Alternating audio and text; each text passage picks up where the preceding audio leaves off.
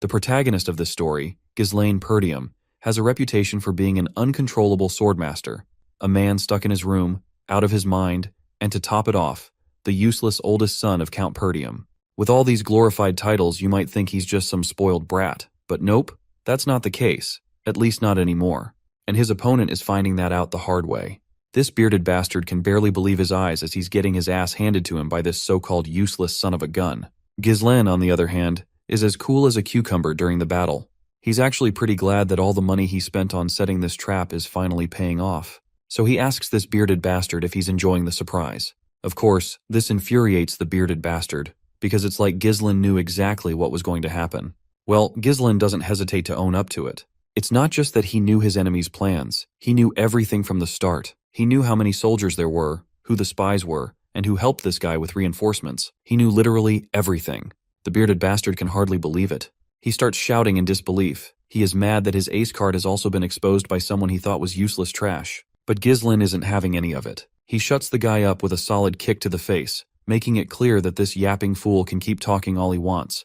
But no matter how many battles take place, Ghislaine is certain that he is going to win. You might be wondering how he is going to win every time. Well, it is because my guy literally knows everything. Now let's rewind a bit.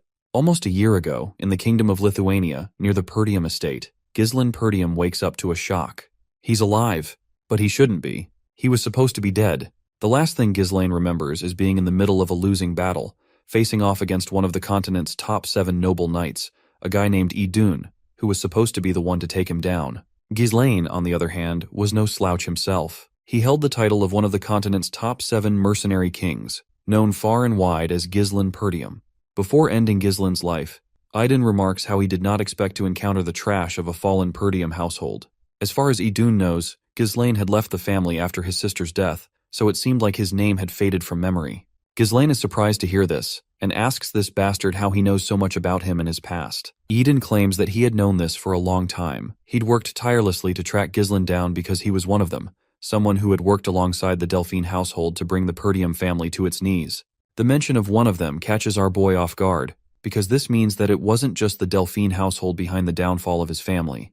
There were others involved, and now, one of them was standing right in front of him. It was then that his disdain and thirst for revenge skyrocketed, and right at that moment, Idun cut his head clean off. But when our boy woke up, he found himself in one piece, even though his head was decapitated. Not only does he not have a single scratch on his body, but he also looks quite young. He starts looking around, unsure of what's going on, and right at that moment, someone calls out to him with the title of Young Master, telling him to come on out. This man is actually Perdium's soldier, Ricardo, but the poor guy finds a sharp sword pointed at his neck while our boy demands that he quickly answer his questions. Of course, the soldier on duty has no idea what's going on, so he just agrees to answer anything his master asks of him, though he wonders why his master has to point a sword just to ask a few questions. Well, Ghislaine is also quite surprised by this, because he wasn't expecting this kind of reaction from someone he considers an enemy. Ricardo quickly yanks himself out of his master's grasp, reminding him that he tired himself out from his tantrum earlier and fell asleep. He was stressed out about how he is going to command the group to raid the orcs. As you can imagine, this doesn't make any sense to our boy, while the soldier tells him to grab his stuff and get out because the people are waiting for him outside. Our boy has no clue where they're going, to which Ricardo reveals that they're heading to the Perdium estate. The mention of his family name completely baffles him, because as far as he remembers, the Perdium estate had fallen. As they reach the place, Ghislaine takes a bird's eye view from the hill, which clears up any lingering doubts that it's definitely the Perdium estate, even though he had already seen it reduced to ashes back then. Ricardo under his breath tries to inquire why our boy keeps calling his own house a fallen one, as he might get kicked out if the Count hears it. Just like any sane person, Ghislaine pinches his cheek to see if he's dreaming. But well, the pain is very real, so he guesses he's not. He reflects on how he now has a younger face. His estate is also in good shape, and if he can piece all things together, this only means he's traveled back to the past. You see, his younger self resented the household, and the immaturity born from feeling inferior led to trouble. As more time passed, more people from the household started to avoid him, and he couldn't withstand the criticism, so he ran away from home. But several years later, he became a mercenary. He survived countless battles, built up his skills, and made a name for himself. He returned to the Perdium country to make up for his past mistakes, but by the time he got back, his household had already been crushed to dust. So, our boy lost everything, but it's all still here, once again. All the people he held dear are still here. He can barely contain his excitement to see that he's gotten another shot at life, but it's too early to rejoice. From what he's learned from Ricardo, they're here to raid the orcs. He vividly remembers that day. It was the day most of the people in his raid squad would die. In his past life, he had followed the orc raid squad in an attempt to make a name for himself. At that time, the report had said there were only 3 orcs, so Ghislain had thought it would be easy enough for someone like him, who had no experience commanding a squad. But when he got there were more than 20 orcs. Almost all of them ended up dying because of his foolishness and stubbornness. Right now, my guy is confident that it should be doable enough since those orcs don't really have a strategy. But the problem is whether his soldiers will trust him, considering they all think he's some useless bastard. It looks like he does not have any time to prepare, because a watchtower is just obliterated as the horde of orcs comes charging in. My guy is absolutely boggled out of his mind at the sight because he was not expecting these damned creatures to attack so early. The orcs are literally demolishing the soldiers left and right, and each orc is strong enough to take down multiple foot soldiers on its own without much effort. The raid squad commander Skoven also jumps into the scene and tells everyone to get into a defensive formation. But it doesn't seem like any formation or strategy would work against these brute monsters who are literally slaughtering people left and right. Even Skoven is sure they're screwed because, seriously, getting ambushed when they weren't even prepared at all is just brutal. Not only that, but there are way more of these damned monsters than expected, and the way things are going, he's certain they're all going to die for sure. Suddenly, someone calls out to the commander, and when he turns around, he notices a massive monster about to crush him with its axe. It seems like the commander doesn't have much time to move away to save his life. That's when our guy launches himself and yanks the commander away, then brutally cuts through the monster's hand like it's nothing more than a cucumber. Everyone is absolutely jaw-dropped to see how effortlessly Ghislain pulled off that move. After all, he is supposed to be a trash. The monster finally falls down, while Ghislain feels annoyed that his body still can't use mana. He then walks back to the commander, extends his hand, and demands the commander's rights. But it seems like the commander doesn't think some useless idiot should be commanding the soldiers when everyone's life is on the line, so he flatly refuses. He further asks our boy if he actually thinks this is some kind of game. Even if Ghislain is the young master, Skoven simply just can't give up the authority that the Lord gave him that easily. Well, our guy already figured that no one would trust him, and he's pissed. Another monster comes charging at them, but Skoven quickly gets in the middle of things since he considers our boy an inexperienced idiot to lead their troops. Well, it looks like Ghislain has no choice but to show these damned fools what he's got. So he sends his sword flying at the monster with godly speed. The commander quickly starts to berate Ghislain for the insubordination, but his yapping is immediately shut up when he notices that the orc charging at them has been dealt with literally a single blow from the sword. It drops dead right away. Of course, this leaves the bastard looking like he's going through some serious constipation. Meanwhile, our guy questions this fool if he even knows the most important thing in battles. Of course, the commander doesn't know, since he's the actual useless trash here. So, Ghislain shifts his attention to the terrified soldiers and reminds Skoven that there's no hope in winning a battle when their troops are filled with fear. The first thing they should be doing is to gain momentum. With that said, our guy dashes once again, grabs his sword that was lodged in the monster's head, and leaps into the air. He lands right on top of another orc and thrusts his sword into the monster's skull. Skoven can barely believe his eyes. But our boy, on the other hand, just tells all the monsters to just come at him if they want to be killed. Of course, these foolish creatures quickly start charging at our boy, and he swings his sword like a ninja on caffeine, cutting through every one of these bastards who tries to get in his way. His speed, movements, reflexes, everything is so fast, and everything is happening so quickly that Skoven has no reaction but to stare in utter disbelief. Even as a mana user, it's hard for him to do anything, so how that skinny young master is even doing all of this. Though Skoven can tell that our boy is getting tired, he's still using the smallest of movements to dodge attacks, and his swordsmanship is striking their weak spots, like a manaless swordmaster, or perhaps even something greater. But our guy isn't ready to give up yet. He tries to trigger these mindless monsters by asking if this is all they've got since they're not living up to their reputation as a warrior species. The other soldiers also stare in utter disbelief, seeing that all the orcs are charging at the young master. Everyone calls to their commander for his next order, but this bastard is too cowardly to show the courage our boy is displaying. He can't get over the fact that our boy ran into a group of orcs and drew their attention in order to make them chase him. He doesn't seem to understand why he is running now, and why he's running toward the edge of a cliff. It doesn't take long for him to realize that Ghislain is planning to send those orcs plummeting off the cliff. Acting fast, he orders his troops to raise their shield wall as they prepare to follow the young master's lead. Meanwhile, the orcs are hot on our boy's heels. He's pretty sure Skoven, being a skilled commander, will figure out his plan.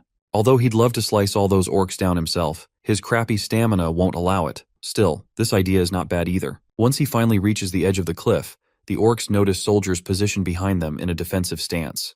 Without hesitation, our boy jumps off the cliff, signaling to Skovan to execute the plan.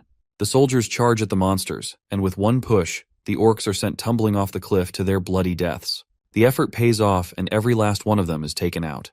The soldiers are left exhausted, but Skovan is completely stunned when he notices our boy still hanging onto the cliffside, his sword lodged into the rock. Despite the situation, there's not a hint of fear on his face, just a confident smirk aimed straight at his commander. For a moment, the big-mustached Skovan is startled, but then he breaks into a proud smile. He quickly extends his hand, but it's too short to reach the young master, and the grip our boy had on his sword eventually loosens. The boy starts to fall, leaving everyone bewildered by this unexpected turn of events. Meanwhile, Ghislain begins to descend into the realm of unconsciousness, where he hears his sister's voice and fragments of memories of her.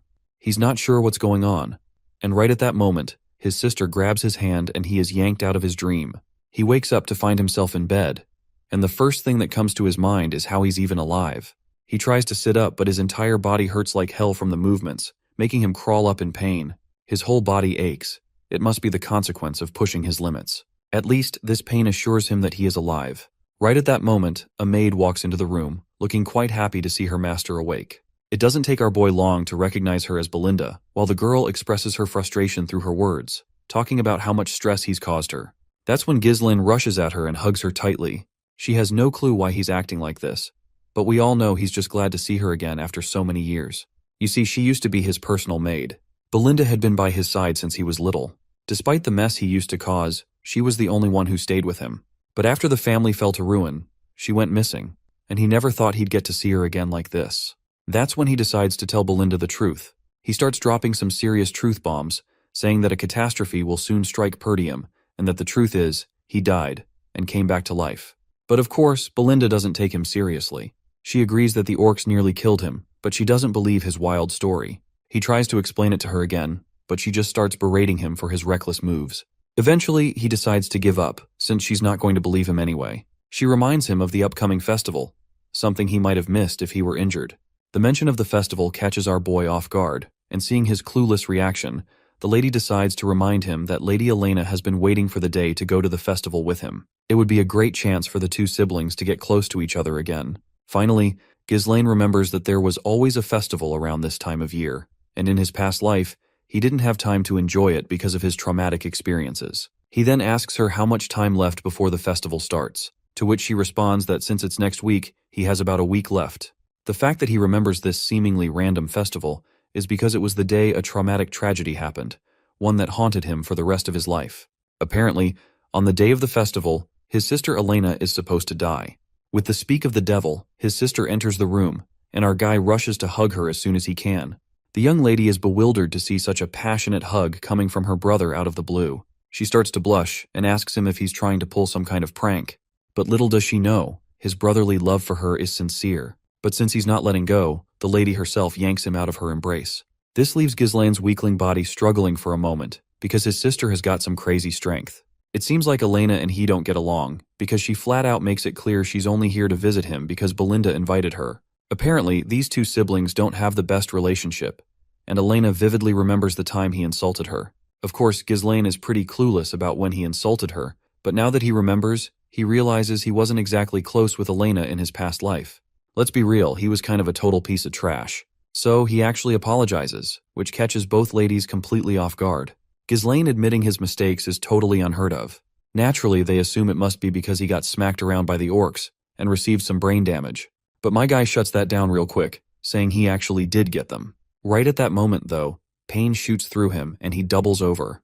This gives Elena the perfect chance to mock him even more, as it's pretty clear who really got who. As much as those remarks might seem a bit sharp, they're not really insulting at all. In fact, Ghislain feels totally warmed by their characters and smiles in response, thinking everyone is exactly as he remembers them. He can't help but wonder why the old him wasted so much time on pointless things.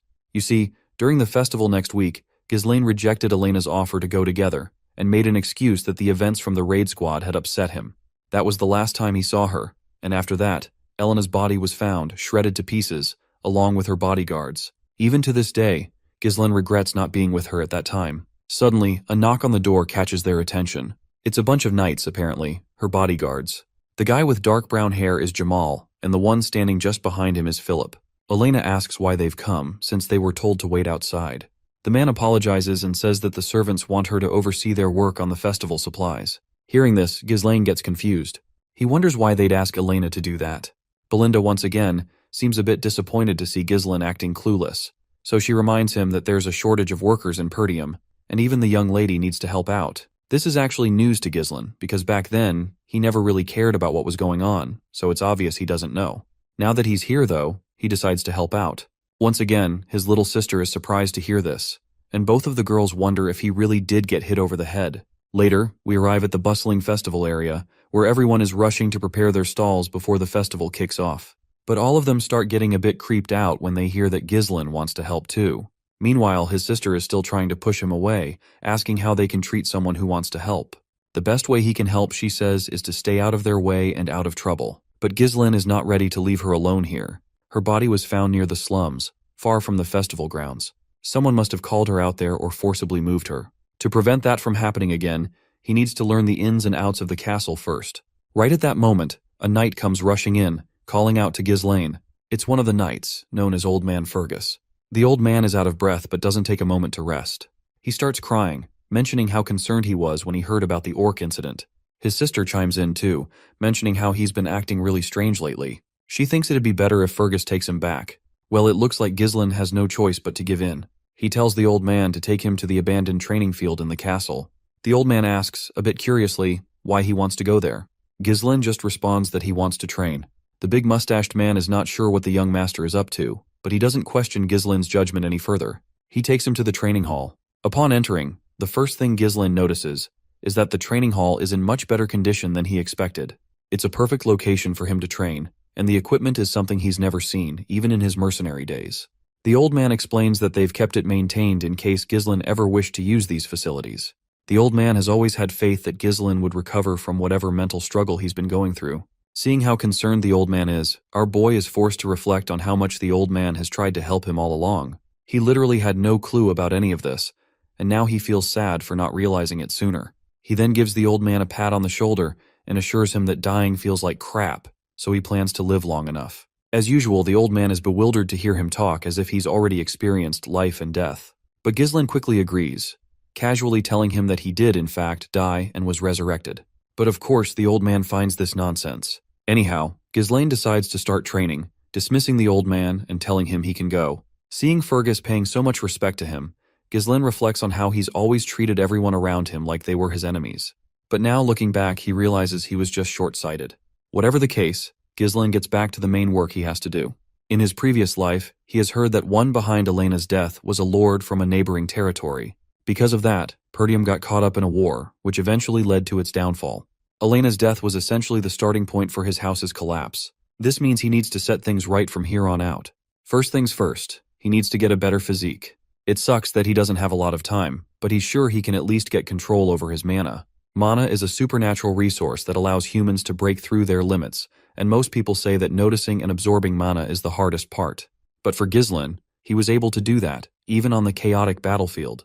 He has to connect the mana particles floating in the air and bundle them up, almost like spinning a spool. For someone like him, who's experienced tens of thousands, of battles, creating a mana core is a piece of cake. But if it were that easy, he wouldn't be part of the strongest 7 of the land. Using the method from that half-burned book on magic he picked up, and with the natural mana core humans have, Ghislaine is able to create a second and even a third. He connects them in a mesh of multiple cores to create an explosive force. All this pushing his limits causes blood to leak from his mouth and nose, his face drenched in sweat. I guess he's reached his current limit. Although he was able to reach 5 cores in his past life, this technique is all about creating an explosive force in a short time. The catch is that it requires an extremely large amount of mana in return. This was the main reason he lost to Eden in his past life, who had brought an entire knight order when he was already out of mana. If it had been a fair fight, he definitely would have won. The technique is inherently unstable, but for now, it's good enough. Besides, this time, he has a youthful body and plenty of time to master it. He's determined that he'll claim Eden's head this time, and those bastards backing House Delphine, who helped destroy their country, they're going down too. Fast forward a week, and the day of the festival finally arrives. Our boy is ready, fully equipped, and walking through town with unshakable confidence. But as he strolls, he spots his sister standing there, who is surprised to see him. She's shocked that her brother, who's never been a fan of festivals, actually showed up. Not only that, but he's been acting super odd lately, and she's heard he's done nothing but train for the past week. Ghislaine tries to brush it off, reminding her that as the next in line of a knight family, training is just a natural thing for him. But she throws a brutal curveball, reminding him how he's always hated the idea of being lord, which is one of the main reasons he never got along with their father. Despite the jab, she starts to walk away with a smile over her face, as she is glad to see him finally acting like he was supposed to. Her remark forces Ghislaine to reflect on how his actions have started to change, not just how people perceive him, but also the trajectory of his future. The general flow of events might still be the same, but it's becoming harder to gauge the impact of his actions on the smaller details. Making good use of his knowledge of the future is now his responsibility, and he needs to respond to each situation effectively. With that said, he is ready to face his sister's killers. Later, he spends time with his sister, staying on high alert. After a while, though, Elena gets tired, commenting that there's nothing special about the festival. It's just like every other year. Meanwhile, Ghislaine is deep in thought, realizing the festival is almost over and yet nothing significant has happened. This leads him to believe that maybe the future has shifted because he's been sticking close to Elena. But just as that thought crosses his mind, her bodyguards show up. They suggest taking her to a livelier area of the festival to have some fun. As they begin escorting her away, Ghislaine quickly pieces things together. He deduces that it must be these bastards, the traitors of their house. Elena's escort knights, Jamal and Philip, are the most trusted knights in the family. They've been protecting Elena since she was a child, and it was known that they were murdered while protecting her in Ghislaine's past life. But now Ghislaine has lingering doubts. It must be a trap, and he is sure that these guys are the traitors of their house. So he decides to follow the knights. The place they arrive at is completely empty, which leaves Elena clearly annoyed, and she starts complaining. While she complains, Ghislaine's suspicions grow even stronger. At first, the street might seem like a simple deserted one, but looking at the way the obstacles block the escape routes, it's clear that preparations were made in advance. He's soon shaken out of his thoughts when his sister starts dragging him with her. Seeing how strong her grip is, Ghislaine can't help but to ask her if she has been hitting the gym lately, because she is too strong for a young lady. But just then, Jamal stops her, and the look on his face makes it clear that he doesn't have good intentions.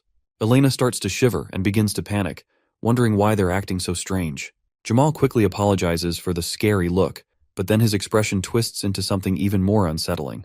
He tells her that he just wants her to wait a little longer.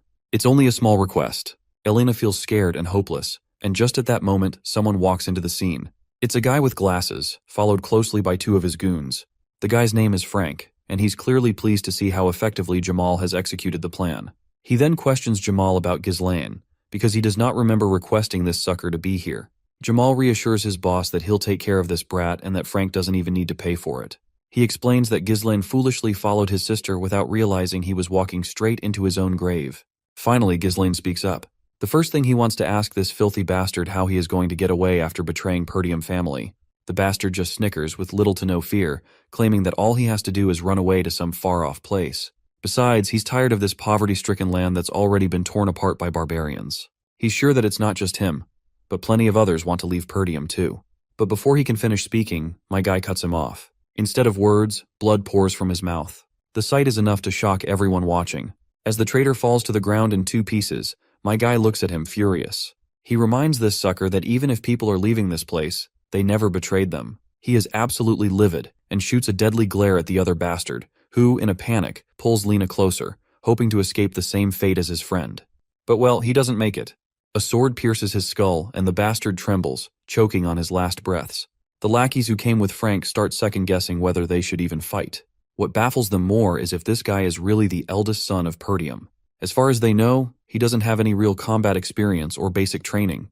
Frank, though, is convinced he's the eldest son, but he still can't wrap his head around how this guy managed to take down two men so effortlessly. And, more shocking, his attacks were infused with mana. Meanwhile, the girl clings to her brother, trembling, but he knocks her out with a quick hit to her neck, telling her to take a little rest. Frank, the bastard, shows his gratitude to our guy for taking down the two knights, claiming they were planning to handle them themselves. He even compliments our guy on his godlike skills and can't help but ask where he learned them. But Ghislaine is not obligated to reply to them, so he shuts them down immediately, reminding them that it is none of their business. He then sizes them up, 3 in total, but only the one in the middle is radiating any significant mana. But whatever the case, My guy is ready to finish this quickly. Before making a move, he demands to know who hired them for the ambush.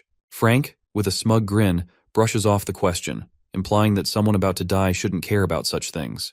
Well, Ghislain knows these bastards won't give up the information easily, but he has his own ways of making them talk. One of the lackeys suggests severing his head, but the boss shuts him down because he wants him alive, as he plans to break every limb in his body until he's completely helpless. His goal is to leave him in agony, unable to do anything but writhe in pain, believing that the suffering must be as drawn out and excruciating as possible. With that, the two of the goons charge at him. Anticipating this, Ghislain pulls out a firecracker and throws at them. The unexpected move from our boy startles one of the lackeys for a split second, leaving him confused as to why someone would use a firecracker. That brief moment of distraction is all Ghislain needs. In the blink of an eye, he strikes, killing one of the goons instantly. The second lackey charges next, but Ghislain is ready. He quickly blocks the attack with ease, disarms the attacker, and yanks the sword from his hands. Finally, he follows through, cutting the man down as if it's nothing. As soon as the lackeys drop, their leader doesn't waste any time and tries to attack our guy from behind like a coward. But my guy's reflexes are on another level, and he blocks the attack without much effort. The bastard is left stunned, realizing his nearly perfect sneak attack has been completely ruined. Not wasting any time, my guy decides to retaliate. He moves so fast with his sword that Frank barely has time to react. The sword cuts deep across the bastard's throat, and the pipe he had in his mouth falls to the ground. The bastard tries to recover and launches another attack, but once again, my guy blocks it with ease. Frank quite frankly admits that his throat would have been completely sliced if he hadn't used mana. Even my guy is impressed, realizing that this bastard concentrated all the mana around his neck to reduce the damage. It's insane how he managed to pull that off. That's when Frank finally decides to show what he's really got. Gripping his sword as tightly as he can, he launches himself at our boy. But then, he notices the grin on our boy's face. That grin catches him off guard for a moment. It's almost like my guy wanted this to happen. And that's when Ghislain overpowers this bastard and lands a solid kick straight to his face. Frank manages to land on his feet instead of tumbling over and smirks, claiming that with his mana levels, that kind of move won't work. But then he's proven dead wrong when he suddenly starts coughing up a copious amount of blood. Frank's face twists in confusion as he has no idea what just happened. Even with thick mana reinforcing his entire body, he's in disbelief. How did Ghislain manage to pierce through his enhancement with sheer skill alone? Meanwhile, Ghislain thinks about how he never found out about the culprit behind his sister's death. But now that he knows, he's ready to make this bastard pay. He warns Frank to prepare for the worst. With that, Ghislain activates his third core. The bastard just stares in disbelief, but he doesn't have time to process it, because Ghislain is already in his face. The two clash at a speed so intense that all you can see are the trails left by their blades. Frank is giving it everything he's got, but it's clear he can't keep up. His hands are already going numb, and no matter how much mana he draws, it's not enough. His sword begins to crack under the pressure. He's never heard of a technique that can boost mana so explosively, let alone with this level of precision. It's like Ghislain has become a completely different person, and that different person lands a devastating blow that gives a nasty cut on Frank's body. But Ghislain isn't done yet. He drives his blade into his sister's killer with full force, but he doesn't let him die. There are burning questions he needs answered. Through gritted teeth, he demands to know who ordered the hit on Elena. But it looks like Ghislain isn't about to get his answers easily from this bastard. The sucker quickly pulls out these sneaky ninja daggers, but before he can throw them at Elena, some sort of threads block his hand from moving further. And the one holding those threads is our boy. Ghislain decides to give this bastard another chance to talk. If he answers everything right, he promises to sheath his sword. Meanwhile, Frank's mind is once again officially blown when he realizes that the threads our boy is controlling are made of mana. Meanwhile, Ghislain is sure someone of his caliber would know how to patch himself up. But well, not that it would matter if my guy destroys this bastard's mana core. So, without a second thought, Ghislain starts pouring some magic energy into the sword he's already stuck in the bastard's belly. The bastard screams in pain as he feels his mana core shattering. This is one hell of a move our guy is pulling off, because one wrong step and the backflow of mana could cause an explosion and blow this whole area to pieces. It literally feels like Ghislain is trying to self-destruct. But you see, my guy isn't some unskilled amateur. He can handle it pretty easily. Even this long-haired bastard can tell that Ghislain isn't bluffing. With the way things are going, he knows he's as good as dead. When he stares into Ghislain's eyes, all he sees is a bloodthirsty reaper. So, Frank decides to be a little wise for once, and finally slips out the name of Count Desmond, the real mastermind behind these assassination orders.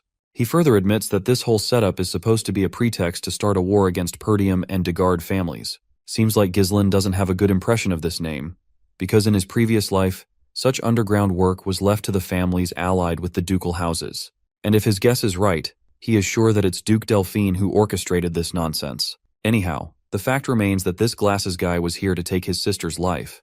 So my guy makes sure to take this bastard down as well to get his revenge from his previous life. Frank is in disbelief, thinking Ghislaine is backing down from his previous words. But our hero just reminds this bastard of all the sins he's committed, so this sucker has no right to feel terrified when it's finally his turn to become the victim. But to our boy's surprise, the bastard begins snickering even in his last breaths.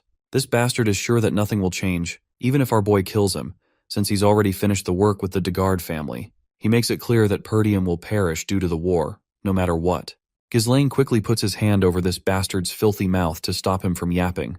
He lets this shithead in on a secret that he has reawakened after dying, so he's not about to let the past repeat itself this time. Those were the final words Frank heard before our guy cranked up the mana core shattering process. The mana inside backflows, and Ghislaine directs it into the sky, causing it to explode with a big bang like some twisted firework. Ghislaine is also out of breath, but at least all of the people involved have already been dealt with. He then takes notice of his unconscious sister, who seems safe and sleeping soundly. As he just closes his eyes to relax his muscles, a mouthful of blood leaks from his mouth, and he doubles over because of the pain. He reflects that exploding 3 cores wasn't an issue at all back when he was the Mercenary King, but his weak body is limiting his potential this time. But this is still not enough to make him back down. He quickly rushes to a nearby home where he finds a dead body. In his previous life, the officials had found another body besides Elena's at this place, and according to what Frank said earlier, this body is apparently the son of Degard. There's also another dead body, the escort knight who was killed in the process. This is apparently how the Perdium family in his previous life came to the conclusion that Degard family must be the one involved in the assassination of Elena. The moment these bodies were found, the war would start. So Ghislaine decides to leave no evidence behind. After torching the entire house, he takes his sister and begins to walk away. That's when we notice this dickhead cap guy in the shadows, keeping an eye on our boy. Later, he arrives at the council of all the shady people running this game and reports back that the mission has failed. It goes without saying that the big shots are not thrilled to hear this, and the hooded guy tries to argue that it was all because of Ghislaine Perdium. The name catches their attention, because how could a useless bastard from the north pull off such a big move? One of the big shots also claims that as far as he knows, Ghislaine is a useless piece of shit, so he's not sure why this reporter is using him as an excuse for their failed mission. But the guy tries to argue that Ghislaine was completely different from the information and rumors they had about him. The way he handled everything with such finesse made him feel like a completely different person. He tries to assure his masters that he has already taken care of things with Degard, so starting the territorial war won't be an issue. He begs for one more chance to prove himself. But the big shot gets angry, because the setback from this failure has caused immense trouble, and everyone in the council is losing their minds over it. They all collectively tell this bastard to just eliminate that bastard Ghislaine. That's when the big shot among the big shots speaks up and breaks the tension. He asks the hooded guy how he plans to handle that kid, to which the hooded guy states that he's going to make a duel happen naturally, and the one who is going to fight against Ghislaine is quite powerful. They ask who that guy is, to which the hooded guy explains that his name is Cain Loges, and he's famous for his strength-based swordsmanship. Despite his young age, he is the epitome of strength, and he's confident that there is no one in the north who can match his power. Not to mention Cain is Ghislaine's cousin, so the hooded guy is sure it won't feel forced to have them meet. Everyone goes silent as they begin to consider this plan. The big shot, however, makes it clear that if this mission also ends in failure, there will be no next time. Terrified, the hooded guy quickly promises to deliver promising results this time. The scene transitions to the Perdium Castle training hall, where we see Fergus, who is here to announce mealtime to our boy. That's when Fergus notices a rope of mana coming at him. It grabs the sword hanging right beside him, and the mana rope quickly starts retracting back with the sword attached to it. After enough practice, Ghislaine is glad to see he's making progress. That's when he notices the old man, who promptly bows his head in front of our boy, apologizing for interrupting the training session. But the old man can't hide his curiosity, and asks how Ghislaine just did that. Ghislaine nonchalantly explains that it's mana threads, using mana like string. In his previous life, he used it all the time, but at his current skill level, he needs to implode his core to use it like he used to, because he currently lacks enough mana. However, if he just makes one thread to use less mana, my guy is confident he can still use it effectively, despite having a limited supply of mana. Fergus is sure he's trained his mana for a long time, but he's never seen anything like this before. Now that the old man thinks about it, he remembers that just a while ago, Ghislaine didn't even use mana, let alone train with it. He can't figure out how our boy came up with the idea of using mana like this. Anyhow, Fergus snaps his attention back to the task he came for. He humbly tilts his head slightly and expresses his gratitude for protecting the young lady. But Ghislaine doesn't see any need for anyone's gratitude. She's his sister, and he would have done the same unconditionally. A few days pass after that, and the festival is paused. It only makes sense since a guardian knight tried to traffic the young lady. We then meet Elena, whose face is far from pleasant. She seems quite annoyed that no one believes her when she says Ghislaine is the one who saved her. She asks her brother why he doesn't try to convince them, to which my guy just shrugs it off. He doesn't care, and besides, they wouldn't believe him either. Belinda's blood is boiling just thinking about how the culprits were actually Jamal and Philly, the ones who tried to take Elena out. Whatever the case, Ghislaine is glad his sister survived and that he was able to stop the war from happening. But he is sure that those bastards won't give up that easily, and he can't stop them on his own forever. So, he needs to grow his military force. Right at that moment, a maid arrives with food. When the maid serves him, Ghislaine finds it odd that he is being served a dry piece of bread instead of something delicious. He asks Belinda about it, to which she explains that it's one of the consequences of the recent mess. Right then, a fat sucker starts screaming out loud, demanding compensation for the damage caused by the festival's cancellation. And it's not just one fatty. There's a whole group of merchants protesting outside the castle. Their demand is simple. They want compensation for their losses. Our boy looks out the window and inquires about the angry mob. That's when Belinda reminds him that this country is full of merchants who make a living from the profits brought in by the festival. Last year the merchants had a great season, but since the festival was cancelled after just one day, it makes sense that they're furious. Ghislaine didn't realize until now just how badly his country is doing economically. He knows that if he doesn't meet the merchants' demands, the situation will only get more aggressive. So, he tells Fergus to command the soldiers to calm the angry mob down. But the old man casually replies that they don't have any soldiers. He explains that most of them have been dispatched to the Forest of Monsters for reconstruction because of the damage caused by the orc raid. Well, it seems like Ghislaine's situation is even more dire than he had thought. You see, Perdium is basically in a state of eternal war. To the north, they constantly have to deal with barbarians, and on the other side, there's the Forest of Monsters, from which monsters can appear at any moment. Since he doesn't have money, he won't have soldiers either, which only adds to his worries. He takes Belinda with him for a talk, and under his breath, he reminds her that since she's the one managing his money, they need to calm the merchants down somehow. But the lady breaks it down to him that there is no money left. When he asks why, she reminds him that the Lord cut off his allowance because he always spent the money like water. The thought of being broke disgusts him, so he demands that she lend him some money. But the lady says she doesn't have any either. All the odds seem to be against him. No money, no soldiers, what the hell does he even have? Without even the smallest amount of money, there's nothing he can do. Even with his knowledge of the future, he's going to need funds first to make any of it work. Just as he's thinking about it, Ricardo comes rushing in at full sprint. He's completely out of breath, and our boy quickly asks him what's going on and why he's in such a hurry. Ricardo, practically shouting at the top of his lungs, says there's a problem. Apparently, young Master Kane wishes to see our boy. The mention of Kane catches Ghislaine off guard. That's when we see one of our boy's knights, Commander Scoven, getting absolutely destroyed by Kane. Kane's jacked up muscles and sheer strength are literally crushing the knight's face like it's a tomato. Each punch lands with the force of a hammer, and it's clear Kane isn't holding back. The last punch finally knocks the poor knight out cold. Ghislaine arrives just in time to see his knight on the ground, totally injured.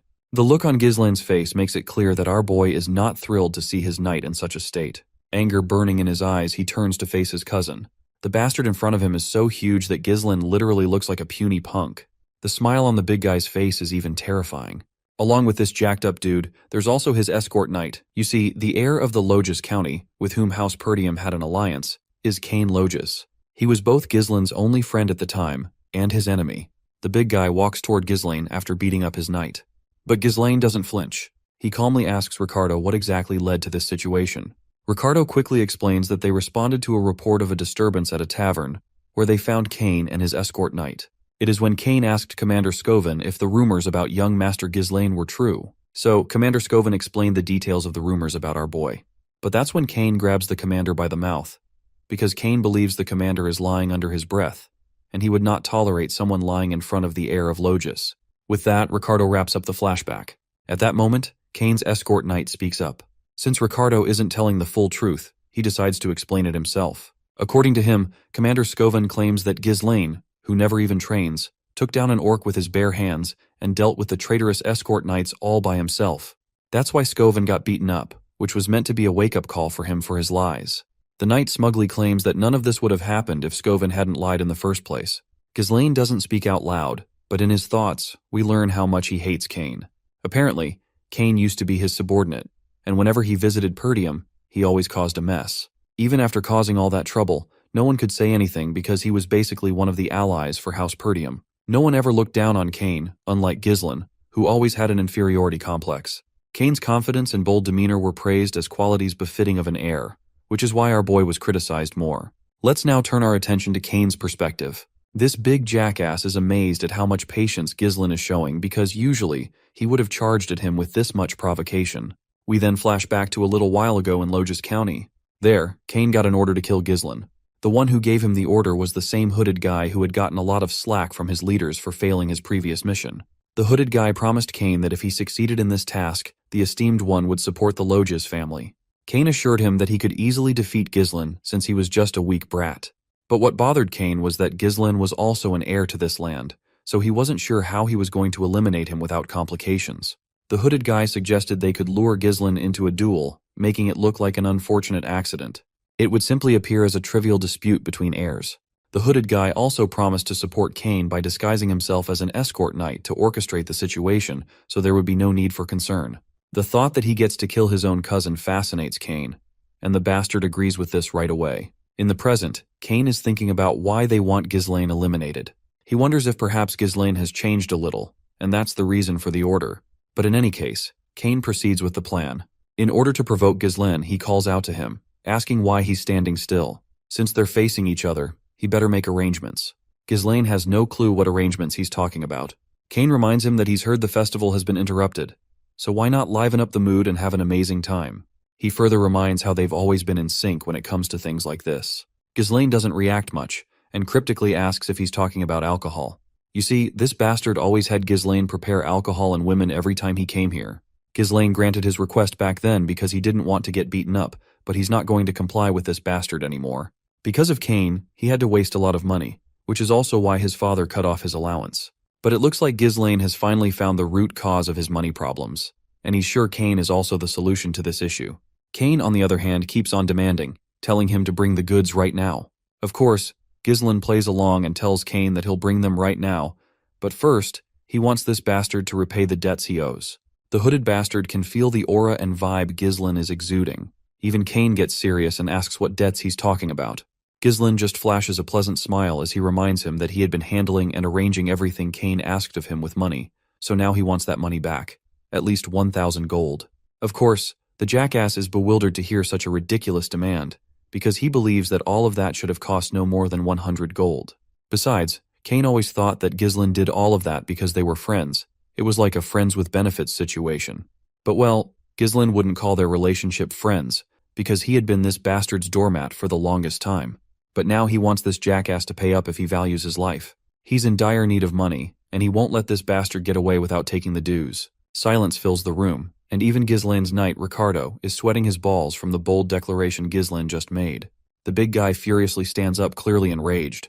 He doesn't like the idea of Ghislaine getting too full of himself. He's sure that all the rumors Ghislaine is spreading about his deeds have gone to his head, which is why he's acting so bold now. To Cain, Ghislaine is still nothing but a parasite feeding off this land. So the bastard balls up his fist, ready to kill this leech once and for all. But even as the fist comes directly at Ghislaine, he doesn't even flinch, let alone move.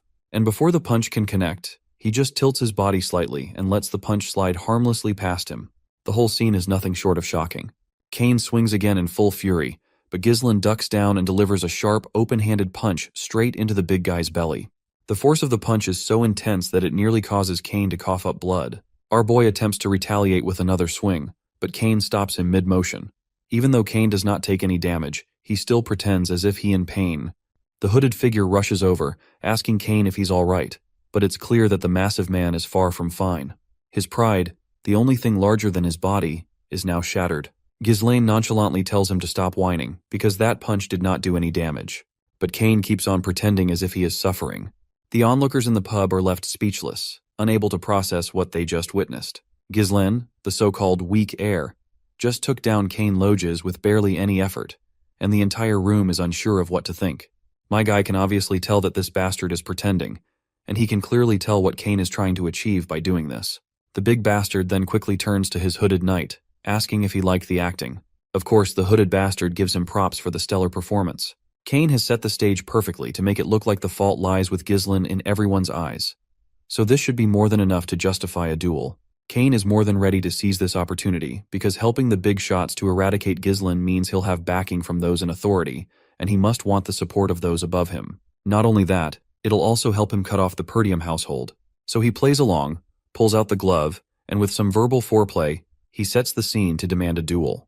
But before this bastard can throw the glove in our boy's face, my guy acts first and throws the glove at this jackass's face, challenging him to the duel. Since Kane insulted the heir of Perdium in front of everyone and assaulted his knight, my guy demands to have a duel. Silence falls over this big jackass's face, but that straight face quickly shifts into a smirk, because he thinks Ghislain has dug his own grave by demanding the duel. So, it goes without saying that he accepts the duel. On the other hand, the sassy smile stays plastered on our boy's face as he calls out to his knight, Ricardo, and tells him to bring all the merchants protesting in front of the castle. He wants them to know that Ghislain, the young master of the Perdium house, is about to make them some fat cash. You see, the festival was suddenly cancelled, and the atmosphere, which had heated up to its peak, suddenly cooled down. This left behind a bunch of tourists who couldn't leave out of regret. They're probably in a state of incomplete combustion, not able to spend their money or time. In such a situation, if an event were to take place to soothe them, everyone would be over the moon. And so, as my guy stands in the ring against that bastard, the crowd is going absolutely bonkers with cheers. People are gathering from far-off places, and the merchants in the market are finally able to make some cash out of the tourists. That fat merchant who was at the front of the line during the protest has set up his table for people to bet on their respective players. Many of them simply put their money on Master Kane, which is understandable because they think it's the safest bet. The big bastard is also ready with his giant sword to start the duel, but he's kind of annoyed that Ghislain has turned a serious duel into a marketplace like this. He makes one thing clear before starting. His sword won't stop even if our boy surrenders. Ghislain isn't terrified or surprised to hear this, since he can tell the bastard's motive is to kill. Anyhow, since it seems like they have enough people gathered, Ghislain decides to officially start the duel. That's when the hooded bastard butts in and states that the proper bet can't proceed at this rate. Everyone is confused about what this hooded guy means, so the fat merchant explains that nobody has bet their money on young Master Ghislain. The crowd starts to murmur among themselves, believing the result is already pretty obvious, and that Ghislain doesn't stand a chance. Kane finds it amusing to think that even the marketplace doesn't want to be associated with Ghislain in any way. Since the bet isn't balanced, they decide to change the criteria of the bet to make it somewhat fair. But that's when Commander Scoven brings out a bag full of cash and bets it on young Master Ghislain. Not only that, Lady Elena also fetches a bag full of money to bet on her brother. Everyone wasn't surprised when Commander Scoven showed up, but seeing Elena herself, even our boy is a bit bewildered, as are the people in the crowd. She then asks the merchant if this much money is enough for the bet, and the fat merchant humbly says yes. Now that there are people betting on Ghislain, Kane decides to start the duel without wasting any more time, though he looks a bit annoyed by the turn of events. Anyway, the duel begins, and our boy gives Kane the chance to attack first. After all, Kane is younger, so as a big brother, Ghislain would love to give his little brother the first chance to strike. This cheap copy of Hulk is bewildered to hear this, but my guy just swings his sword as he unsheathes it and confidently challenges Kane to come at him. Silence falls over the big bastard's face, and it looks like he's taken the bait. He gets into stance and leaps forward like a giant bull and comes crashing down with his massive sword. The swords of both contestants collide, and this cheap Hulk pours every ounce of power into the clash. But nothing much happens to our boy. So the bastard once again swings his sword without thinking, and once again, my guy dodges. The fatty then leaps into the air to kick, but once again, his effort is effortlessly dodged by Ghislain. After that little back and forth exchange of blows, both contestants fall back. While this creepy sucker smiles with his equally creepy grin, my guy can see how full of himself Kane is feeling. Belinda is sweating after seeing the young master clash like this with that behemoth. She even urges the young lady to stop her brother. Meanwhile, the hooded guy feels really confident that Ghislain is as good as dead. He believes that the moment our hero decided to cross swords with Kane, he fell for the trap. He's sure that Ghislain will be overwhelmed by Kane's immense power and will become consumed by the thought that there's no chance to counterattack. He will end up using all their energy just on evasion. In the end, the exhausted Ghislain will leave an opening and eventually meet his end. This is how Kane has won countless battles. His strength is unmatched, but my guy is just as much a match for this bastard with his agility, dodging each and every attack effortlessly. Even Kane is forced to admit that Ghislain is quite the slippery guy, and it seems his skills have indeed grown since before. So the bastard cranks up his strength even more. He literally grabs his sword by the sharp side with his bare hands and tries to hit Ghislain with it full force. Although our boy manages to evade the direct hit by using his own sword, he gets stuck in the sword's crossguard. Cain, with all his might, swings our boy into the sky. Everyone is left with their jaws hanging when they see the young master in the air, and the only guy who's excited is the hooded bastard, who's sure that Ghislain is done for. But it looks like this hooded guy is about to get his expectations subverted. While Ghislain is mid-air, he quickly channels mana into his legs. After gaining his balance, he lands perfectly on the ground. At first my guy was just going easy on the bastard, but since this shithead has crossed the line, he's ready to teach him a lesson. He dashes at this bastard with godly speed and zips past him.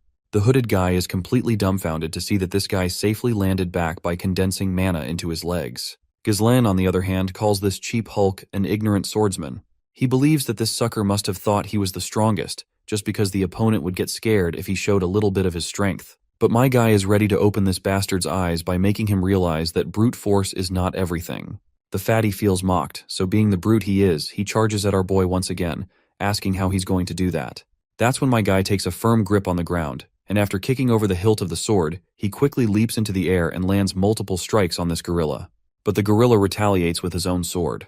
Ghislain quickly sidesteps and then steps right over the sword itself. Once the bastard is momentarily rendered weaponless, Ghislain takes his chance and swings his sword, and lands a hit. After that deadly dance of the blade, my guy dramatically stops, and the bastard starts to leak from every place he was hit by Ghislain's sword.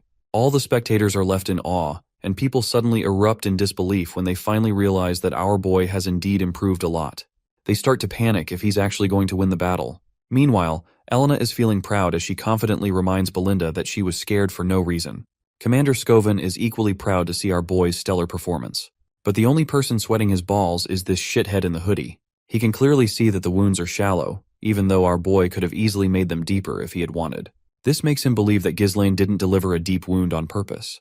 The fatty, on the other hand, is feeling mocked to see such godlike swordsmanship from our hero. Ghislain then turns his attention to the defeated bastard and throws his sword away because he intends to fight without a sword. You see, he believes that the skill gap is too wide to warrant further weapon use, so he'll fight barehanded from now on. This much humiliation is enough to boil the fatty's blood. Ghislain is ready to take this opportunity to teach Cain a hard lesson, and he plans to drill those lessons with his bare knuckles. Ghislain believes that this small-brained, big-bodied idiot is no match for him in swordsmanship, so he decides to take a handicap and fight barehanded, a style in which the fatty excels. This time, my guy wants to bet 2,000 more gold, which is twice the amount he had initially demanded from Cain. The crowd is unsettled to hear the mention of 2,000 gold and a barehanded fight, even though it was supposed to be a duel. Let's not forget about this hoodie bastard. He can barely control the sweat dripping from his face. To think that our boy dares to challenge Cain to a barehanded fight. He literally never thought he'd see this day. Though somewhere in the back of his mind, he thinks there's still a chance for Cain to win after all. The fat merchant quickly tells everyone to place their additional bets, announcing that the event is now a barehanded fight between young Lord Ghislain and young Master Cain. This time, many people are betting on our boy, as their opinions are starting to shift. They realize that sheer force isn't always the winning factor, and for that reason, they're putting their money on Ghislain. The cheap hulk is still full of himself, but he nonetheless accepts Ghislain's challenge. However, he refuses to let go of his sword and decides to use it against our boy. Belinda, panicking at this unexpected turn of events, quickly urges the young master to pick up his sword as well. But the big bastard has already started to swing his sword down, while my guy stays as cool as a cucumber, ready to knock some sense into this brute. As soon as that sword comes crashing down, Ghislain ducks, moving so fast that his silhouette seems to lag behind. He delivers a crushing blow to the sucker's overgrown leg, following it with a devastating uppercut under the chin. The bastard's face is left leaking blood. That one punch was enough to scramble his brain, and one of his knees hits the ground. This was unreal. Cain didn't even see those punches coming. The audience is just as surprised as everyone else, thoroughly enjoying this unexpected turn of events. Meanwhile, Ghislain exudes confidence and charisma, claiming he hasn't even started yet and wants to play some more. This bruises the fatty's fragile ego, making his jaw clench as he rushes at our boy once again. But my guy just keeps dodging left and right effortlessly. The choreography of this fight scene is insane. Even as the narrator, I can't keep up with all those godly movements. No matter what the fatty tries, every move gets countered and overpowered. In return, he's met with one crushing blow after another. As Cain reflects on his situation, he remembers how Ghislain used to avoid looking him in the eye, always bowing down whenever Cain showed up. But now, everything has changed. The fatty keeps taking hits, an endless barrage of blows from our hero. He's playing the perfect role of a punching bag. At one point, his entire body is covered in bruises. His face is so banged up that even his own mother would refuse to recognize him as her son. Ghislaine grabs the bastard by the hair, and as he looks at this stubborn fatty, he feels genuine pity for his family. Count Logos had supported the Perdium house relentlessly, even when it was on the verge of collapse, simply because he was a close friend of our boy's father. However, Ghislaine can tell that Cain is nothing like his father. The scene transitions to a few years ago, where we hear Cain shouting at his father for being overly supportive of the Perdium house. Cain is annoyed, arguing that his father is wasting resources by continuously investing in a land that's withering away. It hasn't even been a week since Logos returned home, but he's already preparing to head back to help Perdium. Cain begs his father not to go, visibly frustrated by what he perceives as his father's blind loyalty. But his father politely yet sincerely responds that he's doing all of this because they are friends, and there's no other reason than that. In the present, seeing this fatty, Ghislaine balls up his fist. But surprisingly, this isn't a punch meant to obliterate the fatty's face. It's actually a hand of friendship extended from our boy. This hand of friendship is something none of us expected. And what's even more unexpected is that Cain warms up to this gesture and admits defeat. Everyone is left absolutely awestruck to see Cain admit his defeat, and the referee promptly announces Ghislaine as the winner. Everyone from House Perdium is fascinated to see the young master win, while Elena is quite happy and overjoyed to see her brother finally bag the victory. That's when the hooded guy rushes toward the defeated Cain and starts berating him. He asks how Cain could admit defeat so early just because he was at a slight disadvantage. Cain doesn't respond. He simply turns his head away, stating that he's not playing that game anymore. Since Cain has failed to take down Ghislaine, the hooded guy is not sure how he is going to face his seniors. Right at that moment, our boy also pops up in the scene and decides to play a little dirty with this sucker. The hooded guy has no clue what Ghislaine is even thinking. But we soon get to know when our boy shouts at the top of his lungs that this man here is volunteering to pay for all the meat and drinks for everyone gathered here. While the hooded bastard is losing his mind, the crowd erupts in pure happiness at the thought of getting meat and drinks for free. The hooded guy quickly argues back, telling Ghislaine that he never agreed to any of this and demands that he withdraw his statement. But my guy simply places a reassuring hand on this bastard's shoulder and lets him know that this is the price for losing the duel. And just to be clear, it won't be deducted from the bet. He tells him to remember to add 2,000 gold to the original bet of 1,000 gold. And if he tries to run, the consequences will be severe. When Ghislaine says this, he means every word of it. The menacing picture of our boy quickly burns into the bastard's eyes. Later, the next day, in Ghislaine's room, we find Ghislaine staring at a treasure chest full of glittering gold coins. The amount of money he has is actually pretty huge. To give you an idea of how much it is, you could easily hire a small mercenary corps with this amount of money. But it takes a lot of time to grow money, and those bastards who want him killed won't wait for his forces to grow. So he only has a limited amount of time to execute the business plan he has in mind. That's when Belinda and his sister come up to him with satisfied smiles on their faces. The way they're looking at him feels like they have some ulterior motive hidden behind their smiles. He quickly questions why they're here, to which his little sister politely asks where he plans to spend all this money. Of course, Ghislaine catches on to what she's implying, so he directly asks her if she wants some, to which the lady responds that she's just asking. Belinda then speaks up, stating that she has a pretty good idea of where he's going to spend it all. She is sure that since Lady Amelia's birthday is coming up soon, Ghislaine must be planning to put on a grand show to buy his fiancée an expensive present. But we all know that our boy isn't thinking about this at all. However, the mention of a fiancé catches Ghislaine completely off guard. He literally does not even remember if he even has fiancé. The maid laughs softly, thinking he must be feeling shy. They know he's pretending to be clueless because he's embarrassed that they figured him out.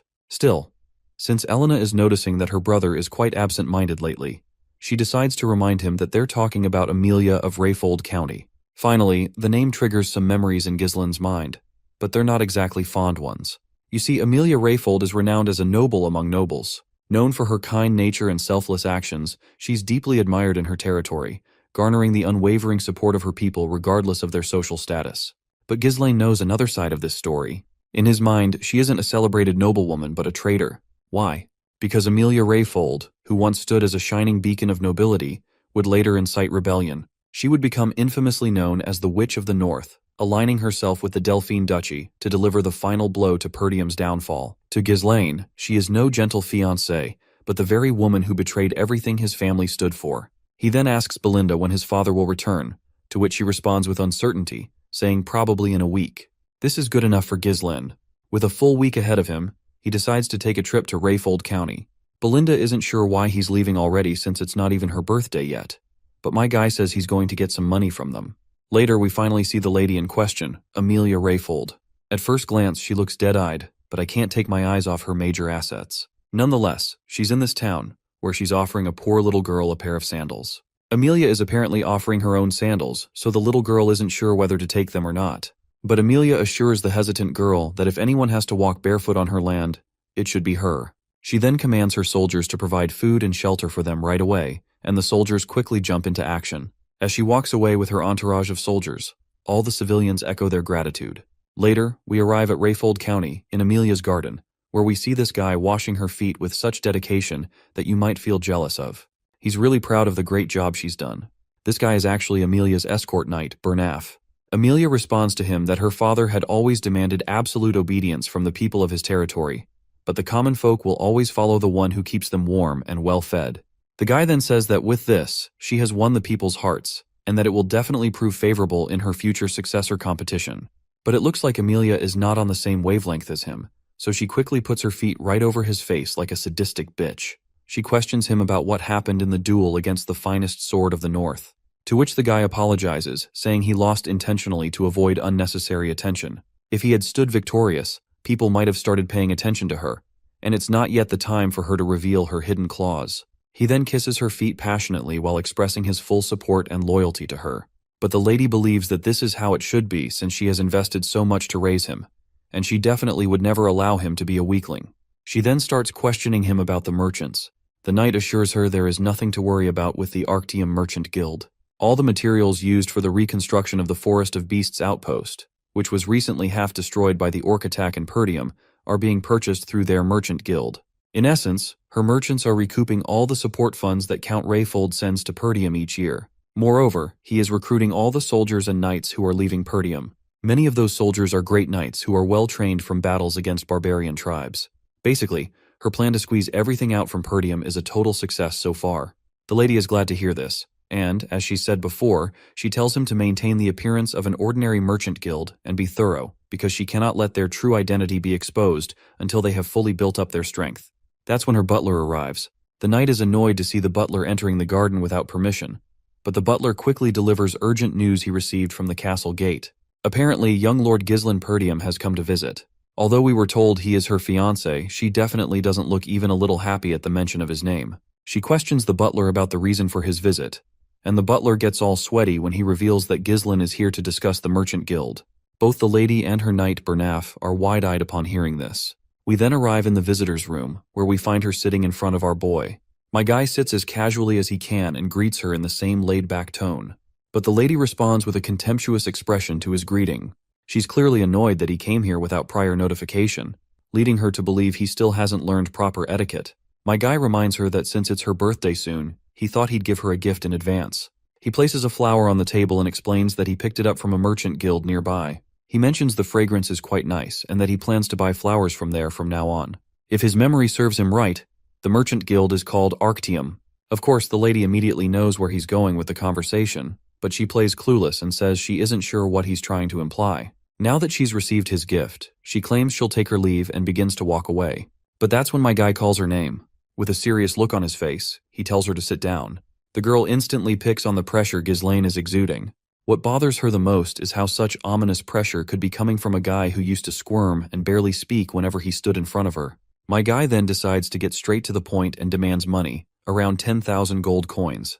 Not surprisingly, she's not vibing with the idea of him showing up out of nowhere and asking for such a large sum from his fiancée. She wonders if he's here on behalf of his father, but Ghislain clarifies that his father has nothing to do with this. Besides, he already knows that she is not planning to marry with him anyway. He is sure that she might become the lord of this land given her preparations. He indirectly threatens her that if word about her secretly building power spreads in Rayfold, she might lose the succession fight. This makes her quite angry, of course. With some death glares, she tells him not to even joke about something like that, not even as a joke. To which my guy assures her that he will keep her secret for now, but of course he might not keep his word if he leaves this room empty-handed. But the lady remains sassy with her words because she has already figured out how to deal with Ghislain. She quickly calls out to her knight, Bernaf, and that feet licker promptly walks inside.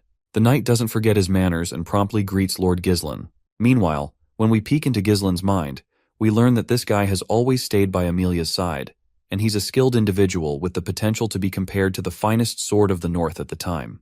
Our boy quickly reminds the lady that if she tries to kill him here, a war might break out. He questions whether she really has the time to be fighting wars when the succession ceremony is so close. But Amelia has already thought it through. She has the perfect alibi. A sudden ruffian barged in, caused chaos, and was killed by her escort knight. That's the story the world will hear about his demise. With that plan in mind, she doesn't hesitate before ordering her knight to kill this brat. The feet licker is more than happy to comply with her command, and quickly unsheathes his sword. But my guy isn't about to take any crap either. If that's how she wants to play it, then he has no choice but to get a little serious as well. The stage is set for yet another godly duel between two skilled individuals, so grab your parrots and brace yourself for what's coming next. But, well, as much as we wish to see a manly fight between two warriors, this piece of shit knight has some other plans. Suddenly, Ghislaine notices some rustling behind him, and before he can react, an assassin pops out from the empty armor and thrusts a sword directly into the sofa in an attempt to pierce our boy along with it. But this bastard was too slow, and my guy just rolls to the ground, kicks the bastard hard, and throws him out of the window. The lady and that sucker stand in disbelief because they didn't expect our boy to react with such finesse. Ghislaine expresses his disgust at this bitch for feigning politeness while launching a surprise attack. He then quickly lunges toward the knight, and they both engage in a sword fight. My guy questions this shit of a knight, asking if Rayfold doesn't know the way of chivalry. The knight apologizes but reminds our boy that he was the one who was rude by arriving unannounced and unsettling the lady with his shallow threats. The two go toe-to-toe, trying their best to tag the other with their sword first, but it looks like my guy has the upper hand with his ninja-like reflexes. He even manages to push this bastard back with a single kick. This knight definitely didn't think much of our boy, assuming he was all talk with no real skill to back it up. But now, he's learning the hard way that our boy is no rookie at all. Amelia, on the other hand, is losing her temper watching her knight get overpowered by this brat. She menacingly demands that he finish the fight quickly and bring her this bastard's head if he really considers himself her knight. The feet licker decides to get a little more serious because this is now a matter of his mistress's honor, and he doesn't want to disappoint her. He boldly tells our boy to come at him.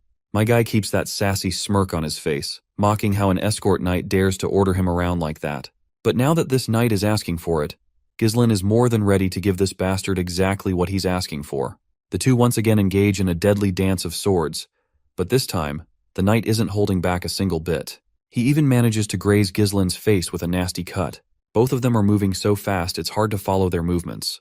All they leave behind are silhouettes of themselves. Amelia, on the other hand, is growing more frustrated and restless watching Ghislaine fight like this. She can't believe how a guy who was once called a lousy punk is now fighting her knight, Bernaf, on equal footing. The fight itself is incredibly intense, and if you blink, you miss it. Both fighters are too fast. When our boy tries to tag this bastard, he dodges, and when this bastard tries to tag our boy, he dodges. This back and forth continues relentlessly. Ghislaine then tries to use the same attack he did before, but this time he gets slammed hard onto the ground.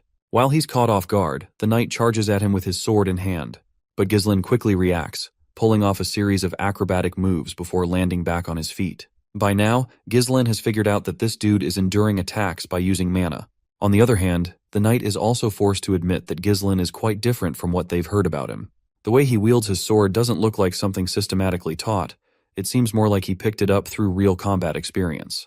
The knight asks if Ghislaine has perhaps fought with barbarians so often that he naturally adopted their style. He believes that such a method might work in a chaotic battlefield, but claims it won't work against him.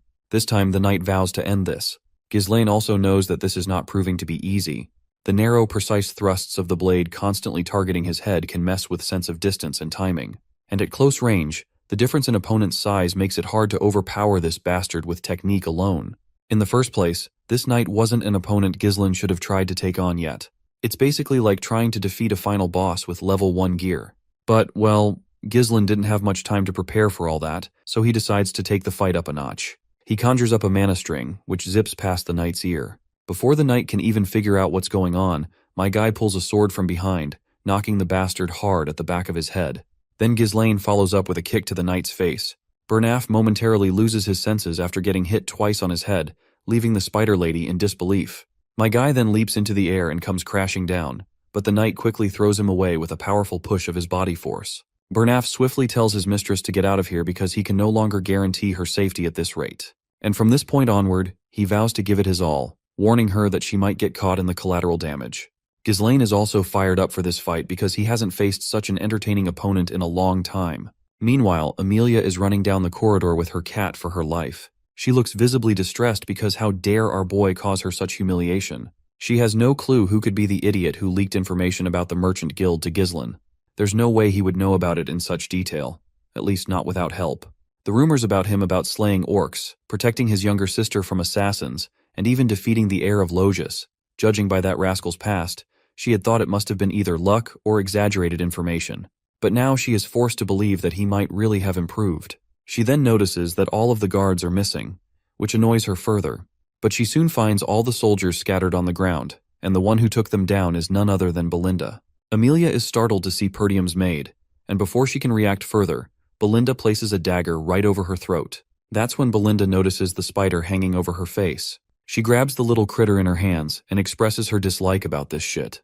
Belinda then reminds this bastard of a lady that she remembers the day of the engagement ceremony, where she eavesdropped on the conversation between Count Rayfold and the Lord of Perdium. She apparently overheard that all of Amelia's siblings picked on her for having creepy spiders around her, so she raised the spiders herself and took her revenge. Belinda isn't sure if that action was perhaps an attempt to overcome trauma or a display of self-assertion. Belinda then apologizes if this might come off as harsh, but she reminds Amelia that it doesn't suit her. With that, she crushes the spider under her feet. After crushing the spider brutally, Belinda requests that this bitch cooperate with her a little. But before we can learn what kind of request Belinda wants to make, we're back to the fight between the boys, and it looks like the knight has started to exude some serious ominous power already. The air has gotten rough, and the overwhelming amount of mana is really making our boy quite concerned. The knight is really pissed that our boy isn't taking him seriously and had called him an entertaining opponent previously, because that sounds almost like something a lowly mercenary would say. He despises the very idea that someone as lowly and non-serious as our boy dares to call himself a noble and tries to stand on equal status as Amelia. Well, of course, our boy is a noble, and he doesn't think this is something a mere escort knight like himself should say. Bernaf takes his first step, and they start clashing their swords. He is absolutely livid because he thinks Ghislaine is mocking the nobility. He continues to throw one blow after another. My guy is amazed that this bastard is moving forward with such strength and fierceness. But Ghislaine has also had enough. He responds with equally aggressive swordsmanship. This time the knight is definitely not messing around. With a single swing, he pushes our boy backwards, then quickly follows up with another blow to land a critical hit. The time freezes as the final blow from that bastard is deployed, and blood splatters as the blade grazes the shoulder of our boy. Bernaf, on the other hand, is absolutely boggled out of his mind that this bastard braced himself for the injury and used his shoulder to push away the blade. Our boy then quickly retaliates, pushing the absurd knight backward a little. But Bernaf quickly delivers a kick to our boy while mocking him, saying this is the difference between him and a brat who wields his blade for entertainment. The kick sends Ghislaine flying backwards, but it still isn't enough to take him down. He still finds this whole situation quite entertaining. With overwhelming speed, range, and consecutive attacks, the knight controls the flow of the fight. Any attempt to counter him in close quarters through grappling is instantly shut down. In a locked clash, it seems like their swords are bound together, making the knight believe they can't be separated. With Ghislaine's current mana, he can't counter the knight's strength, but he's playing a long game, knowing that the knight has still yet to see the ace our boy has up his sleeve, which is Ghislaine's unique mana cultivation technique. In an instant, Ghislaine unleashes his third core and shifts the balance of the fight. One powerful strike is enough to knock the sword out of the knight's hand, leaving him bewildered. The only thing in Bernaf's mind is how this guy wields such explosive mana during combat. With Bernaf now defenseless, Ghislaine places his sword over the knight's head, freezing him completely. At that moment, Belinda drags Amelia into the scene as well. The once cocky lady is literally in tears, and quickly agrees to give the 10,000 gold, urging them to simply vanish from her sight afterward. While Ghislaine is glad to have gotten what he came for, he's also irritated that it had to come to this. It would have been so much easier if she had just agreed earlier. Anyhow, he withdraws his sword and walks toward Amelia to deliver some bad news. The fee just went up to 20,000 gold. In the aftermath, Amelia's entire palace is in shambles. She's throwing stuff around out of frustration. Not only did her knight lose, but now she has to fork over 20,000 gold. The knight tries to apologize, admitting that Ghislaine turned out to be a much stronger individual than the rumors suggested. He owns up to his mistake, saying it's his fault for not assessing him properly beforehand. Ghislaine had emitted mana surpassing that of an advanced level knight. Amelia is clearly not thrilled to hear this. When Bernaf asks if she wants to report this to the Delphine Duchy, She slaps him across the face. She grabs him by the collar, furious because what he says isn't practical. Seems like she is terrified of Duke Delphine, because if he finds out about today's incident, she knows she's done for. The reason she is secretly allied with Duke Delphine without her father's knowledge is because of a covert agreement she had with Duke. He promises to support her rebellion, and she is supposed to help him by bringing down Perdium. If this alliance is exposed, it's certain her siblings will kill her. If our boy knows about the secret of the Merchant Guild, then Emilia is sure he might also know about her agreement with the Duke as well. She knows he has to be stopped, so she must do whatever it takes to take down that bastard. The knight acknowledges this. She then asks him how Ghislaine's body is, to which he shares that he managed to inflict light injuries on many parts of his body, with a heavy one on his shoulder. Not only that, but because Ghislaine spent an explosive amount of mana, he won't be in the best condition for some time. Since they are thinking of getting rid of him without leaving any trace, they cannot use knights from their land. Emilia had already figured that much, which is why she had some extra knights trained for these kinds of situations. It seems even Bernaf doesn't know about these knights, so she reminds him about the wild cats. This group apparently consists of war orphans, those without kings, and those without status. Only the most talented, natural-born specialists are among them, known as the wildcat traffickers. She tells her knight to go to the location she marks on the map and assemble a dozen or so of them, only those who are proficient with mana. The choice of location for troop deployment makes sense to Bernaf. You see, that ravine is the only narrow path from the Rayfold territory to Perdium. It's an ideal place to quietly handle things, since the area is remote and the terrain is tight. Bernaf decides to get started on the plan right away. This time, Emilia is absolutely determined to make our boy pay for the humiliation he has caused her. Meanwhile, Ghislaine has already left Emilia's palace. Inside his carriage, he carefully wraps his injured body with bandages. We also see Old Man Fergus and Belinda are accompanying him. They ask if he's all right, and he assures them there's nothing to worry about. The cuts aren't too deep, and it's not that bad considering he had pushed himself to its best. Ghislaine is just relieved that the 20,000 gold he received from Emilia is enough to cover the base funds needed to rebuild their territory. That amount of money is like saving a few years' worth of effort. Of course, it would have been great if he could have killed Emilia too, but doing so would have made war unavoidable. He can't risk the safety of his territory just because of a momentary whim. Perdium is already struggling to deal with the barbarians, so it's wiser to withdraw quietly without stirring up more trouble. The fact that he knows the secret of the Arctium Merchant Guild is already enough to put a burden on Emilia. Belinda watches him with concerned eyes and asks if everything is going according to his plan. She remembers that he had instructed her to subdue the guards once she heard fighting noises inside, and he also told her to take Lady Emilia hostage once she came out of the room. Ghislaine confirms that's exactly what he said. Right at that moment, he feels a sharp pain and coughs up some blood. It's actually the recoil from opening up his third core, though his condition is still much better than last time.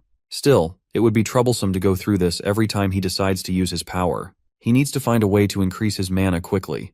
Belinda quickly grabs his hand, noticing that the flow in his body is completely messed up. She grabs a needle and starts piercing it into the back of his hand with godly speed. Ghislaine finds it surprisingly therapeutic. Once she finishes, he exhales a cloud of smoke from his lungs and feels a sense of relief. He can feel that his tangled mana road has opened up a bit. What's even more mind-blowing is that the method she used on him isn't something you can do without a deep understanding of mana. It's understandable that Belinda can do this, considering it was his mother who brought her into the palace. But the question still remains, who exactly is she? Ghislaine has no clue why such a skilled individual is working as a headmaid in the countryside, but it's good to have as many skilled people as possible in his land. After all, the enemies he's encountered so far are just the beginning. That's when Belinda speaks up, assuring him that she'll help with anything because she trusts him unconditionally. But he better tell her why he took such a huge amount of money from Lady Emilia. Ghislaine states that he needed to spend the money, and since Emilia is the only rich person he knows, he decided to extort her. Both of his subordinates are bewildered to hear this. They find it odd that he literally broke the engagement just for the money. And because of this, he'll be in trouble once Count Rayfold finds out. This makes Ghislaine break into a smile, and he rhetorically asks her if she actually trusts him. Belinda barely contains her annoyance at him asking the same question again, even though she just confirmed it. Since she trusts him, she's sure he'll at least tell her what he plans to do with the money. Ghislaine answers with one word: the Forest of Beasts. That single sentence leaves her silent and shocked. Our boy, on the other hand, goes on to reveal that he's going to use it to pioneer the Forest of Beasts. The old man, Fergus, nearly jumps out of his skin at this, and reminds Ghislaine that development has been attempted there ever since his great-grandfather's time, but there hasn't been much progress. Ghislaine reminds the old man of the request he made. The old man quickly understands what Ghislaine is referring to, but hesitates before responding. Eventually, he admits that the person Ghislaine asked him to find is indeed at the location he mentioned. However, the old man is not sure if they even visit that person. But Ghislaine has already made up his mind to meet him at any cost. Belinda, however, objects, stating that they need to return home for now. She argues that in his current condition, Ghislaine shouldn't be wandering around. Despite her protests, Ghislaine points out the reality of their situation. He questions whether Amelia would let them leave so easily after everything they've done to her. Knowing her personality, he is certain she will try to kill him to silence him, ensuring her secret about her alliance with Duke Delphine is never revealed. Belinda tries to flex her scrawny muscles, confidently assuring her young master that she can easily take down anyone who comes their way. Not to mention, they also have the old man Fergus as their knight. Though Ghislaine has no doubt that Belinda is a reliable person, he knows that's not her role. What he needs is a vanguard, and they're on their way to meet him. Later, they arrive at this place with just one shack in sight. The carriage driver knocks on the door, but there's no response. It's almost as if the house is abandoned. But Fergus points out that this is the address they're looking for. Finally, someone answers the door. Out comes this guy with a face fully covered in facial hair. He immediately questions the identity of the visitors. While everyone is a bit freaked out by this unusual man, my guy shows no expression at all. Belinda even asks him if this is really the person they've been searching for, because she doesn't think this guy looks like he could fight, let alone survive what's coming tomorrow. But Ghislaine confidently assures her that this is the man they're looking for. The old man stares at the young master and bluntly tells him to stop wasting his time and leave. That's when my guy addresses him by his real title, the ex-captain of the Ratatosk mercenaries, Gillian. The old man perks up at the mention of his title. When he turns back to look, Ghislaine warmly extends his hand, inviting him to join them. Both the old man and the carriage driver are shocked to hear the mention of the Ratatosk mercenaries. Here's the thing. The Ratatosk mercenaries were a legendary group that only master warriors skilled with most weapons could join. Though they no longer exist, their reputation is so strong that knights from even distant lands have heard their name at least once. And the captain of that legendary group is Gillian. That's the man Ghislaine has come all this way to meet. The old man throws his axe with full force, but my guy just tilts his head slightly, and the axe zips past him. Everyone else immediately goes on high alert. They quickly surround their young master and take fighting stances, ready for whatever comes next. But Gillian is all business. He's not here to waste time. He bluntly asks Ghislaine the reason for his visit. Belinda steps in front of our guy, believing this man is a complete nutcase. But Ghislaine keeps it short. He only says one thing, the eternal punishment, and further claims he knows the cure to the incurable illness his daughter is suffering from. Well, that's enough to pique Gillian's interest. Apparently, his daughter's condition causes her high fever, frequent coughing up of blood, and red spots blooming like flower petals on her skin. The sight of her pain, similar to a prisoner enduring punishment, gave this incurable disease its name, eternal punishment. Finally, we see the girl in question. She screams at the top of her lungs in pain, and the mercenary rushes inside the shack to tend to his daughter, Rachel. Ghislaine can see that it's not too late for her. In his previous life, our boy had tried to find Gillian to recruit him, but the man had taken his own life shortly after his daughter passed away. Judging by the state of this house, it's clear that all of Gillian's assets must have been spent on her treatment. Now, all that remains are his weapons. The poor girl cries out, pleading with her father, saying she's in pain and can't bear it anymore. Seeing her suffer, Ghislaine decides to act quickly. He quickly tells Gillian that he's going to start the treatment right away, but Belinda immediately steps in to stop him before he can go any further. She doesn't understand what he thinks he's trying to do, but she knows this isn't something strength alone can solve. This disease is so severe that even priests have failed to cure it, and they called it a punishment from the gods for a reason. She doubts there's anything he can do, but my guy just yanks her hand off his shoulder and makes it clear he can fix her. He reminds Belinda that since she claimed to trust him, she'd better stick to her words. With that, it seems Belinda has no room left to argue. He then hands her a paper listing all the medicinal herbs they'll need and tells her to come back with them. When she reads the ingredients, she's stunned for a moment.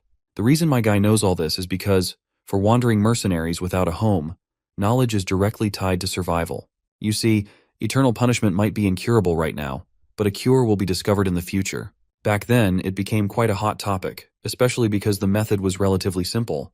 Thanks to that, my guy remembers it clearly.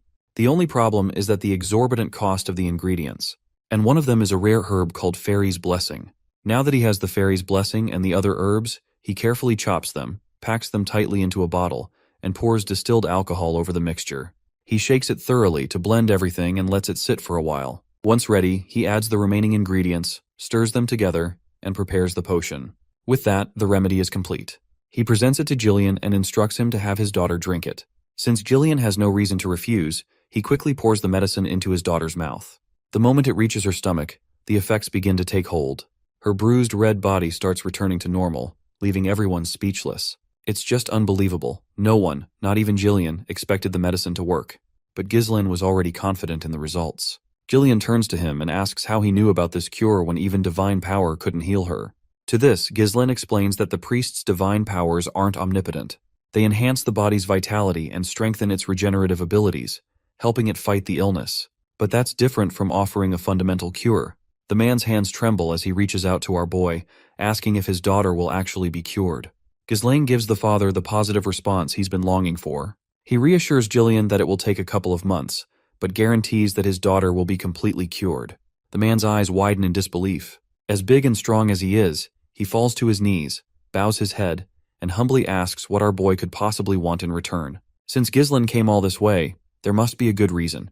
However, the old man tells him up front that he has nothing much to offer, other than his useless body. If Ghislaine needs him to become his dog, so be it. He'll follow every command and be his slave. But Ghislaine makes it clear that he doesn't need a slave. What he needs is Gillian, the captain of the Ratatosk mercenaries. When the old man looks up, he's shocked to see the familiar eyes of a dreamer. Gillian quickly stands up, picks up his axe, and removes his long ponytail. Now he looks like an absolute giant, exuding an aura of power and confidence. He asks if anyone else has come here aside from him and his party. Ghislaine confirms that it's just him and his 3 companions. The man then asks if there's anyone with a grudge against him, to which Ghislaine confidently replies that there is, and there will be more in the future. With that said, the giant man grabs his harpoon, and after imbuing it with mana, he launches it with godly speed. The harpoon drills straight through his hut and into the forest. Moments later, as he pulls the rope back, the prey caught on the harpoon emerges, a man lodged in its barbs. Jillian grabs the intruder with his massive hand, his grip like a vice, and demands to know who sent him. The spy, however, seems more interested in how Gillian even knew he was hiding in the woods. Turning to our boy, Gillian asks what he'd like to do with this one. Ghislaine calmly replies that he already knows who sent the man, but he'd prefer not to stain his blade on a day like this. Still, he admits, it seems he has no choice. That's when Gillian stops him from unsheathing his sword and promises to take care of the intruder himself. With that said, Gillian tightens his colossal grip, and the screams of the spy echo through the forest. Once the deed is done, the mercenary respectfully bows to his master. Meanwhile, Belinda is visibly unsettled. Seeing Gillian kill so effortlessly, without hesitation, leaves her shaken. She can't understand why the young master would recruit someone so dangerous. The big guy, on the other hand, falls to his knees and vows that from now on, his life belongs to Ghislaine. In response, our boy offers a confident smile, eager to work with him. The scene then shifts to a lone hut standing in the middle of a swamp. Inside the hut, the wildcat traffickers are in a state of confusion as the report reveals that a reconnaissance unit has been killed. That's when the senior member speaks up, urging everyone to simmer down. This man is Virgo, the captain of the squad. Virgo then states that, according to Bernaf's intel, Ghislaine shouldn't even have been able to find the reconnaissance unit, let alone kill them. He wonders if the unit was incompetent or if the intel was wrong. It's then the reporter reports that Gillian has joined Ghislaine's group. The captain becomes enraged, grabbing the reporter by the throat and angrily demanding confirmation. The poor guy barely manages to respond, confirming once again that he saw it with his own eyes. Virgo is fascinated by this news because he never expected that big guy to get back into killings again. And apparently, it looks like Virgo was also part of Ratatosk mercenaries group. The scene transitions back to our party, where this time, Gillian is driving the carriage. Inside, Belinda finds herself suffocating from all the weaponry loaded into the carriage. She wonders if Gillian really had to bring so much stuff. Couldn't he have just brought a sword or two? She wonders if he's some kind of arms dealer. In the other carriage, Fergus and Ricardo are acting as rear guard, keeping watch from behind. Meanwhile, our boy tries to remind Belinda that Gillian will definitely put these weapons to use, so she'll have to bear it for now. The most important thing is to escape this rift safely. The lady then speaks about the spy they captured, mentioning that she's sure it must have been sent by Amelia. She finds this troubling because the mask that the spy wore was a symbol used by the Wildcat traffickers, a powerful guild in Rayfold. Their main trades are smuggling, assassination, drugs, and human trafficking, among others. They are filthy scum who take on all the vile work. Among them are many skilled former mercenaries, making them a shadowy guild with considerable combat power. Ghislaine is quite bewildered that Belinda knows so much, especially since she only stays in the castle. In response, she simply states that she heard a lot about it before she started working here. In any case, she explains that the enemy is persistent, so he better be careful. Ghislaine warms to her concern, noting how much she values him. He reassures her that he will be fine because now they have Jillian with them. Suddenly, the ground beneath them starts to shift. Two assassins emerge and start following their carriage from both directions. In the next moment, they spring out of the sand to strike at Gillian. But this gigachad of a man grabs a sword in one hand and an axe in the other, effortlessly blocking both attackers' strikes simultaneously. Not only does he block them, but he twists his weapon so quickly that the assassins' arms are torn off from their bodies. And with his next move, Gillian cuts through both of them like they were nothing. More of these men appear, quickly activating the traps they've set up.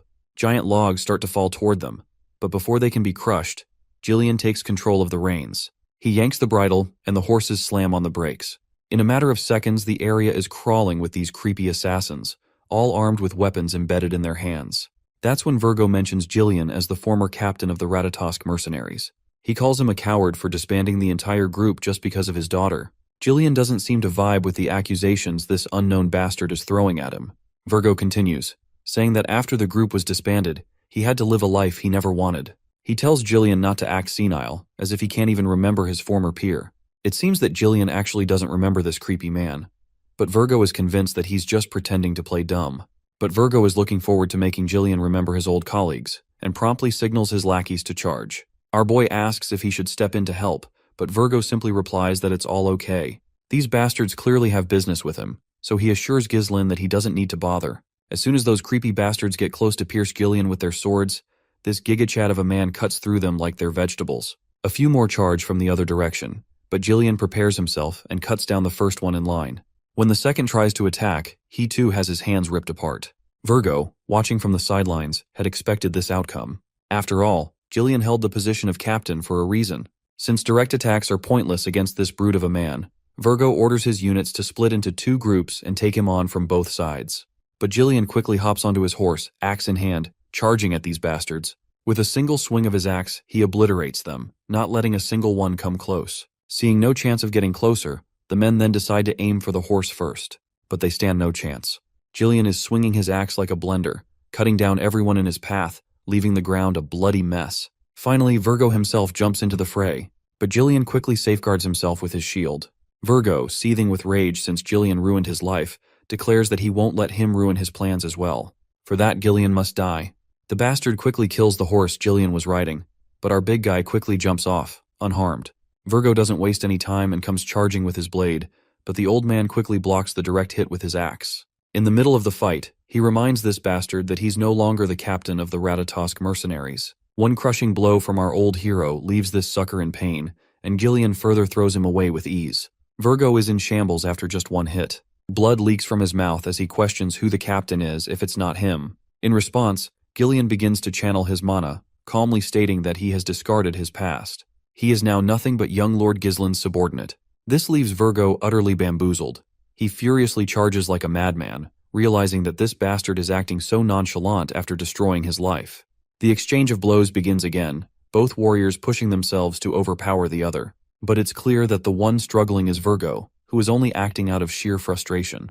He reminds Gillian that the mercenary company was disbanded after he left, and thanks to Gillian's decision, Virgo lost his power and ended up living a disgraceful life just to survive.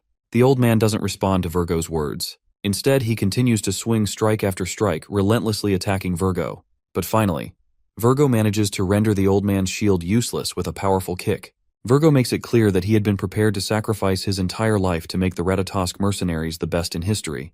But Gillian threw it all away, only to end up as a mere pawn of a spoiled noble. For that, Virgo isn't sure he can ever forgive him. He finally throws his deadly ninja daggers, but the old man swings his axe around and deflects 3 of the blades. Right then, Virgo charges in with a dagger in hand, but it zips past Gillian as their clash continues. No matter how strong Gillian may have been, Virgo is confident that he is not as powerful as he was when he was captain just a few years ago. While Gillian wasted his time trying to cure his daughter, Virgo is glad that he put himself through countless battles to grow stronger. He's pretty sure this Walmart version of Zeus is no match for him now. Virgo quickly picks up the 3 daggers from the ground and throws them directly at Gillian. But the gigachad Gillian stops them with his bare hand as if they are nothing. When Virgo charges again, Gillian swings his axe once more. Virgo avoids the hit, coming mere inches away from the old man's skull. Gillian quickly imbues his hand with mana and stops the dagger mid-air. He then spoke to Virgo, asking if this was really all the reason he had for seeking vengeance. Virgo is caught off guard after seeing Jillian channel mana just to catch the dagger. It does not take him long to realize that Jillian had not been showing his true strength until now. Before Virgo could react, Jillian's axe struck him brutally in the face, sending him flying into a nearby tree with great force.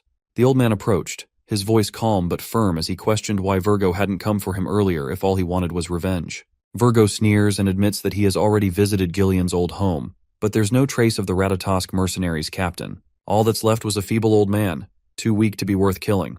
The thought that the man Virgo once looked up to is gone now was brutal.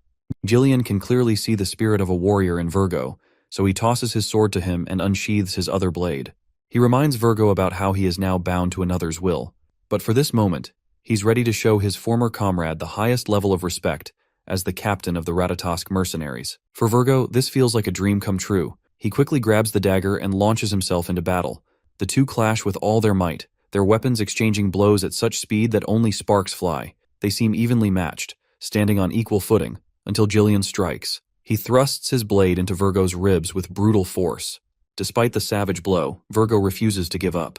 He pushes forward and retaliates back, but his last attack is futile, and Jillian is on the verge of severing Virgo's head. In that moment, Jillian speaks. He promises his former comrade that he will remember him as the 5th unit commander of the Ratatosk mercenaries, Virgo Villanos. For Virgo, it's a heartwarming moment. To be recognized by the captain of the Ratatosk mercenaries fills him with pride.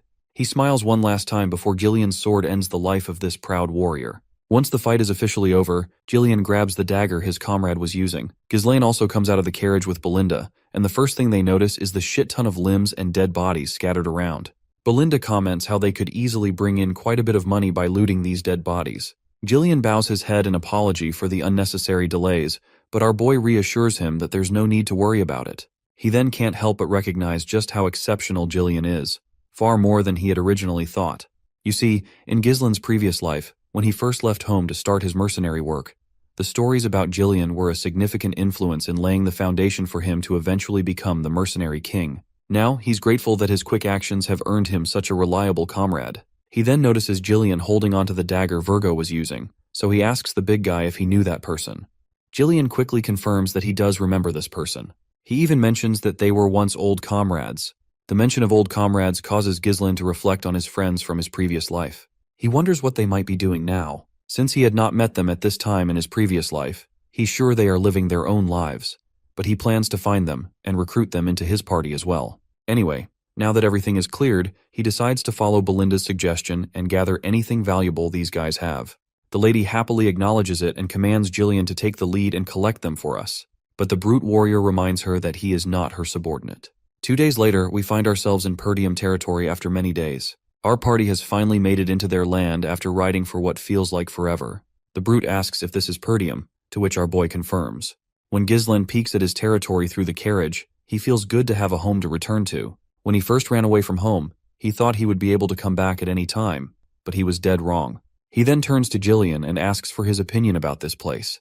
The brute is momentarily caught off guard to hear this and is not sure how to respond, so he just says it's great. But our boy knows that this place is awful, and as much as Jillian hates to admit it, it's indeed in a bad state. All the houses are outdated, renovations are out of the question, and the fields are completely uncultivated. All the farmers have been conscripted into the military, leaving the land forcibly fallow. Gillian then reveals the rumors he has heard that Perdium is always at war because of the northern barbarians, but after seeing it firsthand, the situation is worse than Gillian had expected.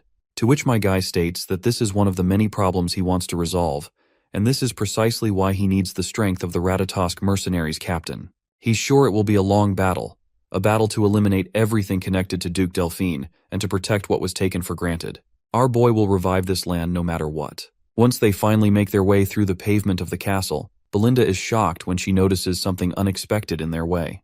The man in front of them is actually our boy's father, the man who had been missing since the beginning of this series. At the Perdium castle, we see some men talking to the Count. The Count suggested that they reduce their forces. The men were surprised to hear this. One of them said that it will be difficult to maintain the front lines properly if they cut their forces down. Another man advised the Count to request more support from the Rayfold family. The general administrator revealed to the men that the Rayfolds were the one who reduced the support fund. He said that the Rayfolds are gathering soldiers and stockpiling food right now. The knight in the room was surprised to hear this. Another man said that they need the funds because they need to rebuild the Forest of Beasts garrison that got partially destroyed during the last battle against the orcs. According to the man, reducing the Night Order's forces is barely enough to give them some breathing space. He said that reducing the forces poses a significant risk.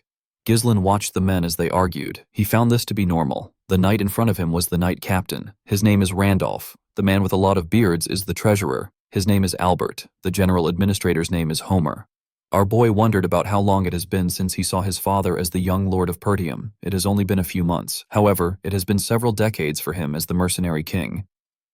Ghislain called out to his father and welcomed him back home. The count found it odd that his son did this. The count's name is Dwalter Pertium. As a child, Ghislain never liked his father for being so strict and serious all the time. But now it was different for him. He could now see it. He could see the countless burdens of exhaustion and fatigue weighing on the count's shoulders. He understood the responsibilities of the lord of the land. Dwalter took a sip of his tea and revealed to his son that he heard he left the castle for a week. Ghislain told him that he visited the Rayfolds. Dwalter asked him if he did not cause trouble there. Our boy told him that he didn't. The treasurer turned to Ghislain. He told him that he heard that he won a duel against Cain and won some money. He actually found this hard to believe with a serious look on his face. Albert asked him if he went to Rayold to gamble. Ghislain was annoyed to hear that the man thought that he went to gamble when he actually went to invest. He told him that he actually had some business with Amelia. Homer told Ghislain that he needs to think before he acts. He reminded him that he will be the one to take over Pertium. With an unbothered look on his face, our boy told him that he understands. He asked him not to worry about it.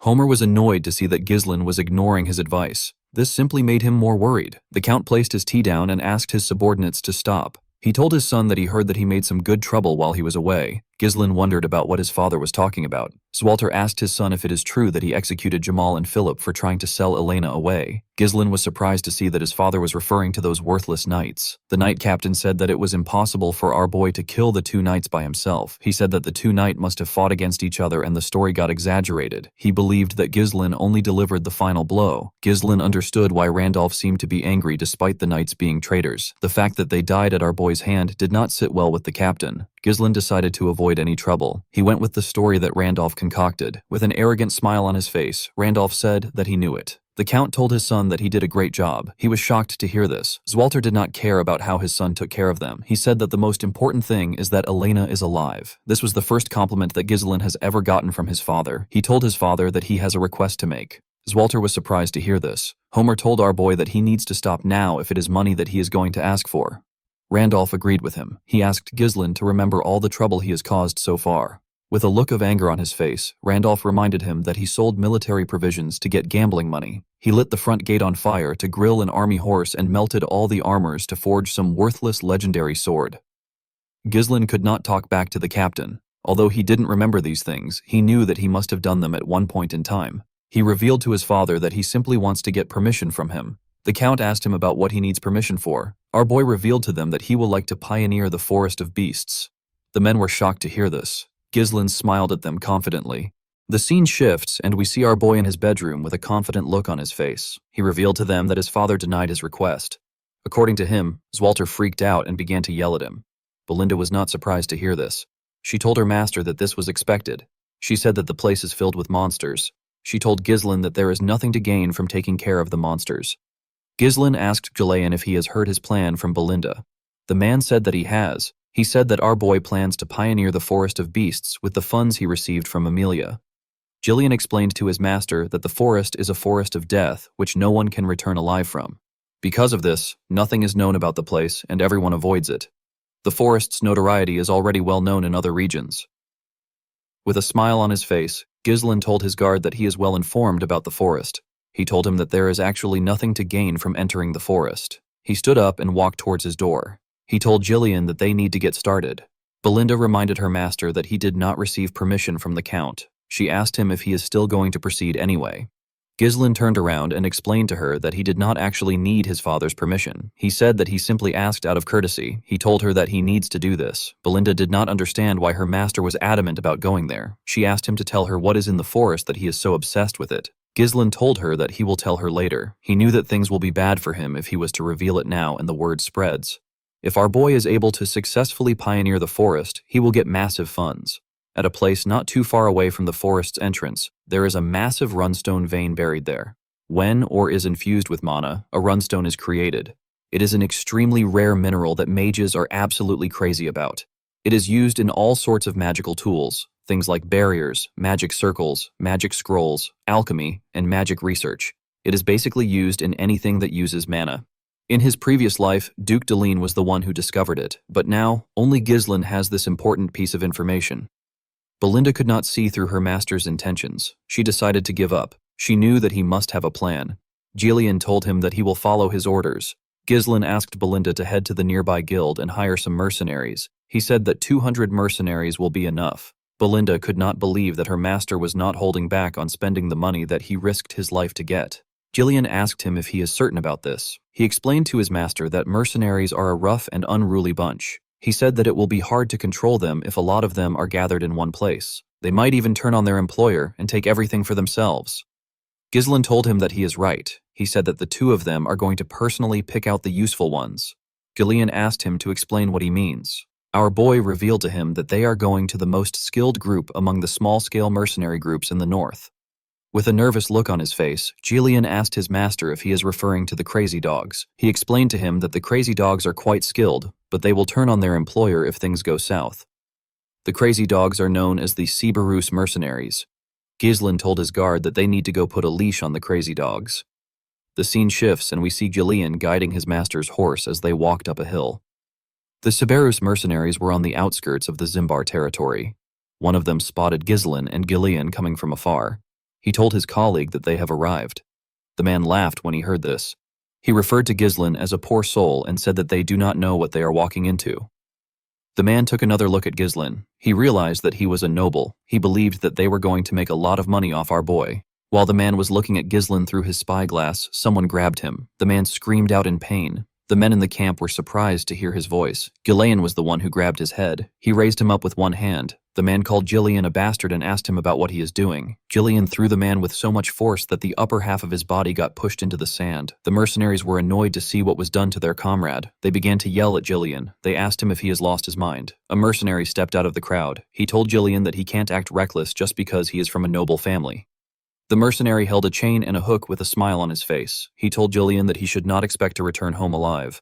Unfortunately, this dumbass did not know who he was talking to. The man noticed that someone else was coming into the camp. He saw Ghislain on a horse. Our boy asked him to shut up and bring his captain. The man laughed when he heard this. He began to spin his chain. He said that the noble brat has lost his mind. He told Ghislain that it is time for him to understand what it means to take responsibility. The moment he said this, he threw his chain at him. Before the spiked ball could touch our boy, something hit it and stopped it from moving. The person who stopped it turns out to be Gillian. The man stopped it with a dagger. He put the dagger into a part of the chain. The man was shocked to see that Gillian shoved his blade into the chain. The spiked ball fell to the ground. Ghislain smiled when he saw this. He already knew that words won't get through to them. He asked Gillian to do enough so that the men won't die. Gillian took a stance and grabbed the chain. He told his master that he understands. He pulled the man in front of him with the chain. The man flew to his side without any resistance. The moment the man got close to him, he swung the spiked ball at him. The ball hit him in his stomach. The man screamed out in pain. The mercenaries were annoyed to see this. They called Gillian a bastard. They said that they won't go easy on him because he works for a noble. They charged at the man. Gillian twisted his blade around the chain. He used it to raise the injured man up. He threw him at the mercenaries that charged at him. The man's body pushed them to the side. The other mercenaries were surprised to see this. Gillian turned to the side and glared at them. The men were terrified to see the look on his face. Ghislain came down from his horse. He asked the men to tell him how long they plan on making them wait. He asked them to go get their captain. The moment he said this, someone said that he was sleeping. He asked them about what caused the commotion. The mercenaries immediately cleared the road and arranged themselves. When they saw this man, the red-haired man introduced himself as the captain of the Siberus mercenaries. He said that his name is Kir. He asked them about why they were looking for him. Ghislain believed that this was a stupid question. There is only one reason why anyone would look for a mercenary group. He said that he came to entrust a request to him. Kir was surprised to hear this. He asked Ghislain about why a client would beat up his subordinate. He told our boy that a noble should be more knowledgeable when it comes to manners. With a smile on his face, Ghislain told the captain that this is his own way of greeting him. He told him that this is the best way to properly tame him. Kerr smiled when he heard this. He wondered about what would happen if Ghislain had greeted them twice. The scene shifts and we see everyone in Kerr's tent. He had some mercenaries with him. He asked Ghislain to tell him the kind of request he has. Our boy revealed to him that he would like to hire him to pioneer the forest of beasts. The mercenaries behind Kerr were shocked to hear this. They could not believe that our boy wanted to send them to the forest filled with beasts. They knew that the forest was near the Perdium territory. With a smile on his face, Keir asked Ghislain to tell him the kind of person he is for him to try disturbing such a dangerous forest. Our boy revealed to him that he is the young lord of Pertium. Keir was surprised to hear this. He and his men began to laugh. They could not believe that they were looking at the insane young lord from the rumors. They became certain that he had lost his mind. Keir told our boy that he does not know what the forest of beasts is like because he was raised in a greenhouse. He told him that it is not a place for rookies like him. The captain said that he is no longer interested in hearing anything from Ghislain. He signaled his men and told them that the negotiation is over. The men raised their weapons. Gillian raised his axe when he saw this. Ghislain asked Kerr if he is scared. The man was shocked to hear this. With a smile on his face, he said that he is disappointed because he heard that his mercenary group is quite skilled. He told Kay that it is just a hoax. Carr placed his leg on his table. He asked Ghislain to not mess with him. He reminded him that they are mercenaries. He told him that they do not take jobs that don't pay off. Ghislain said that weaklings usually like to come up with excuses. Keir was annoyed to hear this. He told our boy that the mood is ruined. He told him that all he is doing is throwing around pathetic provocations. He referred to Ghislain as a clueless brat. He told him that he is not even worth killing. He assured our boy that he will let him go. He asked him to hand over some money for the trouble he caused and to get lost. Ghislain told him that this won't happen. With a serious look on his face, our boy requested to have a Marana's recognition with the captain of the Siberus mercenaries. Gillian and the other mercenaries were shocked to hear this. Carr asked him if he even knows what this means.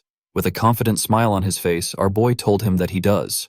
Marana's recognition is a traditional betting method passed down among mercenaries. When two people agree to the bet, they fight using only a single dagger without relying on mana. Each of the participants have one of their arms tied together. Stepping outside the small circle counts as a loss. This match forces them into a brutal life-or-death struggle within limited space and movement. In many cases, not only the loser, but even the victor ends up dead.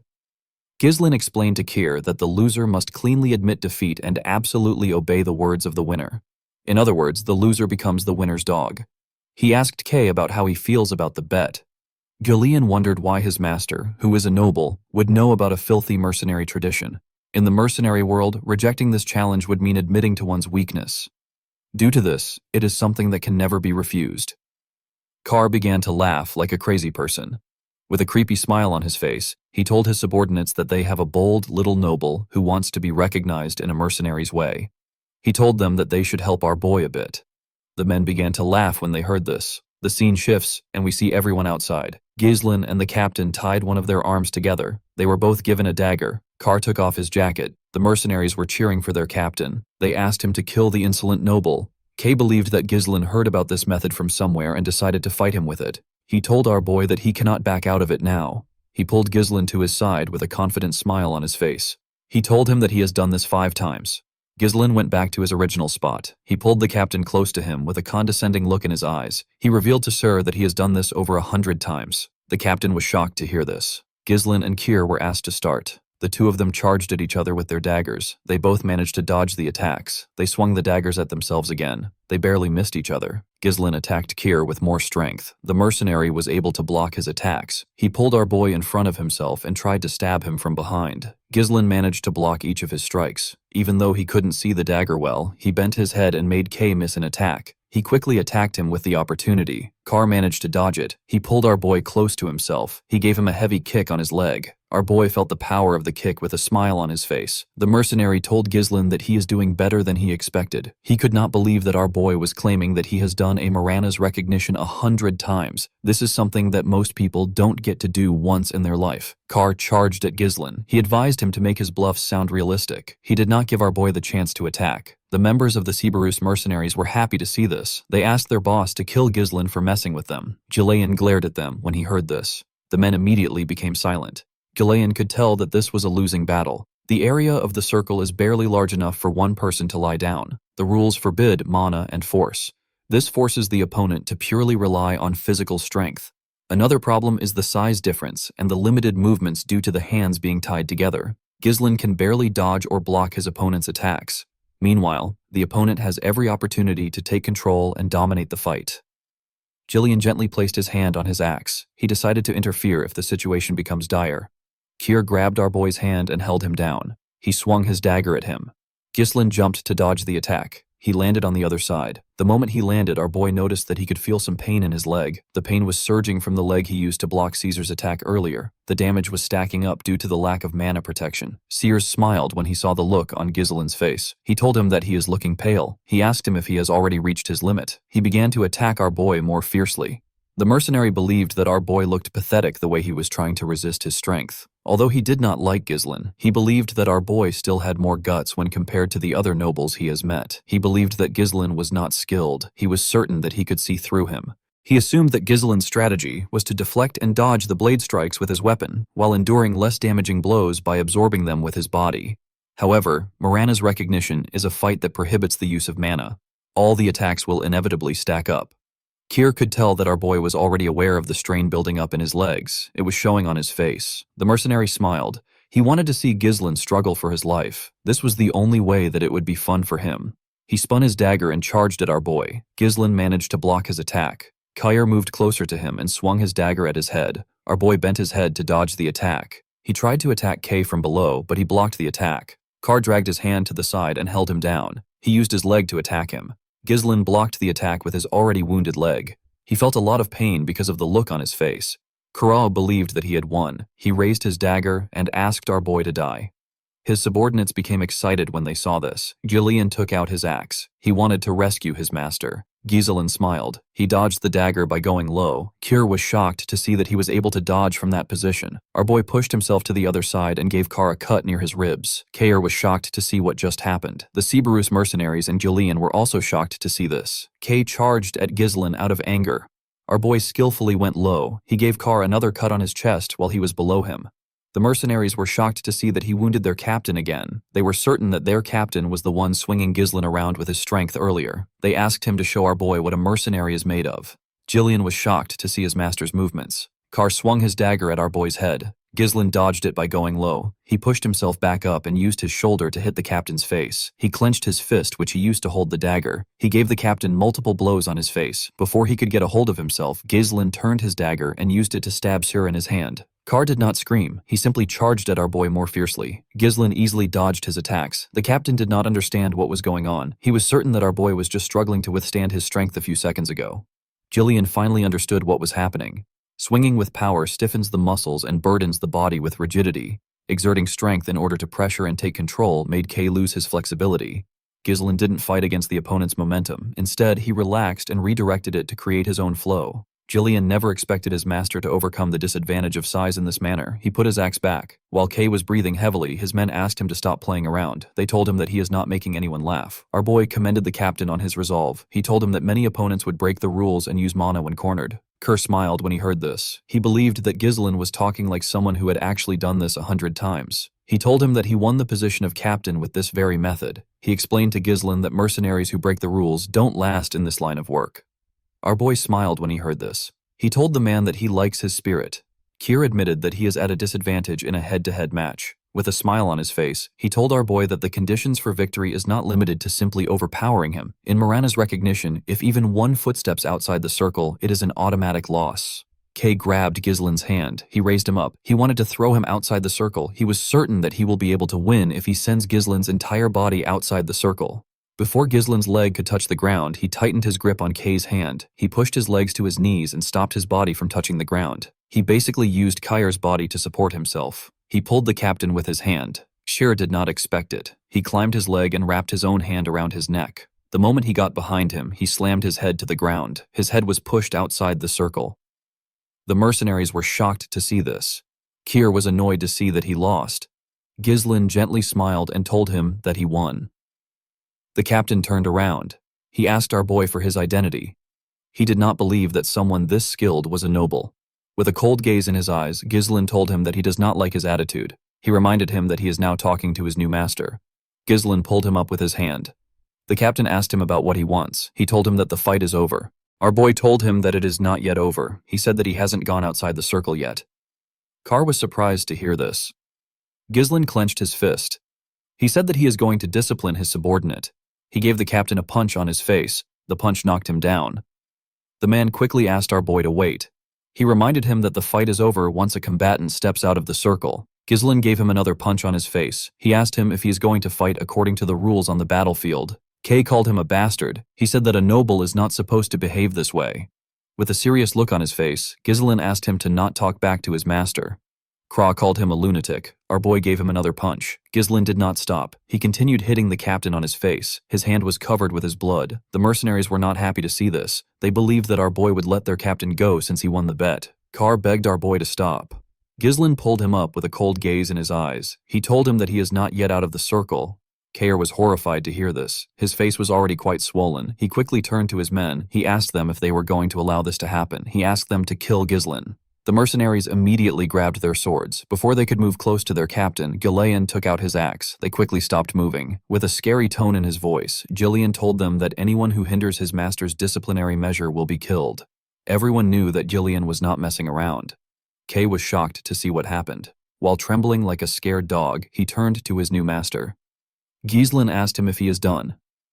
The next thing Kier saw was our boy's fist. The captain laughed out of fear.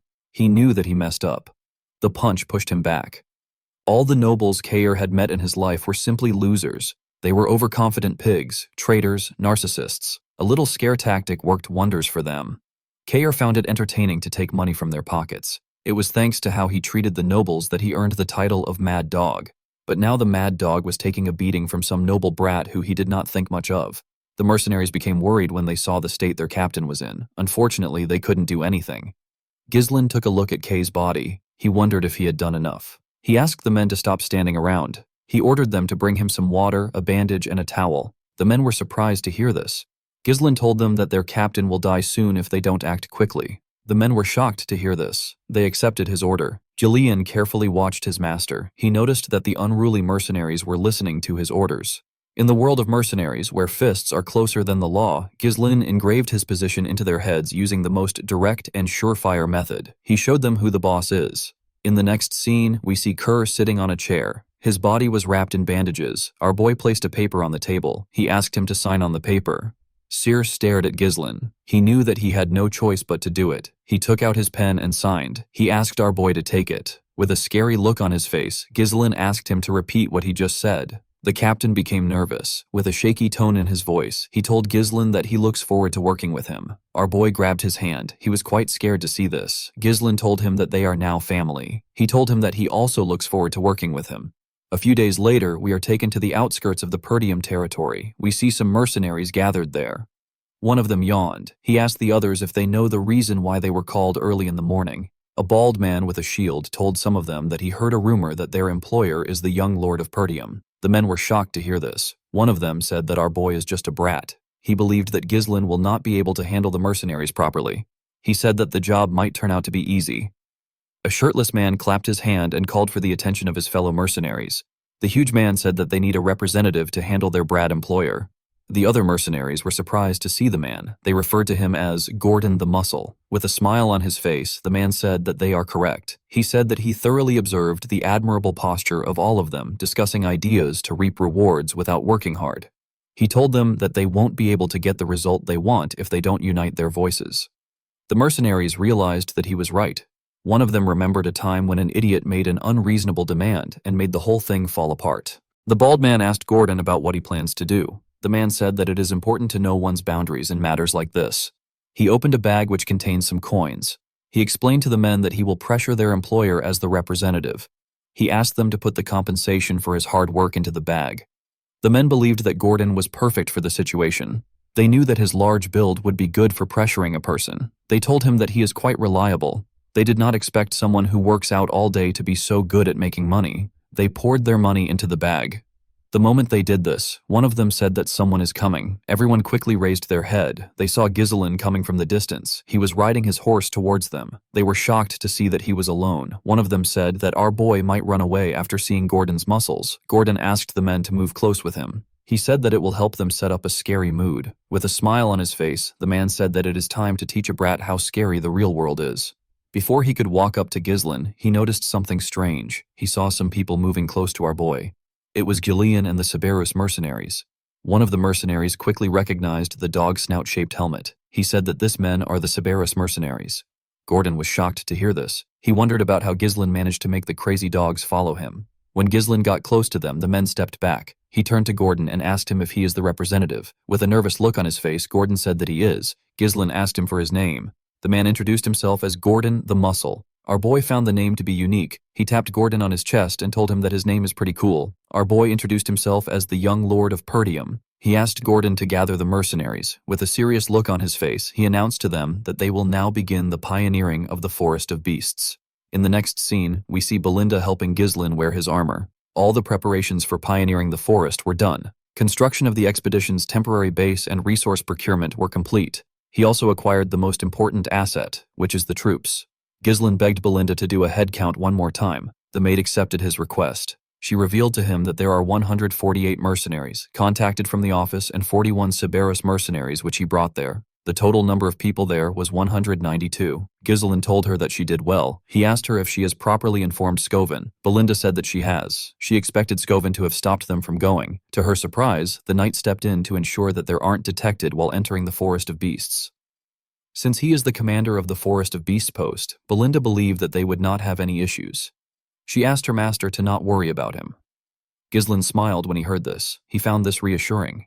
He called out to the mercenaries. He asked them to line up. He told them that the land they're going to pioneer lies ahead of them. He believed that everyone must have heard the rumors about the forest being a place filled with unknown danger.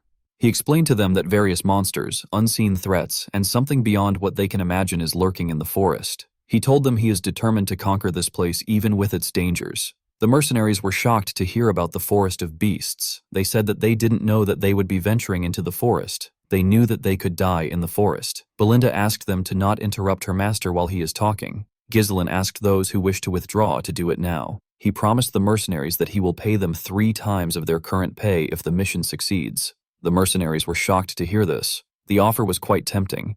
Belinda quickly moved close to her master. She whispered to him. She asked him about why he is spouting nonsense. She reminded him that they already spent all their funds on the preparation. Ghislain told her that this is how to boost a person's morale. Our boy knew that he would be able to pay them and still have more left if the mission succeeds. He turned to Belinda and asked her if she trusts him. The maid said that she doesn't have any other choice but to trust him. Carr told Gillian that their master must be crazy to offer 3 times the pay. He wondered how Ghislain was going to live up to his promise.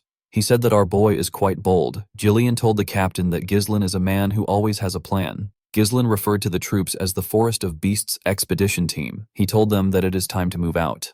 In the next scene, we see the group cutting down the trees in their path. Everyone was cutting down a tree. Even Ghislain was assisting them. After he cut down the tree in front of him, Ghislain looked up. He was relieved to see that the trees had cleared up a bit. The sunlight was able to enter the forest. Our boy raised his hand and asked the men to keep clearing the path in the direction he is pointing to.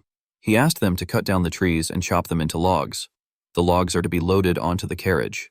Those without a task were asked to dig around the stumps to make it easy to uproot the trees. According to the Forest of Beasts developmental journal, which Ghislain obtained in his previous life, the forest is ridiculously large. Our boy believed that one day they will drive out the monsters and make full use of the forest resources. However, what Ghislain needed right now is money. He had to ignore everything else and secure the fastest route to the Runestone Vein. The wealth to be gained from this expedition will greatly help in stopping the conspiracy surrounding Perdium. Carr found it odd that their employer was stepping up to do something. One of the mercenaries said that Ghislain was doing this to show the dignity of a noble. Another mercenary with a helmet said that our boy is just pretending. He said that Ghislain will soon give up.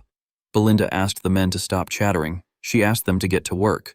The mercenaries quickly returned to work. Belinda was annoyed to hear what they said about her master. She moved close to Ghislain and reminded him that he went through so much trouble to hire the mercenaries. She asked him about why he is personally working. She revealed to him that the men are taking him lightly because he is doing the same work as them.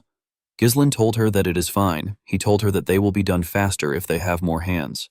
He said that nothing good will come out of staying in this place for too long. Belinda decided to accept her master's explanation. She told him that he talks as if he already knows everything in advance.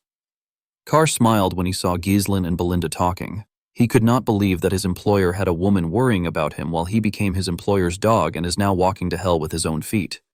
Gillian hit him with his log when he heard this. Carr asked the man if he is trying to pick a fight. So far, everything was going smoothly. The Duchy of Deline, which conquered the kingdom and established a new dynasty, began a large-scale development in the Forest of Beasts. Our boy wasn't able to find out why the Duke chose to develop this place. Instead, he managed to obtain a developmental journal that recorded the locations of major resources and the ecosystem of monsters. Thanks to the journal, Ghislain was able to come somewhat prepared. One of the mercenaries wondered about why Ghislain brought hundreds of oil lamps. He believed that torches would be cheaper if our boy wanted to use something at night. The absence of incidents made Ghislain feel uneasy. He only read about what happened. He was not there to experience it himself. He asked the men to not let their guard down. He told them that the forest is getting deeper. While some mercenaries were cutting some trees, one of them asked if they were already in the night. Everywhere had gotten darker with a smile on his face. Another mercenary said that they haven't encountered a single monster. Even though they said that the forest was dangerous, the man he was speaking to agreed with him. He said that it might have been a false rumor. He said that things would have still been easy for them even if Gordon did not do anything. The mercenary he was speaking to said that he feels bad that their pay was tripled for such a simple job. While they were talking, the bald mercenary hit Gordon on his back while he was carrying a log of wood. He asked him to give him his money back. Gordon noticed something strange. He reminded them that they cut down countless trees on their way there. The men said that they did. Gordon turned around and asked the men to tell him why this path is blocked. The mercenaries were shocked to see this. Ghislain called out to everyone. He asked them to pay attention. The troops quickly grabbed their swords. The mercenaries who were talking about how easy the work was began to panic. They noticed the sudden change in the atmosphere. Ghislain called out to Gordon. He told him that he will die if he stays there. He asked him to slowly walk to them. Gordon accepted the order. When he turned around, he hit a tree and fell to the ground. The group quickly took a stance. They called the man an idiot. Gordon quickly turned around. To his surprise, nothing happened. The mercenaries were confused. They did not know what was happening. With a smile on his face, the bald man said that their employer gets scared easily. He said that there is nothing there. He told everyone that it only seems like there is no path because the scenery is similar. He said that Gordon was mistaken. He told them that the Forest of Beasts is just a grand name. In reality, it is just a slightly dense forest. With a serious look on his face, Ghislain asked the man to move close to them if he doesn't want to die. The man was annoyed to hear this. He asked our boy to tell him why he keeps trying to create a scary atmosphere. He told him that they know that he is trying to intimidate them. The moment he said this, some vines got wrapped around his waist. Before the man could react, the vines pulled him to the top of the tree in front of them. At the top of the tree, we see a large mouth filled with sharp teeth. The monster threw the man inside its mouth. This monster had no presence at all. There was no way to predict how it would move. It was a being that you can only fall victim to if you are unaware. The huge monster tree opened its eye. Ghislain realized that he was looking at a Derusant. A large amount of Derusants surrounded the group. Gordon and the rest of the mercenaries began to panic. They wanted to run away. They believed that they were going to be eaten.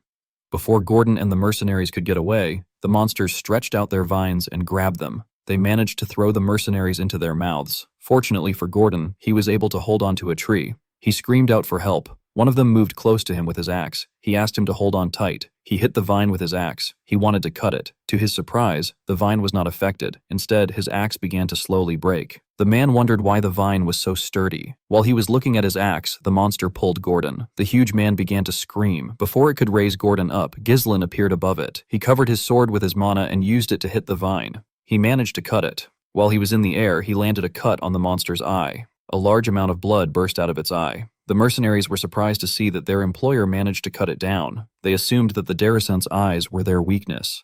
Ghislain took a deep breath. While screaming at the top of his voice, he asked the mercenaries to get themselves together. The men were shocked to hear their employer's voice. Our boy told them that they will become easier targets if they spread out. He asked them to raise their shields and form a tight formation to make sure that no one gets caught by the vines. He asked them to focus on defense until they received the next order. They all accepted his orders. They quickly got into position. One of them said that he is not going to die in a place like this. Ghislain quickly went to the carriage. He asked Kier about the oil lamps. The captain said that they were all there. Our boy asked Kay to light the lamps and throw them at the monsters to burn them down. Kier was surprised to hear that this was the reason his master brought so many lamps. One of Kier's teammates told him that the monsters are looking at them. Ghislain asked the captain to throw the lamps now. Sir and his teammates began to throw the lamps at the monsters. Unfortunately for them, the monsters were using their vines to destroy the lamps before they could get close to them.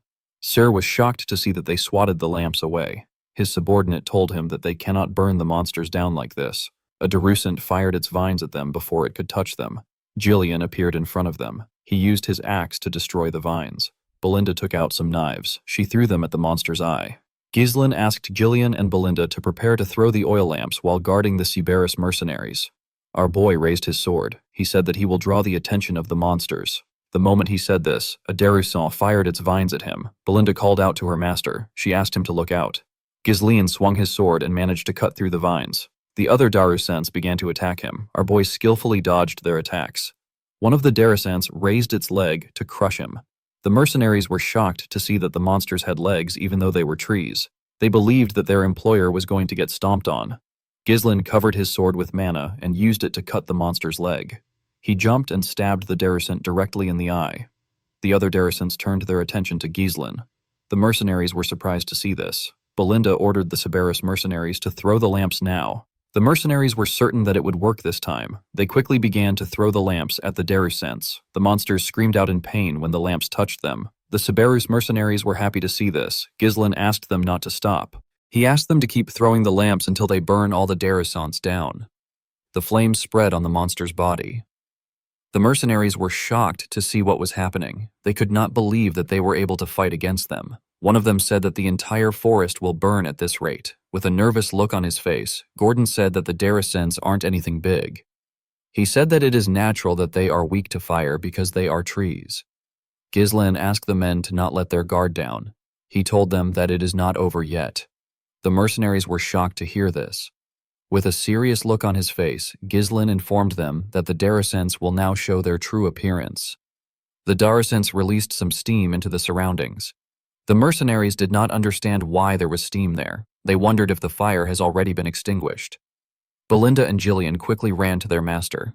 Belinda asked Ghislain about what is happening. Our boy explained to her that the shells of the monsters are weak against fire, but their insides are different. He said that the fire that is burning the shell is meeting the moist flesh and causing them to release steam. When the steam cleared up, we see the true form of the monsters.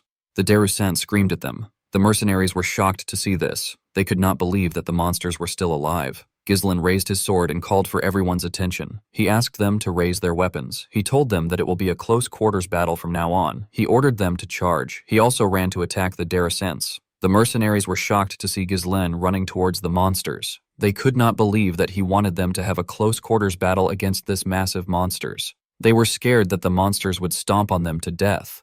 Unlike Gordon and his friends, the Cerberus mercenaries and their leader charged at the monsters. They said that they have been waiting for this moment.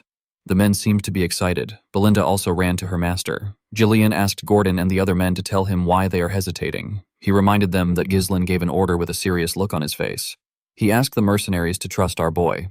The moment he said this, Ghislain cut one of the Darusants down. The mercenaries were shocked to hear what Jillian said. They decided to follow their employer. They believed that Ghislain was going to do something about the monsters. Gordon asked his teammates to trust their employer. They all raised their weapons and charged at the monsters. Ghislain raised his sword and pointed it at the monsters. He revealed to his men that they will be able to cut the monsters without mana because their barks has burned away. He asked them to not be afraid. He told them that the Darusants are nothing but huge target dummies.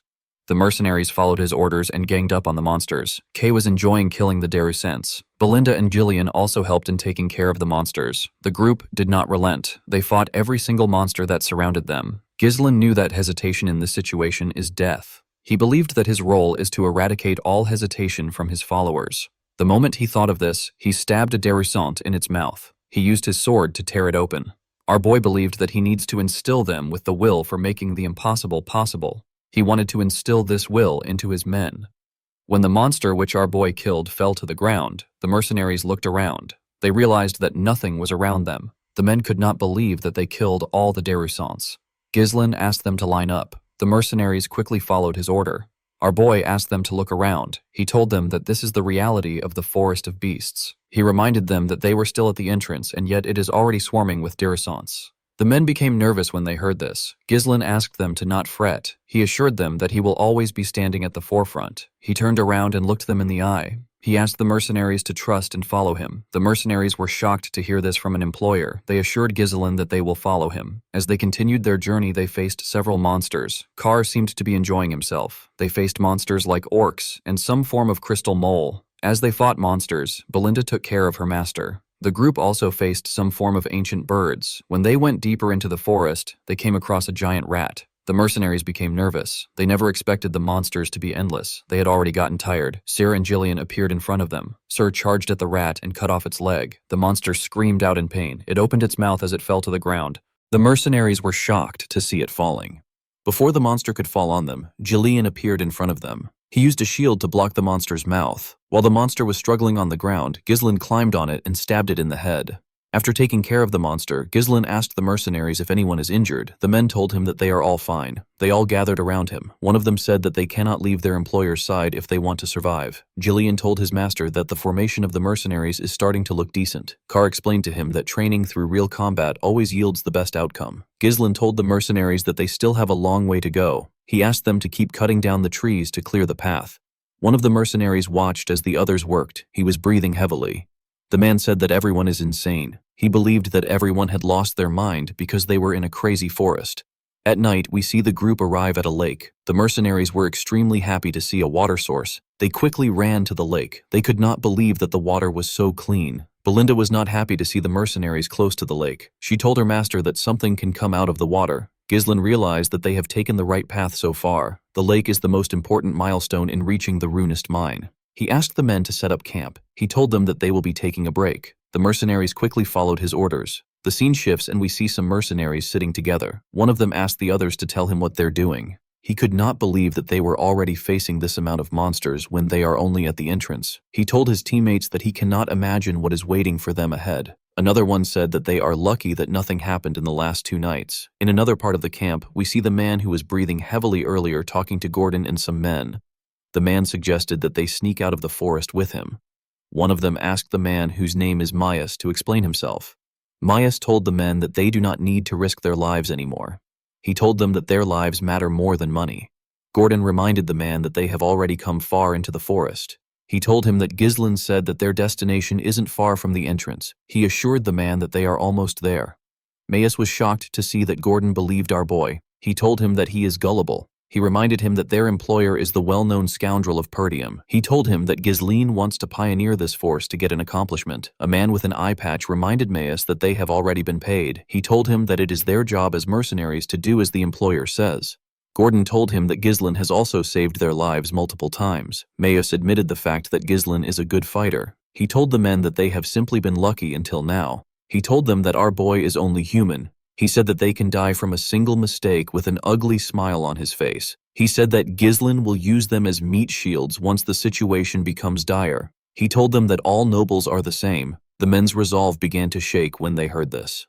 Myas was happy to see that they were scared. He knew that it would be suicidal for him to go back alone, especially with monsters waiting at every corner. He wanted to use the men as bait. The man with the eye patch asked him if he is trying to tell them that they would all be dead without their employer. Myas was surprised to hear this. The eye patch man pointed at Ghislain. He asked the other men to see what our boy was doing. Ghislain was applying some cream on a wound for one of the mercenaries. He advised the mercenary to not allow water seep into the injury. He told him that it will get infected. The man thanked our boy.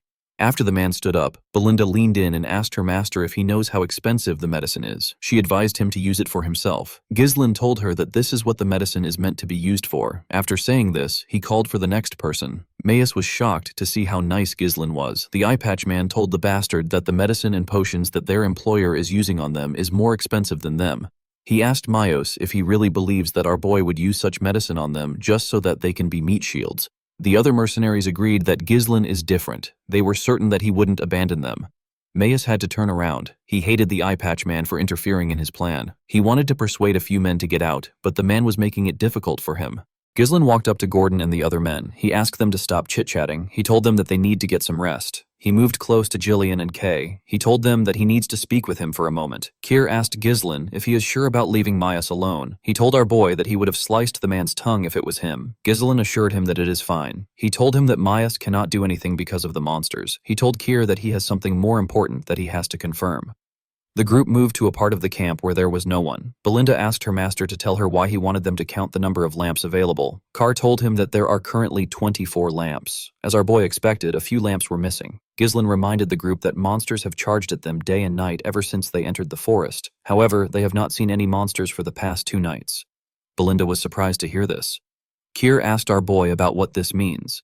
Jillian explained to him that they have entered the territory of a nocturnal monster. It is a monster that happens to have a huge influence in this forest. Ghislain told the man that he is correct. He turned around and looked into the forest. He said that they are now in real danger. In the next scene, we see Gordon resting on some logs of wood. While the man was trying to sleep, he felt a bright light shining in front of him. He quickly opened his eyes. The lamp that was on the log was floating. Gordon was shocked to see this. He did not understand how a lamp was suddenly flying. The moment he moved back a little, a terrifying monster with 8 sets of eyes bit his shoulder. Gordon quickly screamed out. The mercenaries were shocked to hear his voice. Gordon picked up his mace and swung it around. He asked the monster to get away from him. The mercenaries quickly moved close to him. They asked him if something is wrong. They did not see any monsters around him. Gordon told them that there was a monster next to him just now. The men were surprised to hear this. They told Gordon that there is nothing around. The man was shocked to hear this. He looked around. He could not believe that they were right. The men believed that Gordon had a nightmare. They told him that his sleepwalking is terrible. They believe that Gordon had such a bad dream because they have had to deal with a lot of monsters recently. The man tried to explain himself to them. One of the Subaru's mercenaries told the men that they are wrong. He explained to them that he woke up because he felt a strange presence. He saw the lamp disappear right in front of his eyes. Other mercenaries agreed with the man. One of them said that he heard a creepy laugh. Another said that he also witnessed the same thing. One of the men who told Gordon that he is wrong asked the others to tell him why they are acting like this. With a serious look on the man's face, he told the others that there is definitely something out there. Ghislain asked the man if he really saw through the monsters. The man was surprised to see our boy. Ghislain ordered the men to gather around. The scene shifts, and we see the men gather outside our boy's tent. Ghislain allowed Gordon and the man from the Subaru's mercenaries to join the meeting. Gordon was shocked to find out that the monsters had surrounded them. The man with the head cover told our boy that they cannot see the monsters with their naked eyes. Ghislain explained to them that this is a feature of the monsters. He told them that the monsters started following them when they reached the lake. These monsters are one of the monsters that dominate the night in the forest. They are the hunters of the darkness. They're known as fallers. They can melt into the darkness. This means that you cannot see them and physical attacks don't work on them. A few hundred of them follow their prey and take away their light. Luring their prey into the darkness is what they excel at. It is their hunting method.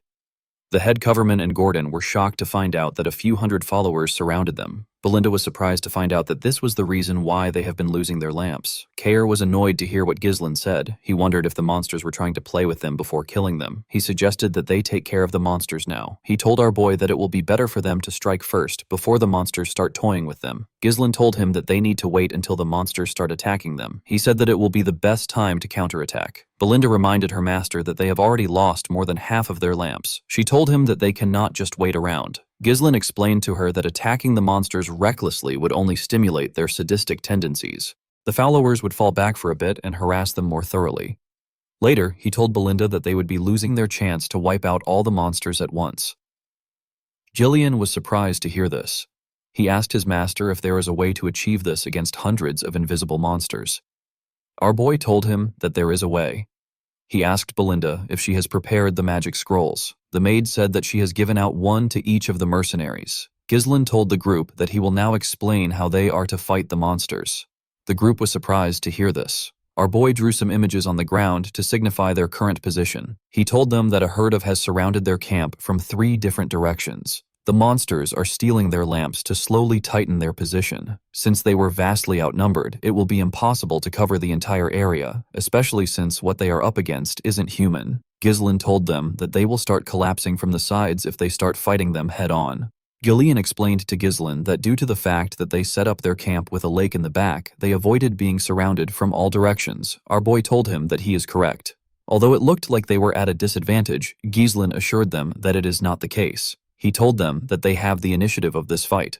The group was surprised to hear this. Our boy explained to them that they need to first divide their forces into 3 groups. The defenders will take on the monsters' attacks. The crossbow unit will stop them, and the elite assault unit, which Ghislain is part of, will do the rest. The defenders and the crossbow unit will gather in the middle and push away the enemies. In the meantime, the assault unit will attack them from the left. They will be focusing all their firepower on that side. If they are able to surround them with the forces in the middle, it will be their victory. Gillian quickly understood his master's plan. Gordon asked if this is even possible. Carr said that it is possible as long as the units in the middle hold out long enough.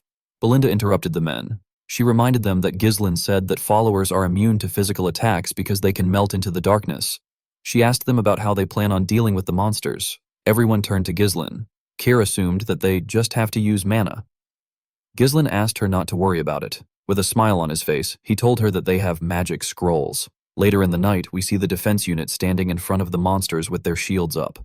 One of them asked the others to not break the formation. He asked them to remember what their employer said. One of them announced that the followers have taken their last lamp. He said that something is coming. In the Pioneer Journal of the Deline, it was stated that the followers are extremely vulnerable to light. When they shone intense light on them, they revealed their true selves. The moment he thought of this, Ghislain raised his magic scroll and tore it. He asked the others to do the same. Julian, Belinda, and the rest of the group followed his order. They all tore their first circle magic scrolls. The spell is known as Light. The magic scrolls fired some energy into the sky. The energy turned into a ridiculously bright light. The followers screamed when they saw the bright light. The mercenaries were surprised to see that the darkness has been repelled. They could not believe that this was what the monsters looked like.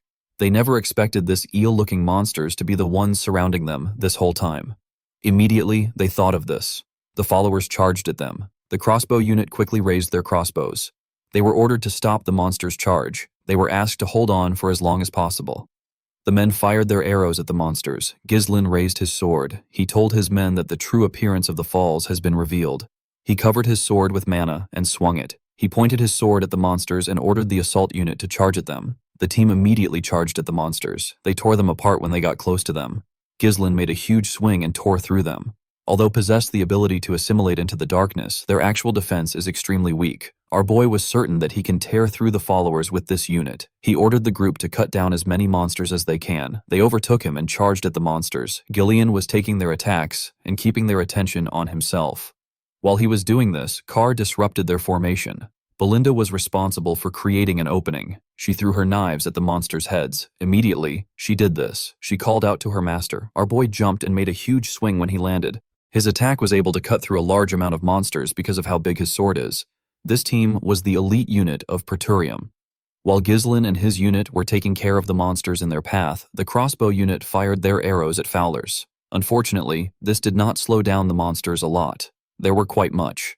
The crossbow unit began to panic. They were almost out of arrows. They wondered about when the assault unit were going to reach them. While they were panicking, the followers got close to the defenders. Before the followers could ruin the formation, the assault unit arrived and cut through them. Ghislain turned to the men. He told them that they have done well. Gordon and the rest of the mercenaries were extremely happy to see their employer. They knew that they were saved. Ghislain ordered them to widen their formation and surround the fallers from all directions. He said that it is now their turn to overrun the fallers. The mercenaries quickly followed his order. One of the followers screamed and signaled the rest of the group. The moment it did this, the fowls began to run. The mercenaries were shocked to see this. Our boy did not expect them to retreat before they were surrounded.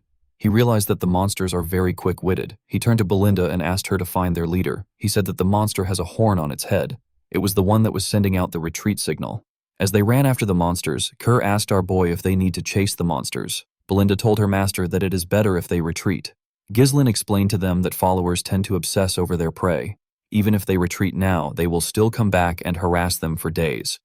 Our boy told the team that there is no reason to give the followers a second chance. He said that they must avoid a war of attrition at all cost. He explained to them that their system will collapse once they lose their leader. He said that they need to kill every single fowler here. Belinda was surprised to hear this. She gently smiled and took out a rope. She realized that her master has changed a lot. She took a stance and told Ghislain that she understands. She threw the rope at a tree and held onto it with a hook. She used the rope to drag herself up. While she was in the air, she got a look at everything in the surroundings. She easily spotted the leader. She quickly threw her rope at it and held it down. She told her master that she has caught the monster. Ghislain covered his body with mana. He charged at the monster with his sword pointed at it. He moved at a crazy speed, so he cut through every monster in his path. He stabbed the leader in its chest. The monster tried to struggle. Our boy told it that it is over. He tore the fowler apart. The moment he did this, he announced that the leader was dead. He ordered his mercenaries to wipe them out. The mercenaries quickly charged at them. They told the monsters that they will make them regret hunting them in the dark. Sir ordered his mercenaries to attack. He told them that they must not lose to Gillian. At sunrise, we see Ghislain kill the last monster. He commended his mercenaries on their efforts. He told them that it is their victory. The men raised their swords and cheered. They could not believe that they survived and won the fight. Belinda quickly ran to our boy. She asked him if he is hurt anywhere. Gillian commended his master on his efforts. Ghislain told them that they all did well. He asked Belinda to do a head count. He ordered Cyr to gather his mercenaries. He said that he needs the men to go with him and Gillian to spread the corpses of the followers around the camp. Cher was surprised to hear this. He asked Gislin if this has some sort of effect. Our boy explained to him that the smell of the corpses will chase away the other monsters. Followers are one of the monsters that are at the top of the food pyramid at the forest's entrance. Gillian referred to Sir as Kid and told him that the corpses will make the camp safer. Sir was annoyed to hear this. He took a stance and asked Gillian if he wants to settle their issues now. It has now been 10 days since the group entered the Forest of Beasts. Now that the followers have been exterminated, the group has successfully eliminated all sources of danger from their planned route. The only thing left was to mine the runstones. Gislin took a look at the mountains. He wondered if the danger was really over. While he was thinking, Belinda told him that she is done with the head count. She revealed to him that there are 42 people from the Siberus mercenaries and 126 people from the contract mercenaries.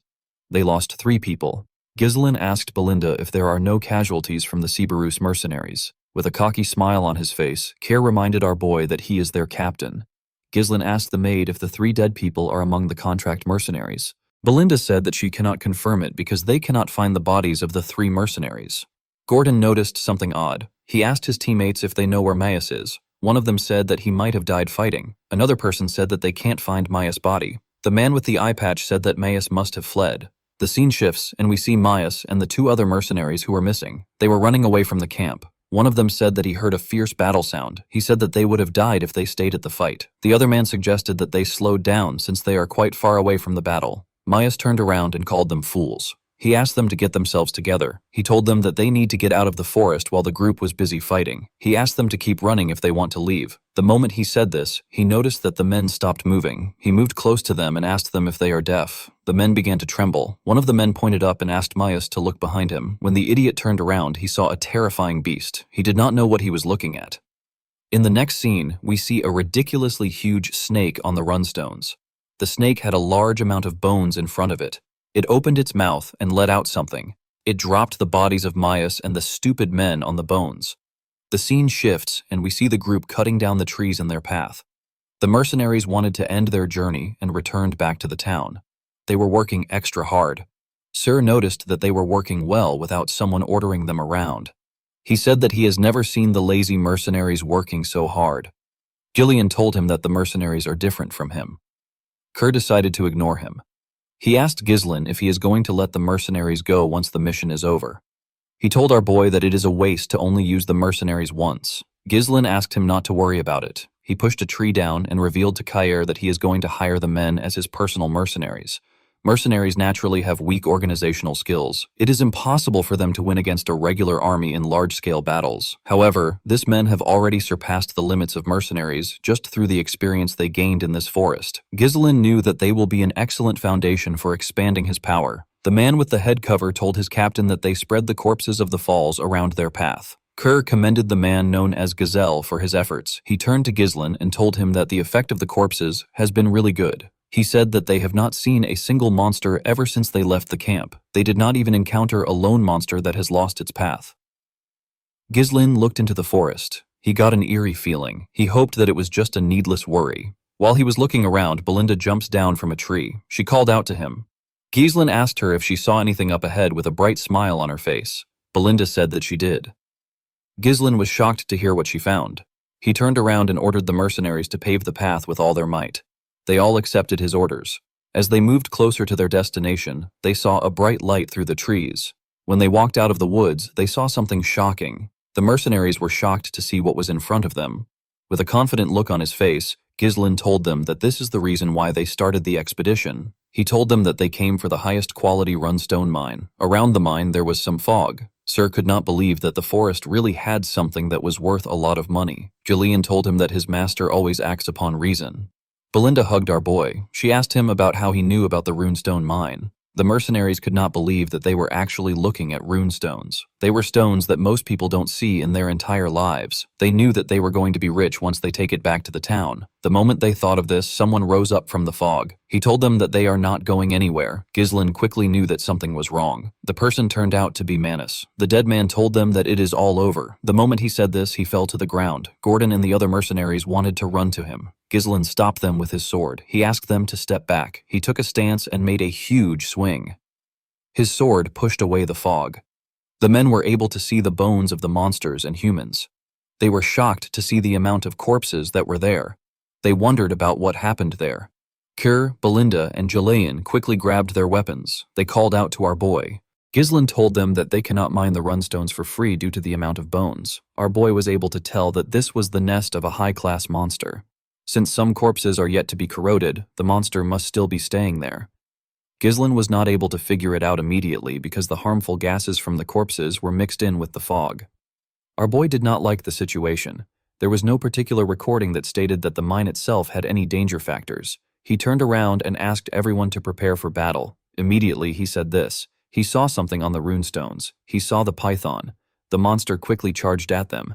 Ghislain ordered everyone to scatter. He charged at the python. He dodged its mouth by going above it and made a slash on its head. When he landed on its body, he covered his sword with mana and charged at its head. He pushed his sword into its head. Unfortunately, it barely damaged the monster. Jillian and Sarah were shocked to see this. They could not believe that Ghislain only left a scratch on the python even after using many. Sarah had never seen such scales. The monster tried to push Ghislain down. Our boy jumped off its head. While he was in the air, the snake fired its venom at him. Ghislain could tell that its venom is extremely poisonous. He turned around and used his coat to block the attack. The venom melted it.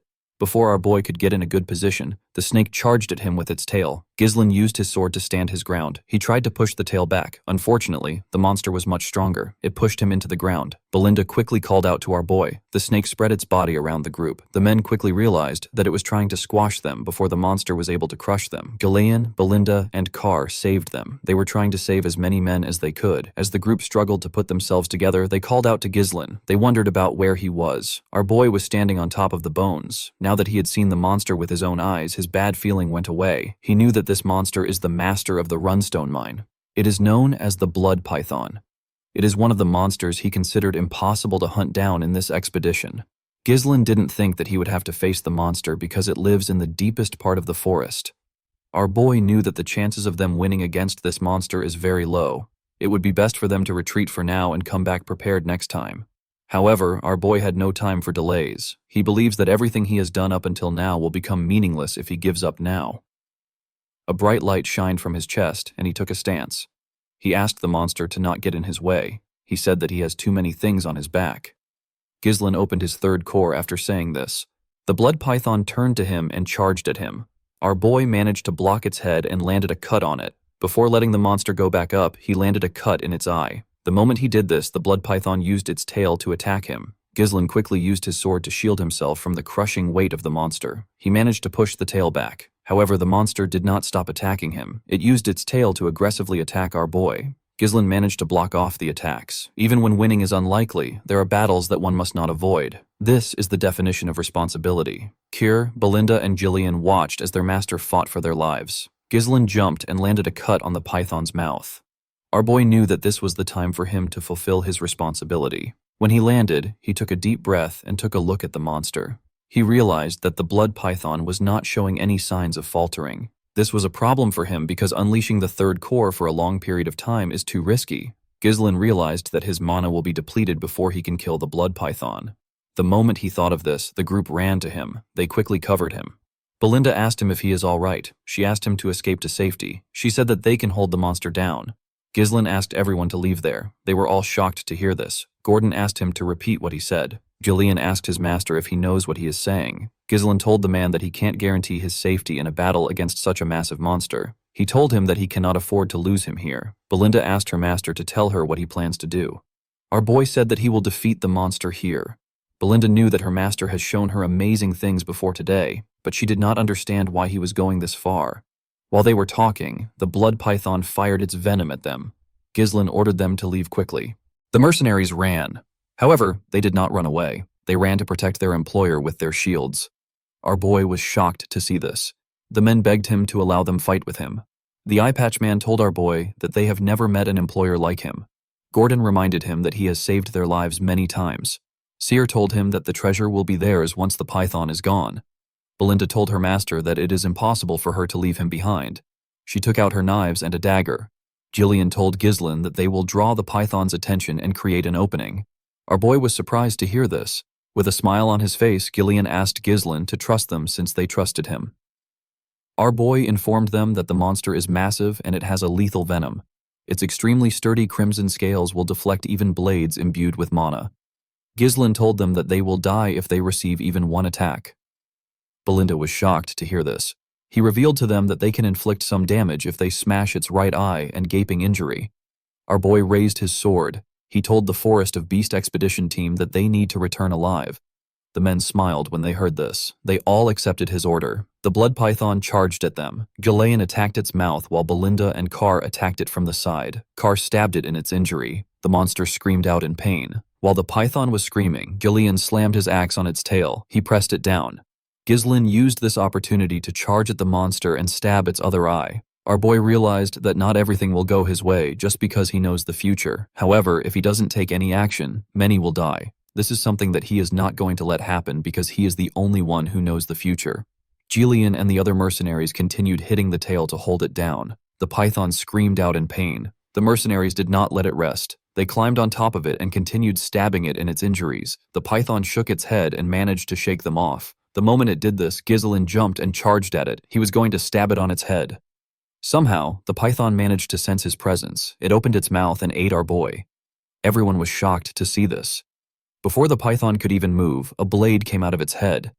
Ghislain used his sword to split the monster's head open. He came out of the python's mouth. His clothes were covered in its venom. The group was shocked to see him. He referred to himself as the future of Perdium. The scene shifts and we are taken to the Perdium castle. We see Albert and Homer talking to Zwalter. Albert slammed his hand on the table and told his lord that Ghislain has committed a serious crime. He could not believe that our boy ignored his father's order and went into the forest. Homer asked Albert to calm down. Albert said that he always knew that Ghislain acts unruly. He told the count that our boy thinks that he is the lord of the land because of his long absence. Homer and asked Albert to not get worked up by the issue. He reminded him that it has already been 2 weeks since Ghislain entered the forest. He said that they could have stopped our boy if Scoven had not made a false report. The general administrator did not understand why Scoven would help Ghislain. A crime like this could cost him his knight status.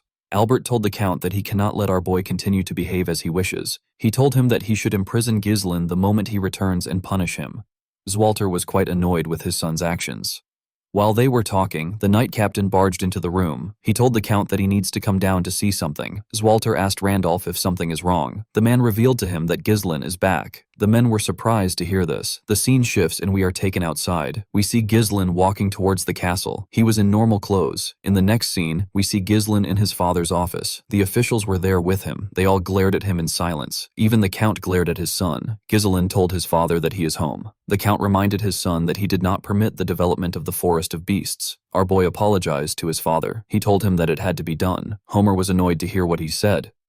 Randolph reminded him that he downright ignored his father's orders. He explained to Ghislain that entering the Forest of Beasts is a serious crime. He told him that he could have lost his life and the monsters from the forest could have invaded their territory. Ghislain told him that he is fine. He said that the monsters did not invade their territory. Homer and Randolph were annoyed to hear this. They could not believe that he was talking back. Albert asked our boy if he finds this funny. He said that they can let the Forest of Beasts incident pass since it didn't lead to any trouble. He put his hand into his clothes and brought out a paper. He placed the paper on the table. He asked Ghislain if he has any excuse for this. When our boy picked up the paper, he was able to tell it was from Count Rayold. Albert said that he felt uneasy when he heard about our boy's visit to the county. He told Ghislain that they found out about how he extorted 20,000 gold, which is the estate support funds that is given to Perdium regularly from Amelia, by threatening her. Albert told our boy that Count Rayfold was absolutely furious, and he has decided to cut off all forms of support to their territory and cancel the engagement as if it never happened. The treasurer told Ghislain that this will negatively affect their entire land. Ghislain was surprised to see a letter written by Count Rayfold, who doesn't get along with Amelia. Well, the letter did not seem to be fabricated. Our boy knew that it isn't difficult for Amelia to pull this off by manipulating the Count's money-driven mindset. The only thing Ghislain did not expect was that Amelia was willing to join hands with her enemies just to screw him over. This means that she will stop at nothing to get what she wants. Our boy had a feeling that the assassins weren't going to be the end of things. Unfortunately for him, he no longer has a leverage over the girl. If he was to reveal the secret deal with the Duke and the merchant guild that she controls, everything he will say will be dismissed as nonsense meant to cover up the incident. Ghislain realized that he would be tied down in the territory if he had been a little late. He became more certain that time was not on his side. Albert asked Ghislain to say something. Homer and told our boy that they are in an urgent situation. He said that they need to ask him to return the money first. Randolph said that the 20,000 gold will be enough to run the entire night order for months. Ghislain revealed to them that he has used it all. He said that he used it for the development of the Forest of Beasts. The room became silent. Albert asked him if he wasted the entire money on a useless forest filled with monsters. Our boy apologized to the man. He said that he doesn't have much to say about the Rayfold incident. Randolph grabbed Ghislain's shirt. He called him a stupid little brat. He reminded him that he is supposed to be the successor of the land. He could not believe that Ghislain sold the future of their land with his own hands. Homer and told Ghislain that he is no longer the young lord of their land. He said that he is now a filthy criminal. He asked Randolph to tie him down and throw him in a cell. Ghislain asked the man not to worry. He said that they will receive support funds from him. He told him that he will also add the 20,000 gold. The Count asked him to explain what he means. Our boy called out to Belinda.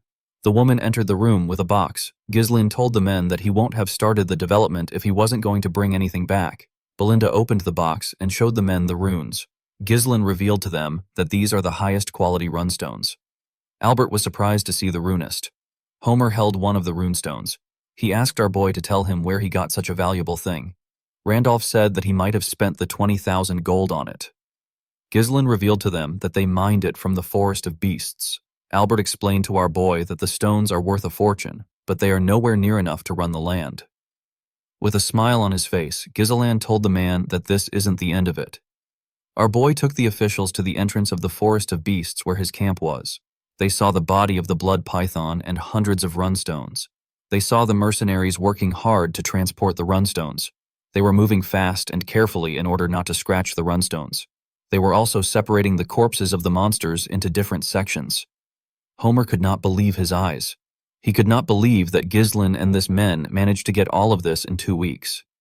Randolph asked Homer if he is seeing things. The Count asked Belinda if all of this truly came from the expedition. The woman said that it did. She said that Ghislain led the expedition himself. Ghislain told the men that they obtained the inner hide of the Darusents and they got some byproducts from the blood python. He revealed to them that the amount of runstones here is merely a fraction of what they found in the mine. He told them that the reason for his expedition was to help the land. He said that he will use the gains for their land. Albert revealed to the Count that they won't have to struggle with the lack of support funds with the amount of items available here. He said that this is only a rough estimation. Homer and Randolph were shocked to hear what the man said. They both tapped Ghislain on his shoulders. Randolph commended him on his efforts. He asked him if he is tired from his expedition. Homer and asked our boy to let them know if he needs anything. Ghislain revealed to the men that he has a few conditions for the support funds. Randolph was shocked to hear this. He asked them to release Scovin and Ricardo. He said that they were just following his orders. He told them that they have to continue to prohibit civilian access to the Forest of Beasts just as they have done so far. He said that unnecessary rumors can spread and it can cause needless trouble. Homer believed that this was reasonable enough. For his last condition, Ghislain told the men that he will take care of recruiting and managing the mercenaries and security forces by himself. He said that having interference every time he moves troops within the territory would be a waste of time. The general administrator asked him if he intends on maintaining a private army. Randolph was against this idea. He told our boy that they do not know what he is plotting. Albert told Ghislain that he seems to have misunderstood something. He said that he will explain it to him. He told our boy that he is currently in a position where he should be begging for forgiveness. He told Ghislain that he sounds as if he is saying that he will do as he pleases, so they should stay out of his way. Ghislain told the man that this is a misunderstanding. He said that he is simply laying out the conditions necessary for him to provide financial support to Perdium in place of Rayfold. He explained to the man that if such trivial issues were to disrupt their operations, it will also negatively affect Perdium's finances. He asked the treasurer if he is okay with this. Albert was shocked to hear this. He called out to the Count. He asked him to say something. He told him that they are currently making a deal with the future of their land. The Count was simply looking around. Gillian and the other mercenaries came up to Gizon. They wanted to report to him. Gillian explained to our boy that the runist loading process is almost complete. He asked Ghislain to give the order. He said that they will be ready to move at any time. Cyr revealed to him that the hides of the Darusants have been stored without any preservatives. He asked Ghislain to tell him what he plans to do with the blood python. Our boy told him that the blood python will soon be dismantled. The venom, blood, flesh, and hides will all be separated and preserved to prevent decay. Cyr told him that he understands. The Count called out to Randolph. The man revealed to him that the mercenaries are individually formidable and they have an overwhelming presence. He said that he has no clue on how Ghislain could have such people under him. He said that it is just like an elite force. Zwalter moved close to his son. He commended our boy for getting such difficult mercenaries to follow his orders willingly. He told our boy that he must have put in a lot of efforts. Ghislain said that the expedition wouldn't have prevailed without them. Upon hearing this, the Count turned around. He told his officials that they should return back to the castle. Before leaving, Zwalter told Ghislain that he will let things slide this time. He asked our boy to prepare to face the consequences if he ever defies his order again. With a nervous smile on his face, Ghislain thanked his father. The Count reminded his son that he is the successor who will inherit the land in the future. He told Ghislain that he seems to possess the spirit of the Northern Wolf. The Northern Wolf is the alias given to Count Perium, the one who guards the frontier of the Lithania kingdom. Zwalter was a lonely person. He had weak military forces and a treasury plagued by poverty.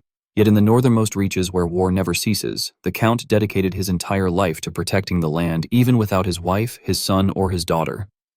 In the end, he was met with a miserable death and he was forgotten by all. Belinda moved close to her master and asked him if he is headed straight for the castle. Ghislain said that he is not yet going to the castle. He asked her to get everything ready so that they can leave immediately. Belinda was shocked to hear this. She asked him if he is not going to rest. Gillian told him that he has overworked himself. He advised his master to rest. Belinda told him that it is a miracle he made it out alive from the blood python's body. She asked him if he knows how hard she worked to detoxify the poison from his system. Ghislain tapped the woman on her shoulder and begged her to do it. Belinda was surprised to see this. Ghislain knew that other people will soon find out that they secured the runestones. Those who want to invade their land will soon find out too. He knew that he had to expand his power as quickly as possible. He wanted to reach a level where no one would dare challenge him. The moment he thought of this, Ghislain fell to the ground and lost consciousness. Everyone was shocked to see this. In the next scene, we see a dove fly into a building. It was carrying a letter on its neck. The dove landed in the hand of a man on a throne. The man quickly opened the letter to read it. The letter confirmed that a part of the Forest of Beasts has been developed. The man reading it was asked to initiate a war with the Dard family in order to annihilate Perdium. The letter said that the ducal house will step in after this. The man did not expect the ducal house to ask for the annihilation of Perdium. Members of his cabinet said that it is time to make Perdium a land without a lord. They believe that the ducal house will appoint a new owner of Perturium. The man on the throne asked the cabinet to tell him the amount of their people that are still inside Pertium. One of the men said that they have 2 retainers and 1 knight remaining. The Count asked his cabinet to send 2 retainers to the Dard territory. He said that the fact that the young Lord of Dard died in Pertium is more than enough justification to start a war. With a cold gaze in his eyes, the Count said that the supreme commander of this operation will be Victor. The cabinet was shocked to hear this. They never expected that their county's strongest card would be revealed so soon. One of them said that Pertium would have fallen if Frank had done his job properly. Another member told his master that he understands that Victor will be able to handle the task flawlessly. He told his master that it might be too soon to reveal their hidden card. He reminded the Count that they have proceeded with caution so far. He said that this decision feels rash. He said that it is odd that the ducal house, which has always operated in secret, is now choosing to directly intervene in Perturium. The Count told him that it is because of the Forest of Beasts. The man was surprised to hear this. The Count told the man that all decisions were made by Duke Deline. He asked the man not to question any orders no matter what they may be. The Count stood up and asked his cabinet to prepare for the war. This Count is known as Harold Desmond. He is the Count of the Desmond County. Count Desmond asked his men if there is anyone else who is aware of the situation. The scene shifts and we see Amelia screaming as she rested her head on Bernaf. The man called out to his mistress. Amelia revealed to him that Ghislain has secured a runestone mine with her 20,000 gold. She said that he survived even though she sent the wildcats to kill him. She told Bernaf that she even bowed her head to her wretched father to cut off support funds for Pertium. She said that this made her look like a fool. Bernaf told his mistress that she is not acting like her usual self. Amelia took a deep breath. She told the man that he is right. She said that she got too emotional. She said that what is done can't be undone. Bernaf smiled when he heard this. He told Amelia that he is waiting for her orders. Amelia moved close to a map. She said that Perturium will soon escape their financial difficulties because they have obtained a runestone mine. Bernaf told her that they should be celebrating right now. Amelia told him that it is too early for them to celebrate. She told him that the most important thing is that they haven't sold the runist yet.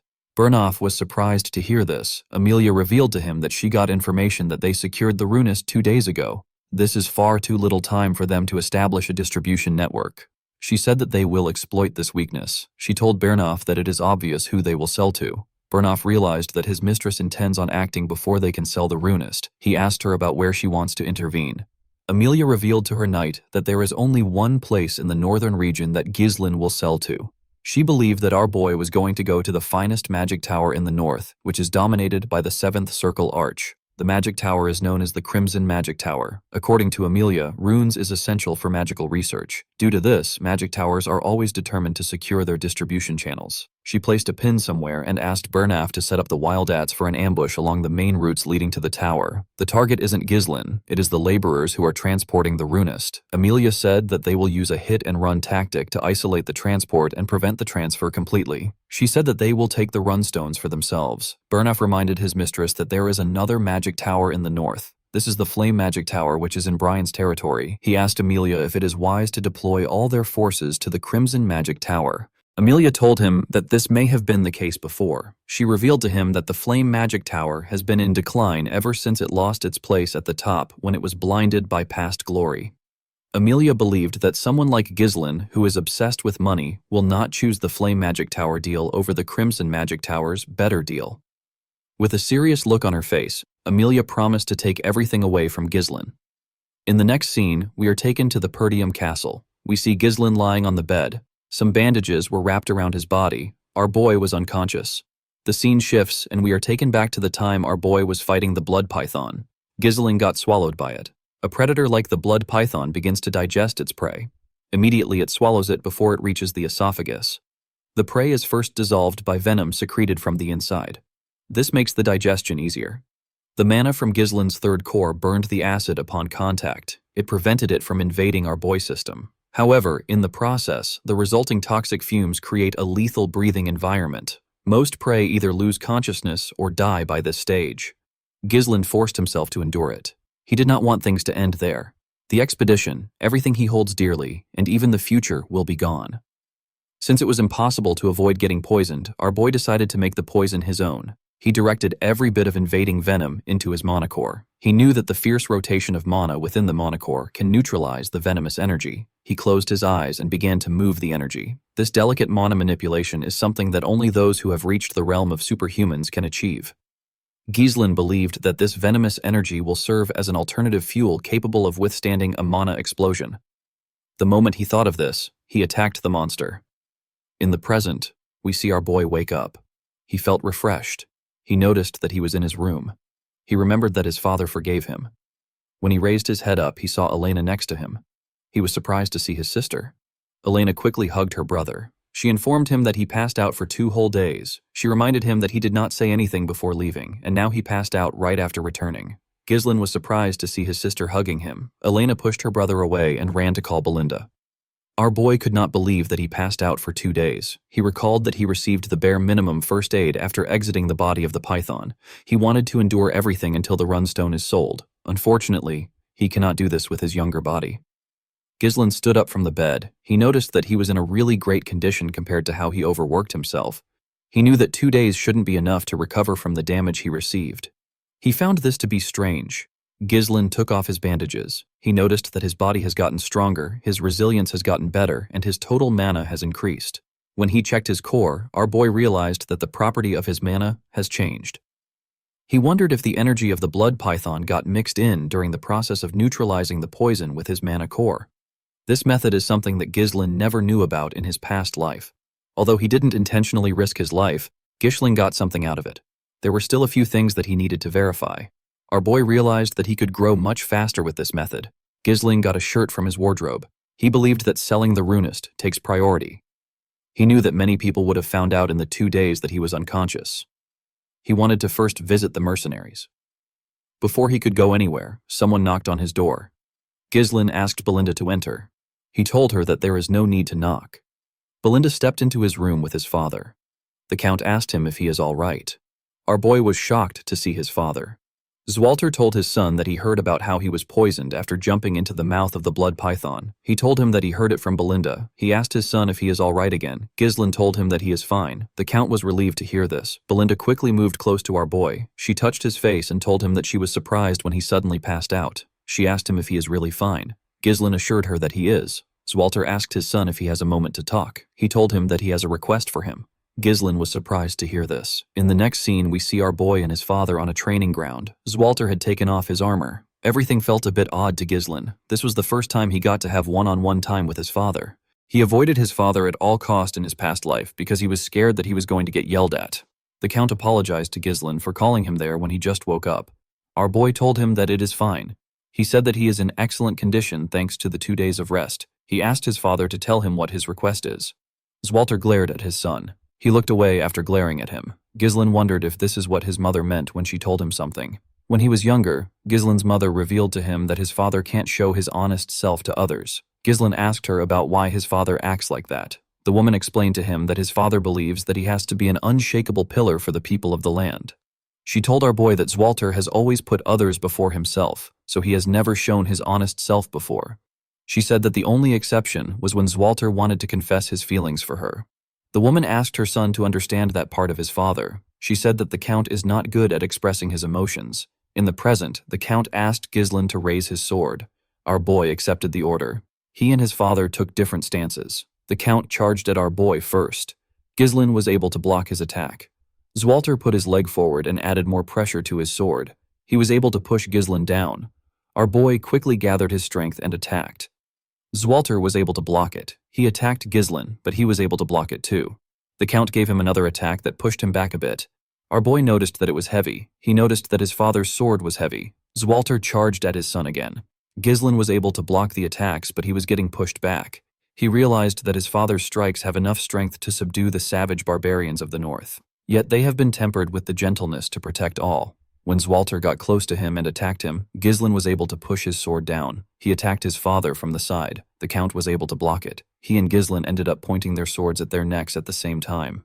Zwalter was surprised to see this. He commended his son on his efforts. He told him that he has improved a lot. Our boy thanked him for the compliment. The Count advised his son to loosen his sword pressure slightly when he is locked in a blade clash. He told Ghislain that he has the strength and reflexes to take down massive monsters in the forest. He told him that his intent might become too easy for his opponent to read if he is not careful. Ghislain was surprised to hear this. He usually gets a feel for his opponent's movements as the fight goes on. Our boy realized that this is his first time receiving guidance from someone.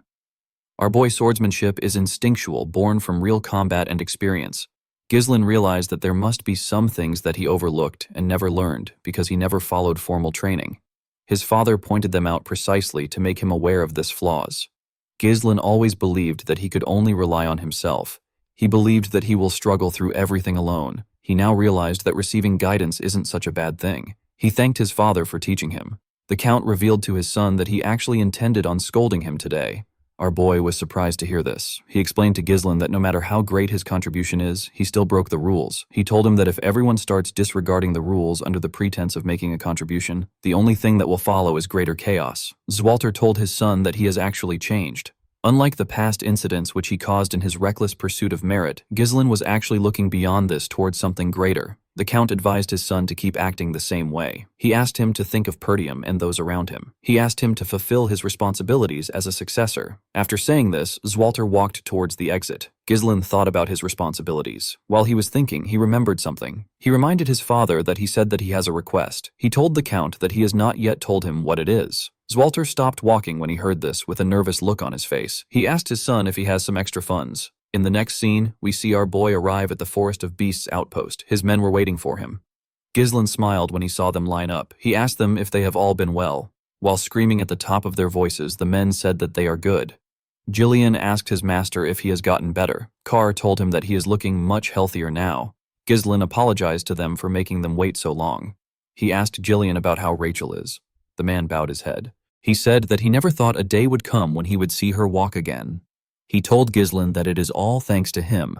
Ghislain was happy to hear this. He told Belinda, Care, and Jillian that he has something to tell them. With a serious look on his face, our boy revealed to them that their land is in danger right now. The three of them were shocked to hear this. They all went into a tent. Ghislain told them everything about what happened on the day Elena was attacked. He told them about how he stopped them from killing her and using her death to start a war. He also told them about how he discovered the corpse of the Dard's young lord. He also mentioned the existence of those who are eyeing Perdium. He explained to them that this people are currently surveilling them right now.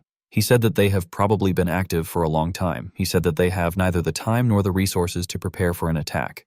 Belinda finally understood why her master was in a hurry. She said that she thought that they could catch their breath after securing the runestones. First, it was the Forest of Beast, and now it is war. Cyr said that this land never gives him a chance to be bored. Jillian told our boy that this is the perfect time to attack Perdium. In a territory known for its weak military and poverty, the discovery of a runestone mine, which is a highly valuable resource, can change everything. Ghislain told the man that he is correct. He said that their enemies won't let them be. Belinda told our boy that he should have mentioned this earlier. She told him that they need to tell his father and the vassals. Ghislain told her that it is not yet time to do this. He explained to her that Elena's bodyguards betrayed them. He said that they could be traitors among the vassals. There is no way to confirm who is on their side, so they need to keep it to themselves. Belinda knew that our boy was right. He told them that he bought some time with Elena's survival, but now that they have found the runestone, there is no reason for their enemies to sit still.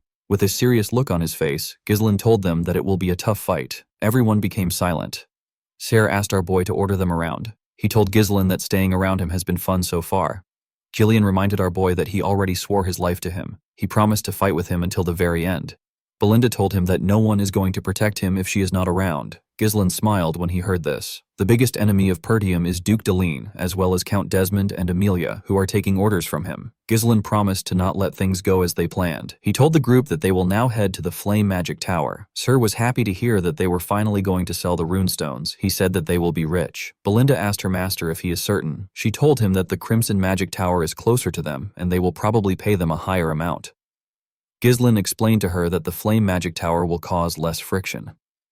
Gillian told him that he is right. He explained to them that when transporting high-value goods, unwanted guests are bound to appear. Since their payload is filled with runstones, staying one step ahead of the enemy is the only rational course of action. Belinda realized that they could be ambushed, like last time. Ever since Delmuth of the Crimson Magic Tower ascended to a 7th circle arcage and made his name known, the Flame Magic Tower has been on a downward spiral. Ghislain knew that it will be more profitable for them to sell the runestones to the Crimson Magic Tower, which is the greatest in the north. The Flame Magic Tower is making its own efforts, but it won't be easy for them to return to their former glory. Yet, despite all this, Ghislain still chose to head for the Flame Magic Tower for his own reasons. Our boy wanted to meet someone. The scene shifts and we are taken to the Flame Magic Tower. We are shown its amazing and luxurious buildings. Inside the tower, we see a girl surrounded by books shaking. She called out to someone known as Professor Ronato. She asked about when the light that he mentioned will come for her. In the next scene, we see Ghislain and his group arrive in the Brevant territory. They saw the huge tower of the Flame Magic Tower in the land. Gordon was surprised to see how huge the tower was. The man with the eye patch said that he has only heard about the tower before. He said that he has never been here before. Just from looking around, the mercenaries could tell that the quality of life was much different here than in Perdium. The territory had magnificent buildings and beautiful carriages. The mercenaries saw a large amount of magic scrolls. They also saw some mages using their magic to tile the road. They had never seen magic used in such manner. The mages were annoyed to see that the mercenaries were staring at them. They activated a different spell and used it to cover themselves. The spell made them invisible. The mercenaries were shocked to see this. They could not believe that the mages disappeared in broad daylight. Ghislain explained to them that the mages used a spell to conceal their presence. He told them that the mages don't welcome them. Cyr called the men idiots. He asked them to stop fooling around. Belinda was also surprised to see how big the magic tower is. Even though they were pushed down from the top spot, their magic tower was still amazing. Jillian revealed to her that the Brevant territory is one of the richest lands in the kingdom. Ghislain understood why they were impressed, but he knew that this magic tower that was once at the peak will later fall to ruin. When they arrived at the gates of the tower, Koss said that he can't even see the top of the tower even though he is so close to it. Belinda looked around. She asked about where the gatekeepers were. Only armors were lying at the entrance. The moment she asked this question, someone at the top of the gates raised his hand and asked them to stop. Immediately he said this. He and his partner used their magic to raise the armors up and make them take a stance. The armors were holding huge axes. The mage announced that nobody can just enter the magic tower. He asked them to reveal their identity and state their business. Belinda was surprised to see that they control the armors like puppets. Cyr could not believe that the mages couldn't come down to greet them. Jillian stepped down from his horse and introduced his master as the young lord of Perdium. He asked them to bring their trade officer. He told them that they have some fine goods to sell. With an arrogant look on his face, the mage told Gillian that they are not buying anything. Belinda was annoyed to hear this. She told the man that he has not even looked at their product. The man said that Perdium is the beggar land in the north. He said that anything from Perdium is probably just low-rank monster materials or garbage potions. He told them that it is a waste of time to deal with them. He and his partner made the puppets point their axes at them. The man asked the group to get lost. Belinda was annoyed to hear that he called them beggars. She asked him to come down and say it to her face. Jillian asked our boy about what they should do. Ghislaine asked the mage if he really wants them to leave. He showed him a small piece of runestone and told him that he should know what it is if he is a mage. The man was surprised to hear this. He took a look at our boy's hand. He was shocked to see him holding a runestone. He looked at the large amount of carts behind them. He realized that the carts have runestones inside. With a smile on his face, Ghislaine asked the mage if he is still not buying. The scene shifts and we see our boy and Belinda inside the tower, the trade officer, and the mage bowed their heads to them. The trade officer apologized for their rudeness. He introduced himself as Sane. He asked them to tell him if they need anything. Ghislaine told the man that they brought a lot of runstones. He said that he needs someone who will take responsibility until the very end of the deal. He told him that he needs to meet the tower master. Sane was surprised to hear this. He quickly agreed to Ghislaine's request. He told him that they need to inform him first. He ordered the guard to guide our boy and Belinda to the reception. The man accepted the order. Belinda told him that this is how he should have acted in the first place instead of mocking them. The man could not say anything. On their way to the reception, they heard a loud sound. Ghislaine asked the man if something is wrong. The man asked him not to pay attention to it. He told him that it is common during magic research. On the other side of the hall, we see 3 mages open a door and let out smoke from a room. We see the beautiful girl from earlier on the ground. The leader of the mages reminded the girl that he asked her to never set foot into the laboratory again. With a smile on his face, he told the girl that she is taking up space in the laboratory for no reason since she cannot use magic. He asked her if it is smart to ignore him, who is the future tower master of the magic tower and a third circle mage. Alfoy's friends wondered why her teacher brought her to the tower. The blonde boy next to him told the girl that she should be grateful that the tower master gave her a place to sleep. The girl said that she also has a right to use the laboratory because she is a mage. Alfoy told her that they will treat her like a mage. He used his wand to gather fire in his hand. He told the girl that she should be able to use a defensive spell to deal with this basic offensive spell. With a smile on his face, he asked the girl to try and block the attack. The moment he said this, he fired the first circle magic known as Fire Sling at the girl. She quickly raised her hand. She screamed out defense, but nothing happened. She quickly used her hand to cover her face. Fortunately for her, Ghislaine appeared out of nowhere and used his sword to cut through the attack. The boys were surprised to see this. Ghislaine asked the idiot if this kind of behavior is what is called magic research in the Flame Magic Tower. The scene shifts and we are taken to the Tower Master's meeting room. We see the Tower Master, whose name is Hubert, telling the elders of the tower that they are running low on runestone. He wondered about how they reached this point. He said that the gap between them and the Crimson Magic Tower will continue to get wider. He reminded them that he has been telling them to get runestone. He asked the elders about what they have been doing. An elder with a yellow hat remembered that the Tower Master usually asked them to wait each time they try to secure a distribution line. Another elder with a red hat recalled that Hubert spent his time buying trinkets and luxury goods under the guise of networking with nobles. He couldn't stand the Tower Master anymore. An elder with a green hat informed Hubert that the Tower Master of the Crimson Magic Tower has reached the 7th circle. He reminded Hubert that he is still a 6th circle mage. Hubert asked the elders to not talk about the Tower Master of the Crimson Magic Tower. He said that he will reach the 7th circle if he has more runestone. Hubert could not believe that Delmuth reached the 7th circle before him. He told himself that Delmuth must be buying all the runestone for himself. He did not like the fact that the stone was very expensive. The moment he thought of this, Sane barged into his meeting room. He told him that they need his attention right now. Hubert told the man that he is rude. He asked him if he can't knock when they are having a meeting. Sane apologized to him. He said that they need his attention now. He revealed to him that someone brought a massive amount of runestone.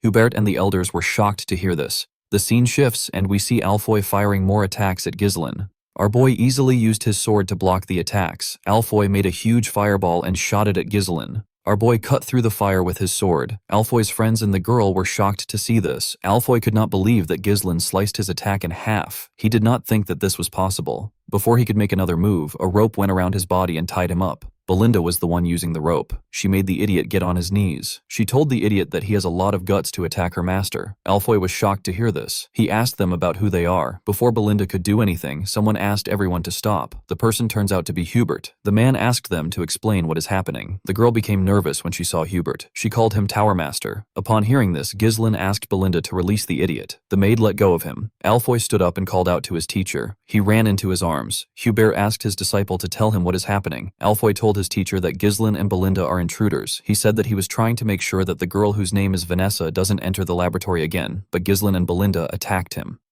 While shaking like a little girl, Alfoy told his master that he wanted to stop Vanessa from entering the laboratory because he didn't want her to get hurt since she doesn't have any mana. Belinda told the idiot that he is crying like a little girl. Alfoy was annoyed to hear this. He told the maid that he is a man with a shaky tone in her voice. Vanessa said that she just wanted to use the laboratory. Upon hearing this, Ghislain became certain that she is the one he is looking for. This girl will later be known as the Red Nightmare. Our boy was surprised to see that this is what she was like before she became a total nightmare.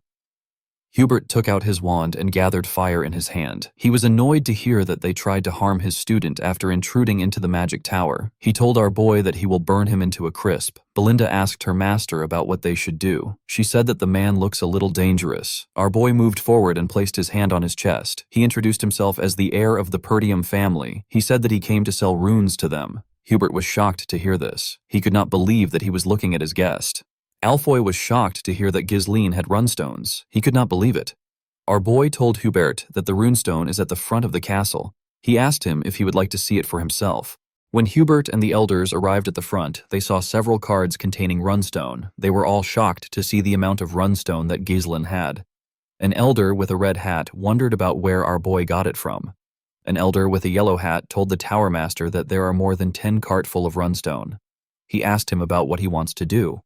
Hubert did not respond to him. The man cheered like a little girl. He did not expect to get this amount of runestone. He knew that this was a once-in-a-lifetime opportunity. He believed that he will be able to crush the Crimson Magic Tower with this runestone. Hubert actually cheered in his imagination. He didn't want to lose his cool in front of the elders. He put himself together and told Ghislain that the quality doesn't seem very good. Sir was annoyed to hear this. He grabbed his sword. He could not believe that Hubert was spouting nonsense after they worked hard to mine the stones. Vanessa was surprised to hear this. She said that one cart should last them for some weeks. Hubert was annoyed to hear this. He could not believe that she was talking at this moment. He told her that she doesn't know anything. He ordered her to get inside. As he watched Vanessa walk into the tower, he cursed a man named Renato for leaving Vanessa with him. He believed that the girl should have the ability to read the room even if she doesn't have talent. He turned to the elders and carefully winked at them. He asked them if they agree with Vanessa. The elders immediately understood what he was trying to tell them. The green hat elder picked up one of the stones and said that the quality is not very good. The yellow hat elder said that runestone from a poor territory has a possibility of being fake. Belinda was annoyed to hear this. She asked the old idiots if they know how hard her master worked to get them. The yellow hat elder said that their efforts is not his business. He asked Belinda if she knows how many scammers there are today. The green hat elder said that they can't judge solely on what the seller says. Ghislain told them that he believes that they don't want to buy his product. The elders were shocked to hear this. Our boy turned around. He said that the Flame Magic Tower doesn't need it. He said that they can sell it somewhere else. Hubert panicked when he saw this. He quickly asked them to wait. He turned to the elders and signaled them. The blue hat elder told Hubert that they will take the carts off his hand since he went through so much trouble to bring them there. He said that he doesn't want Ghislain to leave empty-handed after coming so far. He begged Hubert to show them some mercy. The Tower Master decided to play the role of Messiah. He told the Blue Hat Elder that he will do it since the elders agreed on it. With a smile on his face, he told Ghislain that he will buy all of them out of the generosity of his heart. He said that he has to buy it below the market price. Ghislain told him that he is misunderstanding something. He asked Kay to take all the carts back except one. With a smile on his face, our boy told the mercenary that they only planned on selling one cart. Hubert and the elders were shocked to hear this. With an evil smile on Kay's face, he apologized to Ghislain. He said that he forgot about this. Sir ordered the men to take the carts away. The mercenaries immediately began to move. Hubert quickly moved close to Ghislain. He asked him about what he is doing. Our boy apologized to him for the confusion. He said that his subordinates made a mistake and brought too much goods. He told Hubert that their actual destination is the Crimson Magic Tower. He said that they just need some money for their trip. Hubert became annoyed when he heard about the Crimson Magic Tower. He quickly changed his expression. He told Ghislain that he was just joking around so that their first meeting wouldn't be too awkward. He asked our boy to follow him inside for a little chat. The elders were disappointed when they heard this. They could not believe that he quickly stopped bluffing with a smile on his face. Our boy told him that a meeting will be fine. The scene shifts and we see everyone inside the meeting room. Hubert introduced the old men as the elders of the tower. He said that they are all fifth circle mages. Ghislain said that this is impressive. He said that this is expected from the second strongest in the northern region. Hubert told our boy that he has heard some strange rumors that are not true. He said that the Flame Magic Tower is still the strongest magic tower in the northern region. Ghislain told him that it is not important. Belinda was surprised to see how her master spoke. She wondered if he is trying to piss Hubert off. Keir liked what he was seeing. Ghislain told the woman that their master definitely has a plan. Hubert asked Ghislain about the amount he wants to sell it for. He told him that he won't get a better deal than what he will get here if he tried to sell it to anyone else. Ghislain raised his hand and told Hubert that he wants double the market price. Hubert and the elders were shocked to hear this. They believed that our boy was just too naive to understand how the world works. Hubert told Ghislain that this isn't how negotiations work. He explained to him that it is about both parties making a compromise. He told Ghislain that he can't just make a one-sided decision. Our boy told him that he simply felt like he needed to get double the market price from the Flame Magic Tower. The elders were annoyed to hear this. They told Ghislain that he shouldn't joke in a place like this. They asked him if he is mocking them. With a serious look on his face, Hubert asked Ghislain to watch himself. He told him that he gets angry when he sees clueless brats flailing in a world that they don't understand. He told Ghislain that he understands that he makes mistakes because he is still young. He said that he will show him mercy once out of generosity. He asked our boy to take the negotiations seriously. He told him that he will give him a little extra on top of the market price. He asked our boy to sell to them. Ghislain stood up when he heard this. Hubert was surprised to see this. He asked him about why he stood up. Ghislain told him that he doesn't seem interested in buying them. He said that double is actually a discount. He told the Tower Master that he will simply go to the Crimson Magic Tower. The moment Ghislain turned around, Hubert panicked and called out to him. He asked him about why he is in a rush. He said that he was simply upset. He asked our boy to sit down and chat a little longer with them. Ghislain smiled when he heard this. Hubert told our boy that he has guts. He said that they will take the runist for double the market price because they are the first people he visited. Our boy smiled and agreed to Hubert's offer. The Tower Master became relieved. Ghislain revealed to him that the double price is just for one cart. The elders and Hubert were surprised to hear this. The Tower Master told our boy that he needs to sell everything he brought to them. Ghislain explained to him that he can sell the rest of the runestone for triple the market price if he tells the Crimson Magic Tower that he sold it to them for double the price. He asked Hubert to tell him why he would sell everything here. The Tower Master was annoyed to hear this. He told Ghislain that there is a limit to how much they can let him joke around. Ghislain stood up and told Hubert goodbye. The moment he saw this, the Tower Master panicked. He quickly accepted our boy's offer to buy at triple the price. Ghislain smiled and sat down. He said that this is what he expected from the greatest magic tower in the north. Hubert stood up and asked our boy to wait there. He said that he wants to get the money immediately. The elders were shocked to hear this. They did not expect their Tower Master to panic this much. The Tower Master couldn't believe that a sixth circle mage like him was getting played by a country bumpkin. He didn't understand why he was buying into this nonsense. He had no choice but to buy them since they were currently experiencing a shortage of runestone. He told himself that he will burn Ghislain if he acts out again. Before Hubert could take a step forward, Ghislain called out to him. He told him that he has not finished stating his conditions. The Tower Master turned around out of anger. He asked our boy to tell him what he wants. With a serious look on his face, Ghislain told the Tower Master that he wants him to give Vanessa to him. Hubert was shocked to hear this. He asked him if he really wants the girl. Ghislain revealed to him that he intends on making her his exclusive mage. The scene shifts and we are taken to the past.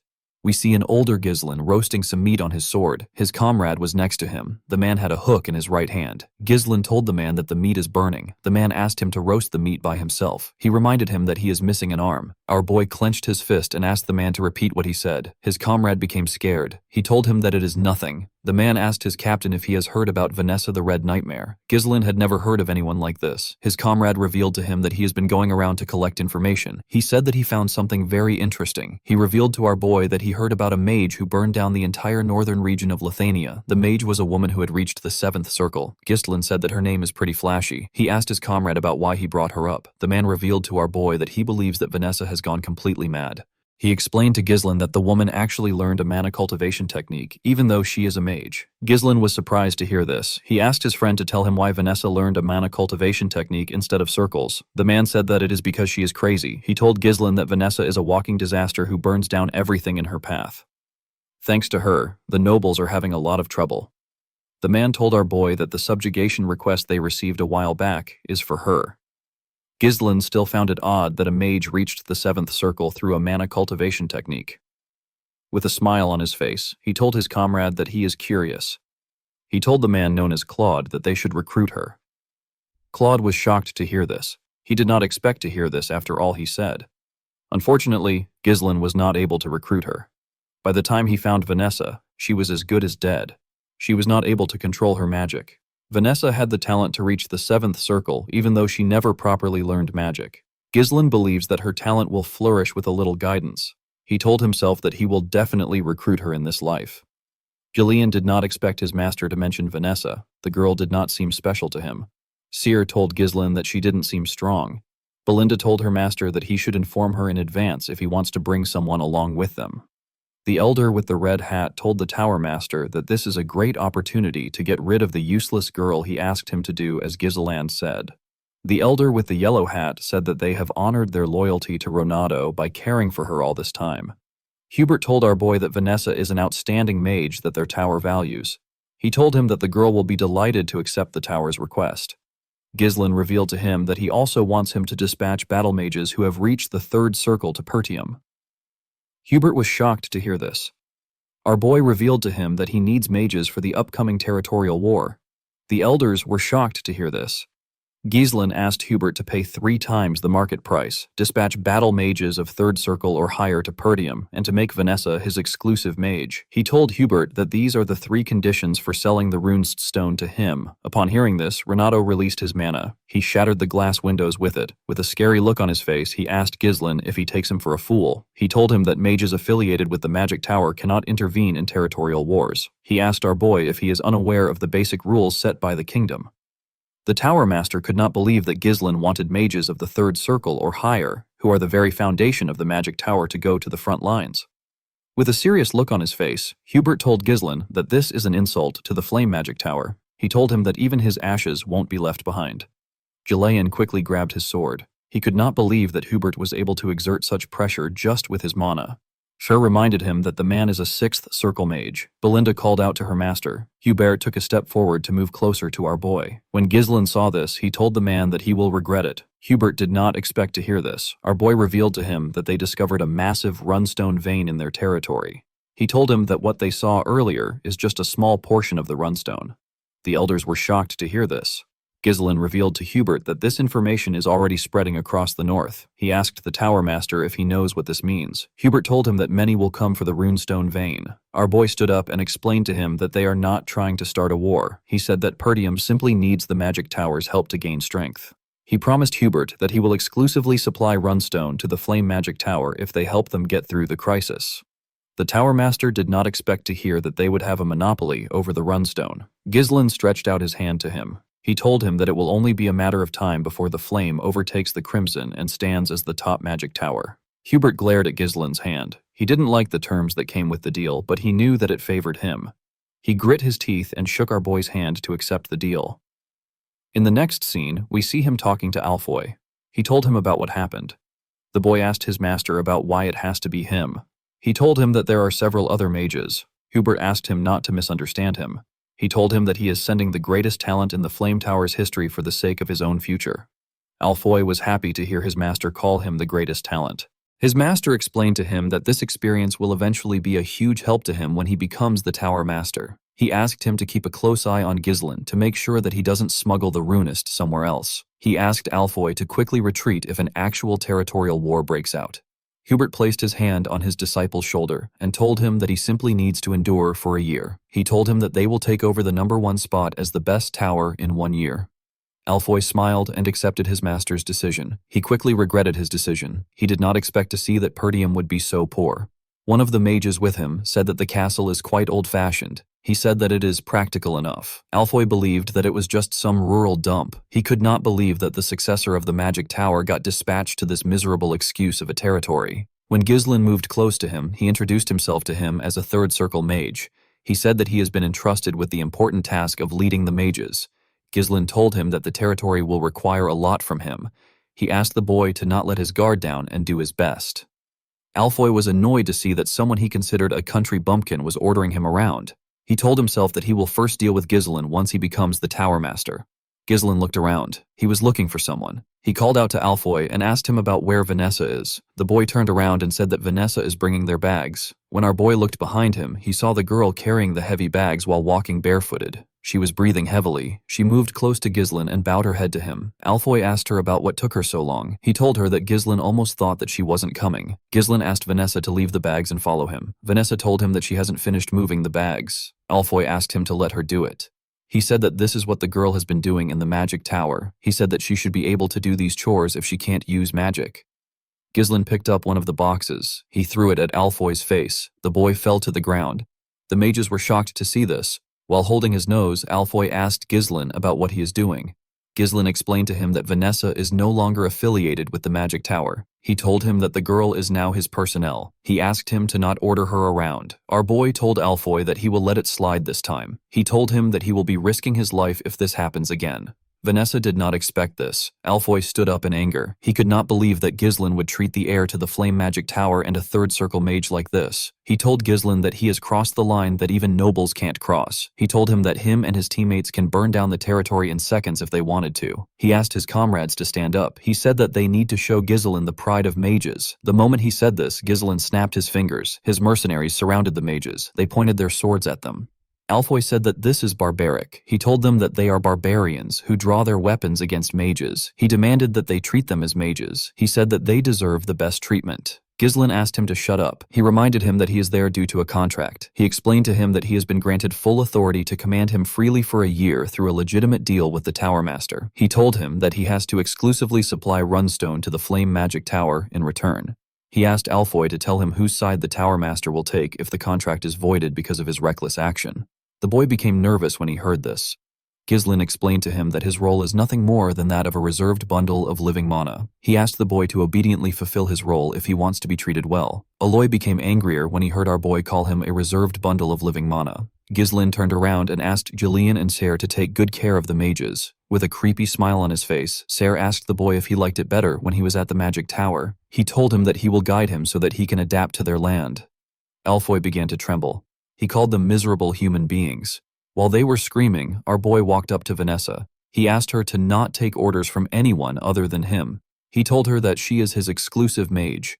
Vanessa was shocked to hear this. She put her head down. She informed Gislin that she can't use magic like Alfoy. With a smile on his face, our boy asked her to follow him. He told her that he will help her use magic. In the next scene, we see Gislin take Vanessa to his training room. He called out to her when they stepped inside. The girl quickly answered him. He turned around and asked her about how far she got in her magic studies. The girl said that she got up to the 5th circle in theory. Gislin told her that this is excellent. Vanessa did not expect to hear this. She said that it is all useless because she can't use magic. Our boy asked her if there is a particular reason why she can't use magic. Vanessa explained to him that she was never able to feel mana since she was a child. Even though she couldn't feel it, she believed that she would be able to use magic someday if she worked hard enough. The more she studied magic, the more she realized that this day will never come. Vanessa held her staff close to her chest. She said that she must have been kicked out of the tower because her teacher who guided her has passed away. Gislin realized that a 5th circle mage possesses the strength that is on par with the average elder of the Flame Magic Tower.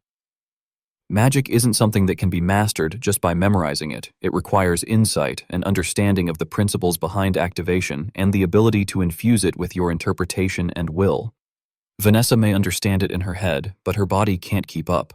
Gislin knew that she must have endured grueling efforts and countless trials and errors to overcome this problem. He believed that the girl's efforts were not in vain. He just wanted to lead her down a different path. He remembered Claude telling him that Vanessa reached the 7th circle in his past life. The man told him that she learned a mana cultivation technique. He said that she did this because she is crazy. Our boy smiled when he remembered this. He revealed to Vanessa that he will teach her a mana cultivation technique from now on. The girl was surprised to hear this. She asked Gislin to tell her why she will learn a mana cultivation technique when she is a mage. Our boy explained to her that both circles and mana cultivation techniques are used for controlling mana. He asked Vanessa if she has ever tried it before. Vanessa was shocked to hear this. She said that it is crazy. She asked Gislin to tell her how she can use magic with a mana cultivation technique. She said that she can become magically crippled for the rest of her life if things go wrong. Gislin stretched out his hand and told Vanessa that she should try it with him. When Vanessa saw the look in Gislin's eyes, she knew that he was being serious. She never thought of herself actually using magic. She clenched her fist and told herself that she will do it if this is what it takes. The scene shifts and we see her and Gislin sitting on the floor. She loosened her dress to show Gislin her back. Our boy recalled that the girl had the same eyes as him in his past life. It was filled with regret, rage, and hatred. The place she fell to after endlessly yearning for magic was an endless abyss. She mastered a mana cultivation technique of unknown origins only to become a disaster driven by instinct. She burned everything to ashes. However, it is different this time because Gislin is there to prevent her from falling into that abyss again. Our boy told himself that he will reach out his hand to her. He activated his mana and placed his hand on her back. He pushed his mana into her body. Vanessa grit her teeth to endure the pain. Her body became hot. Ghislain immediately asked her to close her mouth. He told her that she is twisting her mana road. He told her that his mana just entered her body. He asked her not to let go of this sensation. He asked her to feel the flow of mana as much as possible. Vanessa quickly closed her eyes to focus on the mana. She felt the flow of mana stretching through every corner of her body. It was circulating along the edges and converging at the center. Vanessa's eyes shined brightly. Her body released a large amount of mana. Vanessa fell into a trance. We see a younger Vanessa watching her master talk to Hubert. Her master found out that the tower was going to cut off his support. He asked Hubert if he knows what he is saying. He told Hubert that Vanessa has talent. He said that they would have never been able to prove the pattern of mana particles transmuted into mana without Vanessa. With a nervous look on his face, Hubert said that he understands. He said that the situation is a bit weird. He told Renato that it doesn't matter if Vanessa is very smart. It doesn't mean anything if she can't use magic. He told Renato that they can't really call her a mage. Renato asked him about what he is saying. Hubert asked him to tell him if they will get anything out of Vanessa if they invest in her. The older Vanessa saw herself crying after hearing what Hubert said. She saw herself apologizing to her master with tears in her eyes. She told Renato that he wouldn't have to leave the tower if she was just talented. Her master pat her on her head. He told her that he is not leaving the magic tower. He said that he is simply going on a journey to find a method for her to use magic. He asked her to lift her head high and look at the sky. He told her that there is no place in the world where darkness lasts forever. He promised her that a light will come to find her one day. When she remembered this words, Vanessa saw an image of our boy stretching his hand out to her. Ghislain shined brightly in front of her. Vanessa stretched out her hand to touch our boy. Their hands shined brightly when they touched. Vanessa realized that her teacher was right. The light eventually came for her too. After seeing this image, Vanessa fell to the ground and lost consciousness. In the next scene, we are taken to a building. We see a man fighting some soldiers in the building. The man had already beaten up 4 soldiers. Some men were cheering for the huge man. The man asked the other soldiers to come at him. He asked them if they believe that they can cut him down with a piece of metal. One of the soldiers asked him to stop being stupid. He charged at the man. Before his sword could touch the man, he grabbed his hand and slammed him to the ground. Another soldier tried to attack the man from behind. The man was able to sense this. He used the soldier he put down to slam the soldier that charged at him. The soldiers were sent flying. They destroyed the wall and landed outside. The man told them that he is not even warmed up yet, and they are already on the ground. The man's subordinates commended him on his work. They said that the worms were stupid to interfere with their party. They said that no one around there can stop them. A man slammed his cup on the table when he heard this. In the next scene, we see the man outside the bar with his fishing rod in the river. His helmet was next to the fishing rod. Someone walked up to the man and asked him if his training is going well. The man asked the person to go straight to the point. The person informed the man whose name is Victor that Count Desmond has issued a mobilization order. Victor stood up when he heard this. He grabbed his helmet and wore it. He also picked up his fishing rod. He went into the bar and asked the man to follow him. When he went inside, we are shown the dead bodies of the mercenaries from earlier. Victor said that he was just getting bored to death. In the next scene, we are taken to Zwalter's office. Randolph was next to him. The Count's hands began to shake when he opened a letter. Count Dard told him that Ghislain killed his son. He told him that he will have his vengeance. Zwalter asked the knight captain to assemble the soldiers. He said that this is a declaration of war. The scene shifts, and we see the officials in the Count's office. Randolph told his master that the guards must have lost their minds. He could not believe that they were claiming that Ghislain killed Gilmore. Another official said that they have to teach them a lesson for declaring war with a false pretext. The officials did not expect the Dards to turn on them because they treated them like family for a long time. The officials wondered about what the Degalar watched his officials as they screamed at each other. Ghislain informed them that it is because of the runestone. Zwalter was surprised to hear this. Ghislain reminded them that 2 vassals were sent to the Dards' territory when he was at the Magic Tower. He said that the vessels must have spread the information about their territory. The officials were shocked to hear this. They could not believe that the vessels betrayed them. They told our boy that he is making a bold accusation. Zwalter knew that it was not uncommon for a good thing that can save one's land to bring crisis. Instead, he realized that his son already knew that this would happen all along. Randolph told them that they don't need to think too much about it. He reminded them that they outnumber the Dards' army with far more experienced soldiers. He said that the Dards will pay for opposing them. The moment he said this, Scoven barged into the room. He told Zwalter that he has some urgent news. He said that the Dards have arrived. Outside the town, we see the Dards' army marching to Pertium with their flags in the air. Victor was leading them. Zwalter, Ghislain, and the officials quickly went outside to see the army that marched into their territory.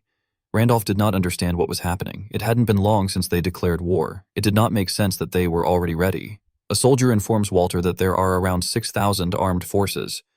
The supply unit that departed later consists of 1,000 troops. Additionally, multiple siege weapons have been identified. The troops have already begun construction. Albert asked Randolph about what is happening. He said that the army vastly outnumber them. He said that the Dards are as poor as Pertium.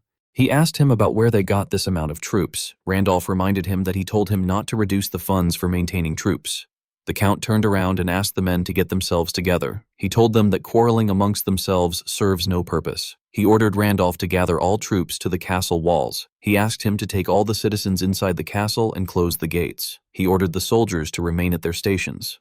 Walter announced that the war has already begun. Count de Garde moved his horse close to the castle. He said that his son was a useless young lad. He said that he managed to prove his worth after death with a greedy look in his eyes. Count Tamodard said that this is an incredible castle. He asked Victor to follow him. He said that he needs to speak to Zoltar. When he got closer to the castle, Walter asked him to explain the meaning of his treachery. Tomos said that his beloved son died on their land. With a look of anger on his face, he said that his son died at the hands of the successor of Pertium. He told Walter that there is no parent that wouldn't be furious at the death of his child. He told the Count that things will end peacefully if he surrenders now. Randolph was annoyed to hear this. He told his master that Tomos is lying to the very end. Albert told his lord that there is no reason to continue this conversation. Even though he managed to save Elena, Ghislain knew that things would still end up like this because Gilmore died. Ghislain could tell that they came to trample on them because they brought siege weapons. Everything was going as our boy expected. Walter told Tomos that Ghislain did not kill his son. He released his mana and told Count de Garde that this is the only answer he will give him. He asked him to return to his land if he values his life. Tomos became scared. Even Victor had to acknowledge that Walter Pertium truly has a commanding presence worthy of the renowned general who has protected the North for so many years. Tomos put himself together. He tells Walter that he can't even fathom the amount of blood that will be spilled because of his foolish choice. He turned around and told him that he will regret it. Randolph turned to his master. He asked him to leave the troops to him. He said that these troops are nothing but unorganized dogs. He assured Zoltar that he will wipe them out and bring victory to their land. Homer asked him if he has lost his mind. He told him that it doesn't matter if he is very strong. He said that the difference is too vast. Albert told him that one lost battle can cost them their lives. Randolph told them that they can't just stand by and watch. Homer suggested that they request aid from other lands. Randolph asked him if they can hold out until they arrive. Someone said that they may have to abandon the castle and retreat to the northern fortress as a last resort. Due to the chaos, Walter could not get his thoughts together. After the sudden declaration of war, their enemies appeared fully prepared. Due to the number of enemy troops, Walter was able to tell that someone must have assisted Count Dard from behind. He didn't know who it was. Walter wondered about what he should do in this situation. While he was thinking, our boy told him that they should prepare for a defensive battle. The Count was surprised to hear this. His son explained to him that they can only muster 2,000 soldiers, which is small when compared to Dard army, which is close to 7,000. They outnumber the Pertium army by more than 3 times. They are fully prepared and their morale is high. Ghislain told his father that they will probably begin a full-scale assault in roughly 15 days when the siege weapons are complete. He told Zoltar that requesting reinforcement and holding out in the castle is the best option. Zoltar said that this would have been the usual course of action. However, he cannot see anything they can do after this. Our boy moved close to his father and whispered something to him. Zoltar seemed to be very shocked. In the next scene, we see Ghislain wearing an armor. He was holding his helmet in his hand during the 15 days before the enemy's full-scale assault. Ghislain decided to pour everything he has into turning things around. Our boy went into a tent to meet Belinda, Jillian, and Kair. The mood in the air was not friendly. Belinda said that the war really broke out. Ghislain said that it did. He told them that he will tell them what they must do from now on. He informed them that they are going to ambush their enemies. Ghislain explained to them that they will ambush their supply units before they begin their assault once they block off their supply route. Continuing the war will become much more difficult for them. Belinda asked her master about how they will do it. She reminded him that the Dard soldiers have occupied the front of their castle. Due to this, there are many eyes watching them. The enemies will notice immediately if they try anything. Ghislain called out to Sarah and Jillian. Sarah informed him that he has already stationed the troops in the forest of Beast Outpost. If things go south, they can retreat into the woods, so there is no need for worry about being discovered. Jillian informed his master that they have finished distributing the ponchos made from the Daracent skin as he ordered. The man said that the ponchos should be well suited for nighttime operations due to the dark materials. Ghislain told him that a large army moving would be easily detected. But if it is an elite unit in camouflage, spotting an ambush won't be so easy. The only issue they had was that they don't know the location of the supply unit. Ghislaine turned to Belinda and told her that he needs her to find out where the supply unit is. Belinda did not expect this. She put herself together and accepted the order. Our boy knew that this was a dangerous role that requires one to prepare for death and slipping into enemy lines. However, he was certain that Belinda could handle it easily. The last thing our boy needed for his plan was the strongest card that will land the finishing blow in this war. He wanted this card to be Vanessa. A few days later, we are taken to the Dard supply unit camp. We see a man known as Fao in the camp. He was previously a vassal of Perdium. He has now become a commander of Dard's supply unit. Fabro was extremely happy that the war had begun. He said that he will be rewarded with some land in a few weeks. He clinked glasses with his friend and told him that it was a good thing that they sided with Count Desmond. Thanks to his help, they can rest in the back without taking any risks. His friend told him that it was all thanks to his splendid decision. Fabro took a sip of his drink and wished Perdium goodbye. He said that a part of the land will soon belong to him. Outside the camp, we see Ghislaine and his unit lurking in the forest. He said that they arrived just in time.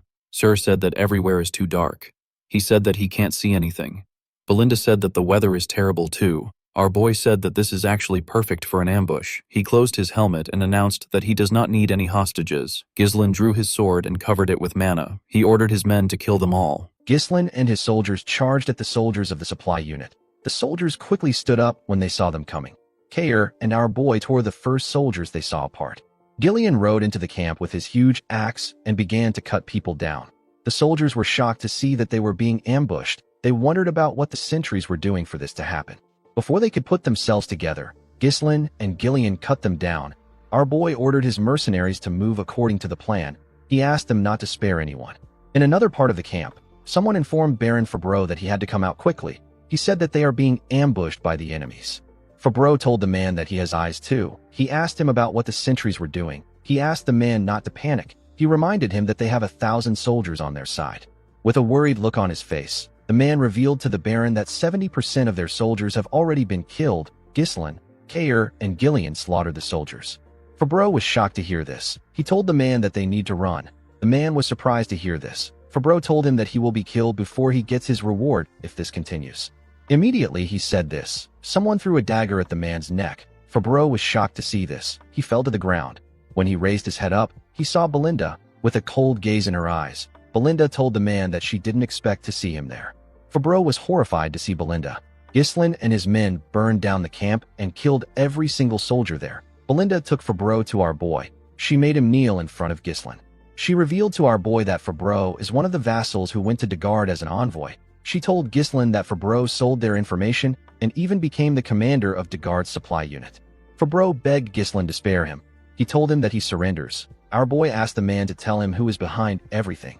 Fabreau told him that it is Count Desmond. He said that he was threatened by the Count, so he had no choice but to work for him. Ghislaine was not surprised to hear that Count Desmond was involved. He realized that the Count was the one who supported and provided soldiers for Count Dagard.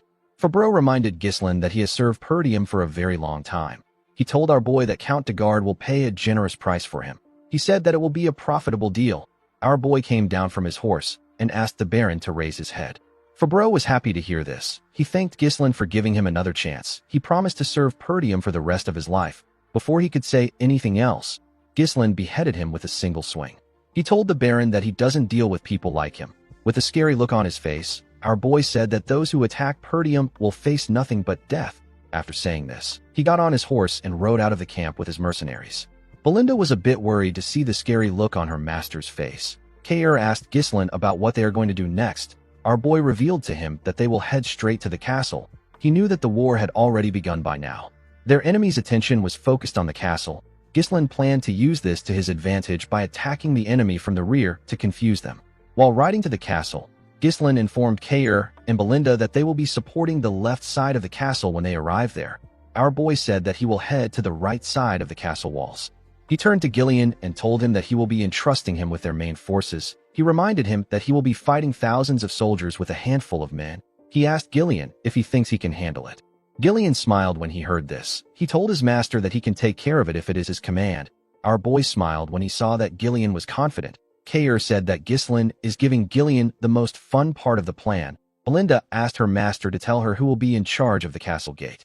Ghislaine asked her to leave the castle gate alone. Belinda, Kair, and Gillian were shocked to hear this. Our boy turned around and told them that this war will be the starting point that will change the history of Perdium.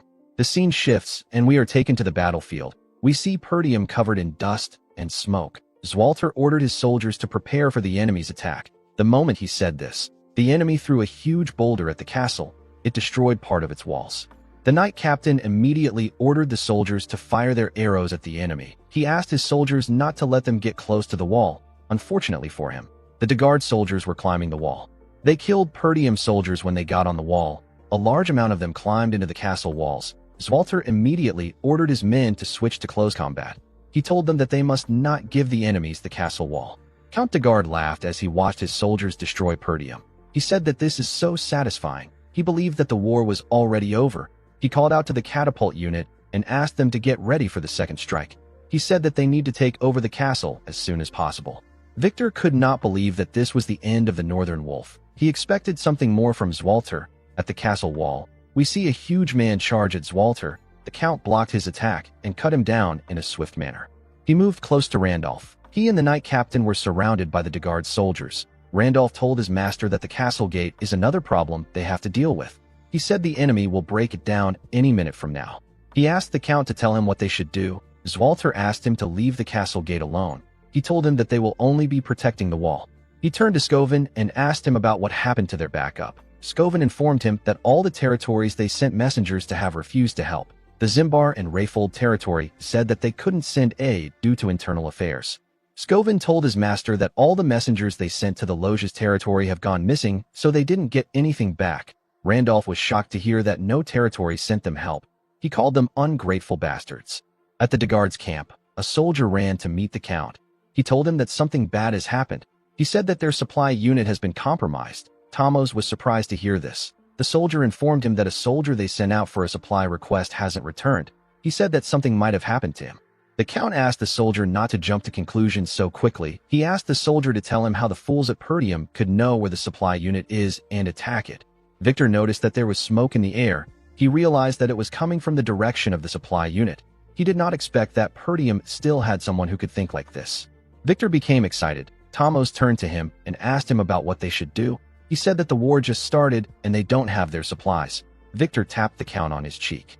With a serious tone in his voice, he told Count Dagard that they don't need any supplies. He said that they simply have to take over the castle today. The Count was shocked to hear this.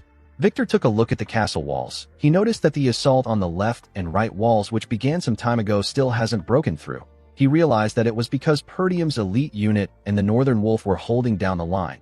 While looking around, Victor noticed that the castle gate was free. He raised his sword and pointed it at the gate. He ordered the soldiers to advance. He told them that they shall break down the castle wall today. He got on his horse and called out to a man known as Adon. A soldier who was wearing a weird armor and holding a huge sword and shield stepped out on a horse. Victor informed Adon that he is going to personally head out to break through the castle gate. He ordered Adon to stay there and protect the base. As Victor rode his horse forward with his soldiers, Adon turned around and moved to the base.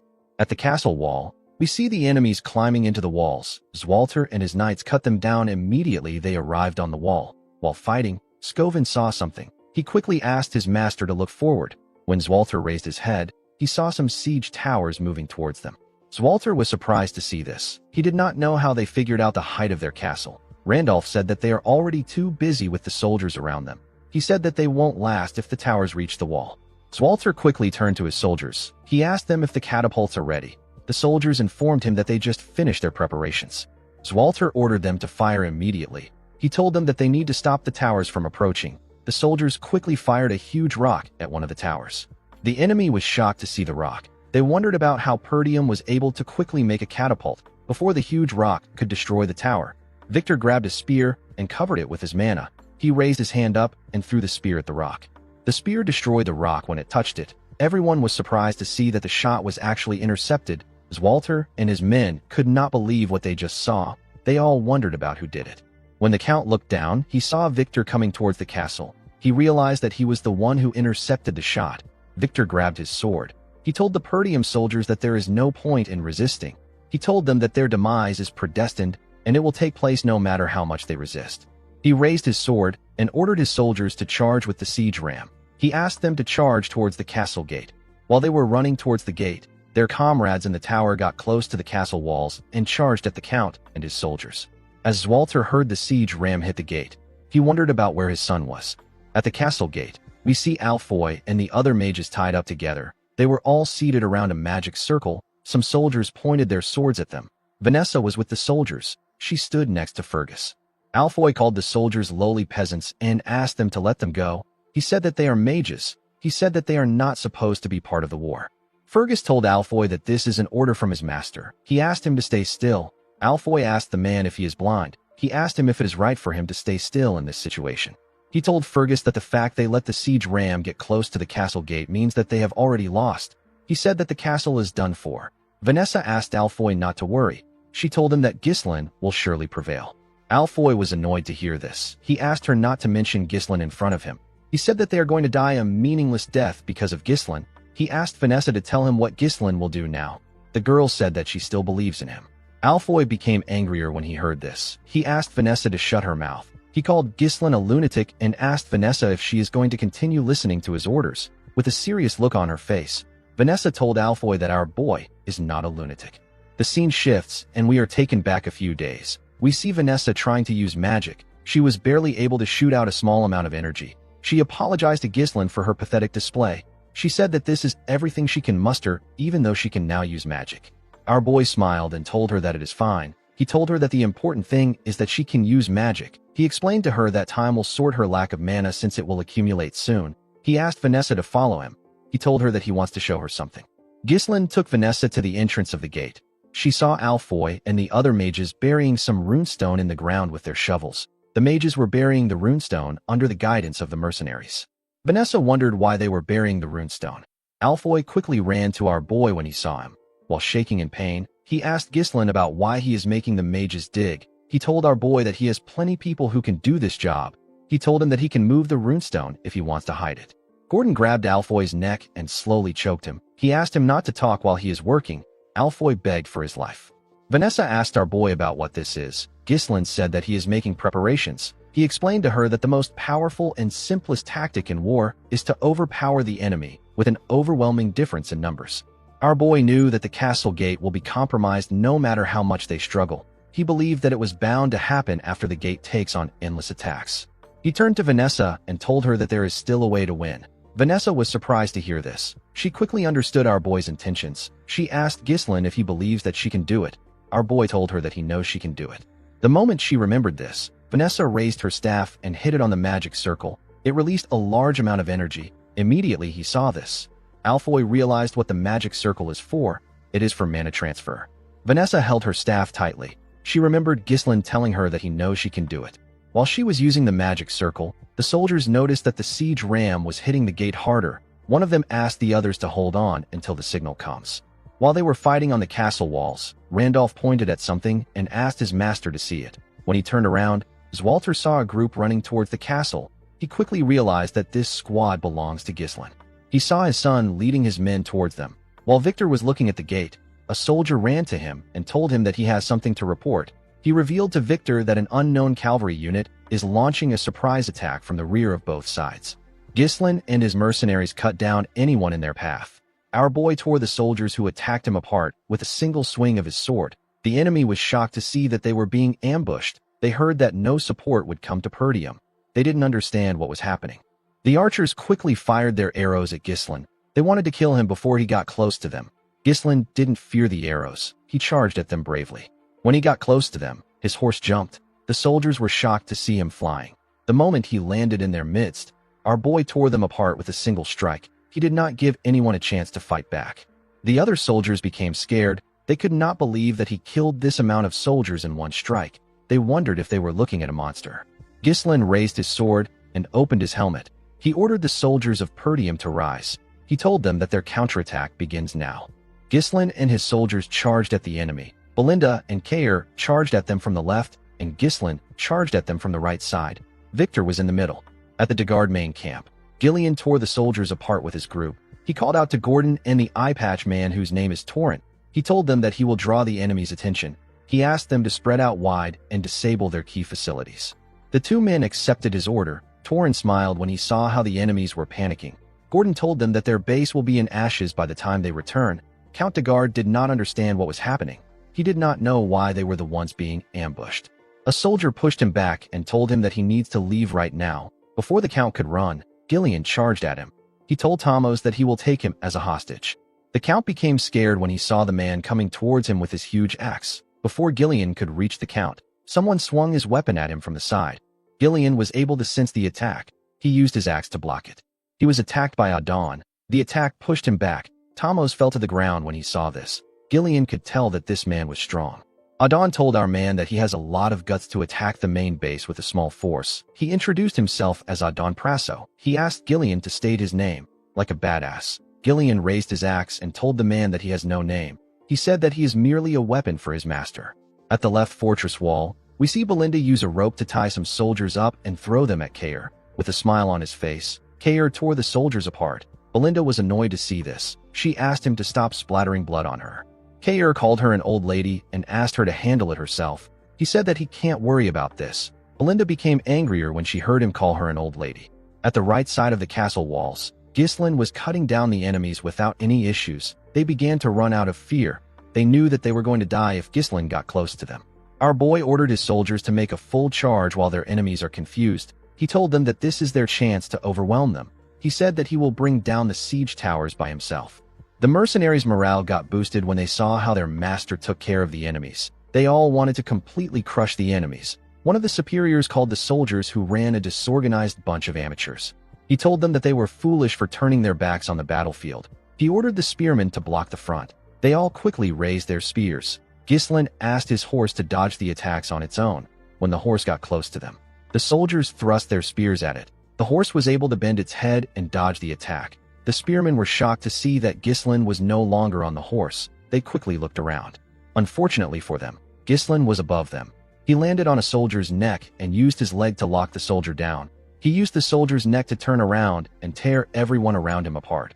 He then moved away from the man's neck and beheaded him with a clean cut.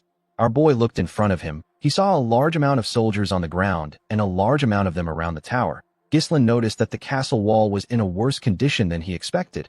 He believed that it was because of the siege tower. He realized that the castle wall might fall before the enemies break through the gate. Although his cavalry was keeping the enemies at bay, the difference in their numbers is still way too big. Our boy realized that they will get surrounded by the enemies if they let things drag on. While he was looking around, a captain ordered his soldiers to attack. He said that the castle walls will soon fall now that the siege tower is in play. He asked them to do their best to keep Ghislain there. Our boy realized that he didn't have a lot of time left. He raised his sword and said that they must secure their win before they lose this momentum. Ghislain used his sword to split the head of the first soldier that got close to him. Another soldier quickly charged at him. Ghislain cut off his neck. He cut the next person's throat. He blocked a soldier's attack and moved his sword close to him. He quickly tore the man's chest apart. The soldiers on the siege tower saw this. They quickly fired their arrows at him. They knew that they couldn't let Ghislain get close to them because he is targeting the siege tower. Our boy dodged the arrows and moved close to the captain. He stabbed the captain in his stomach and used his sword to raise him up.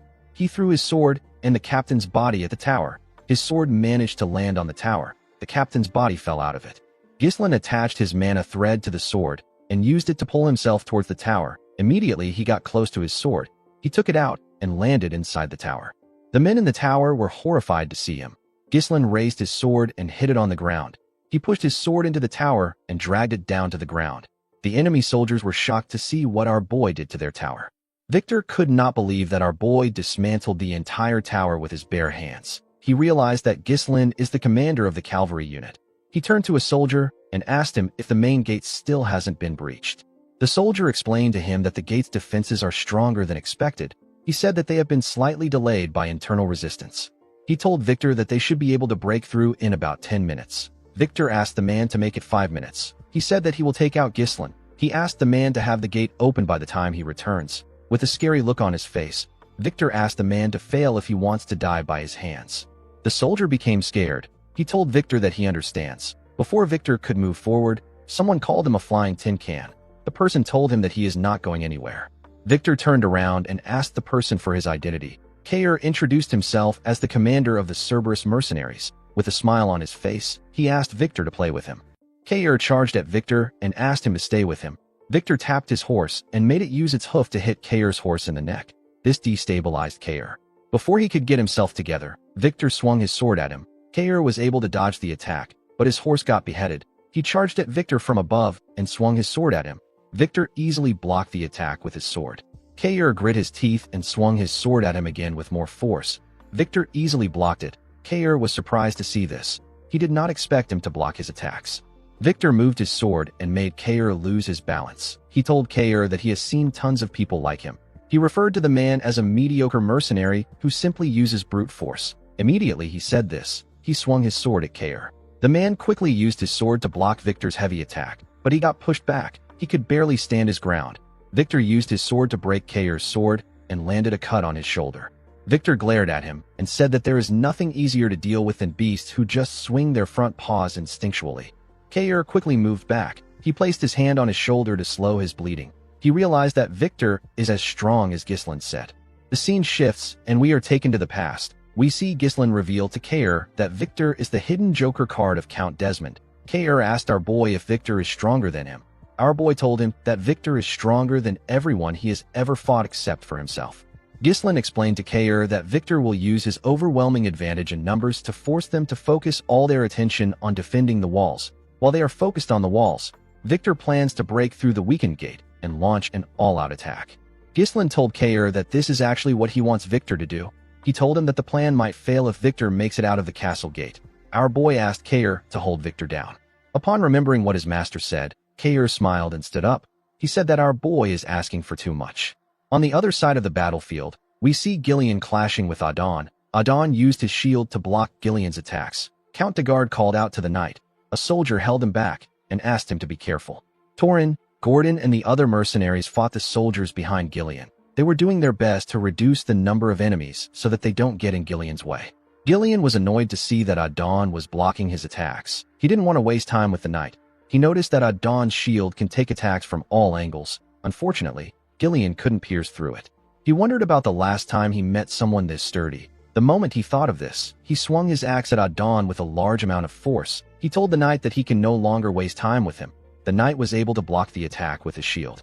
Adon asked him not to waste his time. He told Gillian that he can't break his shield. He pushed Gillian's axe aside and thrust his huge sword at him. Gillian was able to push his sword aside with the handle of his axe. Adon turned his sword and used it to behead Gillian's horse. Gillian did not expect this. As his horse fell to the ground, Adon raised his shield and asked him to fall. He covered it with his energy and used it to push Gillian back. Gillian used his axe to block the attack. While he was fighting the knight, the enemy was hitting the gate with their siege ram. They eventually destroyed it. Zwalter and his soldiers were horrified to see this. However, our boy did not panic. Alfoy called out to Vanessa. He asked her to do something since she took their mana. While draining their mana, Vanessa said that it is not yet time. Victor raised his sword and ordered his soldiers to attack and take over the castle. The soldiers quickly ran into the castle. Victor turned to the soldier next to him and ordered him to bring Count de Garde there. He said that he is going to eliminate the enemy commanders. The soldier accepted his order. Kair stood up with his body covered in injuries. He raised his sword and told Victor that he is not going anywhere. Victor asked Kair if he does not know when to run away as a mercenary commander. He asked the man to tell him why he wants to fight him again.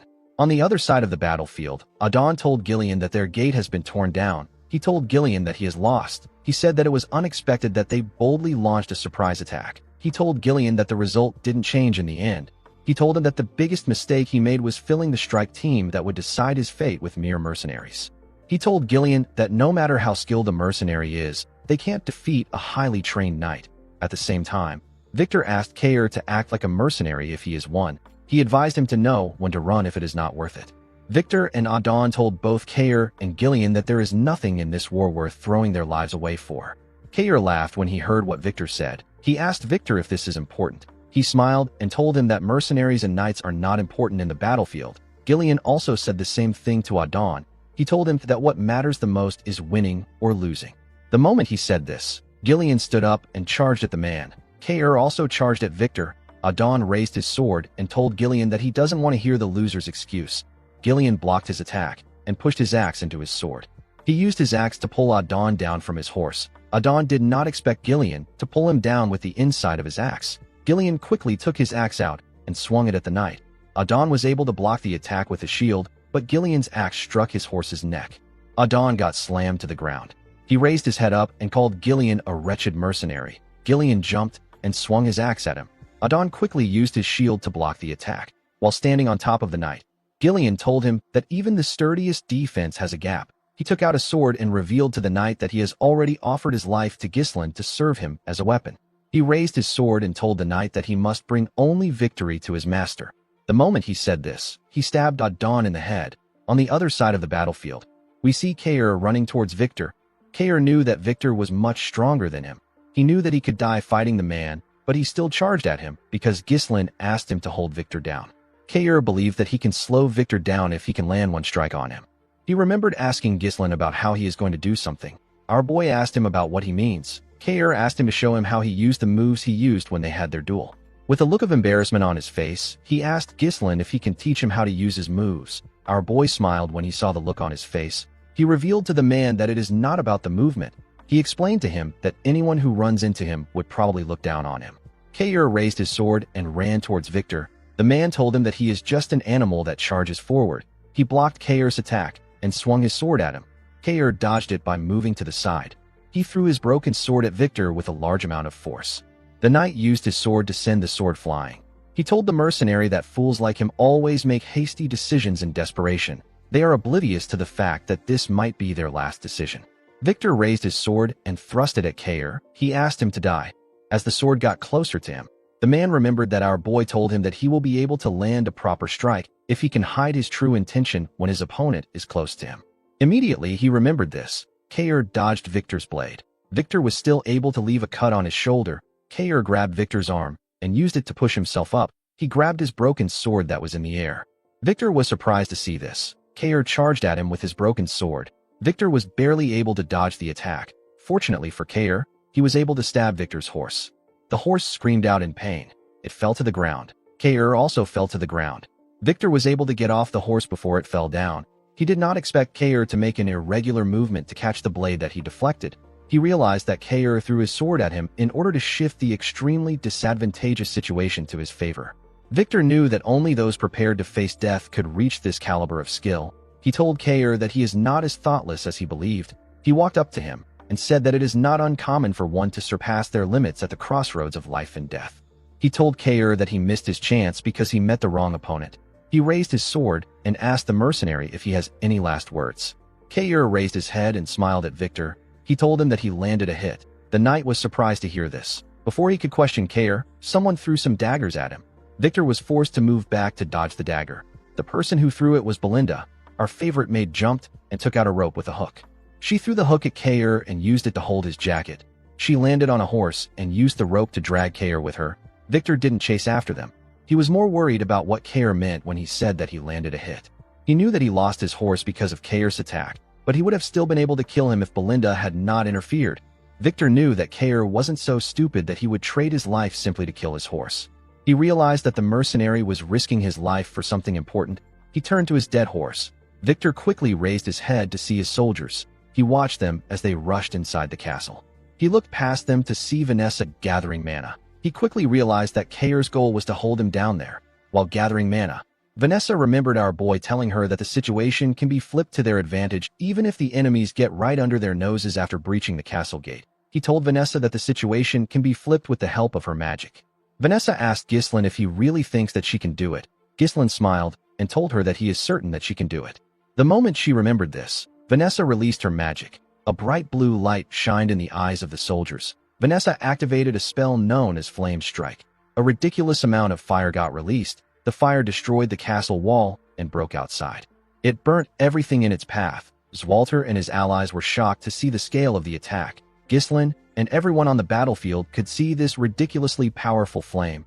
The soldiers burnt to death. They screamed out in pain. The soldiers outside began to retreat. Before they could get far, Ghislain attacked and cut them down. He ordered his mercenaries to surround the castle gate and not allow a single enemy escape. Victor was able to survive the fire thanks to his armor. A soldier carrying a shield ran to meet Victor. He informed him that most of the soldiers have been burned to death. He told them that they need to retreat. Victor said that this is irritating. This was a war that was meticulously planned with long preparations. The army had effectively blocked every path Perdium could take to survive. With all their efforts, Victor and his masters couldn't predict the special forces, the Mad Dog, and an Elder Class mage capable of incinerating thousands of soldiers in an instant. Victor knew that these factors were far too convenient to see them as a mere coincidence. It was all perfectly aligned to thwart his victory. Victor used his sword to push himself up. He accepted the fact that he has fallen into Gislin's trap. He ordered the soldier to assemble the rest of the soldiers. He told him that they will be making a temporary retreat. He explained to him that the area is not forested. He told the soldier that they can regroup back at the main camp if they are able to get out of the blaze. Victor said that it will take longer to capture Perdium than they expected. He ordered the soldier to call Adon immediately. The moment he said this, he saw something shocking. He saw Gillian walking towards him with Adon's helmet in his hand. With a serious look on his face, Gillian asked the knight if he is the commander of the Degard army. Victor could not reply. He was in shock from seeing Adon's helmet in Gillian's hand. Gillian threw Adon's helmet on the ground and told Victor that his main force and army are done for. He pointed his axe at him and asked him to surrender. Victor released his mana and asked Gillian not to make him laugh. He raised his sword and asked Gillian if he really believes that his war will end this way. He told him that he will simply cut off everyone's head by himself. He covered his sword with his mana and said that the war has just began. While the enemy soldiers were rushing to retreat, Zwalter ordered his men to fire at the enemies. He told them that the enemy is trapped. Gislin ordered his mercenaries from the ground. He asked them not to allow any of their enemies escape from the fire. He told them that this is their golden opportunity to turn the tides of the war. Gislin asked his soldiers not to spare anyone. While the mercenaries were tearing the enemies apart, Belinda called out to her master. She moved close to him and asked him if he is hurt. Our boy said that he is fine. He asked her about how she and Kair are. Belinda turned to Kair to see if he was conscious. The man raised his hand and gave our boy a thumbs up to show that he is fine. Our boy smiled when he saw this. Belinda told her master that things would have gone wrong if the fire had happened a little later. She revealed to him that she actually thought that his plan was ridiculous.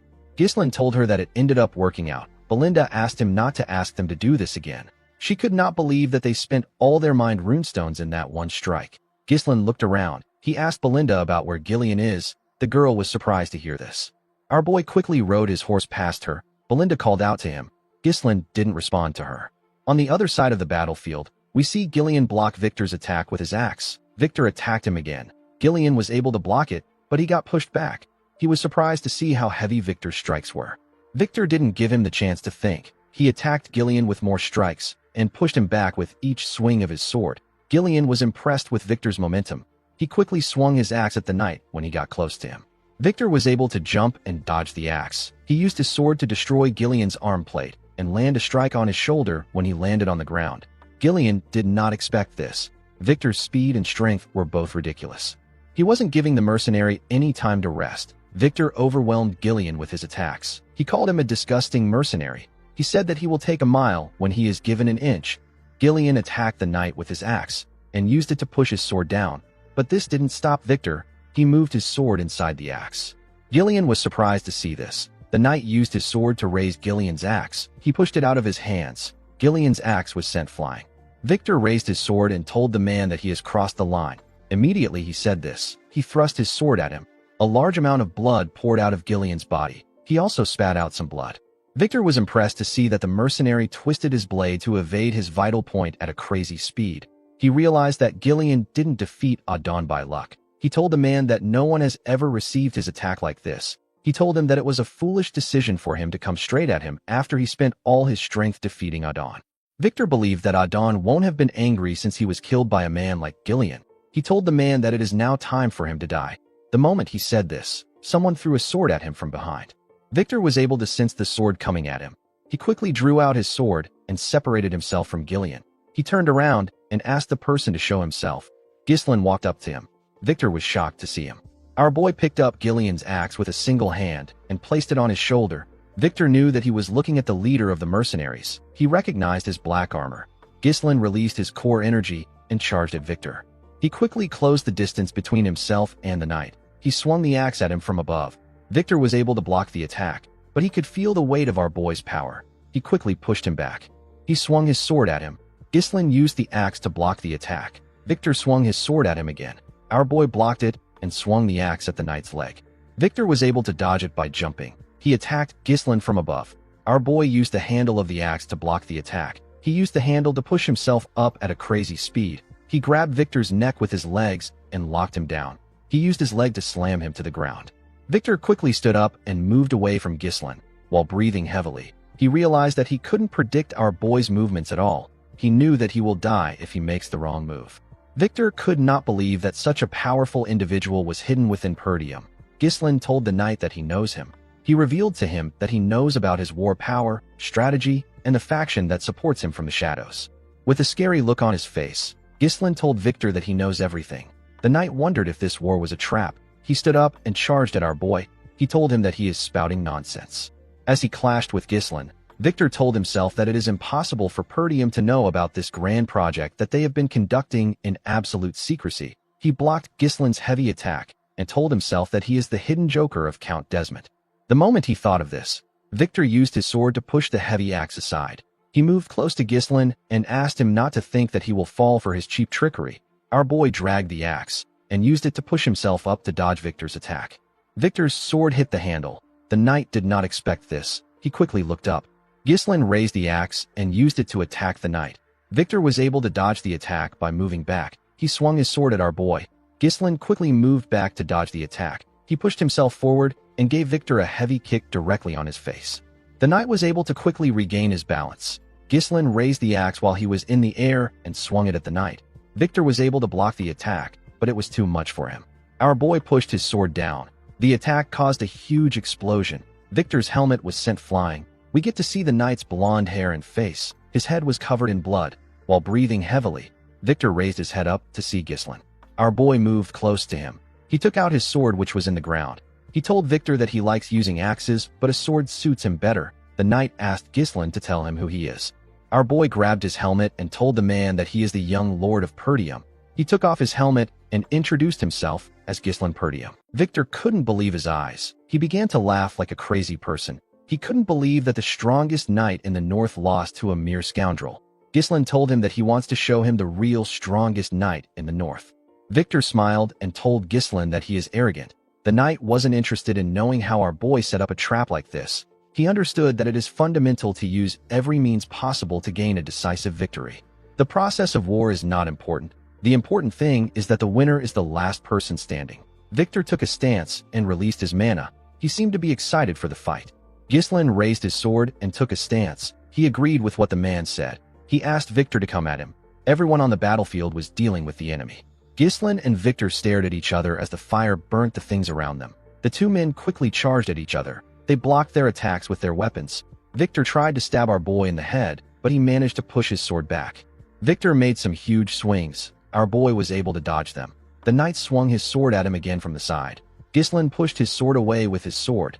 Victor quickly thrust it at his head. Our boy moved his sword behind him and used it to block the attack. He pushed Victor's sword back and tried to press him down. The knight gathered his strength and pushed our boy's sword away. He moved close to Ghislain to strike him down. Before he could swing his sword, our boy raised his leg and used it to stop Victor's hand. He stepped on his sword and used it to push himself up. He gave the knight a heavy kick to the face. Victor spat out a large amount of blood and lost his balance. Our boy quickly attacked him with this opportunity. However, Victor was able to block his attack. He gathered his strength and pushed Ghislain's sword down. He pushed our boy back. Our boy was able to safely land and regain his balance. He noticed that Victor's attack left a scratch on his armor. The knight smiled when he saw what he did. He raised his sword again and charged at Ghislain. Our boy blocked his attack and swung his sword at him. Victor blocked the attack with his sword. He quickly turned around and used his cape to block Ghislain's vision. He swung his sword at our boy from his blind spot. Our boy was able to dodge the attack by jumping above the knight and his sword. Before he could land on the ground, Victor swung his sword at him. Ghislain was able to turn and use his sword to block the attack while in the air. He landed on the ground and charged at the knight. Victor was able to block his attack. He pushed our boy back and swung his sword at him. Our boy was able to easily block the attacks. He and Victor swung their swords at each other at the same time and locked their swords together. They pressed their swords against each other. They were trying to suppress themselves. They both grit their teeth as they glared at each other.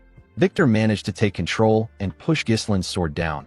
He quickly dragged his sword up and swung it at Ghislain's head. Before his sword could reach our boy, he pulled his sword from the ground and used it to block the attack. Ghislain grabbed Victor's breastplate and used it to drag him. He kicked his leg and made him lose balance. He then threw the man with all his might. Our boy didn't give Victor the chance to rest. He took out his sword and charged at him. Victor quickly rolled on the ground to dodge Gislin's attack. He moved back and dragged his sword on the ground.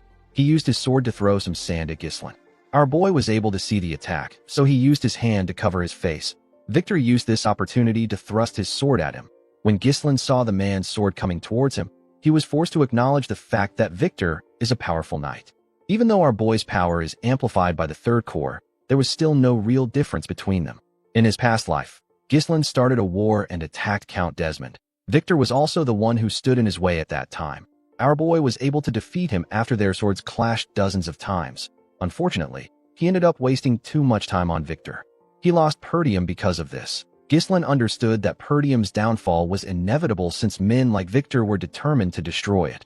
On that day, Gislin made up his mind. He told himself that he will deliver nothing but death to those who pose a threat to him and his family.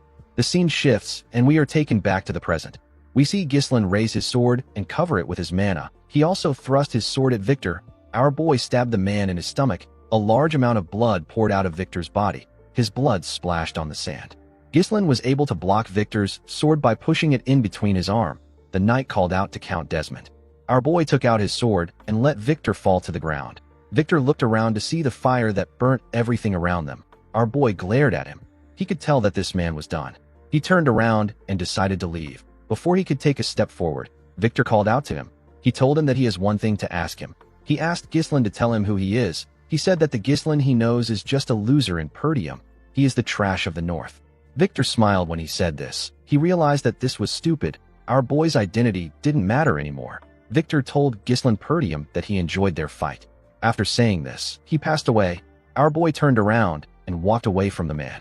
In the next scene, we see Gislin supporting Gillian's arm. He held the man's hand and assisted him in walking forward. When our boy raised his head up, he saw his father and the soldiers waiting for them. Everyone was breathing heavily. When our boy turned to the side, he saw Belinda and his mercenaries waiting for him. Gislin smiled. He asked his soldiers if everyone is still alive. Belinda and his mercenaries quickly ran to him. The mercenaries spoke about how this was their first time experiencing a war like this in their entire careers. One of them asked Gislin about the magic that was used. Another person told him that he had goosebumps all over his body. Gislin thanked the mercenaries for following him. He told them that they did a great job. While holding his shoulder, Kair referred to Gillian as Gramps and asked him if he really needs someone to carry him just because he got stabbed. Gillian said that it is nothing. Belinda asked him to stop spouting nonsense. She asked the man to let her see his wound. Gislin asked Belinda about where Vanessa is. The woman revealed to him that Vanessa passed out because she used all her energy. She said that Fergus moved Vanessa and the other mages inside the castle. While Belinda was talking, someone called out to our boy. When Gislin turned around, Randolph hugged him tightly. He told him that he is proud of him. He told our boy that he is truly the successor of Perdium. Gislin told the knight captain that he also did a wonderful job. He turned to the side and told his father that he also did well. Zwalter could only look at his son. He looked worried. He moved close to Gislin and gave him a hug. He told his son that he did an amazing job. Gislin was shocked to hear this. Zwalter told his son that he thought his plan was impossible when he first heard it. He never expected that Gislin would actually be successful. Gislin told his father that he was only able to carry out his plan because he fended off the enemies from the castle wall. The count smiled and told our boy that he is wrong. He said that he did everything by himself. He raised his son's hand and screamed that they were victorious. He announced that Perdium had won the war. The men joined the count in screaming. They were all excited. The mercenaries also joined them in screaming. Gislin was shaken by the sound of their voices. He smiled and told himself that this is what he came back for. Our boy suddenly clenched his fist. He remembered Duke Delphine. He told himself that the war isn't over yet. Randolph told his master that he is going to check on the state of their soldiers. He asked the count about what he will do. Zwalter advised his son to check on his soldiers too. He asked Gislin to rest for now because there will be much to do later. Our boy declined his father's request. Zwalter did not expect this. Gislin told his father that they don't have time to waste. He explained to him that they need to secure a formal surrender from Count de Garde as quickly as possible. Zwalter asked him not to worry about it. He said that he will head out tomorrow.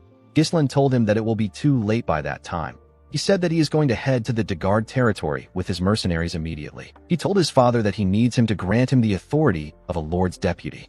Randolph was surprised to hear this. Zwalter asked his son if there is a need to be so hasty when he and his mercenaries are exhausted. With a serious look on his face, Ghislain told his father that the war isn't over yet. The Count was surprised to hear this. Our boy explained to him that Count de Garde broke their alliance and declared war on them to seize their territory. He told Zwalter that they can't afford to give the Count time to think. If they let this slide, he will strike them again.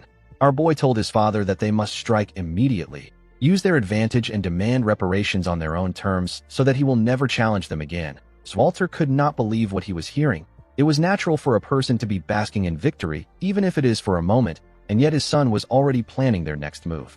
Zwalter told his son that they must push forward to take the chance to end things decisively. He granted Ghislain his permission. Our boy thanked him. Before our boy left, Zwalter reminded him that Count de Garde was once their ally, and he is a noble who has sworn his loyalty to the royal family. He asked Ghislain to do his best to treat the Count with as much courtesy as the situation allows. Our boy smiled and asked his father not to worry about this. Ghislain turned to Kair and Belinda. He asked them if they can still move. Kair said that he is fine. Ghislain got on his horse. He asked his men to follow him. He told them that they are heading to the de Garde territory at full speed.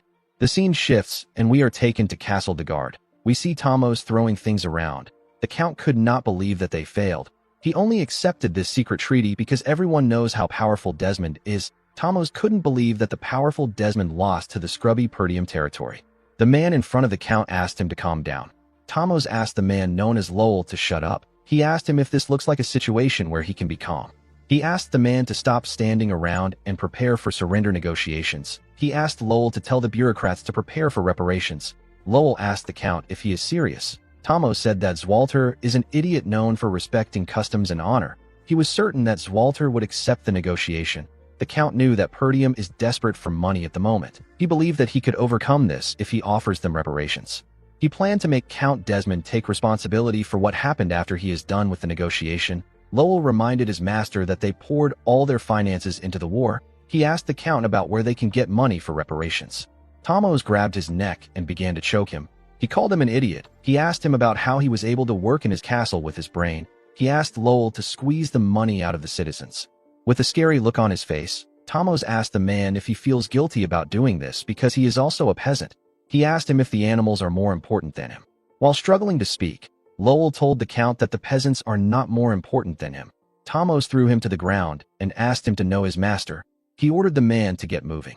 Lowell spat out some blood. He glared at the Count. He was tired of his tyranny. He was forced into administering this territory. Lowell was well aware that the people couldn't take more of the Count's tyranny. He knew that they might revolt soon. Before he could get up, a soldier ran into the room. He told the Count that there is trouble. He revealed to him that the soldiers from Perdium have already arrived. In the next scene, we see the mercenaries lined up in the Count's office. Thamos sat on his chair waiting for Zwalter. Lowell was behind him. Thamos couldn't believe that the soldiers got here so quickly. He told himself that he won't let anything go as Zwalter wants. The moment he said this, someone stepped into the room. It was Ghislain. Belinda and Kair were with him. Our boy asked Thamos if he is prepared for the surrender negotiation. Thamos was shocked to see Ghislain. He asked our boy about where his brother is. Ghislain told him that his father is quite busy focusing on the recovery of their territory. He told him that he is the Lord's deputy and he has been put in charge of this negotiation. With a serious look on his face, Ghislain asked his men to bring Thamos to his knees. A few hours earlier, we see Ghislain and his mercenaries riding their horses towards the de Garde territory. Kair said that Count de Garde is quite fast when it comes to running away. He couldn't believe that the Count abandoned his soldiers and ran back to his territory so quickly. Gordon apologized to Kair for letting the Count slip away. Kair smiled and told the man that Gillian is the one at fault. He told him that he and the other men did their jobs well. Upon hearing how Kair spoke about Gillian, Ghislain wondered if he should grant Kair the chance to fight against Gillian one day. Kair moved close to our boy and asked him if he plans on sparing Count de Garde by asking for a surrender negotiation.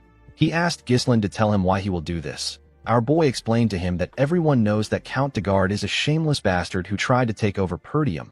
His external pretext is the vengeance of his successor. If Perdium demands excessive compensation, they will be put in an uncomfortable spot. Ghislain told Kair that they need to end their negotiation with reparations. This sounded complicated to the mercenary. He told our boy that they are making things more complicated than it needs to be. He asked Ghislain to tell him why he doesn't just march into the territory and wipe everything out. Belinda felt like Kair made a stupid suggestion. She asked the man if he thinks that a dispute between nobles can be resolved the same way as a fight between mercenaries. Kair was offended by this. He told Belinda that mercenaries and nobles are both humans. He asked her to tell him what makes the nobles better than them. He said that the Degards were the ones who attacked them first. It didn't make sense to him that they still had to think about the position of their enemy. Ghislain asked the man not to think about it. He told him that what he said is what his father would have done. Belinda became worried when she heard this. She asked her master about what he means. Ghislain smiled and told her that he is different. He said that he will make the Degard territory his own. The scene shifts and we see Kair and Gazelle raise the Count up by carrying his arms. They kicked the Count's table down. Tamos could not comprehend what was happening. He asked the men to let go of him. The men pushed him down and made him kneel in front of Ghislain. Belinda moved close to her master and gently asked him if he is certain about what he is doing. Our boy told her that he is sure. Belinda asked him to remember that she tried to stop him when his father is questioning him. Tamos told Ghislain that he has sworn his allegiance to the kingdom. He asked our boy if he thinks that he can get away with doing this to the king's subject. He ordered Ghislain to show some respect. Our boy pointed his sword at him. The Count quickly became silent. Ghislain explained to Tamos that he is a traitor who was deceived by the enemy's sweet temptations. He broke their alliance and tried to seize Perdium for himself. Our boy told him that only death awaits those who dares to harm Perdium. The Count became scared. He asked Ghislain to stop playing around. He couldn't believe that our boy was really going to kill him. Ghislain explained to him that he must also risk his life if he pushes countless lives into the battlefield. He told him that he must pay the price that such actions deserve. Tamos began to laugh. He realized that Ghislain was an insane bastard. He was really going to kill him. Our boy raised his sword. Before he could swing it, Tamos asked him to wait. He said that he has a price to pay. He told Ghislain that he will give him the territory. Belinda and Lowell were shocked to hear this. Ghislain simply smiled. He knew that Tamos would do this. He reminded the Count that one must be from the same bloodline or a rightful successor to inherit a territory. Otherwise, they would be against the inheritance law. A domain isn't something that a person can just trade like battering goods. Tamos told our boy that he will handle those issues himself. He asked him not to worry about it. He told him that they will say that he is a distant blood relative. Tamos revealed to Ghislain that he will have his people forge the inheritance rights. He told him that all he has to do is accept it. The Count turned to Lowell and asked him to stop standing around. He ordered him to bring a pen and paper. Ghislain decided to press the Count more. He told him that he is not sure about the arrangement. Tamos told him that he will still pay reparations. He said that he doesn't have money right now, but he can get some by taxing the citizens. He begged Ghislain to give him some time. Tamos begged our boy to spare him. Ghislain asked the man if he really values his life this much. He told him that he will give him a chance. Tamos was happy to hear this. Ghislain dragged his armor. He took the Count outside the castle and threw him to the ground in front of his subjects. The people were surprised to see someone throw their lord to the ground. Tamos turned to Ghislain and asked him about why he put him in front of the peasants. Our boy advised him to watch what he says. He revealed to him that the people get to decide whether he lives or dies. The Count did not know what he meant. Ghislain called out to the people of Degard and introduced himself as the young lord of Perdium. He announced that their lord declared war against Perdium to avenge his successor and was defeated. He told them that the Count wants to collect reparation from the people. He asked if there is anyone that would like to volunteer. The people were shocked to hear this. The Count took a lot from them in order to start the war, and now he wanted to take more. The people said that the nobles should handle their issues among themselves. Ghislain announced that he will offer them mercy as the deputy lord of Perdium. He told them that he will also give them a choice. Ghislain asked the people if they will save their lord and pay a massive reparation or let him die and have their land absorbed by Perdium. He revealed to them that they won't have to bear the weight of defeat if they do this. Tamos could not believe what he was hearing. He did not expect that Ghislain would insult him in this way. The moment he thought of this, someone threw a rock at his head. Tamos was shocked to see this. Before he could react, more of his citizens threw heavy rocks at him. The citizens picked up pitchforks and stones. They moved close to their lord. One of them told Tamos that he took his mother's keepsake and the bread for his children. The citizens asked him if he knows the amount of people that have suffered because of him. Tamos couldn't respond. The citizens attacked him with their pitchforks and stones. They beat Tamos as if they had forgotten that he was their lord. They didn't give him the chance to beg. The man could only cover his head and scream out in pain. Ghislain walked up to his men and told them that they can go back now. He said that the war is over. He turned to Belinda. He said that he has something to say to his father.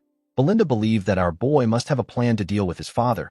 She told him that she is not worried. The scene shifts, and we are taken to Perdium. We see Zwalter and his council looking shocked after finding out that Count Degard is dead. Zwalter asked his son to repeat himself. Ghislain told his father that the Count is dead again.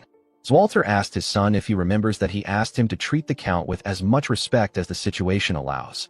Ghislain assured him that he did not forget his words. He explained to his father that he judged that this was the best course of action after seeing the Count for himself. He told him that the Count would have attacked them again if they spared him. Albert and Homern were shocked to hear this. Homern said that this is impossible. Ghislain reminded the men that the Dagard attacked Perdium with an army of over 7,000 men. He told them that this isn't something that the Dagards could do by themselves. Our boy revealed to them that Desmond provided the troops, and Rayfold worked behind the scenes. The men couldn't believe what they were hearing. They could not believe that two dominant powers were targeting them. They knew that the Desmond territory is known for maintaining neutrality. They wondered why they supported the Dagards. Ghislain already knew that the reason they didn't receive any aid from their allied territories is because of Amelia. She killed the messengers to cut off the flow of information completely. This isolation tactic has always been her specialty. Once Ghislain takes control of the Dagard territory, the situation will change. The Desmond and Rayfold County would not be able to launch an immediate attack on Perdium because it would now share a border with the Dagard territory. If any of their enemies make a move that is even slightly suspicious, our boy will be able to respond immediately. Zwalter now understood his son's reason for killing Tomos. He reminded his son that the land won't belong to him just because he killed the Lord. He told him that it must be inherited by a blood relative or a rightful heir. Ghislain took out a scroll and placed it on the table. He asked his father to take a look at it. When the Count opened the scroll, he saw that Tomos wrote that Ghislain is a distant blood relative of his, and he is the first successor of the territory. Zwalter could not believe his eyes. Our boy revealed to him that he got it from Count Dagard himself. He assured his father that they can dodge all the issues that comes with inheritance with this document. Zwalter was in disbelief. He put himself together and told his son that ruling over a territory is not an easy task. He asked Ghislain if he can handle it with the manpower he has. Our boy smiled and asked his father not to worry. He said that he has someone fit for the role. The scene shifts, and we are taken to the Austin territory in the Syrian kingdom. We are shown a bar in the territory. We see people screaming inside the bar. They were watching some men gamble. Some of the people were surprised to see that a man with green hair was going all in. The man with green hair used a cup to pick up 4 dices. He shook the cup multiple times. He placed it on the table to show it to his opponent. His opponent was a huge bald man. The bald man had 2 bigger men behind him. The bald man asked the man known as Claude if he knows what will happen if he plays a trick on him. Claude smiled and told the man that he doesn't have to be so nasty. He said that it is all for fun. He raised the cup and revealed 4 dices that were perfectly stacked on each other. The dices were showing the same numbers on each sides. With a smile on his face, Claude asked the man to hurry up and place a bet. In the next scene, we are taken to a hall. We see the soldiers and the mercenaries seated in the hall. Ghislain, Zwalter, and Randolph were on stage. Our boy knelt in front of his father. Zwalter acknowledged his son's immense contributions. He announced that Ghislain will now be granted the title of Baron of Fenris under the name of His Majesty.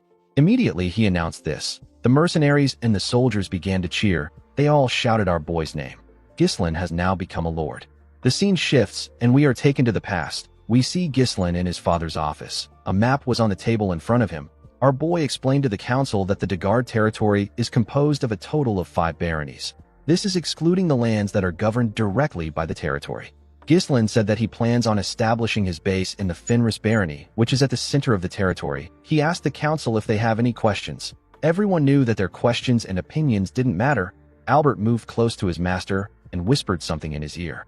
Zwalter asked his son to do whatever he likes. He said that this is something that someone had to do eventually. Ghislain thanked his father for granting him his permission. Zwalter cleared his throat and told his son that their territory has suffered quite a bit of financial bleeding due to the war. Ghislain asked his father to tell him what he means by bleeding. The count told his son that he can sell some runestones to provide some support for them.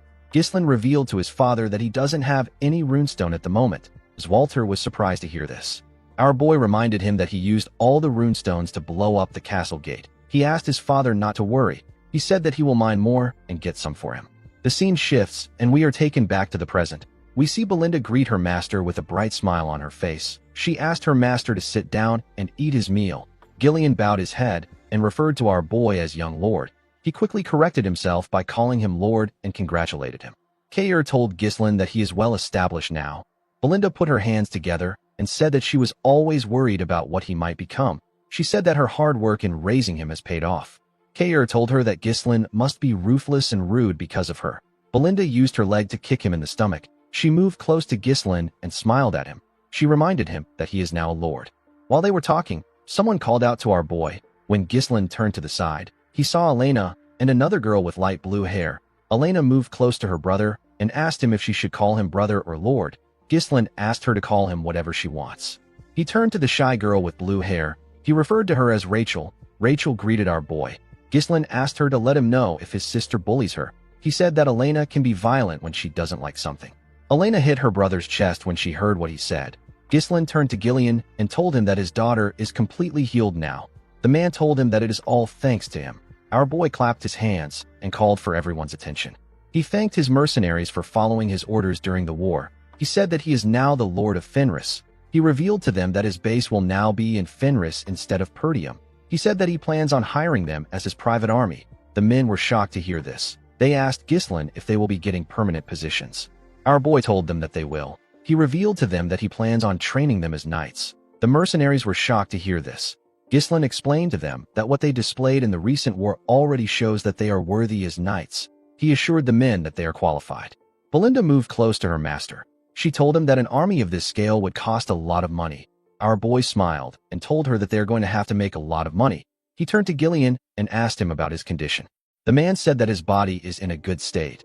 Ghislain ordered him to lead the people to Fenris and wait for his arrival. Gillian was surprised to hear this. He asked his lord if he won't be following them. Our boy revealed to him that he has somewhere to visit. He explained to Gillian that Fenris will be in poor public order since the war ended. He asked the man to first go there and solve this issue before anything else.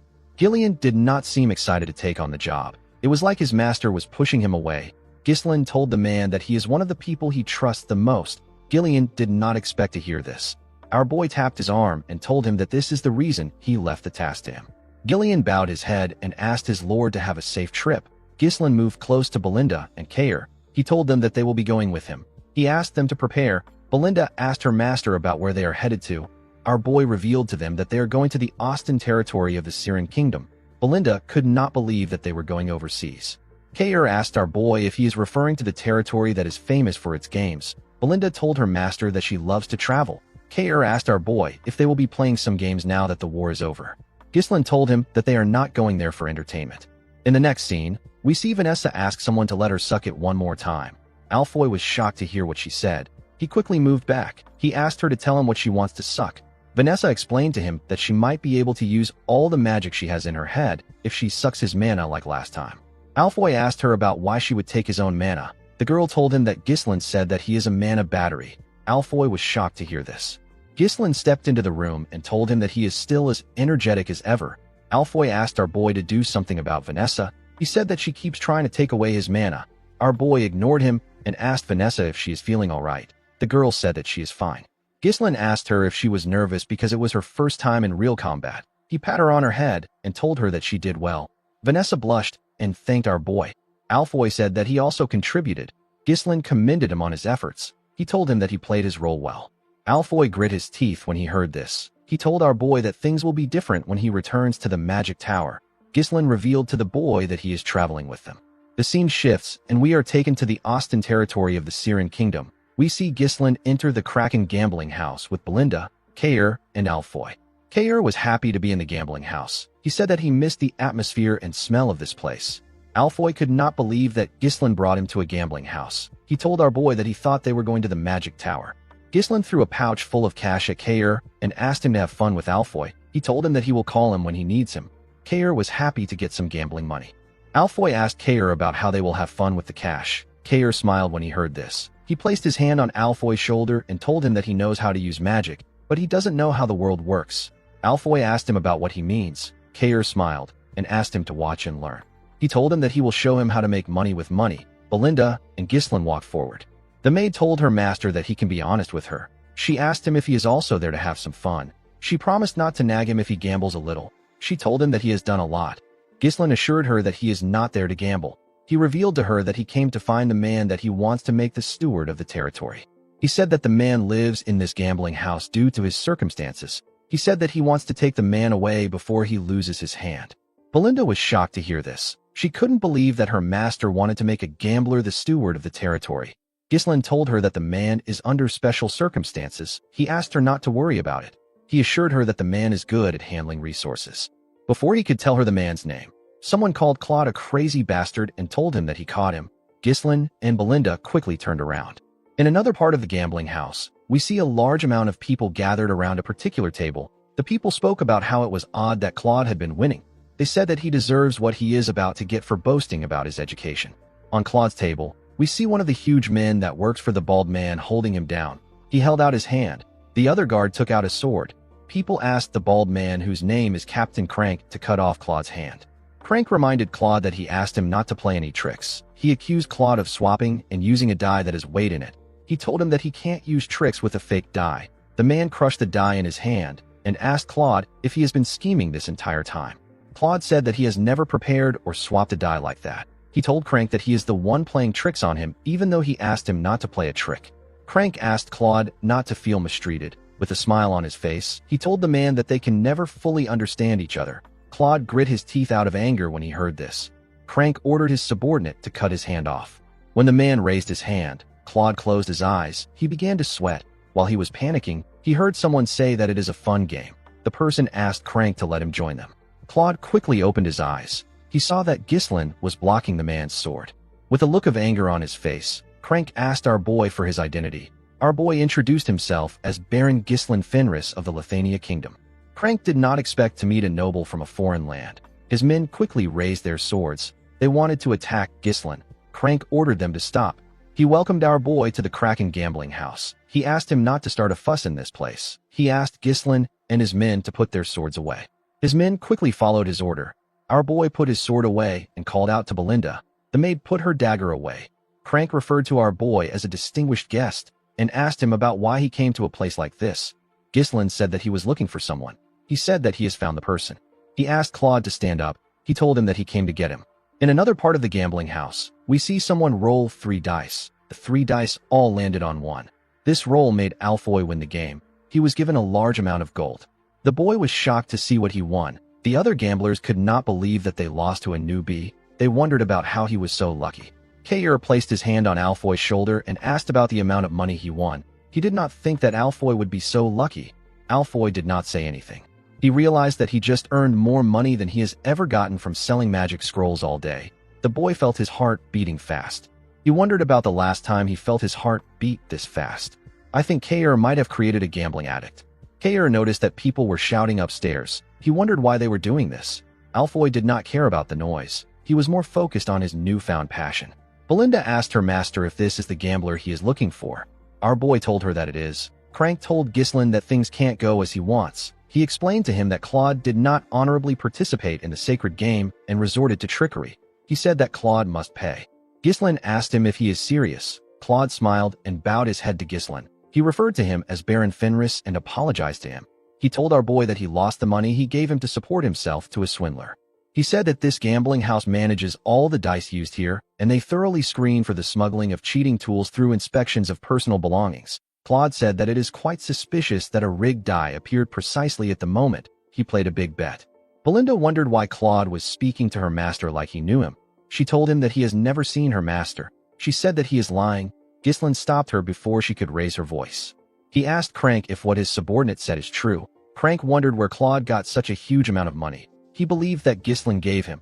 He told our boy that he doesn't know how he and Claude are acquainted. He asked him not to trust Claude's words. He said that swindlers always have excuses. He revealed to Ghislaine that this gambling house belongs to Baron Austin. He explained to him that he won't be able to avoid a diplomatic dispute if he causes trouble there. He suggested that they just pretend that nothing happened and our boy returns to his land quietly. Ghislaine told the man that he cannot do this. He told him that he has swindled him. Crank did not expect this. Our boy sat down and asked the man not to scowl at him. He suggested that they find a compromise since they both want Claude. Our boy asked Crank to play a game with him. He told him that he will take Claude and his money if he wins. He said that he will give him his status and all his assets if he loses. Everyone was shocked to hear this. Claude became scared. He told Ghislaine that he appreciates the thought. He asked him about why he is going so far for him. Our boy pulled him close and told him that he is someone he needs. Claude did not expect to hear this. Crank laughed and said that he doesn't remember the last time he saw a noble with this much gut. He accepted Ghislaine's offer and told him that a person must gamble if they are at a gambling house. Everyone around them began to cheer. They couldn't believe that some no-name noble was challenging Crank. They were all happy to witness a big match. Crank placed the dice on the table and told Ghislain that the person with the lowest number wins. There is no such thing as a tie in this game. Crank laughed and said that nobles these days don't seem to understand the rules if they are too complicated. Ghislain told him that he understands. He asked him to start. Crank was annoyed to hear this. He told our boy that he is hastier than he thought. Someone took out a coin and tossed it up. Ghislain chose heads and Crank chose tails. The coin landed on tails. Crank was asked to start first. The man picked up the cup and said that he will go first. He began to shake the cup. He shook it vigorously. Belinda believed that he was doing too much. She did not know why he was taking all the time in the world to throw a single die. While shaking the cup, Crank swiftly opened the bottom of the cup and did something to it. Immediately he did this. He slammed the cup on the table. When he removed the cup, it was shown that the die landed in 1. The dealer announced that he got 1 point. Everyone began to cheer. They couldn't believe that the game was over the moment it started. They said that people need to stop bothering Crank. Belinda became scared. Claude didn't know what to say. Crank apologized to Ghislain. He said that the game ended too quickly after they caused so much noise. Ghislain asked him to keep quiet. He told him that he has a big mouth. Crank did not expect this. He believed that our boy was bluffing. He assumed that Ghislain was pretending to be calm. He was certain that our boy was panicking. He believed that Ghislain was wasting his time. Crank used a special custom-made cup with a bottom that opens depending on how it is held. He took out a weighted die that always lands at 1 between his fingers. The motion of shaking the cup is used to conceal the process of switching the die. No one has ever caught Crank using this trick. He smiled and told himself that our boy cannot avoid defeat, no matter how hard he tries. Ghislain covered his hand with his mana and pressed it against the cup. A small wave of energy covered him. The energy dispersed when our boy released his mana. He placed the cup down and reminded the man that he said that the person with the lowest number wins. The moment he said this, our boy removed the cup and showed everyone the crushed die. He told Crank that he got 0 points. The man was shocked to see this. Everyone around the table were also shocked to see that Ghislain turned the die into dust. They wondered if this counts as a loss for Crank. Crank stood up and pointed at our boy. He told him that this doesn't count. He said that it is trickery. He told Ghislain that he can't do this even if he is a noble. Ghislain grabbed his hand. He pressed it and made the man drop a die. He asked him to tell him what he was holding. Everyone was shocked to see another die drop from Crank's hand. They couldn't believe that he has been lying to them this entire time. Our boy reminded him that he talked about acting honorably in the sacred game. Crank could not comprehend what was happening. He wondered if Ghislain knew everything from the start. He quickly took out a dagger and thrust it at Ghislain. Our boy easily dodged the attack by moving to the side. Belinda and Claude were shocked to see this. Our boy told the man that he should have done this from the start. He said that there is no reason for him to be polite when he is a thug. Crank moved his dagger to his other hand and told Ghislain that he doesn't know what he is talking about. He told him that they can't let him go now that he knows. He ordered his men to attack our boy. They quickly charged at Ghislain. Ghislain dodged their attacks by jumping. He stepped on their shoulders and used it to push himself forward. Crank was scared to see our boy coming at him. He quickly raised his dagger and thrust it at him. Our boy dodged the attack and landed behind the man. He drew his sword and pointed it at the man's neck. Crank realized that he was screwed. His men quickly turned to him. They were shocked to see Ghislain's blade on their master's neck. Before they could do anything, Belinda and Kair pointed their blades at them. Kair laughed and told the men that they picked the wrong person to mess with. Belinda asked her master to tell her what he wants them to do. Ghislain said that he will be taking the money and Claude with him. Crank told him that he can't do this. Our boy reminded him that this gambling house is the main source of income for Baron Austin. Yet, the manager and overseer of the establishment was caught attempting to rig a game against a foreign noble. Ghislain asked the man if he knows what will happen to a gambling house that has lost its credibility. He moved his blade closer to Crank's neck and asked him if he knows what will happen if he tries to bring up this issue again. Crank could tell that Ghislain was going to kill him. He put his dagger down and said that he understands. After subduing the man, Ghislain turned to Claude. He asked him to follow him. To his surprise, Claude was no longer there. He ran away. Belinda was annoyed to see that the gambling addict ran away and took her master's money with him. She said that the man is ungrateful because he would have lost his hand if they didn't help him. Kair said that Claude might have just ran away to a different gambling house. Belinda suggested that they search for him. Ghislain asked her not to bother. He said that he already knows where Claude is headed.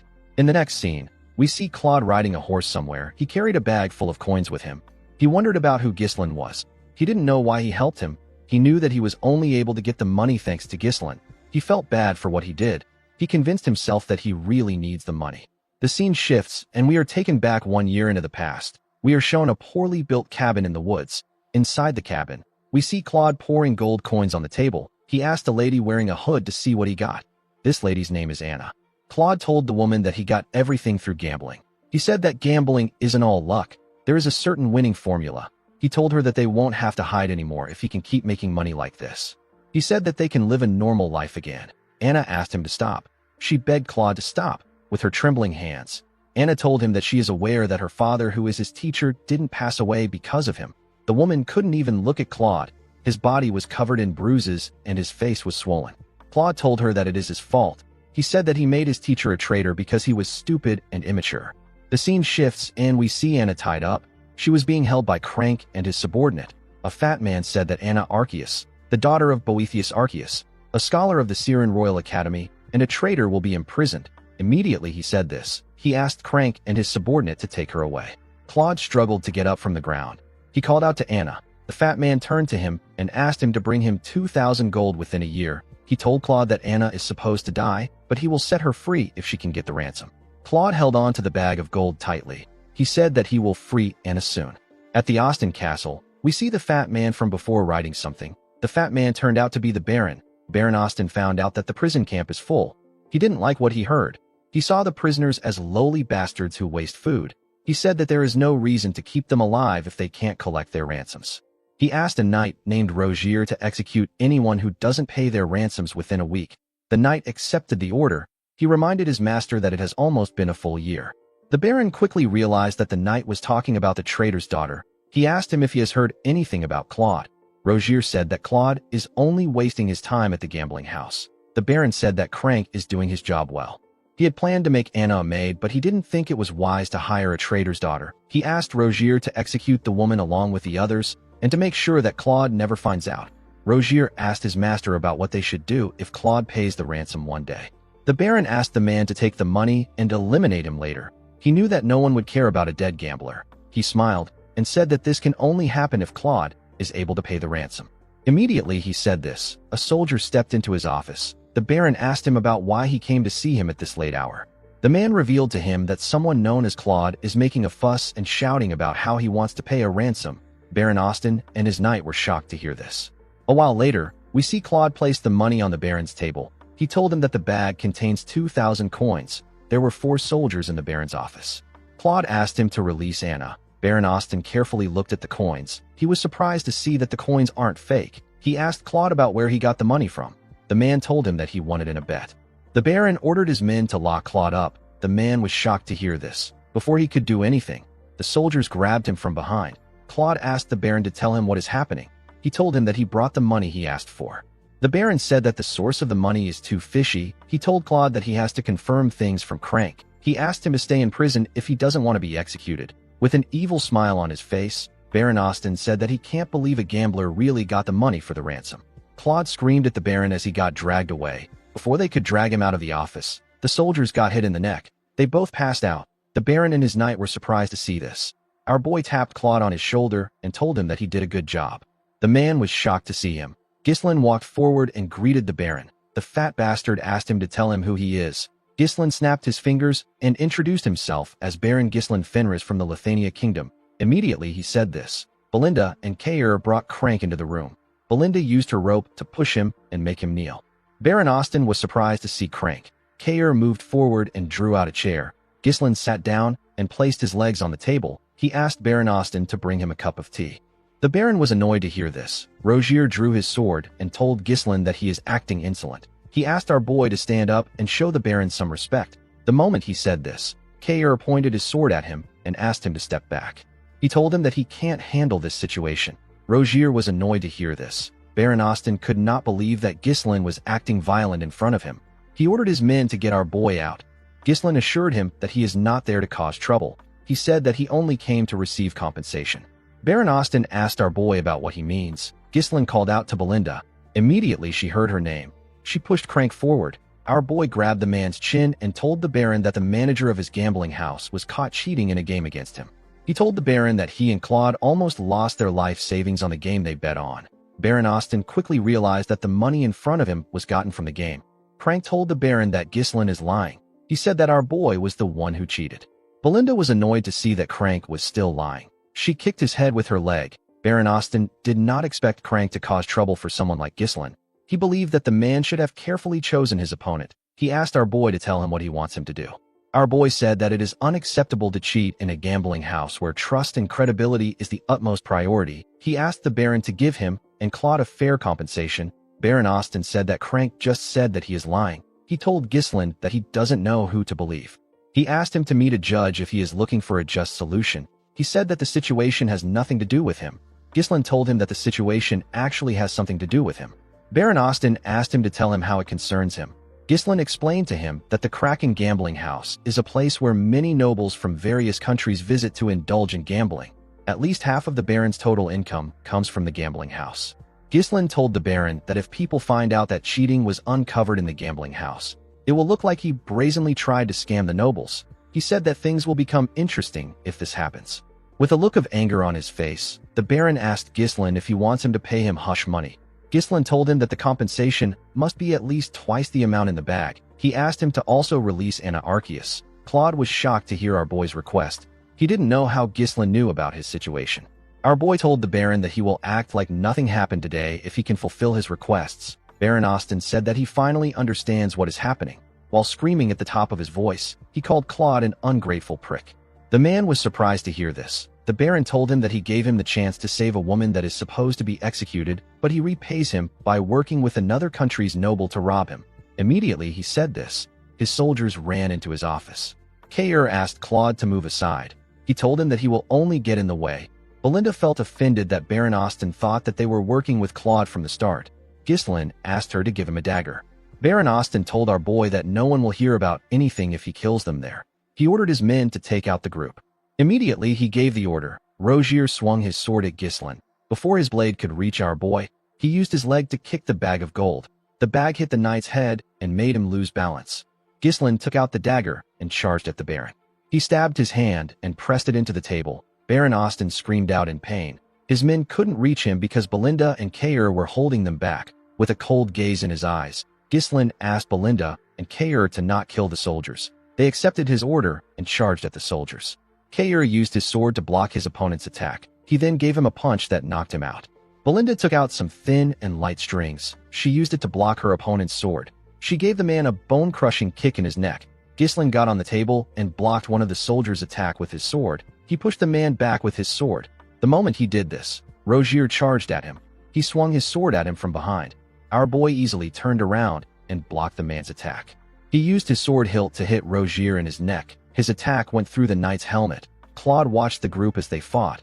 He didn't understand what was happening. He couldn't comprehend why they were going this far for someone they didn't know. Immediately he thought of this. He remembered our boy telling him that he is someone he needs. Claude didn't want to believe this. Life had already taught him that there is no such thing as kindness without a reason. Ghislain and his subordinates took out the entire unit.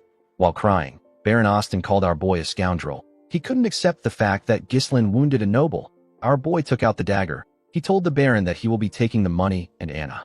Before he could say anything else, Claude grabbed his clothes. The man decided to accept Ghislain's kindness. He believed that it was better for him to accept it now and regret it later. With a confident look on his face, he told the Baron that he can come to the Fenris territory of the Lithania kingdom if he has a problem with them. He told him that he will treat him like a guest. The next day, we see Kair and Belinda riding their horses in front of Ghislain's wagon. Claude sat with our boy. Ghislain asked him if he is certain that he doesn't want to live with Anna. Claude said that Anna will find it more comfortable to stay in her homeland without the person who caused her father's death. He looked up and said that he didn't even save the girl by himself. Ghislain smiled when he heard what he said. He told himself that he has now repaid his debt to his friend. It was a debt that he owed him when he was obsessed with revenge. He recalled how he held Claude's dead body in his hands.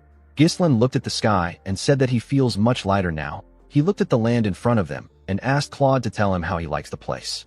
Claude asked him to kill the lord of the land if he gets the chance. He said that the land looks a bit strange, but it will be easy to take over.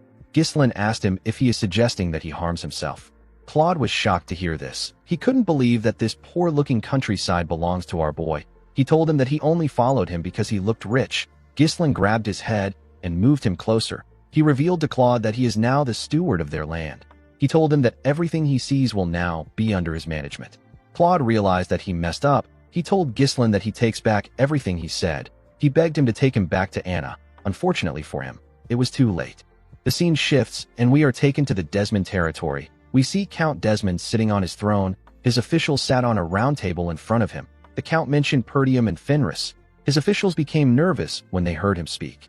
With a serious look on his face, Count Desmond mentioned our boy's name. He raised his hand and ordered his officials to send a messenger to Amelia. He said that they will be moving up their plan.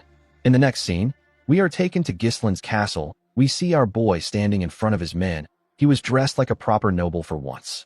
He thanked them for gathering there. He told them that they need to get to work. Everyone accepted his order. The state of the territory that was just freed from Count Degard's tyranny was abysmal. Ghislain appointed Claude to various administrative roles and began to restore order in the territory. As they walked around the town, Ghislain asked Claude to do a census and track down every last person. He asked him to purchase at least 6 months of food supplies in bulk. He told him that solving the food crisis is the top priority. Claude accepted his order and wrote it down. Since they will soon start farming, Ghislain asked Claude to assign oxen with plows to the farming households in order to get the land tilled. He asked him to also check if they can clear parts of the nearby forest to secure more arable land. Claude was surprised to hear this. He asked our boy if they are really going to farm on the dried-up, withered land. Ghislain told him that they are. He explained to him that they will grind the bones of the blood python and use it as fertilizer. He asked Claude to replace all the outdated structures because they are useless. He asked him to construct a warehouse and a sewer. As he heard Ghislain's orders, Claude realized that he was dead. He is the general administrator, inspector, clerk, treasurer, auditor, tribune, requisition officer, customs officer, tax collector, food officer, liquor control officer, and he still held many more positions. The poor bastard shouldn't have accepted Ghislain's kindness. He should have left Anna and ran away. Later in the day, Claude went to meet Ghislain. He told our boy that the work is too much for one person to handle.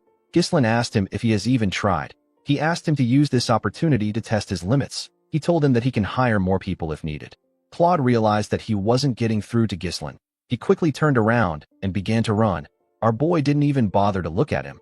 He called out to someone known as Wendy. A woman came out of nowhere and charged at Claude. She easily caught up to him and tied him up with her strings. The beautiful woman with platinum blonde hair introduced herself as Wendy. She told Claude that she has received an order from head maid Belinda and has been assigned as his bodyguard. She told him that she looks forward to working with him. Claude screamed out for help. Since they were still in the early stages of development, Ghislain needed Claude to hold out. Our boy remembered that these kinds of things were quite easy for Claude in the past.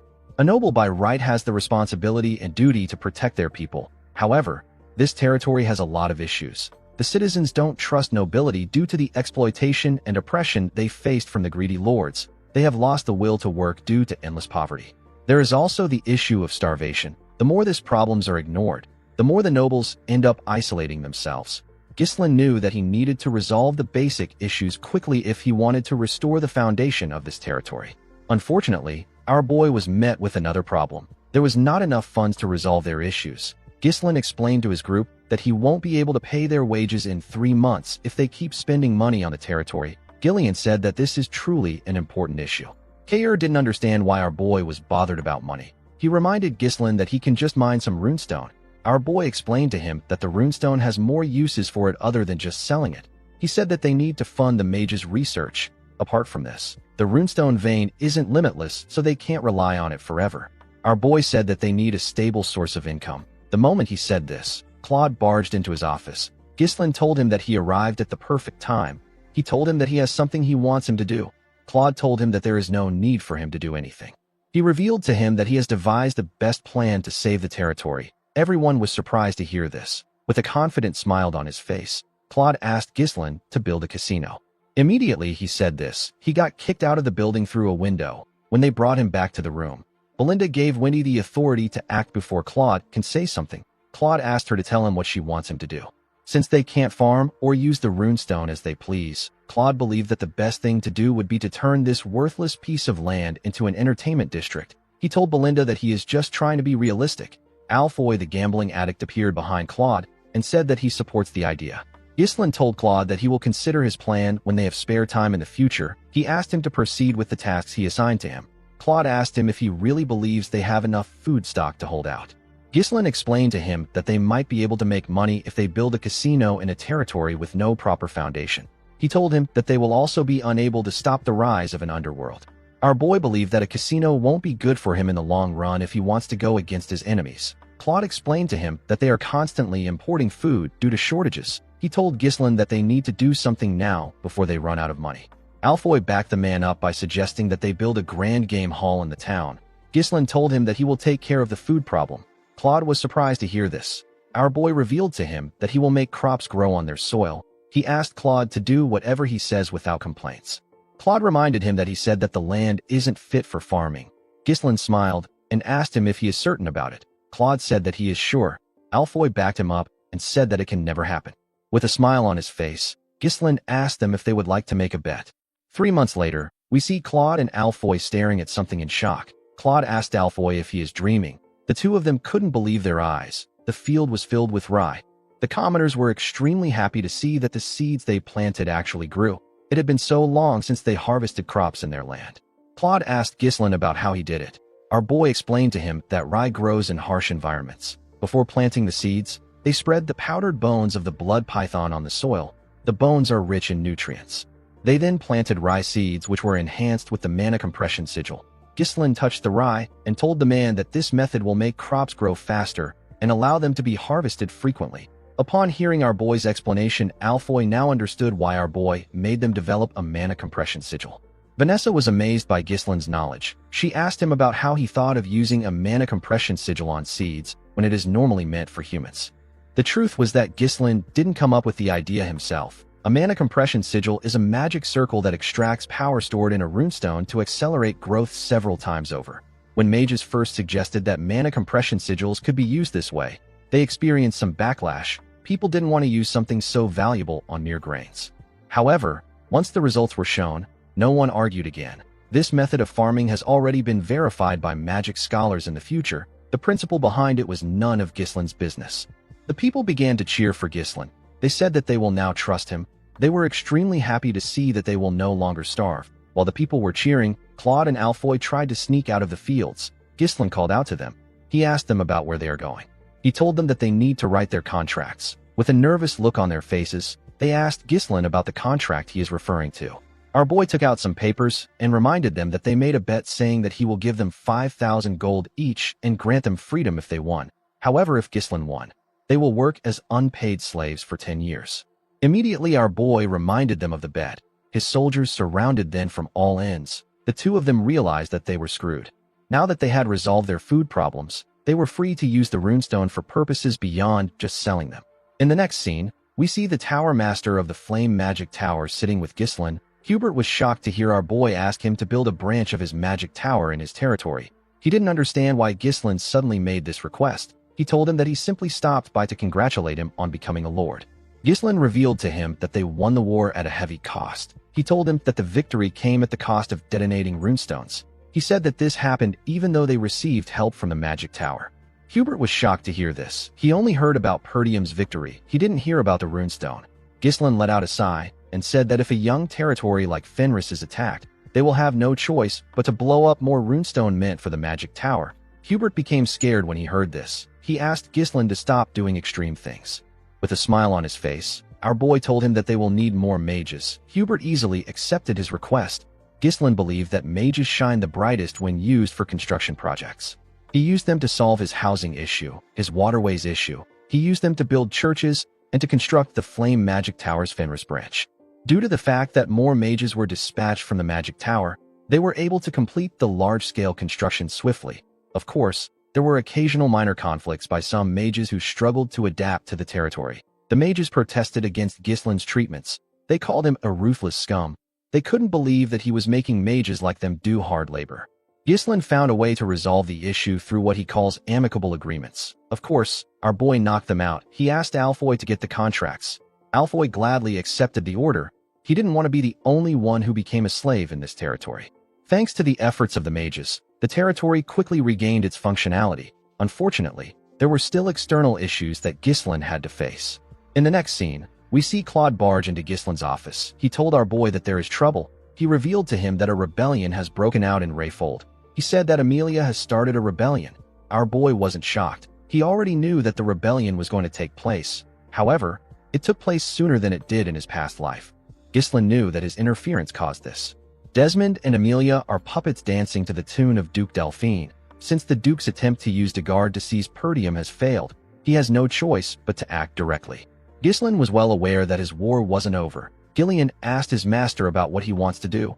Belinda said that things are bad for them if Amelia now runs the territory. Ghislain wasn't just going to sit back and let the Duke pressure him. He said that they are heading to the kingdom's capital. The scene shifts, and we are taken to Cardinia, the capital city. We are shown a room in a tower. We see sunlight entering the room through the roof. Someone in the shadow moved close to the sunlight. The person put their hand into the sunlight. Immediately they did this, their skin began to burn. It quickly turned red. The masked person glared at their hand. They said that they want to die. In the next scene, we see an eagle fly over the beautiful capital city of Cardinia and its fortress. The capital was more developed and beautiful than other territories. There were several soldiers watching over everyone. There was a ridiculously huge castle at the center. Ghislain and his subordinates marched into the capital. Torin was shocked to see how massive the capital was. He said that the territories they have been to look like trash when compared to the capital. Gordon was also shocked to see how big it was. He said that the castle on their land cannot compare to that of the capital. Kair smiled and dared him to say this in front of Ghislain. Alfoy and Vanessa sat together in a carriage. Vanessa was very excited to see the capital. She told the boy that they are selling materials that she has never seen even in their magic tower. Alfoy didn't really care. He said that they must have worked harder than their tower. Outside the carriage, we see Ghislain moving with Claude. He said that he doesn't like it. Claude was surprised to hear this. He didn't know what Ghislain meant. Our boy said that he wants to tear the capital down because it feels like it is boasting. Claude didn't know what to say. He moved close to Wendy and asked her about what is wrong with their master. Wendy simply said that anything their master says is correct. Claude wondered if Ghislain also had a twisted side to him. He felt like our boy was holding a grudge from his past life. Ghislain stared at the city's fortress. He referred to it as the impregnable fortress. People used to say that Cardinia was blessed by the goddess. Our boy once brought down this blessed city. He died in this place. He attacked the capital city to kill Duke Delphine, who had seized the throne at that time. Unfortunately for Ghislain, the Duke wasn't there, due to the fact that he was blinded by revenge. Ghislain made a mistake of turning everyone into his enemies. He knew that he couldn't do everything on his own in this life. The scene shifts, and we are taken to the past. We see Zwalter looking shocked when our boy informed him that he is going to the capital. Ghislain told him that he needs to go there. The Count asked him about what will happen to his territory. Our boy revealed to him that he will provide 1 year's worth of food for Perdium. He said that he wants Homer and Randolph to be sent to his territory during his absence. The administrator and the knight captain were surprised to hear this. They were very happy to hear that Ghislain was going to provide Perdium with a year's worth of food. Zwalter told his son that this is not important right now. He reminded him that he said that the Rayfolds are planning to harm them. He asked his son if he knows what it means for him to leave his post now that a rebellion has broken out. Ghislain told his father that he understands that they won't stand a chance if Rayfold and Desmond join hands to attack them during his absence. He raised his longbow and fired an arrow at a bird that was hovering above them. His arrow easily went through the bird. He explained to the Count that Amelia still needs some time to stabilize her territory since she just took control of the internal affairs. He said that they need to gather enough power to resist during this time. Zwalter was shocked to hear this. He asked his son to tell him what he means. Ghislain told his father that they need to get the kingdom on their side. In the next scene, we see a man present a gloomy and dirty mansion with poor infrastructures to Ghislain. He told him that this is the cheap, huge, and marvelous castle he requested for. Our boy asked Belinda about how it looks. With a nervous look on her face, the woman said that it is quite spacious. Alfoy and Claude moved close to the man and asked him to tell them what is wrong with the mansion. The man was also aware of the state of the mansion. He told the men that the place has been unsupervised for a long time. The moment he said this, Gordon screamed when he heard something move in the trees. He moved close to the others. One of the soldiers asked him to act like his size. He didn't know how someone like Gordon went into the forest of beasts. While shivering, Gordon asked the man if he doesn't think that the place is cold. Vanessa wondered why Gordon doesn't just wear some clothes. The agent told Ghislain that things about ghosts and phantoms of the dead appearing in the mansion are just baseless rumors. He swore on his name that the mansion has no problems. Ghislain told the man that he will take it. He asked him for the price. Claude was shocked to hear this. He quickly asked the agent to stop. He grabbed his head and showed Ghislain the smile on his face. He told our boy that this man is obviously happy to get rid of this mansion after not being able to sell it for a long time. The agent actually couldn't even hide his happiness. Claude told his master that they need to perform geomancy on this place. Ghislain assured him that he doesn't need to worry. He told the man that a ghost can't kill him. He told him that he can just beat up the ghost if it shows up. He asked him not to be scared. The agent quickly grabbed our boy's hand and told him that he made a smart decision. He explained to him that the mansion and the land that comes with it originally cost 1,000 gold. He told him that he will sell it to him for 500 gold due to their poor management of the place. Ghislain said that he will pay 200 gold. The man was shocked to hear this. Our boy reminded him that he said that there are ghosts in the mansion. He said that he is very scared of ghosts. He told him that he can go somewhere else if he doesn't want to sell it for 200 gold. The agent explained to him that this is the only mansion in the capital going for this price. Our boy told him that the maintenance costs of a cursed property like this will end up higher than the property value. He reminded him that he will still have to continue paying the annual land taxes if he is unable to sell it. The agent became nervous. With a smile on his face, Ghislain asked the man if he knows anyone else who would buy this mansion other than him. While our boy was talking, we see the masked woman who was in the tower watching him from the roof. Immediately, she got a look at Ghislain. She disappeared. After our boy bought the mansion, Belinda and the others went inside. Belinda told the men that they need to remove all the gloominess in this mansion. The men quickly began to clean the building. While they were cleaning, Claude called out to Ghislain. He reminded him that he said that he will get one of the factions in the capital to support them. He asked him about how he plans to do this. He asked him if he believes that the factions would want to meet a countryside noble. Ghislain told him that the nobles don't have a reason to meet with him. He said that he will give them a reason to meet with him. In the next scene, we see a large amount of ingredients on a table. There were numerous cauldrons next to this ingredients. Claude asked his master about why he prepared these things. Alfoy asked him if he is going to perform some sort of alchemy. Ghislain told him that he is kind of correct. He revealed to the group that they will be making cosmetics from now on. Alfoy and the others were shocked to hear this. Our boy explained to them that he is going to make some samples and send it to every noble house in the capital. Claude asked him if he plans on using this to establish connections across the capital. Belinda wondered if this would really work. Ghislain smiled and told them that they will understand what he means once they use one of the products. He assured them that the nobles won't be able to resist his product. Nobles see exceptional looks as a symbol of power and dignity. They were the kind of people who would stop at nothing to look beautiful or handsome. In the future, it will be revealed that the cosmetics which are made from mercury and cinnabar powder are incredibly harmful to the skin. Duke Delphine created an improved line of cosmetics to address this issue. He made a massive profit from this. Ghislain stole the recipe for this cosmetic when he plundered the Duke's house.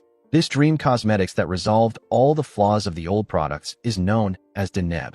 Our boy asked Vanessa to use her magic to oxidize the zinc and turn it into powder. He placed beeswax into a preheated steamer and let it melt. He then added evening primrose seed oil and shea fruit extract. Once removed from the heat, the zinc oxide powder is added. After this, our boy blended an oil extracted from the blessing of the fairy. The moment he did this, the product released a scent into the air. Vanessa and Alfoy were shocked to smell the amazing scent the product released. Claude wondered why a mere baron would even know how to make something like this. Ghislain gently shook the cream. He told his subordinates that it is not yet finished. He explained to them that they need to leave it for a day in order for the cream to solidify. Ghislain knew that once anyone uses Deneb, they will not be able to get themselves to use other products. This products will become essential to the nobles. Our boy smiled and said that he will make good use of this product. He turned to Claude and asked him to wrap the product up. He ordered him to send it to the nobles as a gift. Claude was surprised to hear this. He asked our boy if he won't even test it. Ghislain assured him that it is fine. While they were talking, the masked woman watched them from a window. She was staring at the product. Later in the night, we see a heavy rain falling in the capital. Everyone in the mansion was asleep. The masked woman appeared in the mansion. She appeared in the room where the products were. She moved close to the wrapped products and picked one up. She opened the product and gently touched the cream. While she was looking at the cream, Ghislain appeared behind her. He asked her if she is the ghost from the rumors. The woman was shocked to hear his voice. She quickly turned around. Ghislain told her that he can guarantee the effects of his product.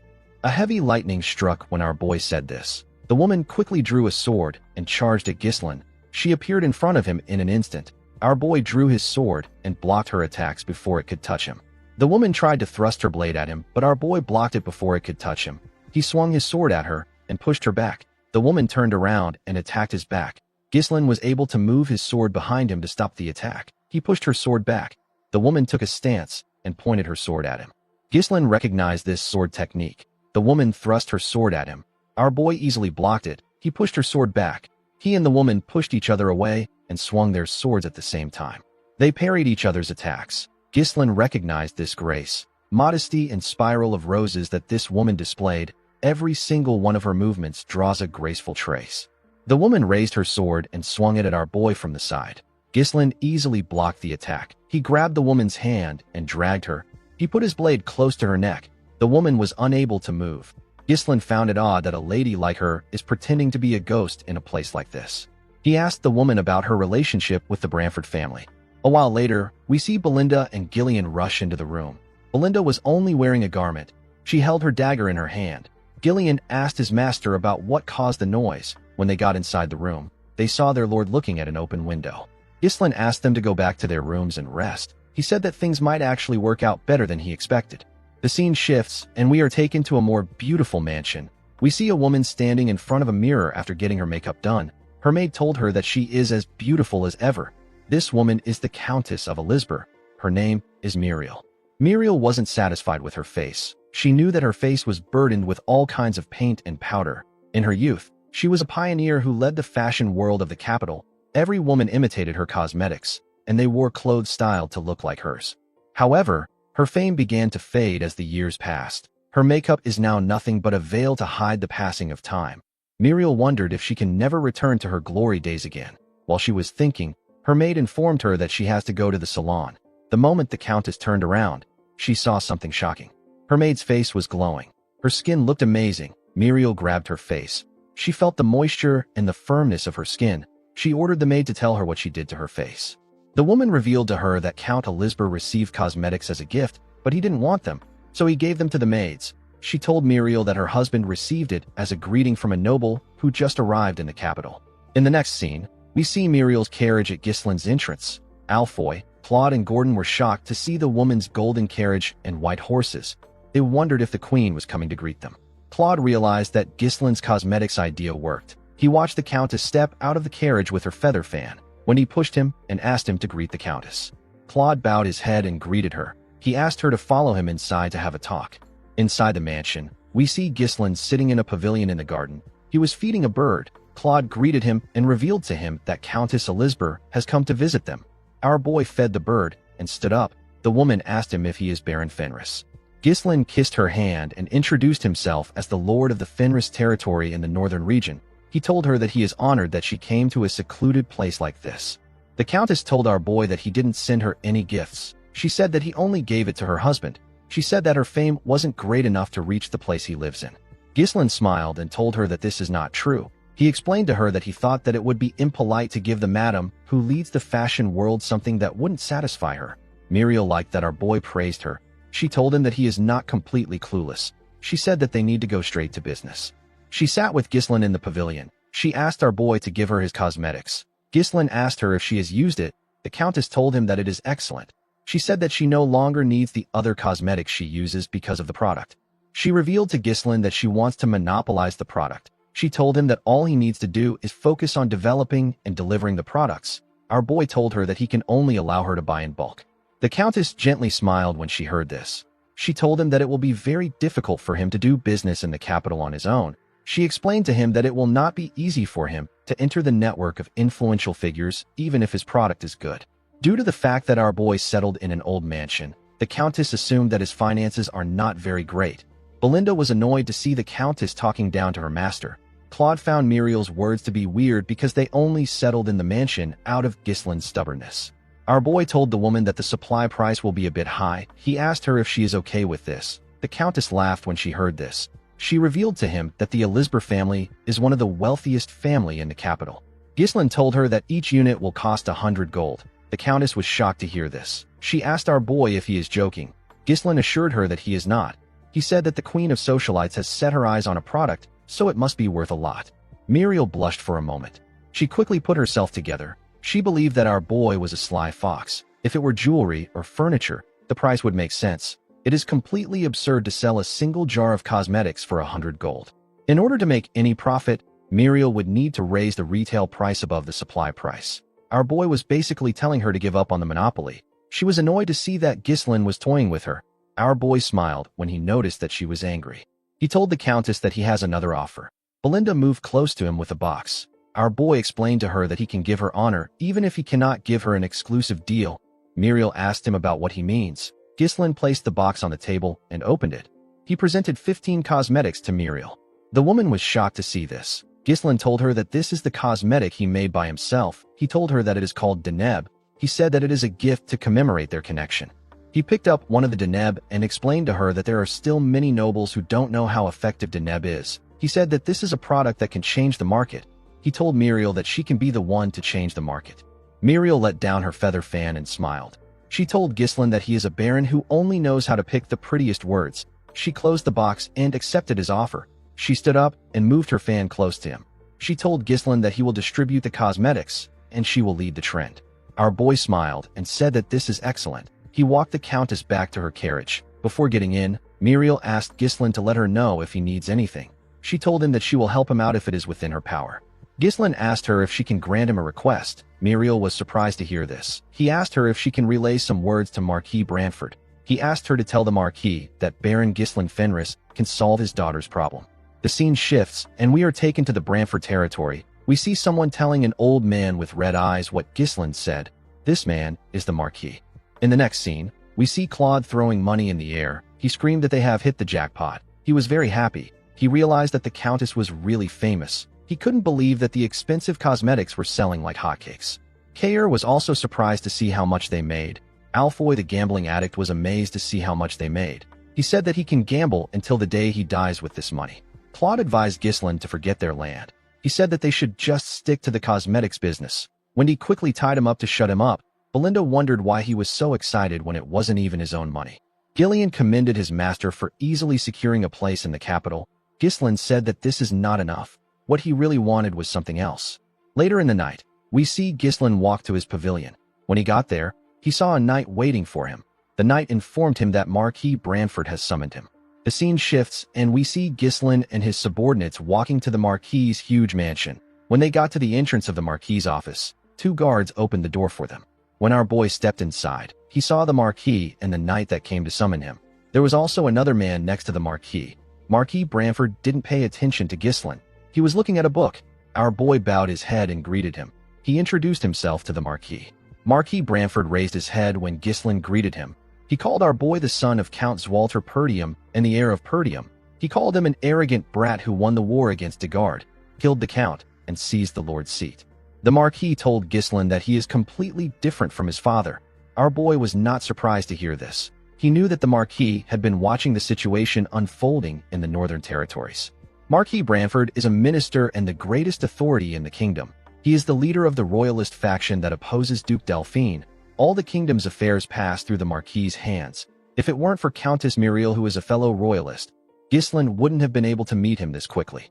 The man next to the Marquis drew a chair out for our boy. The Marquis asked him to sit. Ghislain noticed that the Marquis had a Deneb on his table. He sat in front of him. The Marquis told our boy that he heard that he claimed that he can solve his daughter's problem. Ghislain told the man that he can cure her illness. The Marquis let out a sigh and closed his book. He told Ghislain that he has never even met his daughter, whose name is Rosalind. He asked our boy about how he plans to cure an illness that they have been unable to cure for years without even knowing her symptoms. Ghislain informed the man that he heard some rumors while staying in the capital, and he gathered information on his own. He told him that he has cured an illness before. The Marquis told Ghislain that he likes his confidence. Before our boy could reply to him, the Marquis asked him to leave. Ghislain did not expect to hear this. The man told him that he is not the first person to claim that he can cure his daughter's illness. He said that all the others have failed. Each one of them had to pay the price with their lives for not taking responsibility for their words. The Marquis picked up the Deneb. He said that he doesn't want a talented young man to waste his life. Ghislain understood the Marquis's cold consideration. He knew that the man would have already tried everything possible to cure Rosalind's illness. He asked him if he doesn't plan on curing his daughter. The man said that it is not a big deal. He said that having bad skin cannot kill her. Ghislain told the man that his daughter won't agree with him. The Marquis knew that our boy was right. He told him that he brought him there because he wanted to confirm it by himself. He asked Ghislain if he is confident. Our boy placed his hand on his chest and told the man that he is different. The Marquis could tell that he was serious. He asked Ghislain to do his best if he is determined to risk his life. He ordered the man next to him to provide Ghislain with everything he needs. He asked him to reward our boy well if he succeeds.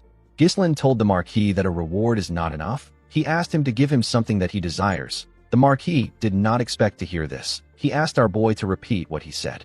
Ghislain told the man that he is the pillar supporting the kingdom. He asked him if granting him one small wish would be difficult. The Marquis asked our boy if he is really asking for compensation just for treating his daughter. Our boy told him that he is. He asked the Marquis to tell him the value of being the pillar of the kingdom and the greatest authority if he cannot even protect his own family. He asked the man to tell him the use of his authority. Belinda was surprised to hear what her master said. Claude was scared. He didn't know why Ghislain was speaking so boldly. The Marquis told our boy that the price of demanding something from him is not cheap. He told him that he has to put everything he has on the line if he wants to get what he wants. The moment he heard this, Ghislain remembered his county, his sister, his father and his officials, his comrades and soldiers.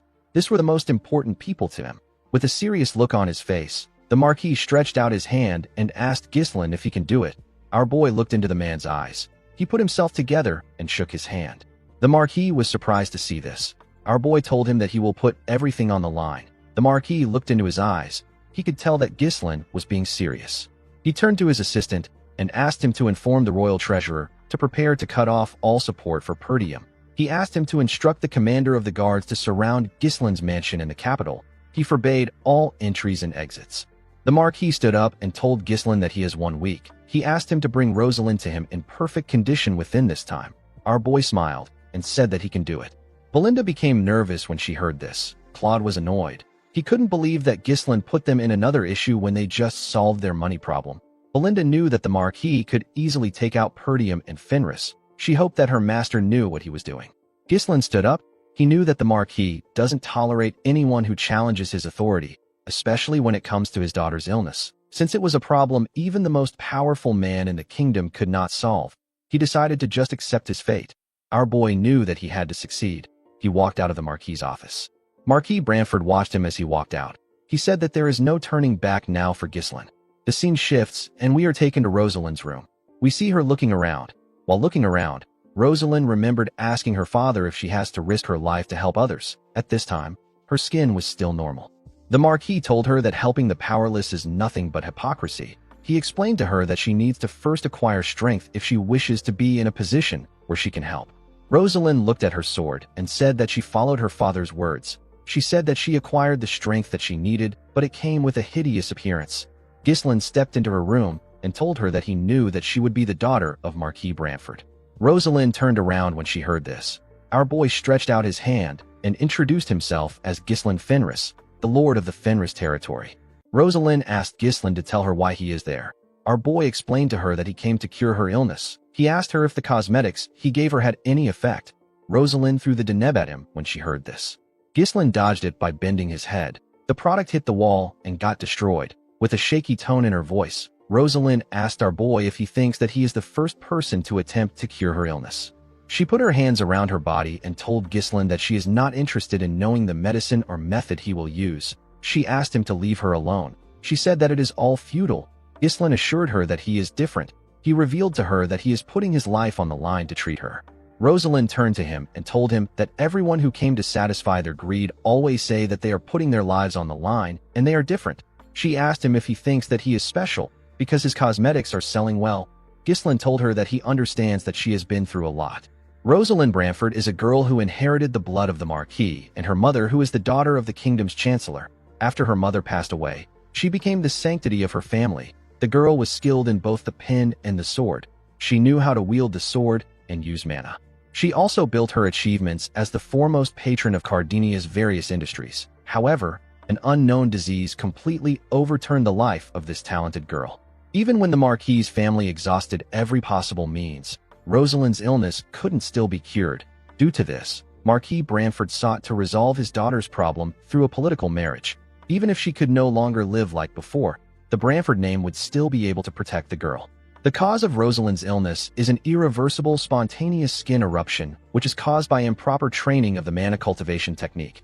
This is one of the rare rejection responses that appears when the balance between the polarities of mana collapses. In other words, Rosalind's mana road itself was in disorder. Rosalind drew her sword and covered it with mana. She asked Ghislain to get lost before she kills him. Our boy knew that Rosalind's illness will worsen if she continues to force mana out of her body. He apologized to her and told her that he is going to have to treat her forcefully. Immediately he said this, he charged at the girl. Rosalind swung her sword at him when he got close to her. Ghislain blocked her blade with his sword hilt. He used his sword hilt to push her blade down and grabbed her arm. He slammed Rosalind on the ground and managed to hold her down. Immediately he did this, he called out to Belinda and Wendy. The two women entered the room with a bed. They tied Rosalind to the bed. The girl asked them to let her go immediately.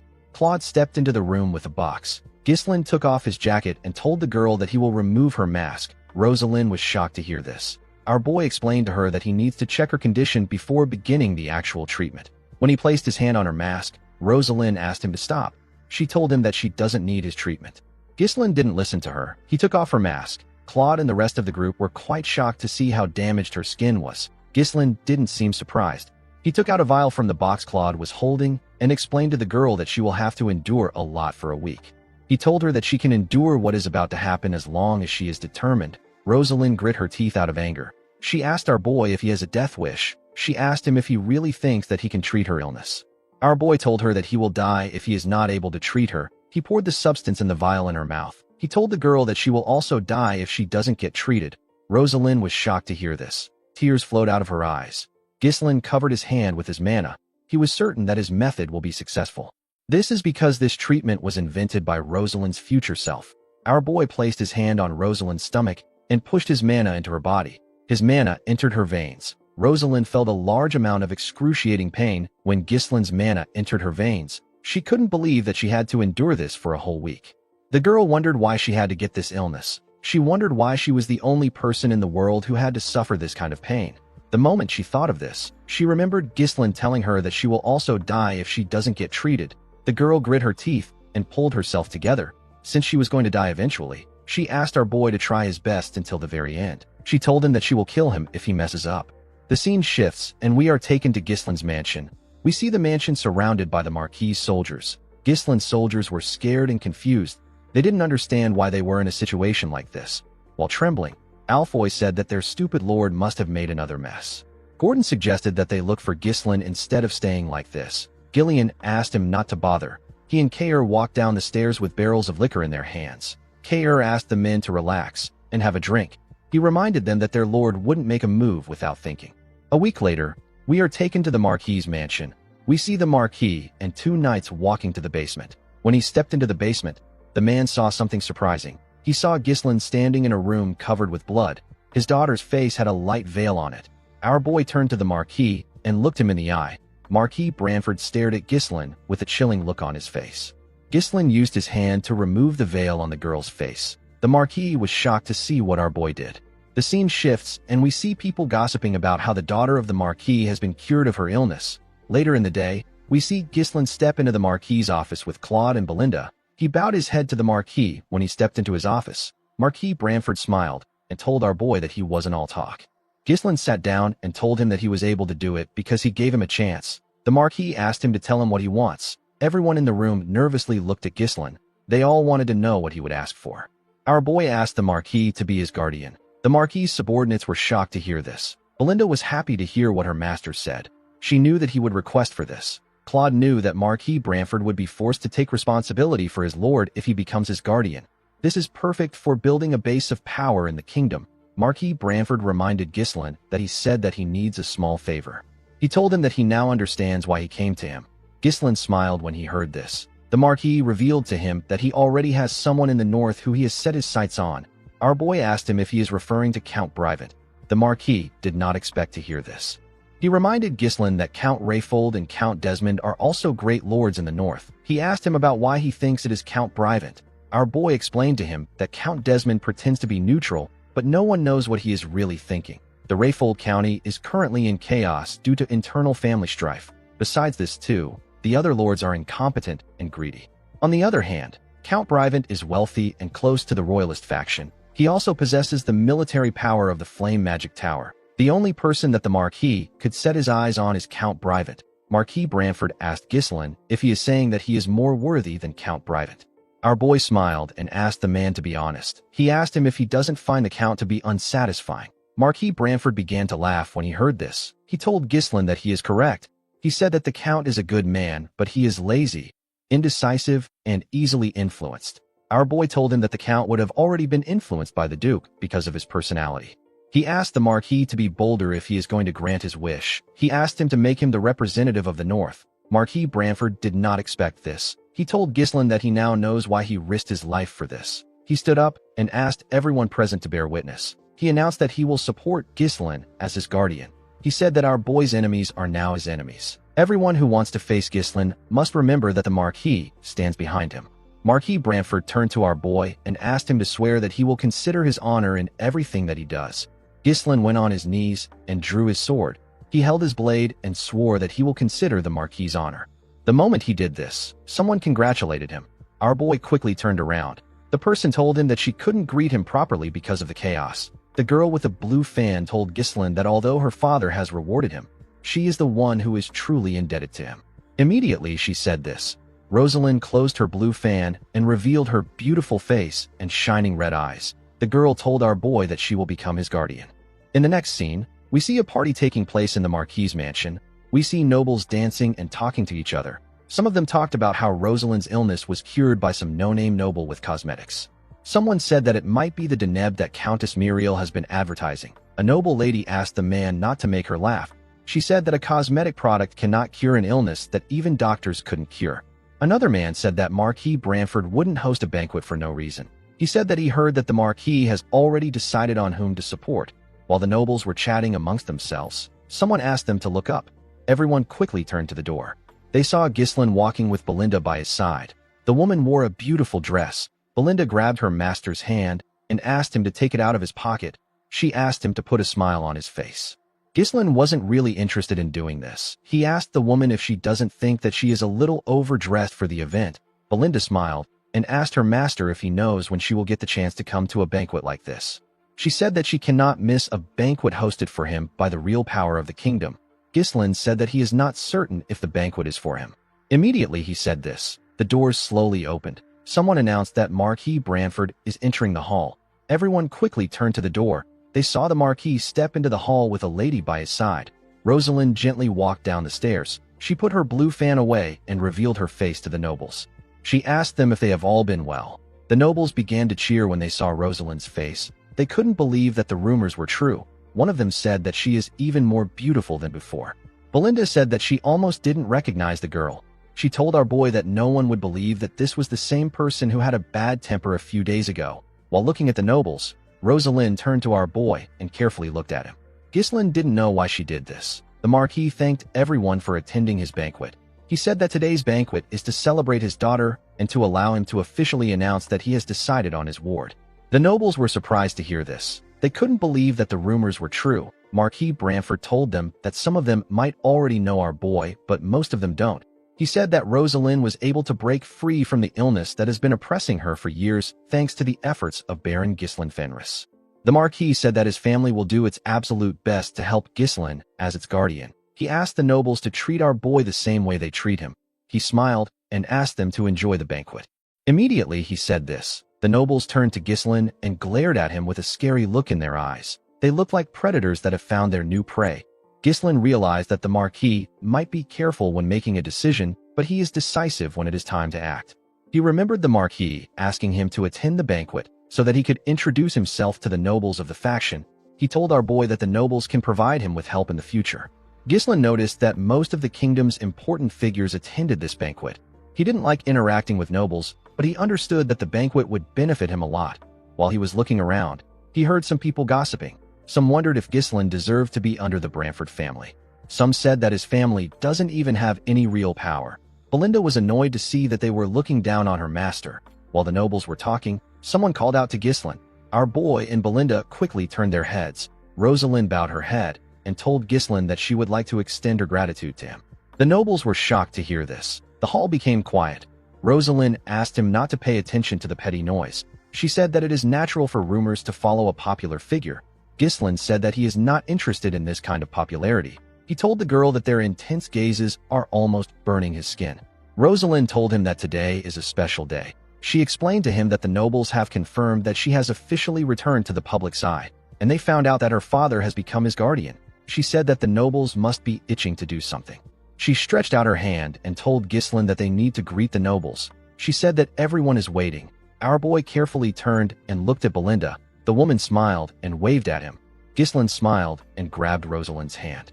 The girl explained to him that the royalist faction is divided into 3 main groups. The first group belongs to the wealthy house of Elizabeth, which dominates the capital's culture and commerce. The second group is under the Chief Justice who oversees law and administration. He is the eldest son of the royal chancellor and Rosalind's in-law. His name is Sir Bilor Norton. The third group is under Marquis Morris Macquarie. He is the commander-in-chief of the kingdom's army. He is in control of the nation's military might. Rosalind explained to Ghislain that this people are the high nobles of the Lithania kingdom who wield immense power over administration, finance, and the military. She told him that whoever he chooses to greet first as the northern representative will either raise or diminish their prestige. The moment he heard this, our boy remembered the Marquis telling him that the world he is about to step into is completely different from the one he comes from. Rosalind told him that he has to choose well. Ghislain carefully looked at the nobles. He let out a sigh and walked forward. He moved close to Count Elizabeth and bowed his head to introduce himself to him. Marquis Morris was annoyed to see this. Count Elizabeth greeted our boy with a smile on his face. He told him that his wife has gained some confidence thanks to him. He asked Ghislain to let him know if he ever needs any help. Countess Muriel moved close to our boy and referred to him as their little brother. She said that our boy is quite loyal. Ghislain asked her if she is allowed to call him this in this formal setting. The Countess said that it is not important since they are the only ones there. She thanked Ghislain for saving their faces. Immediately she did this. Marquis Morris cleared his throat loudly so that Ghislain can notice his presence. A man wearing blue clothes said that Ghislain should first pay his respects to the commander of the army if he is the son of a count.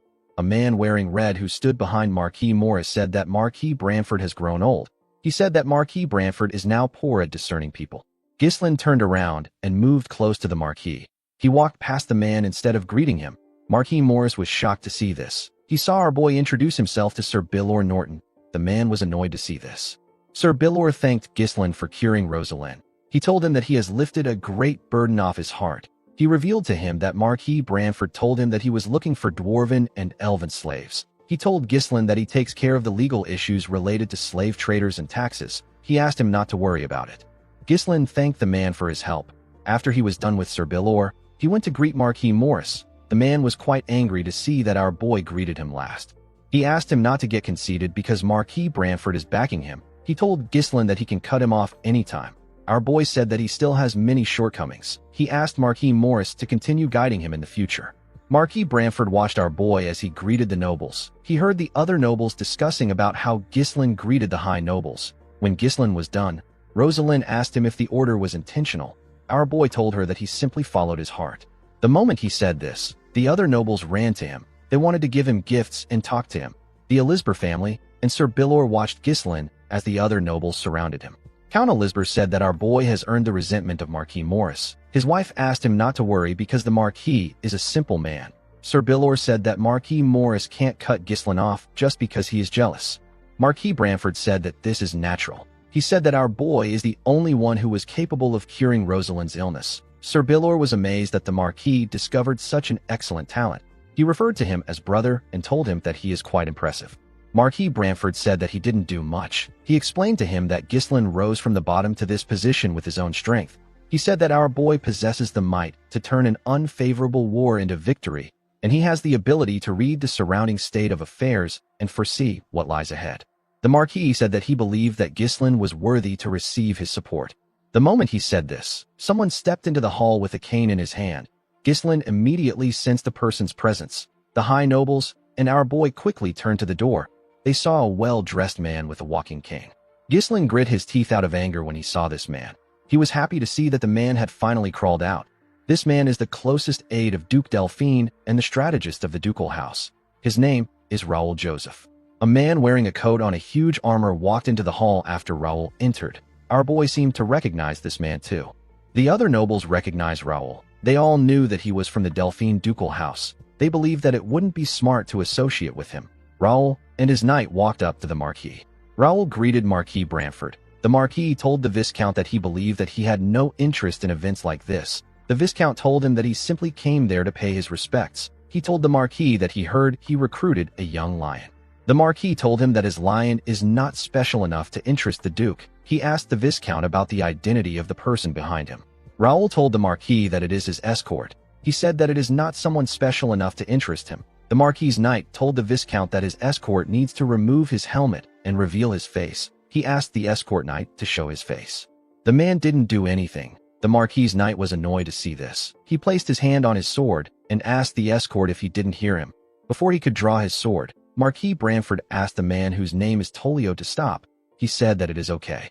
With a serious look on his face, the Marquis asked Raoul to enjoy himself since he has come a long way. He asked him to take care of himself before he leaves so that he doesn't dishonor the Duke's name. The Viscount smiled and thanked the Marquis for his consideration. He turned around after thanking the Marquis. Marquis Branford could not believe that he was not informed that someone like Raoul, who is a significant figure in the Duke's faction, was in the capital. He couldn't believe that the man managed to avoid his eyes and ears. He realized that the Duke's influence has reached the capital. Raoul and his knight walked up to Ghislain. Our boy looked the Viscount in his eyes. He glared at the man to show his disdain for him. Raoul did not understand why Ghislain was glaring at him. This was his first time meeting him. He asked our boy if he knows him. Ghislain put himself together and stopped glaring at the man. He told him that he knows him. He said that he heard many things about him in the capital. The Viscount told Ghislain that he also knows him very well. He said that our boy put on an amazing show in the northern region. Ghislain was not surprised to hear that the man knew about what happened in the north. This is because Raoul was the one who made all the plans to bring Perdium to its knees. The Viscount suggested that they move somewhere else since they have greeted themselves. He told our boy that he has something to tell him privately. In the next scene, we see Ghislain in a room with the Viscount and his knight. Raoul decided to be straightforward. He told our boy that they are interested in his cosmetics. He explained to him that he came to the capital because he heard that a product that was good enough to cure Rosalind's skin and bring it back to life had appeared. He said that they were actually developing something similar. Ghislain wasn't looking at the Viscount when he was talking. He was staring at the knight behind him. Our boy turned to the Viscount and told him that he will have to apologize to him if he came to talk about an exclusive contract or technology sharing. The Viscount told him that he did not come there to engage in such a tedious talk. He said that a brilliant young man like him is rotting away in the countryside with nothing. The Viscount said that a scoundrel suddenly made a name for himself, led a war to victory, and secured a successful position in the capital. He asked our boy if this is by luck or skill. Ghislain told Raoul that he improved by studying a bit. This wasn't the answer Raoul wanted. With a smile on his face, the man asked our boy to come to the Duke's faction. Our boy was not surprised to hear his offer. Raoul said that there is an expiration date to talents and abilities. He told our boy that his life will end before he gets the chance to show his talents if he stays in a harsh place like the North. He told him that he will be worn down by barbarians and foreign wars. He said that this is not the first time he has seen brilliant young men waste away like this. He stretched out his hand and told Ghislain that he won't have to worry about this if he joins them, because they have the power to change his life. Our boy reminded the man that he has already joined the Royalist faction. Raoul told him that he cannot really say that he joined the faction when it has not been that long. He revealed to our boy that they can provide some fine lands in the south and give some to his father too. He said that Count Perdium must have been through a lot of troubles to protect the kingdom from the barbarians. He told our boy that the Count can't fight forever. He said that it might be time for him to retire. Ghislain already knew that Raoul would try to convince him like this. Even though our boy already joined hands with the faction that opposes the ducal house, the Viscount is still trying to win him over. He spoke as if joining their side would somehow solve all of Ghislain's problems. He tried to sweet-talk and coax our boy to make him one of their own. Ghislain was certain that the man has used this same tactics on many people. He knew that this tactic was nothing more than a scheme to keep an uncontrollable variable within his grasp. He told the Viscount that the North is actually a better place than he thinks. Raoul told him that he doesn't have to decide right now. He said that he is planning on staying in the capital for a while. He asked our boy to take his time to think. Ghislain told the Viscount that he has a counteroffer for him. Raoul did not expect to hear this. Our boy asked the man to join their side. Raoul glared at Ghislain when he heard this. In the next scene, we see a carriage leaving the Marquis' mansion. Raoul and his knight were inside the carriage. The knight asked him about how he feels about Ghislain now that he has seen him. The Viscount said that our boy has strange eyes. He said that he wants to gouge them out. The knights revealed to him that Ghislain tried to kill him. Raoul was surprised to hear this. The knight told him that he could feel our boy's killing intent. He said that Ghislain was gauging his skills during the entire conversation. Our boy was wondering about how fast he could kill the Viscount after getting past the knight. He and the man locked eyes. They fought with their minds. In his mind, Ghislain swung his sword at the Viscount in an instant, but his attack was blocked by the knight. The knight pushed Raoul away and blocked our boy's attack. Although his first attempt was stopped, Ghislain didn't give up. He tried again, but his attacks were blocked by the man. Our boy and the man glared at each other. Our boy increased his speed and swung his blade at the man. The knight easily blocked his attack. He pushed Gislin's sword back. Our boy gathered his strength and pushed his sword away. He and the knight quickly swung their blades at each other. Their fight came to a standstill. Gislin realized that he couldn't get his way. He glared at the man. He grit his teeth and gave the Viscount the offer to join them. Raoul smiled and told him that he now understands why the Marquis likes him. He stood up and told Gislin that he enjoyed talking to him. He told him that he will see him again in the future. Our boy said that he is also looking forward to it. After Gislin said this, the knight glared at him with his green eyes. Our boy looked him in his eyes and told him that he looks forward to seeing him. He referred to the man as the strongest swordsman of the kingdom. His name is Cain Balzac. The swordsman revealed to Raoul that our boy knew him. Upon hearing this, Raoul realized that Gislin's performance in the north is not a rumor. He said that this doesn't change his plan to take over the north. He said that his plan is only delayed. He told Cain that there are still many methods to use. He said that he will warn Count Desmond about our boy. He planned to tell the Count to consider Gislin as a knight captain of a territory when facing him. Cain told him that he is wrong. Raoul did not expect to hear this. The swordsman had already seen Gislin's skills, so he knew that our boy was not some knight captain. He asked Raoul to tell the Count to consider Gislin as the strongest sword in the north. The scene shifts, and we are taken to Gislin's mansion. We see the soldiers packing up the things in the mansion. Kair and Claude were in charge of supervising. Kair ordered the men to take every last penny. He warned them not to leave a single coin behind. Gillian controlled the soldiers outside. He told them the places where they were to keep each items. While the soldiers were busy packing up, we see Rosalind looking shocked when Gislin informed her that he is returning home. The girl asked him if he is serious. Gislin told her that he has a lot to do. He told her that he will leave the Deneb in the capital to her. He asked her to send the 300,000 gold to him.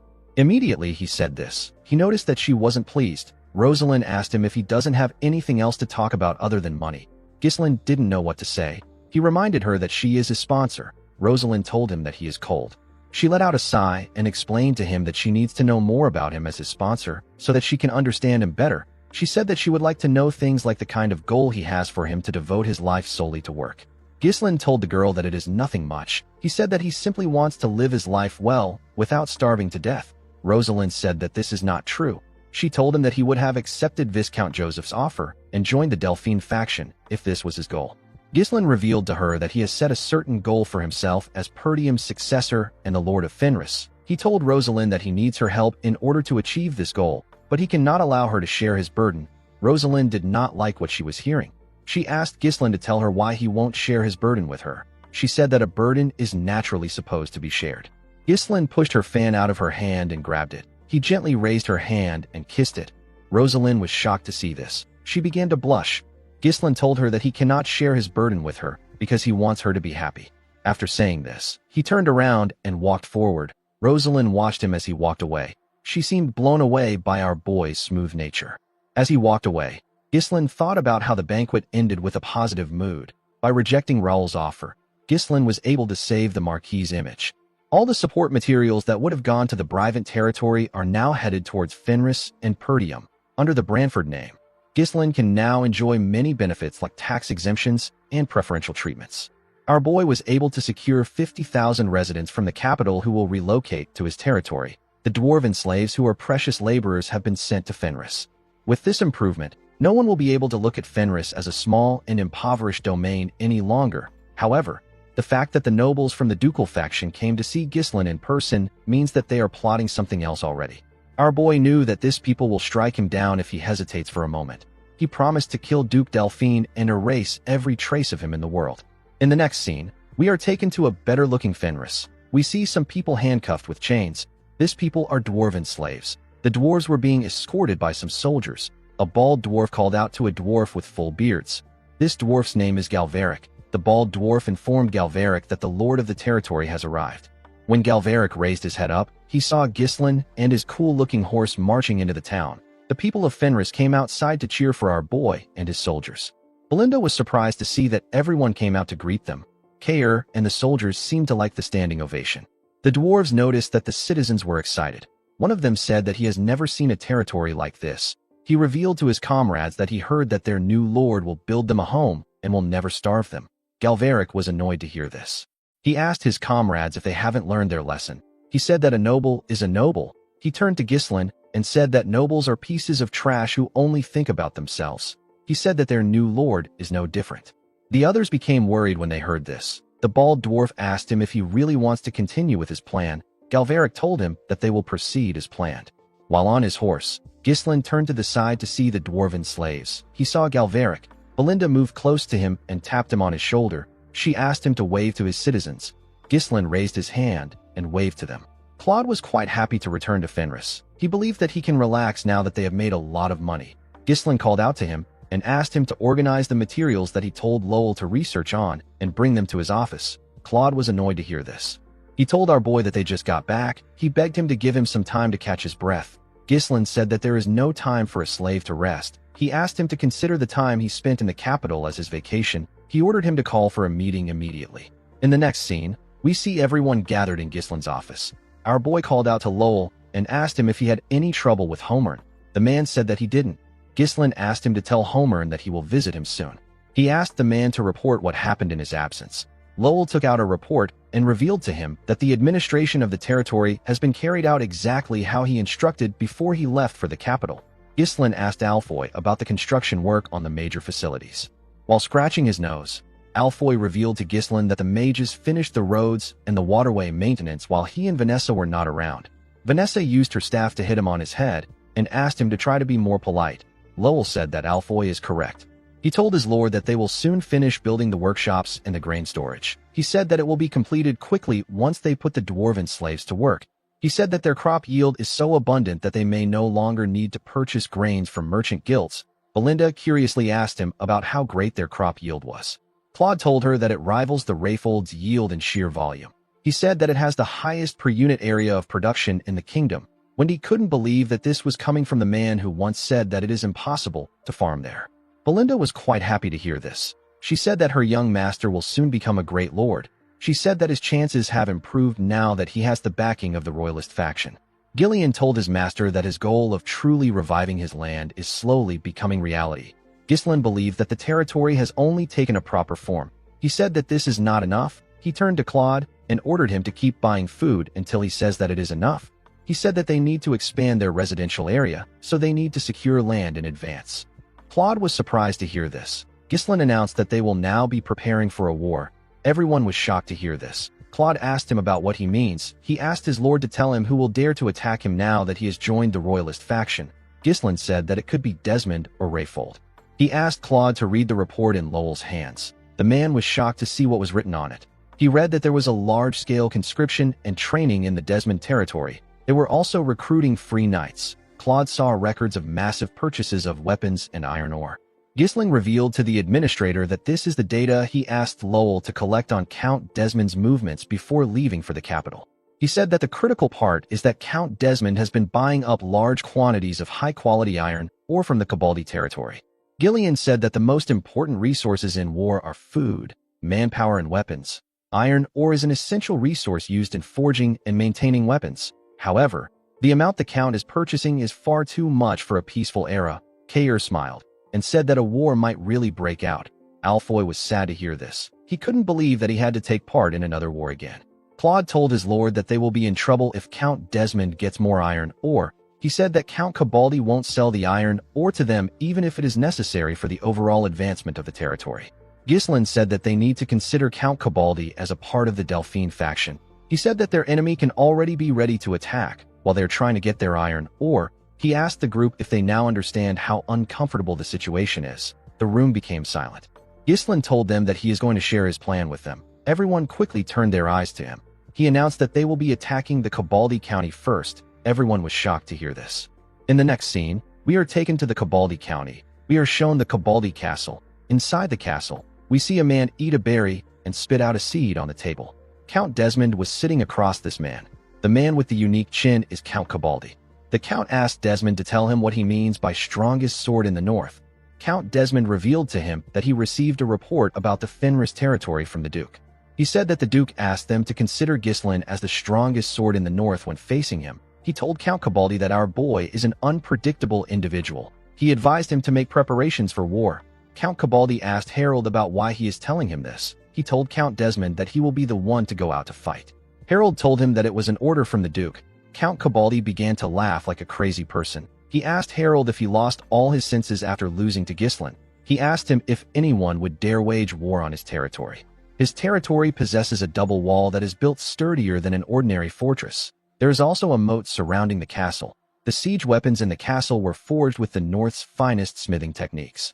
Count Cabaldi asked Count Desmond if he is really telling him to make preparations after seeing this citadel that has been handed down for generations. He told him that his castle has never been breached. With a confident smile on his face, he said that it has never happened in history. He advised Harold to worry about himself first. He reminded him that he recently lost his secret weapon. Count Desmond was annoyed to hear this.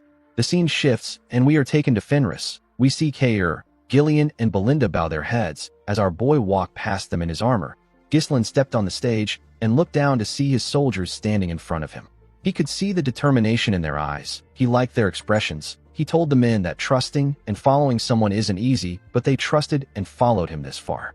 Ghislain took out his sword and slammed the blade on the ground. He announced to the men that he will turn all 200 of them into knights. He said that this is the founding of the Fenris Knight Order. The men raised their hands and began to cheer when they heard this.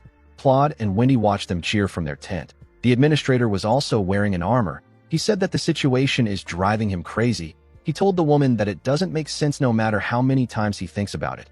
He said that he is not sure if it is possible. He asked Wendy if she also shares the same views as him.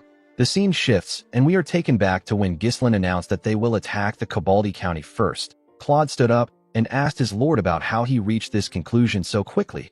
Ghislain explained to him that Count Desmond and Count Cabaldi are pretending to be neutral even though they support the ducal house. In other words, they are chess pieces that can move freely in place of the ducal house. Our boy told the group that Count Cabaldi is also their enemy. He said that they will get the Count's iron, or if they win the war, they will also slow down their enemy's growth and accelerate their own. This move made sense to everyone. Claude asked his lord about what they are going to do. Gillian told his lord that the armaments of Cabaldi's soldiers are among the finest in the north. Kair said that their overall military power is lacking in quantity and quality. Ghislain revealed to them that he is going to turn all 200 mercenaries into knights who can wield mana. Kair and Gillian were surprised to hear this. According to Ghislain, a well-trained knight has the power of 100 ordinary soldiers. If they are able to form an order of 200 knights, they will gain an equivalent strength of 20,000 soldiers. With a worried look on her face, Belinda asked her master about how he is going to do it. She reminded him that it takes years to master mana properly. Ghislain asked Vanessa to bring something. The girl and other mages brought in some barrels containing a large amount of scrolls. Alfoy said that these are mana compression sigils. Claude asked his lord if he used the runestone to create these things. Our boy took out one of the scrolls and said that the mercenaries will be able to master mana with it. He said that it might stray a little from the normal method. He told his subordinates that he modified the Perdium family's mana cultivation technique to make it easier to learn. He said that it should take the soldiers a month to master it. Belinda became nervous when she heard that our boy modified the family's mana cultivation technique without permission. She asked him if the lord won't be mad about it. Ghislain told her that it is better that his father gets angry than they lose their soldiers. Gillian told him that they won't be able to bring down the Cabaldi castle by simply training their soldiers. He revealed to him that he has been to the castle during his mercenary days. He said that the castle has a sturdy double wall with a deep moat surrounding it and flawlessly arranged defensive weapons. With so many elements favoring the castle's defense, people say that it has never once fallen throughout the lineage of the family. Gillian told his master that their mercenary tactics won't work if the Count resolves to hold a defensive siege. Claude suggested that they give up on the castle and focus on blocking Count Desmond. He said that they can get iron ore from other regions, even though it might be difficult. Ghislain asked him if he wants to bet to see if they will lose or win. Claude was annoyed to hear this. He asked our boy to stop betting on his territory's fate. Ghislain smiled and asked him not to worry about it. He told his administrator that he always has a plan. The scene shifts, and we are taken to a training hall. We see Ghislain standing in front of his soldiers. The soldiers wondered if they don't need to know how to use mana to become knights. They knew that it would take a few years to learn mana. Gordon raised his hand and asked Ghislain about how they are going to use mana. Ghislain told the soldiers that it would normally take several years to learn how to use mana. He told them that he will make sure that they all learn it within a month. Gordon and the other soldiers were surprised to hear this. Ghislain smiled and said that he will explain to them in a way that they can really understand. A while later, we see Ghislain pushing his mana into Gordon. There were several exhausted soldiers laying on the ground. They were breathing heavily. Gordon grit his teeth to endure the pain of our boy's mana. Ghislain asked him to bear with it. He told him that he is compressing several years into a single month. The burden for this is naturally enormous. He told Gordon that he will temporarily feel mana through the compression sigil. He asked him to gather the mana particles in the air and take them beneath his lower abdomen to form a mana core. He advised Gordon to imagine winding up a skein of thread. While following his orders, Gordon dragged the mana beneath his lower abdomen. He screamed out in pain. A while later, we see Ghislain step out of the training hall. He saw Belinda and Lowell waiting outside for him. Belinda told him that he did well. Ghislain thanked her and asked her if she can take the soldiers back to their lodgings. He told her that she will need to keep an eye on them for a while. While breathing heavily, he called out to Lowell and informed him that they will be crafting the armor that their order will be using. He asked him about how their dwarven slaves are doing. Lowell informed his master that the elves haven't arrived yet, but the dwarves are already waiting in the territory's lodgings. Ghislain turned to the sky when he heard this. He said that the moon won't be rising tonight. The scene shifts, and we are taken to a forest outside the town. We see someone push his hand out from the ground. The person created a huge hole and came out of the ground. The person turned out to be Galveric. His comrades were behind him.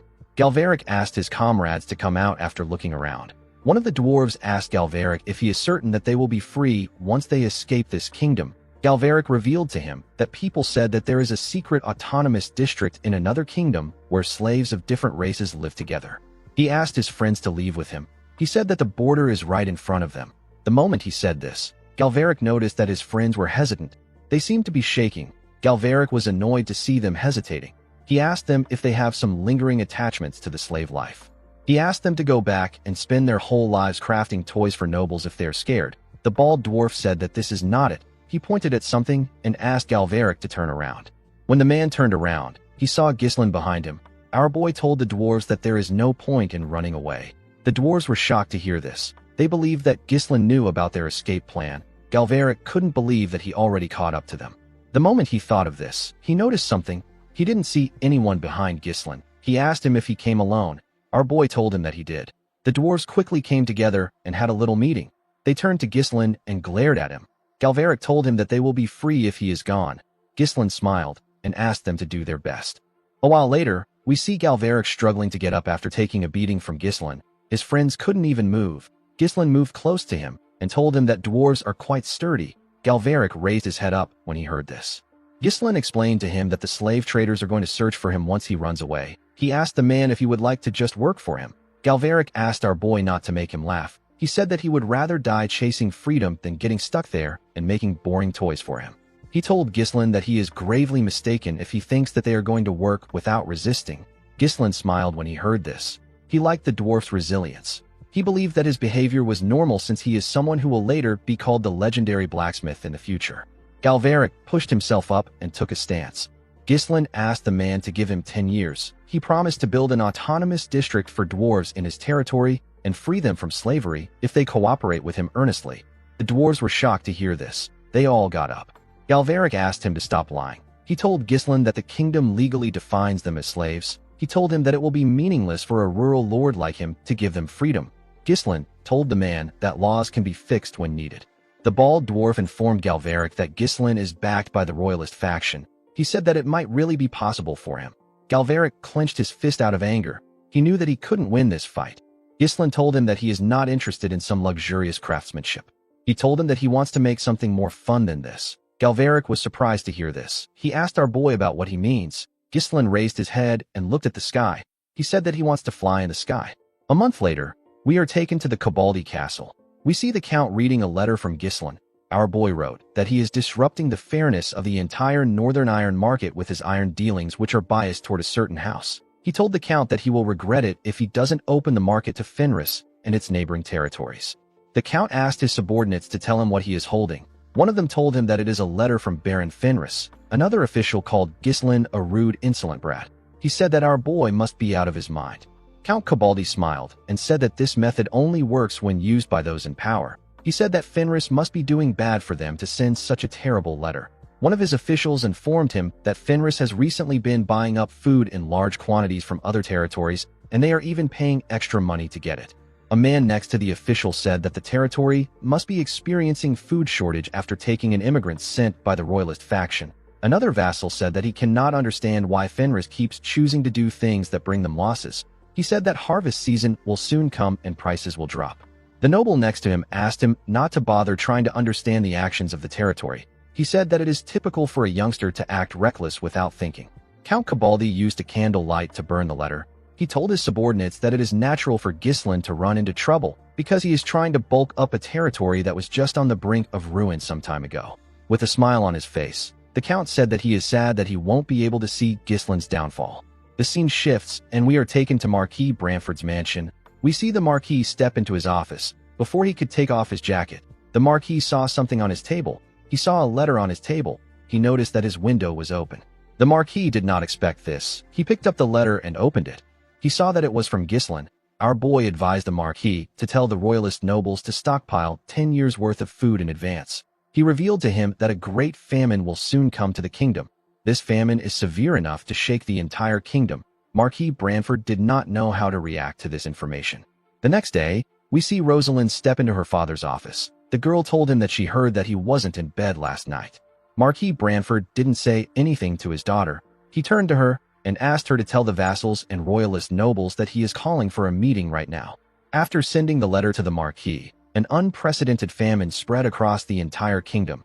Under an extremely arid climate, the rivers laid bare, crops withered and died. Starvation victims appeared one after another, and mass chaos erupted in the struggle for food. It was a natural disaster that went down in history. In this chaotic time, Ghislain decided that it was time for him to make his move. In the Desmond and Rayfold territories, their vassals informed them about how food prices are skyrocketing. They were complaining about how an abnormal weather strikes without warning. The vassals found out about how the royalist nobles already stored food in advance. Amelia and Count Desmond found out that the Fenris territory has successfully harvested its food.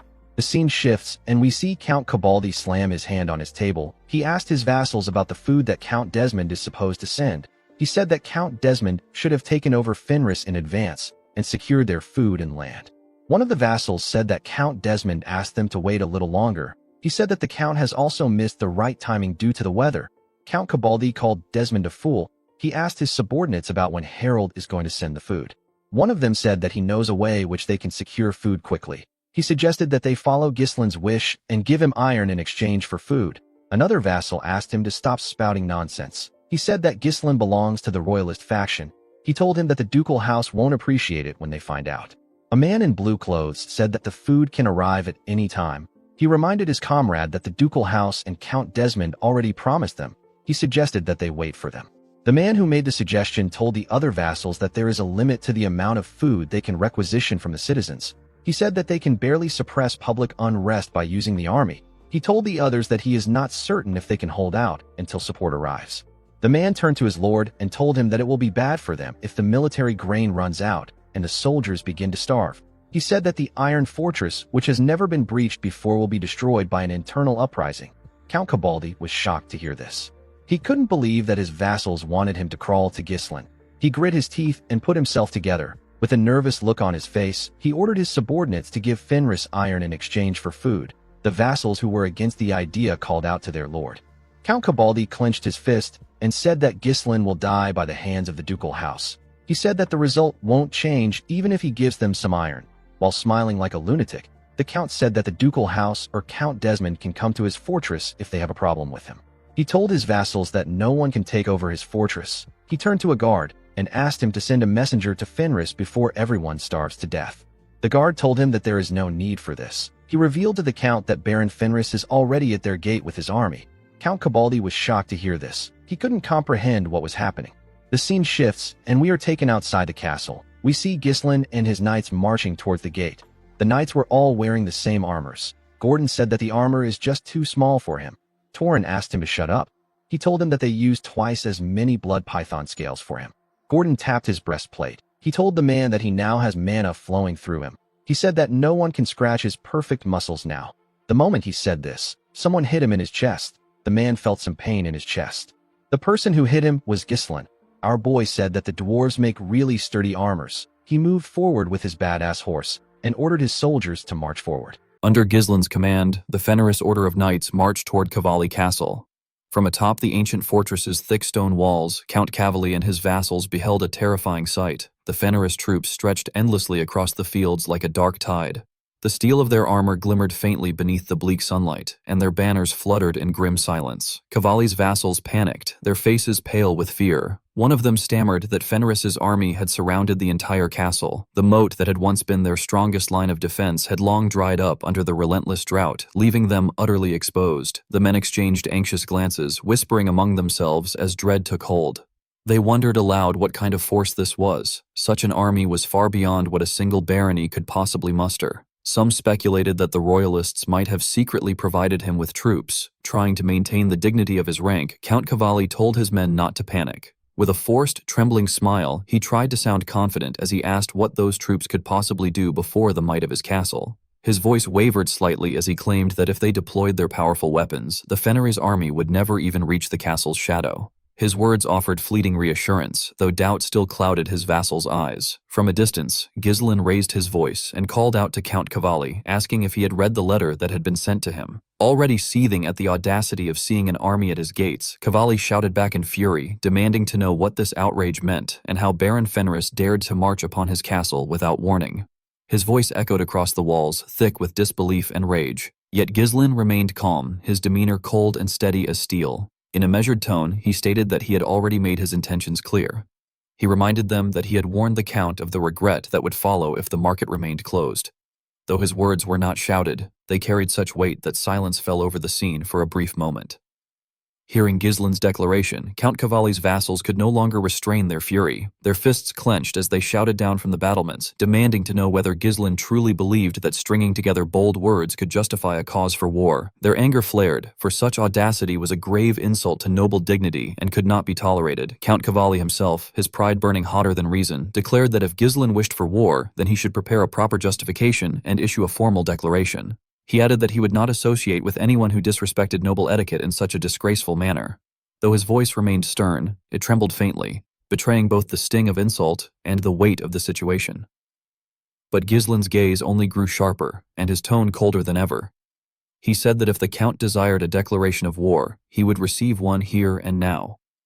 Calling out to Gillian, he ordered him to bring a bow and an arrow. Without hesitation, Gillian obeyed, presenting the weapon with solemn reverence.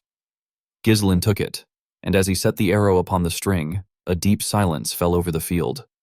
The air thickened with tension. Even the birds seemed to have fled the sky. Count Cavalli, seeing Ghislain ready his bow, felt his heart pound violently. Fear seized him, and he immediately ordered his knights to raise their shields and form a wall before him.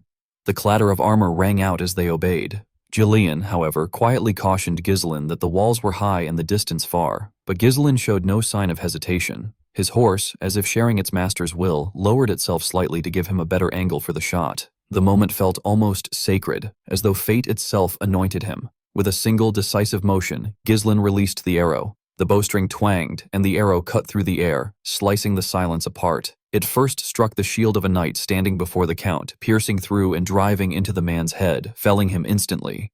Yet the arrow did not stop. It grazed past the Count's ear, leaving behind a shallow cut that began to bleed. Count Cavalli stumbled back in shock, his eyes wide with horror as he realized how narrowly death had missed him. Ghislain lowered his bow, his voice resounding like thunder as he declared that this was his declaration of war. The scene then shifted to the capital, Cardinia. Within the grand halls, the royalist faction convened an urgent meeting. News of the conflict spread swiftly, and the chamber erupted into heated debate. Someone exclaimed that Baron Fenris had begun a war. Count Alsbury, his brow furrowed with concern, remarked that thanks to Ghislain's earlier counsel, they had survived the famine by storing grain. But to start a war now, in such a time of hardship, was an act of reckless folly. Marquis Burford, sharp and probing, demanded to know the pretext for such a war. Rosalind, calm yet grave, explained that Count Cavalli had refused to open the iron market to Fenris and the neighboring territories. The refusal revealed that Cavalli had been trading almost monopolistically with Desmond's lands, a scheme that threatened the fragile balance among the nobles. Count Alsbury remarked that one could always find or manufacture a pretext for action if necessary, yet admitted that such a move felt dangerously reckless. The army commander then interjected in a firm tone, asserting that this revelation left no room for doubt. Ghislain had to be expelled from the faction before matters escalated beyond control. His vassals nodded in agreement, voicing their full support with unwavering conviction. One of them added that all efforts ought to be devoted to recovering from the drought rather than fueling a war that would only deplete their already weakened resources. But the High Judge, leaning back with a casual air, questioned whether the army commander had simply disliked that young man from the very beginning. The remark struck sharply, leaving the commander momentarily flustered as he struggled to respond without betraying his true feelings. Sensing the growing tension, Rosalind intervened swiftly, urging everyone to calm themselves. She reminded them that the incident had already occurred and that their task now was to find a solution to break the current deadlock. Endless arguments, she said, would only waste precious time. The army commander retorted that he was calm, exceedingly calm, and insisted that the war was nothing but bait set for the Duke's house to exploit. At that very moment, the chamber doors opened and Count Fod of the Duke's house entered. His confident steps and commanding presence immediately drew every gaze. He declared in a sharp tone that he agreed with the commander's assessment. The room fell into stunned silence. The nobles were taken aback by Count Fod's sudden appearance. Marquis Burford, clearly displeased, narrowed his eyes and demanded to know what Fod was doing there. In response, Count Fod stated that Baron Fenris had attacked Count Cavalli, who was a neutral noble, and that such an act, committed while the realm was still suffering from natural disaster, could hardly be considered the collective will of the royalist faction. His words hung heavy in the air. Marcus Burford fixed him with a cold, calculating stare, weighing his motives carefully. The High Judge, observing the exchange, mused inwardly that the Duke's intelligence network truly was formidable. Count Alsbury thought to himself that the Duke's house had shown its hand boldly from the very start. A sign, perhaps, that they were confident in their position. Rosalind reflected silently that this incident could drive all the neutral nobles to turn against the royalists. Such a shift, she realized, would grant the Duke's house an ideal opportunity to assert dominance. It was no exaggeration to say that her father's next words might decide the faction's fate. If Baron Ghislain were to be defeated, the royalists would lose their influence in the north. Yet even if they chose to withdraw, the outcome would still be the same. Their weakness would be exposed. However, if Baron Fenris managed to claim Cavalli's largest northern iron mine, the royalists could obtain a reward great enough to justify the risk. At last, Marquis Burford spoke in a composed tone, declaring that the justification for war was sound. Count Fod, momentarily taken aback, demanded to know what exactly the Marquis meant by that. Burford replied that this was merely a personal conflict between Baron Fenris and Count Cavalli. It did not represent the royalists' will, and thus the Duke's house had no grounds to intervene. Hearing this, Count Fod grew visibly unsettled. He argued that there was a proper time and place for war, and that to stand idly by now would be equivalent to abandoning their duty as royalist nobles to uphold the kingdom's order. Though his voice remained sharp, it carried an unmistakable note of desperation. Marquis Branford sighed with clear disdain, remarking that he could not comprehend why the Duke's house was so overly sensitive about the issue, as though the county were nothing more than their puppet. Meanwhile, on the battlefield at Count Cavalli's castle, the air was heavy with the stench of blood and fear. The Count screamed in agony, clutching his wounded ear as blood stained his hand. Ghislain, recalling Gillian's earlier warning about the height of the walls, acknowledged his subordinate's foresight and praised him briefly for his excellent judgment. Nearby, Cair smirked and muttered under his breath that the Count would never wear earrings again. The Knights of Cavalli descended into chaos. Some shouted for help to stop the bleeding, while others rushed to shield their lord. Confusion rippled through the battlements, yet despite the searing pain, Count Cavalli regained his composure. Grinding his teeth, he roared in fury, commanding all troops to take their positions and prepare to make the enemy taste their blood. He proclaimed that the majesty of Cavalli Castle, unbroken through all of history, would not fall on that day. His words reignited the troops' morale, and they hurried to their stations. The ballistae were drawn and loaded, their ropes straining under tension as the sound of preparation filled the air. Watching from Ghislain's side, Gillian reported that the enemy forces were preparing to attack. Ghislain nodded calmly, noting that they were masters of defense, and it was only natural for their reaction to be swift. His tone carried no trace of concern or fear, only a composed certainty born of control and confidence. Soon after, the soldiers of Cavalli announced that the ballistae were ready. Count Cavalli, his voice unbroken despite the pain, gave the order to fire. A storm of arrows and bolts was unleashed, darkening the sky as thousands of projectiles descended upon the Fenris troops like an iron tempest. The spectacle was one of terror and destruction, a rain of death meant to obliterate all in its path. Yet Ghislain and his knights did not falter. They stood unmoving, as though the deadly barrage were nothing more than a gentle summer rain.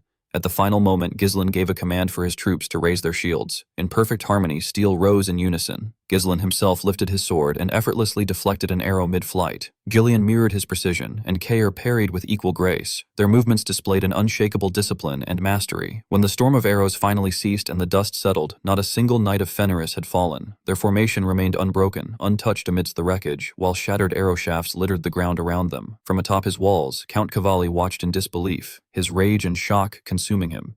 His confidence, once towering, now trembled at its foundation. Ghislain sheathed his sword slowly, every motion deliberate. Raising his voice, he asked whether this feeble assault was truly all the Count had to offer, his words cutting deeper than any blade. Then, in a tone of cold authority, he ordered his troops to withdraw to their main position and prepare for the next phase of the operation.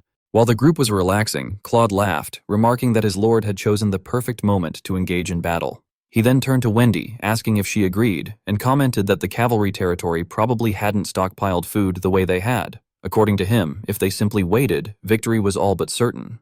Alfoy, looking discouraged, wondered aloud why Ghislain had even brought the mages along. Claude brushed off the question, saying it didn't matter. Since the mages had already exhausted their energy constructing the garrison, they could rest for now. He leaned back against a supply crate, stretched his arms, and sighed contentedly, saying it felt good to finally relax and do nothing for a change. Turning to Alfoy, he suggested they play a game together. Trying to shake off his gloomy mood, Alfoy showed some interest and asked what the wager would be. Before Claude could answer, the tent flap was suddenly thrown open and Ghislain entered, his expression dark and commanding as he ordered Claude to step outside. Both Claude and Alfoy froze in surprise. Claude blinked in confusion, asking why Ghislain was already back, but Ghislain ignored him and strode past, instructing Alfoy sharply to gather all the mages at once. His tone left no room for refusal. Ghislain then declared that from that moment onward, they would begin digging tunnels toward the cavalry castle. The announcement left Alfoy wide-eyed in shock. Claude frowned, clearly puzzled, pointing out that they could win simply by maintaining their current position and questioning whether such effort was truly necessary. But Ghislain replied with unwavering determination that they couldn't afford to just wait. If they wished to end things before the Duke's house could send reinforcements to Cavalli, they had to take action immediately. Soon after, Ghislain reached the forward camp outside Cavalli territory. His eyes were cold and resolute as he looked toward the distant fortress walls, quietly stating that the war would end sooner than Cavalli could imagine. Meanwhile, inside the fortress, Count Cavalli grimaced as he tended to his wound. He cursed Ghislain as an insolent brat for daring to run off after having pierced the ears of his noble self. His vassals stood around him, their faces tight with anger and frustration. One of the men remarked that, faced with Ghislain's overwhelming firepower, they would have been helpless regardless of their efforts. He reasoned that the enemy must have switched to a delaying tactic, aware that the cavalry territory lacked sufficient food supplies. Count Cavalli clenched his teeth in anger and demanded of one of his vassals whether he was suggesting that Ghislain intended to wait until they surrendered. Yet, he reminded them that the Duke's house stood behind the Cavalli domain. With a dark laugh, the Count declared that the Duke's house would never abandon the largest northern iron mine under his control. He was certain that reinforcements would arrive. All they needed to do was hold out until then. At that moment, a soldier burst into the room, saluted sharply, and reported that it appeared Ghislain's forces were digging beneath them. The Count stiffened in disbelief. Seizing a telescope, he peered through it, his jaw tightening as he saw the Fenris troops working openly in the field. He was incredulous at their audacity. One of his vassals commented that since the Fenris army couldn't take the castle head-on, they must be attempting an underground assault. Another vassal quickly added that, given the structure of their castle's foundation, the only place the enemy could possibly emerge would be near the south gate. Count Cavalli's eyes gleamed as a plan swiftly formed in his mind. He commanded his knight, Ja, to station troops at the south gate and ordered that the moment the enemy surfaced, his men were to strike all at once. Once confusion spread among the attackers, they would open the gates and send out the cavalry to annihilate the Fenris troops completely. John then asked what they should do about the walls, to which the Count scoffed, questioning what the enemy could possibly achieve without siege engines. He remarked that since they were mostly infantry and cavalry, a minimal garrison would be sufficient to defend the fortifications. Count Cavalli laughed again, his voice echoing coldly through the chamber. Though taken by surprise, he believed he would ultimately be the one to prevail. As night slowly descended, outside, the dwarves toiled tirelessly, sweat glistening on their foreheads despite the chill in the air. One of them muttered that their lord had ordered them to haul the strange contraption all the way there. Another complained that without fire, it was difficult to see what lay ahead. A dwarf called out to Galbraith, asking whether they had constructed the device exactly as their lord had requested, but wondered aloud if it was even ready for real use. Galberic, brimming with confidence, grinned and asserted that there was no way anything he built would fail. He recalled how, when Ghislain had declared his desire to fly in the sky, every dwarf had been intrigued. Galber had asked him if he had somehow discovered the legendary hot aircraft blueprint, the lost technology of the ancient empire. Ghislain had only laughed and asked what that was, telling them that they would soon understand once they saw his creation. He then produced a large piece of cloth and held it over a fire. As smoke filled the fabric, it began to lift gradually. The dwarf's eyes widened in disbelief. Galber frowned, staring intently and demanding to know what exactly he was supposed to be looking at. Ghislain told him to focus on the cloth itself, on how it swelled and lifted. The heated air, he explained, rose and filled the inside of the cloth sack. Though hot air escaped through a small opening, the fabric remained inflated. Galber, transfixed, murmured that if it were mere wind, the cloth would have fluttered sideways. Instead, it rose upward, and that, he realized, was something entirely different. Ghislain let out a faint, amused laugh when he heard Galber's sudden realization. Then he knelt and drew the shape of an air balloon on the ground, suggesting that if they made an airbag much larger than this, it could. Before he could even finish, Galber had already snatched the stick from his hand. Excitement blazed in Galber's eyes as he began sketching rapidly, explaining that if a basket were attached beneath the bag, people could ride inside it and float using hot air. He then bombarded Ghislain with a series of questions, demanding to know why this phenomenon occurred, and why hot air rose in the first place. Ghislain scratched his head, clearly embarrassed, and admitted that he didn't actually know. He had discovered it by accident while lighting a fire to dry laundry. Galber stared at him in disbelief and asked how he could witness something so trivial and immediately come up with such an idea. Then, with a grin, he told Ghislain to follow him. When Ghislain blinked in confusion and asked where they were going, Galber replied excitedly that they were heading to his workshop. He wanted to build the thing right away and test it. Later that night, in the present time, the dwarves were stealthily transporting the massive air balloon to its designated site under the cover of darkness. The moonlight shimmered faintly across the fabric, giving it an eerie glow. Gazing at the balloon, Ghislain murmured that it was perfect. Galberic, wiping soot from his hands, smirked and remarked that this was nothing but child's play for dwarves. Belinda approached, carrying Ghislain's helmet, and informed him that both the mages and knights were ready. Ghislain nodded approvingly and told her to go and make her own preparations as well. Nearby, Alfoy cursed under his breath, complaining that if things were going to end up like this, then there had been no point in digging all those tunnels in the first place. One of the knights beside him frowned and warned him to mind his manners, but Ghislain ignored the comment entirely. He walked among his assembled knights, his armor gleaming faintly in the moonlight, and spoke in a steady, commanding tone. He told them that from this point on, they would descend directly into the middle of the enemy camp. Following their training, they were to infiltrate the walls, seize control of the interior, and then open the outer gate to let the Ghilean cavalry in. That was the core of the operation. He looked around at his men and reminded them that the cavalry army was the best armed force in the north. Even though the enemies had begun to learn mana, they would not be easy to face. Moreover, he warned that the foes they would encounter in the future would be far stronger than Cavalli's men. If they could not handle a battle of this level, they would have no future. Seeing hesitation in some of their faces, Ghislain raised his voice and reminded them of their past victories, how they had broken through the beastwood that no one had ever conquered, and how they had turned a hopeless war into triumph. His tone grew stronger as he asked them if their preparations had been lacking. The soldiers shouted back in unison that they had not. He then asked if they were afraid, and once again they roared back that they were not afraid. A proud smile formed beneath Ghislain's helmet as he told them that they had grown faster than anyone could have imagined. Then, as the massive balloons began to glow softly from the fires lit beneath them, Ghislain raised his sword high and gave the order to fly. Meanwhile, at the cavalry's castle, one of the soldiers standing guard on the wall peered through a telescope and commented that the enemy had spent the entire day digging and now seemed to be doing nothing. Another soldier yawned, saying that they were probably sleeping. 2 more soldiers arrived to relieve them for the shift change and asked if everything was fine. The man with the telescope sighed, saying he wasn't even sure how many days had passed and wondered aloud whether the Fenris army even planned to attack at all. The other 2 soldiers stretched and began to leave, relieved that it was finally time to rest. But suddenly, one of them noticed something strange in the sky. Seeing several round shapes approaching, he asked his comrade what they were. The other soldier squinted at the sight, wondering if it might be a monster. Before they could react, Ghislain leapt down from above and, in a single motion, cut one of them in half. He then swiftly killed the second soldier as well. One after another, the Fenris forces descended from the air balloons.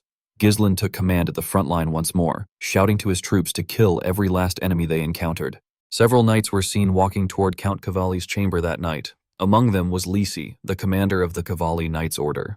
The guards stationed outside the Count's bedroom were taken aback to see the knight commander arriving so late.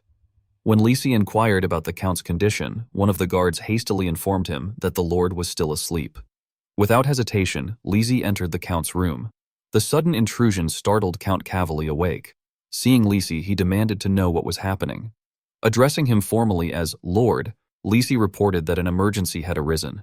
The enemy had breached the castle walls. Upon hearing this, Count Cavalli's expression turned pale. In disbelief, he repeated the words, struggling to accept that the fortress had been infiltrated. Outside, air balloons continued to descend one after another, delivering waves of Fenris troops into the castle grounds. Ghislain and his comrades began slaughtering the defenders stationed along the walls. Filled with bloodlust, Kay shouted to his men to advance and tear off the last remnant of pride from the rump-faced lord. The deafening sounds of battle, clashing steel, dying screams, and panicked cries soon echoed through the corridors and reached the Count's chamber. Terror washed over Count Cavalli's face as he demanded to know how the Fenris soldiers had managed to get over the walls and whether the tunnels had been compromised. Lisi replied that, according to reports from the soldiers, the attackers had ridden some kind of unidentified flying spheres through the sky. The Count gasped in disbelief, struggling to comprehend what he was hearing. Lisi, grim and resolute, stated that the means of their entry no longer mattered. Their momentum was overwhelming, and they were rapidly seizing control of the castle. Urgently, he urged his lord to move at once. Lisi then outlined his plan. He would head straight for the underground passage near the outer wall to hold the gate. If they succeeded, they could summon the main force stationed at the south gate and trap the invading troops from both sides. For a brief moment, Count Cavalli stood frozen as the weight of the situation sank in. His hands trembled, and his voice quivered as he lamented that even though they had set traps to counter the Fenris tunnels, he had still fallen for their decoy. Dread settled on his face as he muttered to himself about the fortress, the stronghold that had never once fallen, and whether the proud cavalry line would end with him. Lisi grasped the Count's shoulders, shaking him back to his senses. He implored his lord to escape through the secret passage with his retainers and seek reinforcements, promising to stay behind and defend the castle. He added that if the situation failed to improve, the Count must bring that man to their aid. Outside, the chaos among the cavalry soldiers had reached its peak. Shouts of confusion erupted as they wondered how the Fenris troops had managed to infiltrate the castle. Ghislain continued cutting them down effortlessly, his sword cleaving through their ranks as though they were made of paper. One soldier charged at him, only to be sliced cleanly in half before he could even cry out. Witnessing such carnage, the others froze in terror. A desperate voice among them urged the troops to pull themselves together and fire their crossbows, reminding them that the enemy was few in number. But before they could act, another soldier screamed for them to look up. A moment later, one of the air balloons came crashing down directly onto the cavalry ranks, erupting in a violent explosion that sent dirt, debris, and bodies flying through the air. Apparently, Gordon and Alfoy had been aboard that balloon. As the smoke thickened around them, Alfoy, coughing harshly, shouted angrily at Gordon that he was a stupid muscle pig, and that he had already told him not to ride along because his weight was too much. Gordon, still trying to catch his breath, only glared at him in silence. As they both struggled to stand, a group of cavalry soldiers suddenly charged toward them. Before their blades could reach the two men, Ghislain appeared out of nowhere and swiftly eliminated the attackers. He immediately asked whether the two were hurt. Keir, watching, smirked and remarked mockingly that even as a knight, Gordon still acted the same as always. Gordon, however, remained silent, his face grim. Suddenly, Ghislain and Belinda caught sight of movement in the distance. Beyond the wall, the cavalry soldiers had already seized control of the gate. CA, seeing this, was taken aback. Realizing that the enemy had already assumed a defensive formation, Ghislain calmly noted that their reaction was faster than expected, and reasoned that there must be someone sharp among their ranks directing them. He warned that the enemy forces they had scattered with the tunnel operation would soon regroup and that they needed to move quickly. Turning to his knights, Ghislain asked if everyone was ready. All of them responded in unison that they were. Without hesitation, Ghislain issued his orders. He instructed Keir to stop the soldiers on the walls and destroy all siege engines, while Belinda was tasked with finding Count Cavalli. Ghislain himself would clear a path toward the gate. In a firm and serious tone, he asked again if they were ready. The knights raised their swords high, and a powerful aura enveloped them as they shouted that they were prepared. A faint smile crossed Ghislain's lips as he placed his helmet on. Then, in a commanding voice, he gave the order for the Fenris Order of Knights to begin their action. A tense stillness settled across the battlefield as both sides prepared for the inevitable clash. Moments later, one of the cavalry soldiers rushed to the knight commander, reporting in alarm that the Fenris troops were advancing. Lisi immediately realized that their true objective had always been the gate. He ordered his men to ready their spears. As the Fenris knights charged forward, Lisi commanded his troops to hold their ground until reinforcements from the south gate arrived. The battle erupted with an earth-shaking roar. Ghislain and his knights unleashed a brutal assault, slaughtering the cavalry forces in a one-sided massacre. The knight commander watched in disbelief as his troops were torn apart without mercy. His eyes focused particularly on Ghislain, whose every swing of the sword cleaved through men as though they were paper. Panic spread among the soldiers as they realized there was no way to stop the attackers whose weapons were all infused with mana. Lisi was stunned to see that every intruder was a knight, something he considered impossible. No matter how skilled they were, he thought, they should not have been able to break through a heavy infantry line so quickly. Resolving himself, he declared that the man leading the charge had to be stopped at all costs. Another soldier soon reported that the momentum of the Fenris Knights was overwhelming and that the forces at the outer wall could no longer hold. At this rate, the gate itself would collapse. Gritting his teeth, Lisi ordered the destruction of all mechanisms that opened and closed the gate, saying he would buy them some time.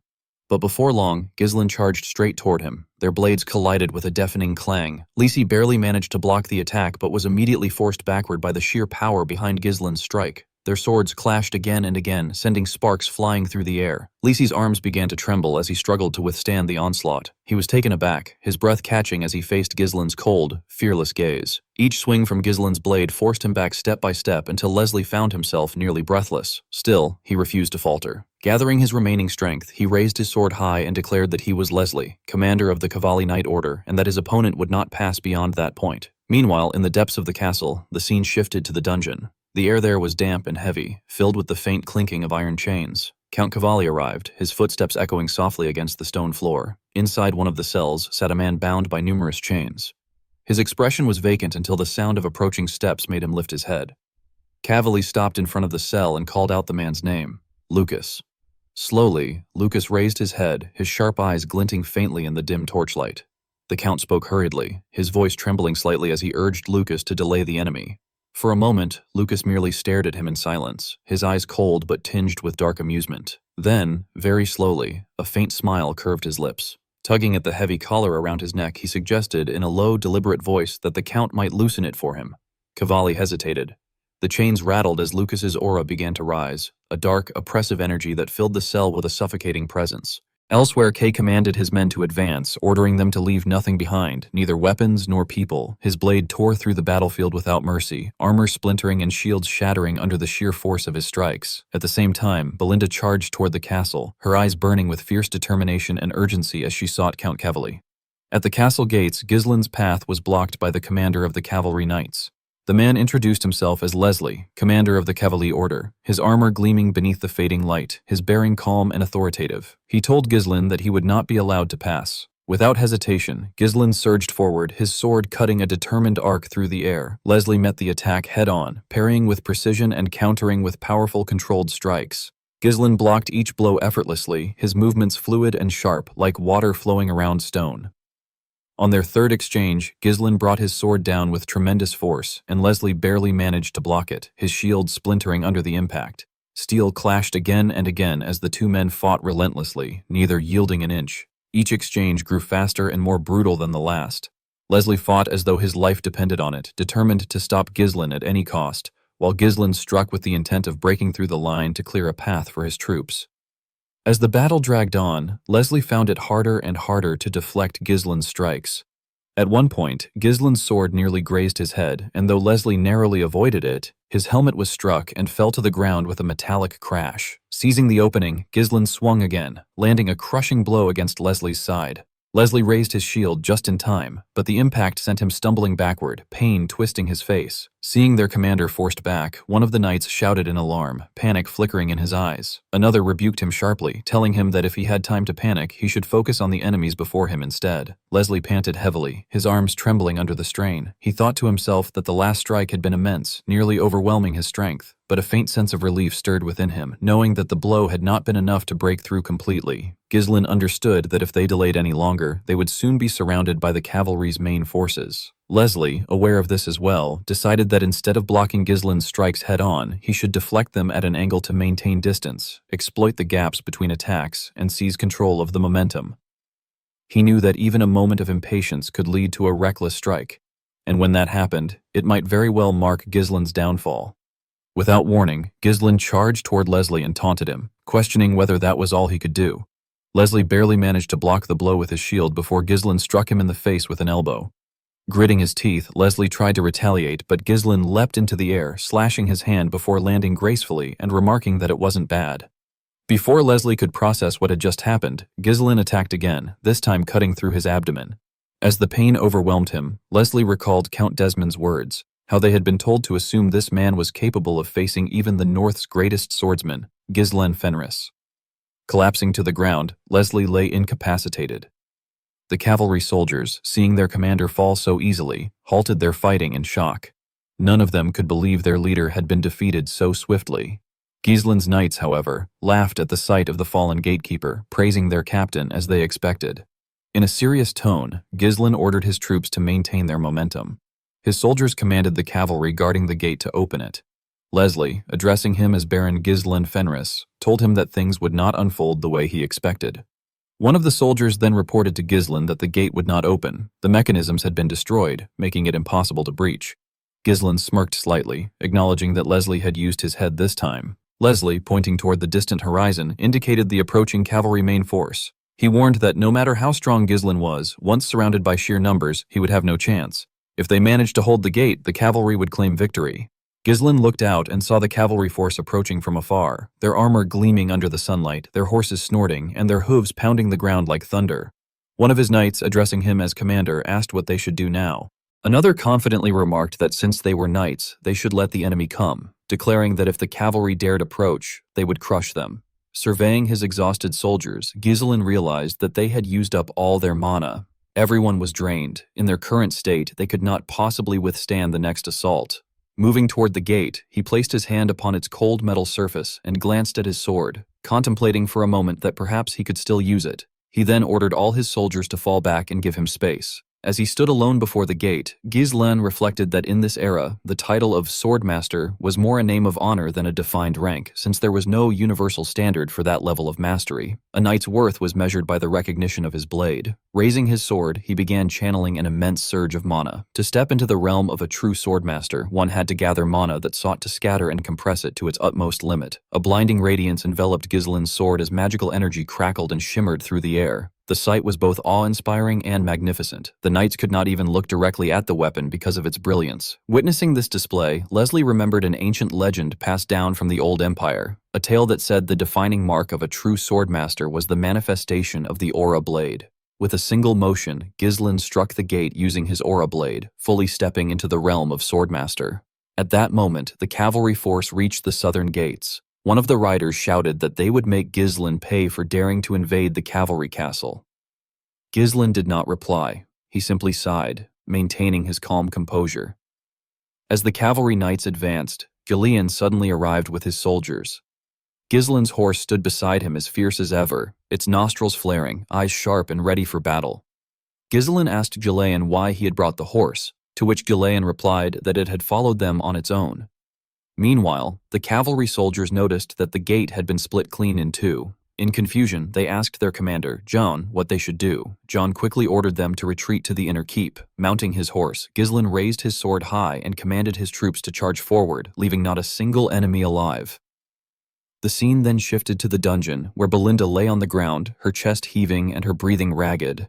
Despite her exhaustion, her eyes burned with unyielding determination as she glared up at Lucas, who stood looming over her. Lucas demanded to know what her connection was to the Shadow Knights. A cold wind swept through the dungeon, carrying faint echoes of the distant battle. Belinda clenched her fists silently, vowing to herself that neither defeat nor darkness would ever break her resolve. As the Fenris troops broke through the inner gate, the cavalry soldiers panicked and tried to flee, convinced that death was imminent. The sounds of metal clashing against metal echoed through the courtyard, filling the air with an overwhelming sense of dread. In the midst of the chaos, Kir, thrilled, slew a cavalry soldier and taunted that they had nowhere to run. Fenris had already taken the inner keep. His voice had cut through the panic and sent a ripple of fear among the remaining soldiers, and it became clear to the enemy that they had lost Ghislain. Seeing the disarray among his own troops and the enemy, ordered his forces to step up the assault, insisting there was no need for prisoners and commanding that they kill them all. His eyes, cold and calculating, scanned the battlefield as the carnage continued. Suddenly he noticed something alarming. The aura blade, his weapon of choice, still proved too much to wield at this level. Even after using only a small portion of his mana, it drained far too quickly. His breath became labored and his movements slowed. His mind raced as he realized they would not last long in a prolonged fight. The war was not won yet, and the exhaustion from earlier battles might take its toll before they could fully claim victory. Seeing Ghislain panting from exertion, Kir, always quick to needle, grinned slyly and asked whether Ghislain was already worn out from using some strength, his voice laced with mockery. Before Ghislain could answer, Gillian stepped forward. He reported, calmly and with pride, that they had finished subduing the enemy's main force and informed Ghislain of the result. Ghislain nodded, briefly approving, and acknowledged that both of them had done well. Turning away, Ghislain's mind moved to his next concern. Belinda. He asked, tightly with worry, where she was. Alfoy, clearly exhausted from the fighting, breathed heavily and replied that she had gone into the castle a while ago and there was still no word from her. Kay muttered that she was too slow, a remark that carried little weight amid the tension. Hearing Seer's careless words deepened Ghislain's anxiety. He told Gillian that there must be a secret escape passage somewhere in the castle, suggested that Count Cavalli probably hadn't gotten far and might be trying to escape, and insisted that they needed to find that passage. Without hesitation, Ghislain ordered Gillian to lead the cavalry to scour the outskirts of the castle, searching for the exit to the hidden passage. He stated that he would go after Belinda, his eyes hardening with determination. He understood the danger she faced and refused to remain idle while she was in peril. Inside the castle, in the dungeon area, the atmosphere grew increasingly tense. The stone walls seemed to close in as Lucas, his expression unreadable and his eyes fixed on Belinda, asked her what relationship she had with the Shadow Knights. His voice was calm, yet beneath it lay a sharp edge, as if he already knew the answer, but wanted to hear it from her. Belinda froze, her eyes widening in shock. The question caught her off guard, and her mind raced. She demanded to know how he was aware of that name, her voice rising with both fear and curiosity. Lucas, however, remained silent, his gaze unwavering. Then, without warning, Belinda hurled a hidden dagger toward him. Her motion was swift and precise, the blade cutting through the air with deadly intent. Lucas reacted instinctively, deflecting the dagger with his spear in one fluid, effortless movement. The metallic clang echoed through the dungeon as the weapon ricocheted away. Belinda did not pause. She leapt into the air, pulling the dagger back toward her by a thin, nearly invisible string attached to its hilt. As she descended, she aimed a kick at Lucas, hoping to catch him off guard. But he was ready, his movements swift and fluid, deflecting her kick and blocking every attack with practiced precision. Growing frustrated, Belinda demanded again that he answer her question, her voice sharp with anger as their fight intensified. Lucas, however, stayed silent, his calm expression never faltering. Then, with sudden speed, he lunged forward to strike. The battle between them raged on, neither giving an inch. Realizing that she could not get close because of the length of his spear, Belinda chose to retreat and create distance. But Lucas, sensing her intent, charged forward without hesitation, refusing to let her escape. In a desperate maneuver, Belinda leapt upward just as Lucas's spear thrust toward her. She barely avoided the strike, twisting her body mid-air with agile precision before landing lightly on her feet and striking out again. Her voice cut through the tense air as she demanded once more how he knew that name. Lucas's counterattack was swift. Belinda tried to pull back, but this time he gained the upper hand and managed to incapacitate her. Leaning close, his eyes glinting dangerously, he murmured that she reminded him of someone, an old lover. Belinda was stunned, her breath catching in her throat. In confusion and fear, she asked what he meant by that. Lucas, appearing indifferent to the war's outcome, simply shrugged and replied that the result of the conflict did not concern him. However, he added that he could not abandon his role, and if she continued to attack him, he would have no choice but to end it. At that moment, the dungeon door burst open. Ghislain entered, his presence commanding and powerful. Without hesitation, he charged at Lucas, his sword flashing through the air. Still reeling from the confrontation, Belinda looked up in surprise and called out to him, her voice filled with relief as Ghislain swiftly took control of the situation. Ghislain, ever the leader, did not pause for a moment. He commanded the others to go ahead, declaring that he would handle the situation alone. Lucas, clearly taken aback by Ghislain's sudden appearance, instinctively stepped back, trying to assess this unexpected new threat. However, when he heard Belinda address Ghislain as "my lord," a subtle but undeniable shift crossed his expression. There was a flicker of intrigue in his eyes, as if something about the dynamic between them had piqued his curiosity. Without hesitation, Ghislain launched his assault. His attacks came with controlled precision, each strike sharper and more deliberate than the last. Lucas, though caught off guard, was no ordinary opponent. His skill with the spear allowed him to fend off Ghislain's rapid barrage with surprising composure. As the clash continued, Lucas muttered under his breath that the interference was making it difficult for him to pursue the fleeing woman. He then demanded to know whether Ghislain was the noble responsible for starting the war. Ghislain, his focus unbroken, effortlessly blocked Lucas's next strike and confirmed that he was indeed the one who had begun the war, and that he fully intended to end it as well. The two men clashed once more, their weapons striking in a blur of steel and sparks.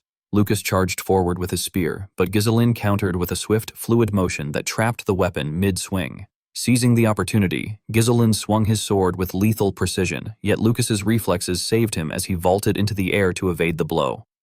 As he descended, however, Ghislain delivered a powerful kick to his face, sending him sprawling across the ground. Though injured, Lucas refused to yield. He staggered back, creating some distance, his breath coming in ragged gasps. To his surprise, Ghislain began to laugh, a sound that felt oddly genuine amid the chaos.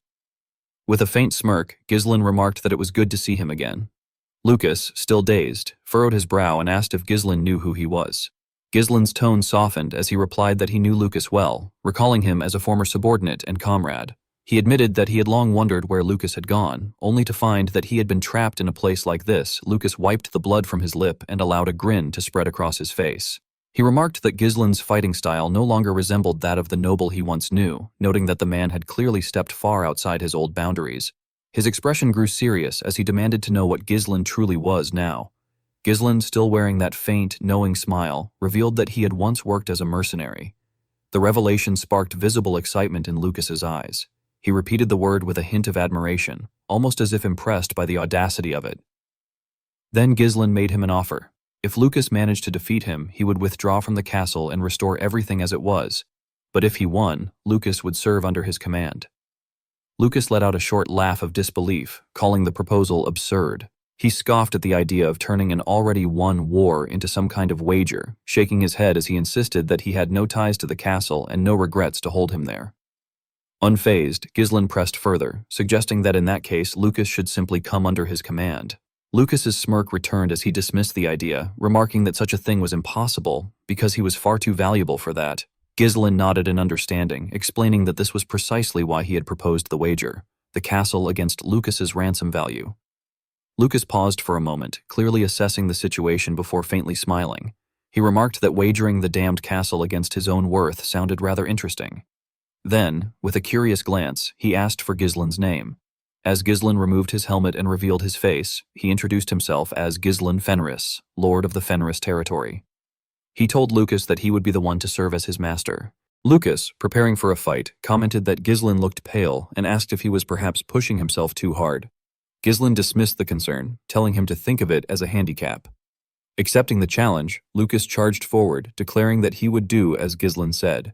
Among the snow-capped mountains, someone was seen packing his bag and stepping out of a tent. It was Lucas, bundled in heavy clothes and snow boots, a spear strapped to his back. A close-up revealed a scar over his left eye. As he left, he encountered Ghislain and reminded him that until that day, when he was supposed to serve as Ghislain's subordinate, it had been 10 years since Morana's recognition and that his contract had now expired. This was a memory from Ghislain's past life.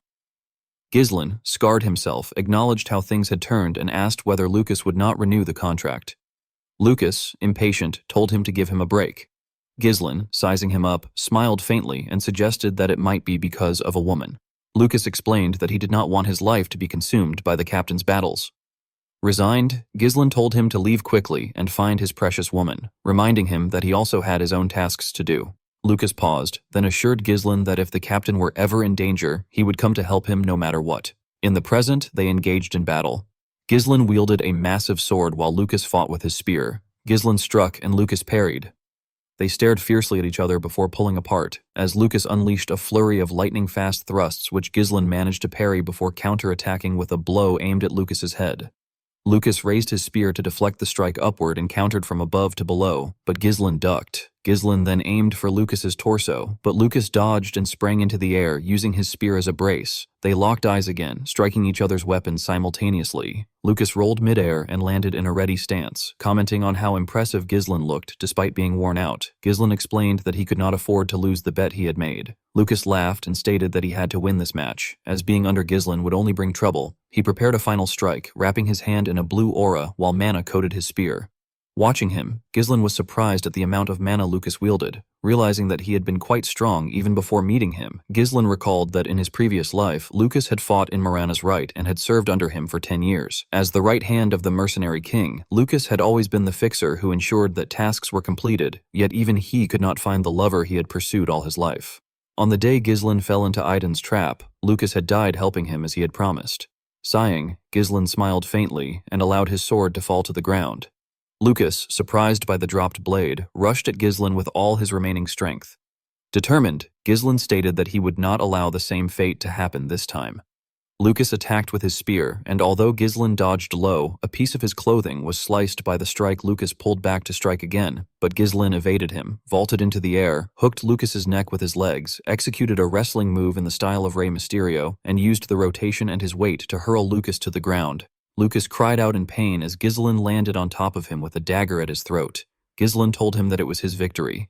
When the fighting ended, there was a clear victor. Ghislain's assault had slaughtered many of Count Cavaldi's soldiers. The scene cut from Ghislain standing amid the carnage to Count Cavaldi on his knees with his hands bound and the Cavaldi castle burning behind him.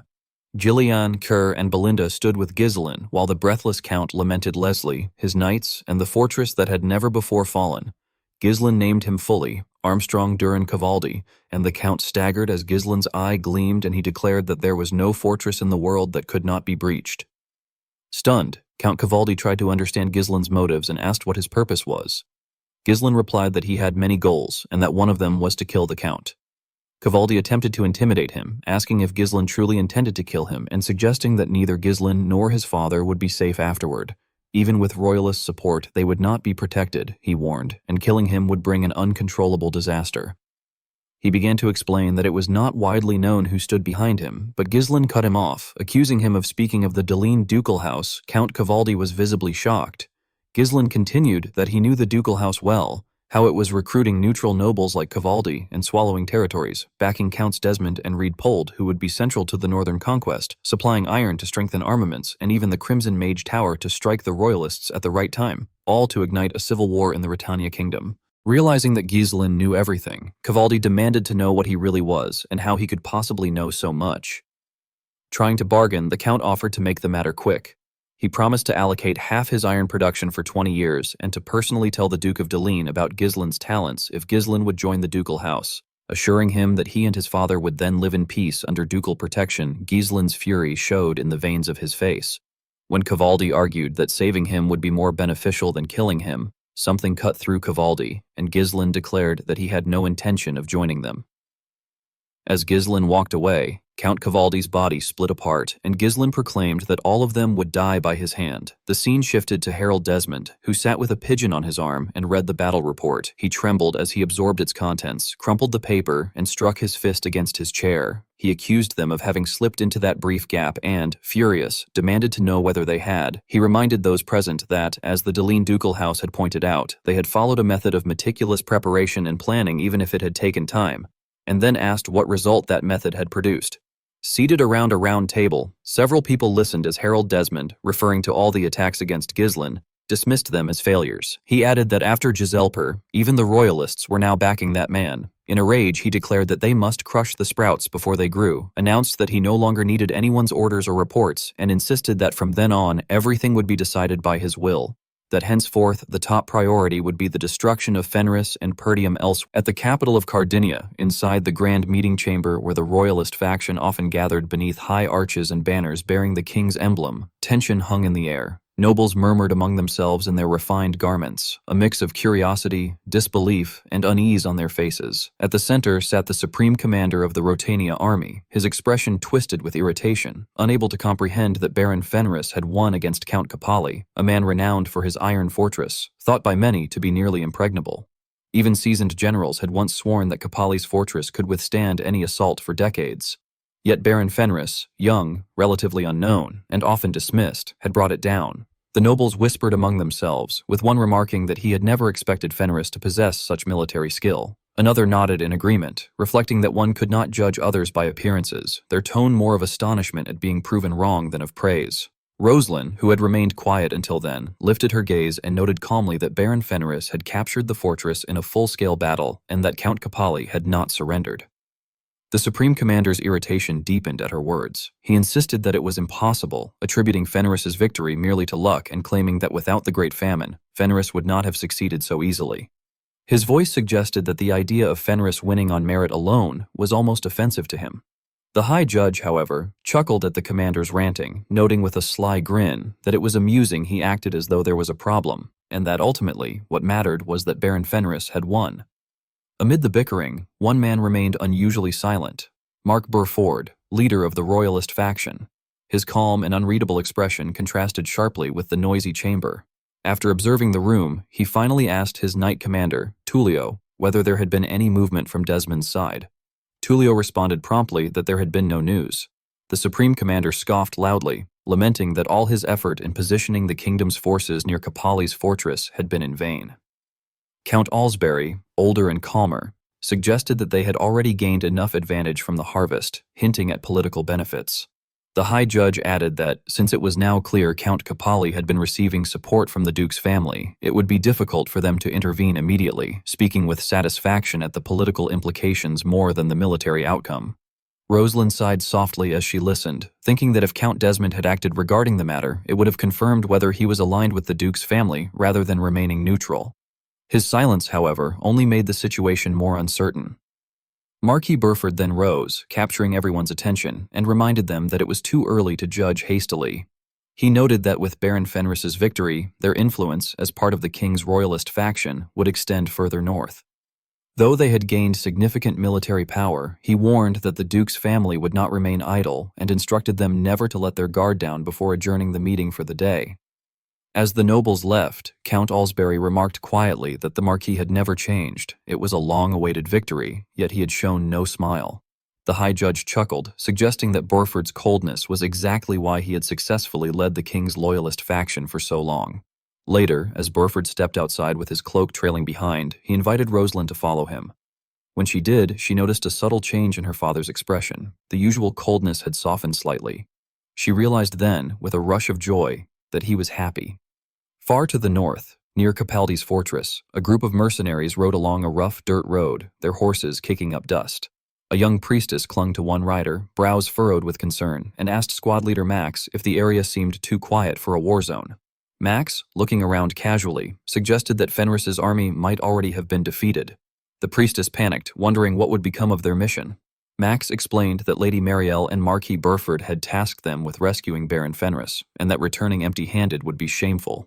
Though he tried to brush off the priestess's worries, he couldn't entirely hide the unease forming in his chest, insisting that as mercenaries they could only do what they were paid for. Approaching Kapali territory, one of the lead mercenaries called out, drawing attention to a scene ahead. Citizens were being organized by one of Gizeland's knights, who instructed them to form a line and assured them that there was enough food for everyone. The new lord would make sure none went hungry, and people could step forward to receive their share.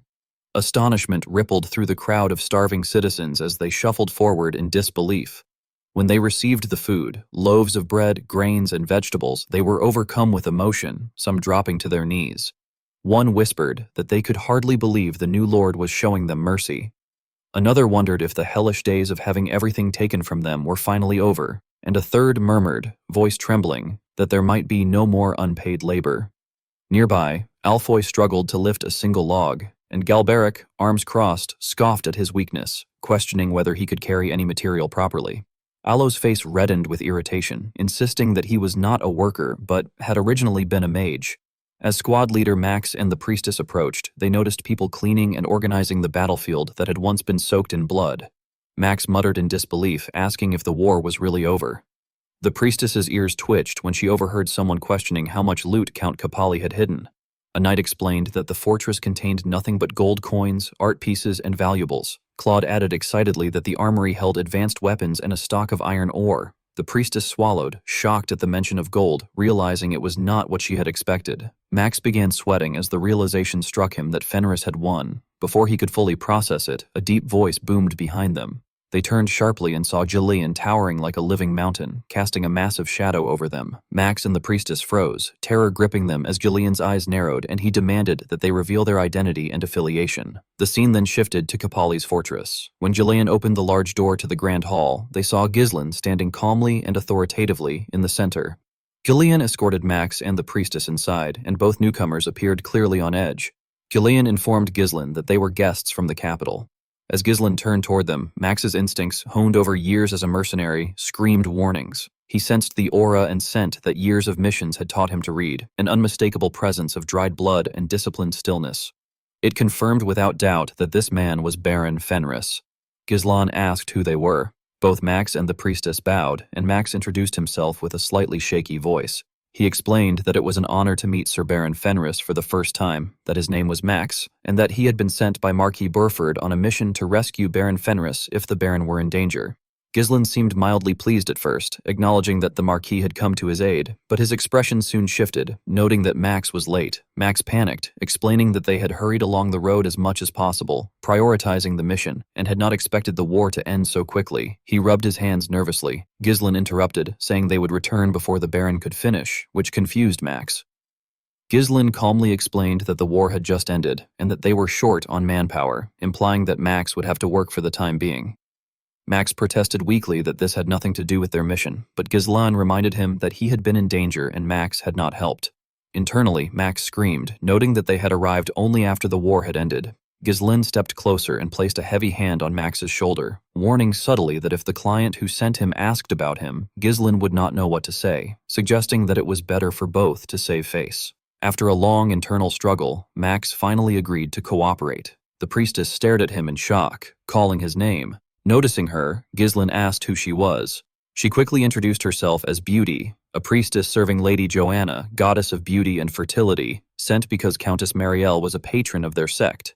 Ghislain recalled that the sect avoided battlefields and impurity, making priests rare in the north. Even Jillian had had to rely on Raold's temple for his daughter. Holy power was valuable, and a devious smile appeared on Ghislain's face.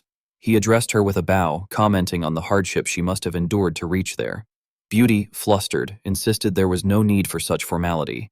Belinda Ghislain then ordered that she be escorted to the site immediately. Beauty was surprised as Belinda and Wendy gently but firmly took her by the arms. She protested that she had not come to work and that many suffering people needed her holy power. Belinda replied firmly, while Jillian observed with a grunt, noting the unexpected advantage of having a priestess. Ghislain confirmed that he had not expected the king's royalist faction to also involve the church, and with this, he could act freely. He then instructed Jillian to bring a certain man. The scene shifted to another part of the fortress, where Ka was rolling on the ground as Lucas beat him mercilessly. The other knights watched in shock, unable to believe that their squad leader had been defeated so easily. Lucas mocked them, questioning whether Ka was truly the master's right-hand man. Enraged, Ka ground his teeth and roared that he had not even started yet, launching himself at Lucas again. Kerr, unable to resist Lucas's taunts, charged at him again, driven by raw aggression and a clouded mind. Lucas, noticing the reckless advance, allowed a mischievous grin to cross his lips, thinking that the fish had taken the bait. He readied himself to punish the emotional outburst, but just as they were about to clash, a shadow intervened. Jillian stepped in. The sudden interruption silenced the cheering knights, and the atmosphere shifted from a rowdy brawl to the tension of a stifling courtroom.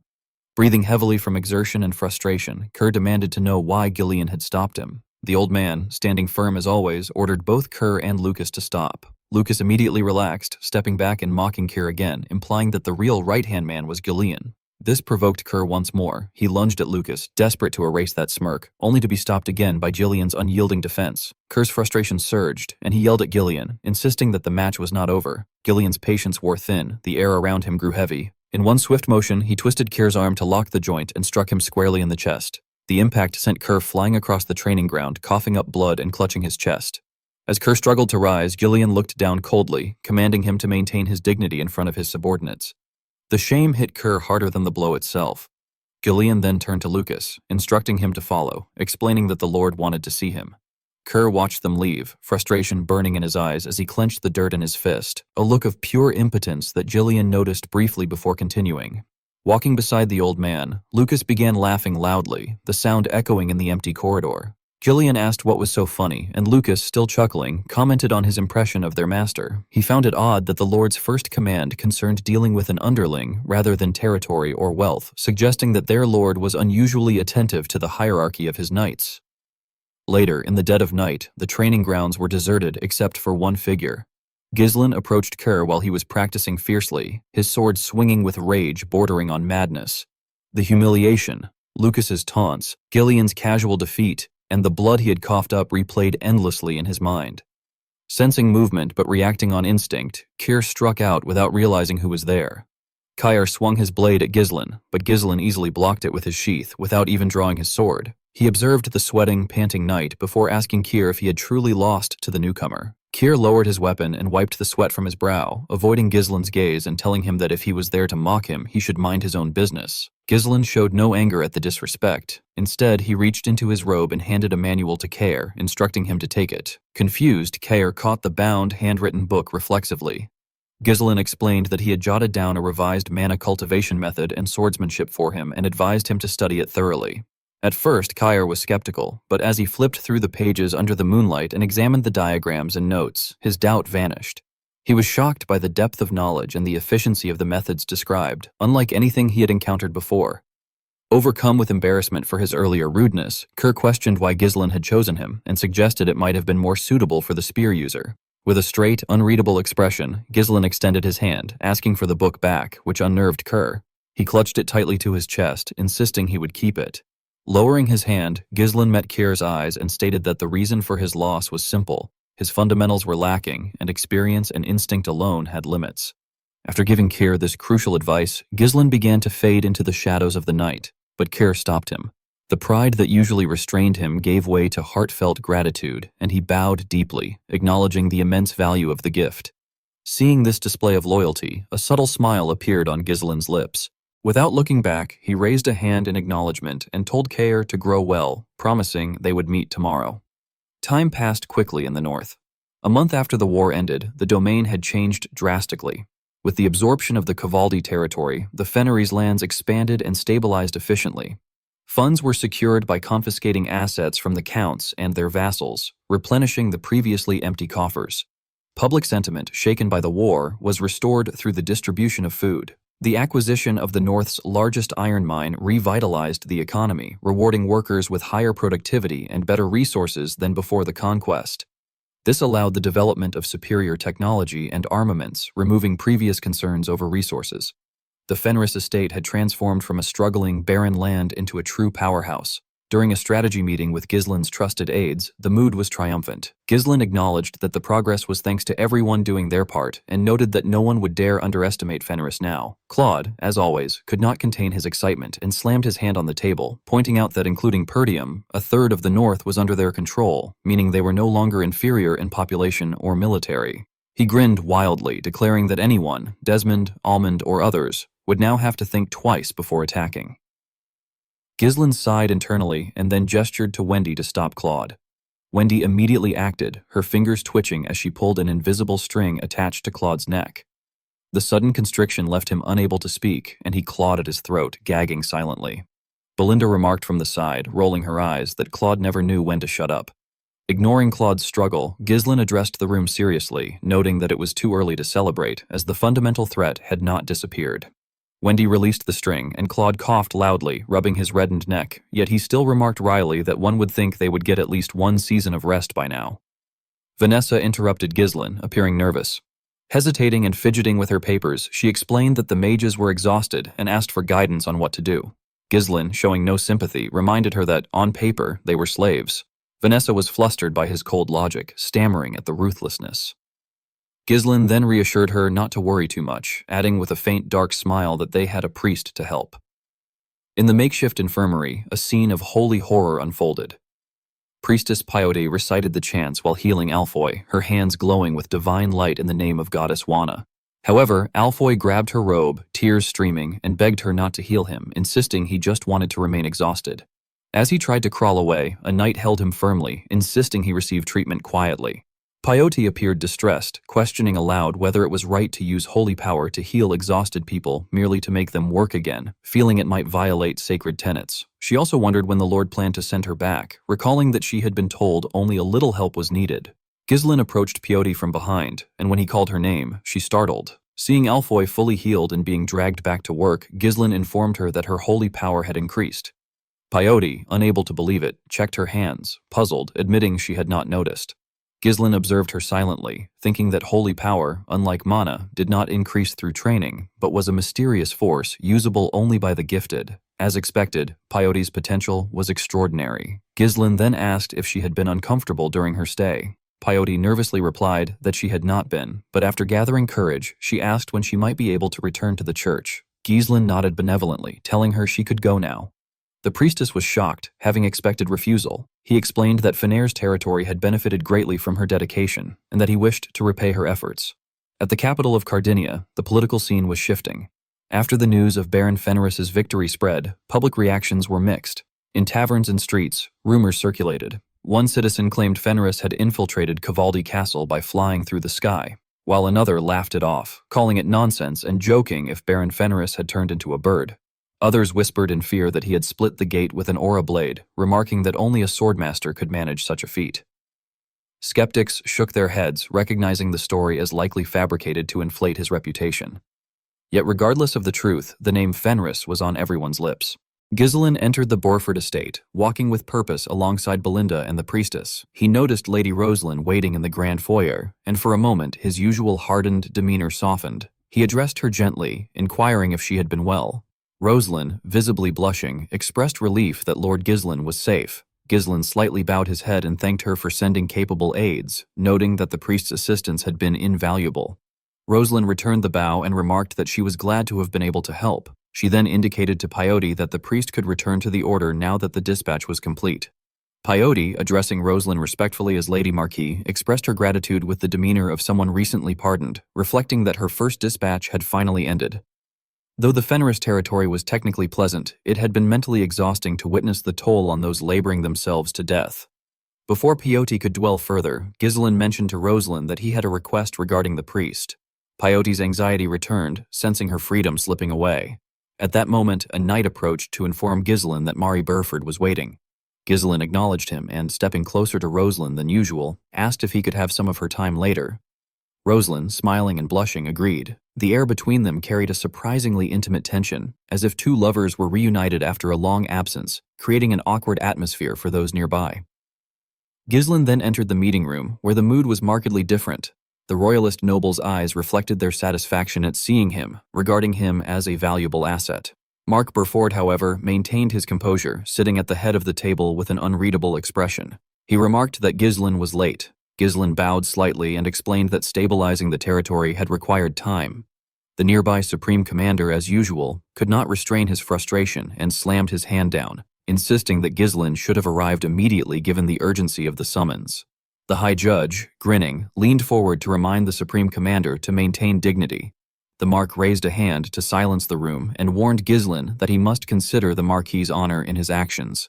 His voice took on a dangerous tone, emphasizing that failure against Count Cavaldi would have jeopardized both the royalist faction and Mary's honor, allowing the ducal faction to solidify its position. The Mark's eyes locked onto Ghislaine, making it clear that assuming the Marquis would excuse unilateral actions was a grave error. The Marquis ordered Ghislaine to explain everything about the war and to convince him of his course. The room grew tense as Ghislaine calmly stated that he did not fight battles he could not win, that he had seen an opportunity and seized it, and that he had come not to revisit past events but to discuss the next steps. His words caught the Marquis slightly off guard, as he had expected excuses rather than a forward-looking strategy. Ghislaine then sat at the table with the confidence of a ruler and respectfully requested that the Mark appoint him as commander of the Northern Army. Everyone was shocked to hear this, but no one was as shocked as Marquis Morris.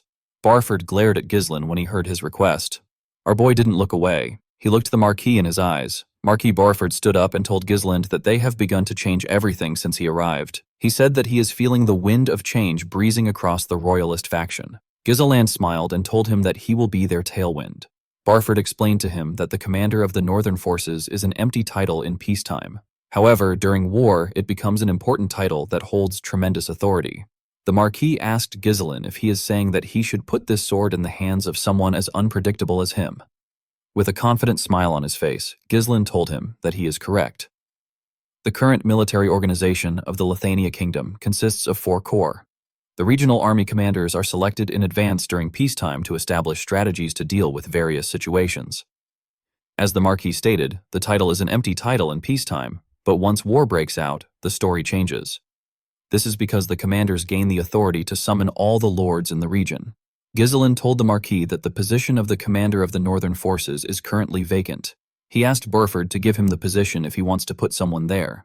The Marquis sat down when he heard this. He asked Ghislain to tell him what makes him think that the position is vacant. He said that he can put someone in the position if he didn't want it to be vacant. He told our boy that the position can't just be given out because someone asked for it. Ghislain asked him if the Duke's influence hasn't already reached the southern and the western commanders. Burford was surprised to hear this. Our boy said that the east and the north are still under the royalists, but the untrustworthy Count Desmond is aiming for the position. Ghislain clenched his fist and told the Marquis that it will be even more difficult to clean up after the balance collapses. He said that they need to strengthen their power with every means possible while their faction still holds the upper hand. Ghislain told the nobles that they need to gain enough power that they would be able to suppress the ducal faction even if they start a civil war in the kingdom.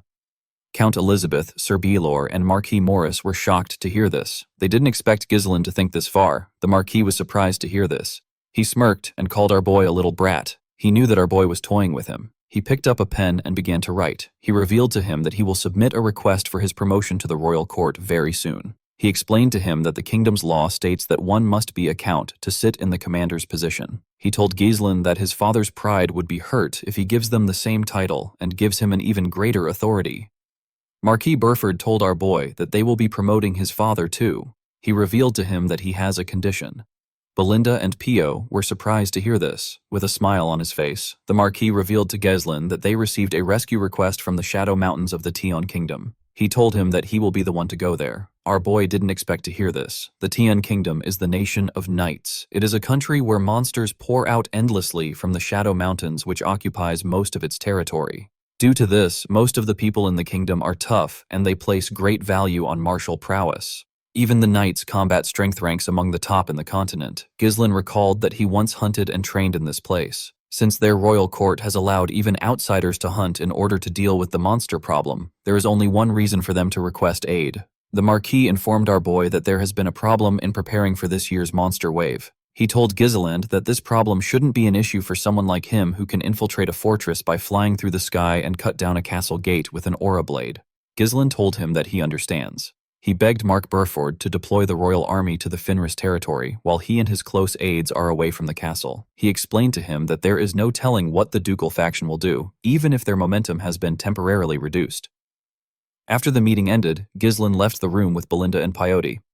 As he walked out of the mansion, Ghislain carefully looked around. He remembered how Duke Deline preemptively won over the lords who held the commander positions in his past life. The Duke was able to incite a civil war and ultimately usurp the king's throne. At that time, the commander of the northern forces was Harold Desmond. Ghislain decided to make the first move in this life. He promised to take the north for himself the same way the Duke did. The scene shifts and we are taken to a field. We see Victor's damaged helmet placed on his sword. The sword was shoved into the ground. A man gently touched the helmet. It seemed like he knew Victor. While he was looking at the helmet, someone called out to him. The man's name is Hutton. The person who called out to him turned out to be Count Desmond. The Count was wearing his armor. He asked Hutton about how he is feeling. Hutton turned around to see the Count. He turned back to the helmet and said that he had great expectations for Victor. He told Harold that the world is a cruel place. He asked him if the person that killed Victor is Gizon Perdium. Harold corrected him by saying that our boy's name is now Gizon Fenris. He told him that Ghislain is now a baron. The swordsman didn't say anything. He walked past the Count and said that there is no point in lamenting. He told Harold that the rule of the world is that there is always someone better than you. He thanked him for his concern. Before Hutton could leave, Harold told him that the ducal house underestimated Perium and Fenris, and yet they are the ones who had to pay the price. The Count said that Viscount Joseph only asked them to reassess Ghislain as the finest sword in the north after everything had already ended. He told Hutton that Ghislain has the royalists behind him. Due to this, the royalists are moving the royal army to keep watch over him. Harold told the swordsman that his position as a neutral noble is now nothing but an empty shell. Hutton asked Count Desmond if he is questioning the authority of the Duke. The Count turned to him and said that he will no longer be swayed by anyone's orders. He revealed to Hutton that he will personally start a war to destroy Perdium and Fenris and settle matters with the ducal faction once and for all. Hutton didn't expect to hear this. He informed the Count that the royalist faction won't sit idly and let him do as he wishes because he would be inciting a civil war. He told Harold that it is a bit too much for him to oppose the royalists without the help of the Duke. Count Desmond called out to Hutton and told him that there is no reason for him to hide his true feelings in front of him. He asked him if this situation is truly enough for him. Hutton asked the Count about why he sang something so harsh. He said that he cannot just forget about that night. The night when Victor, who had never known defeat, returned as a shattered helmet. With a shaky tone in his voice, Hutton referred to Victor as his one and only disciple. He clenched his fist and grit his teeth. He said that he should have trained Victor to become stronger. He told Harold that there is no way that this is enough for him. He went on his knees and told Harold that he will behead Ghislain Fenris. He begged the Count to let him do it.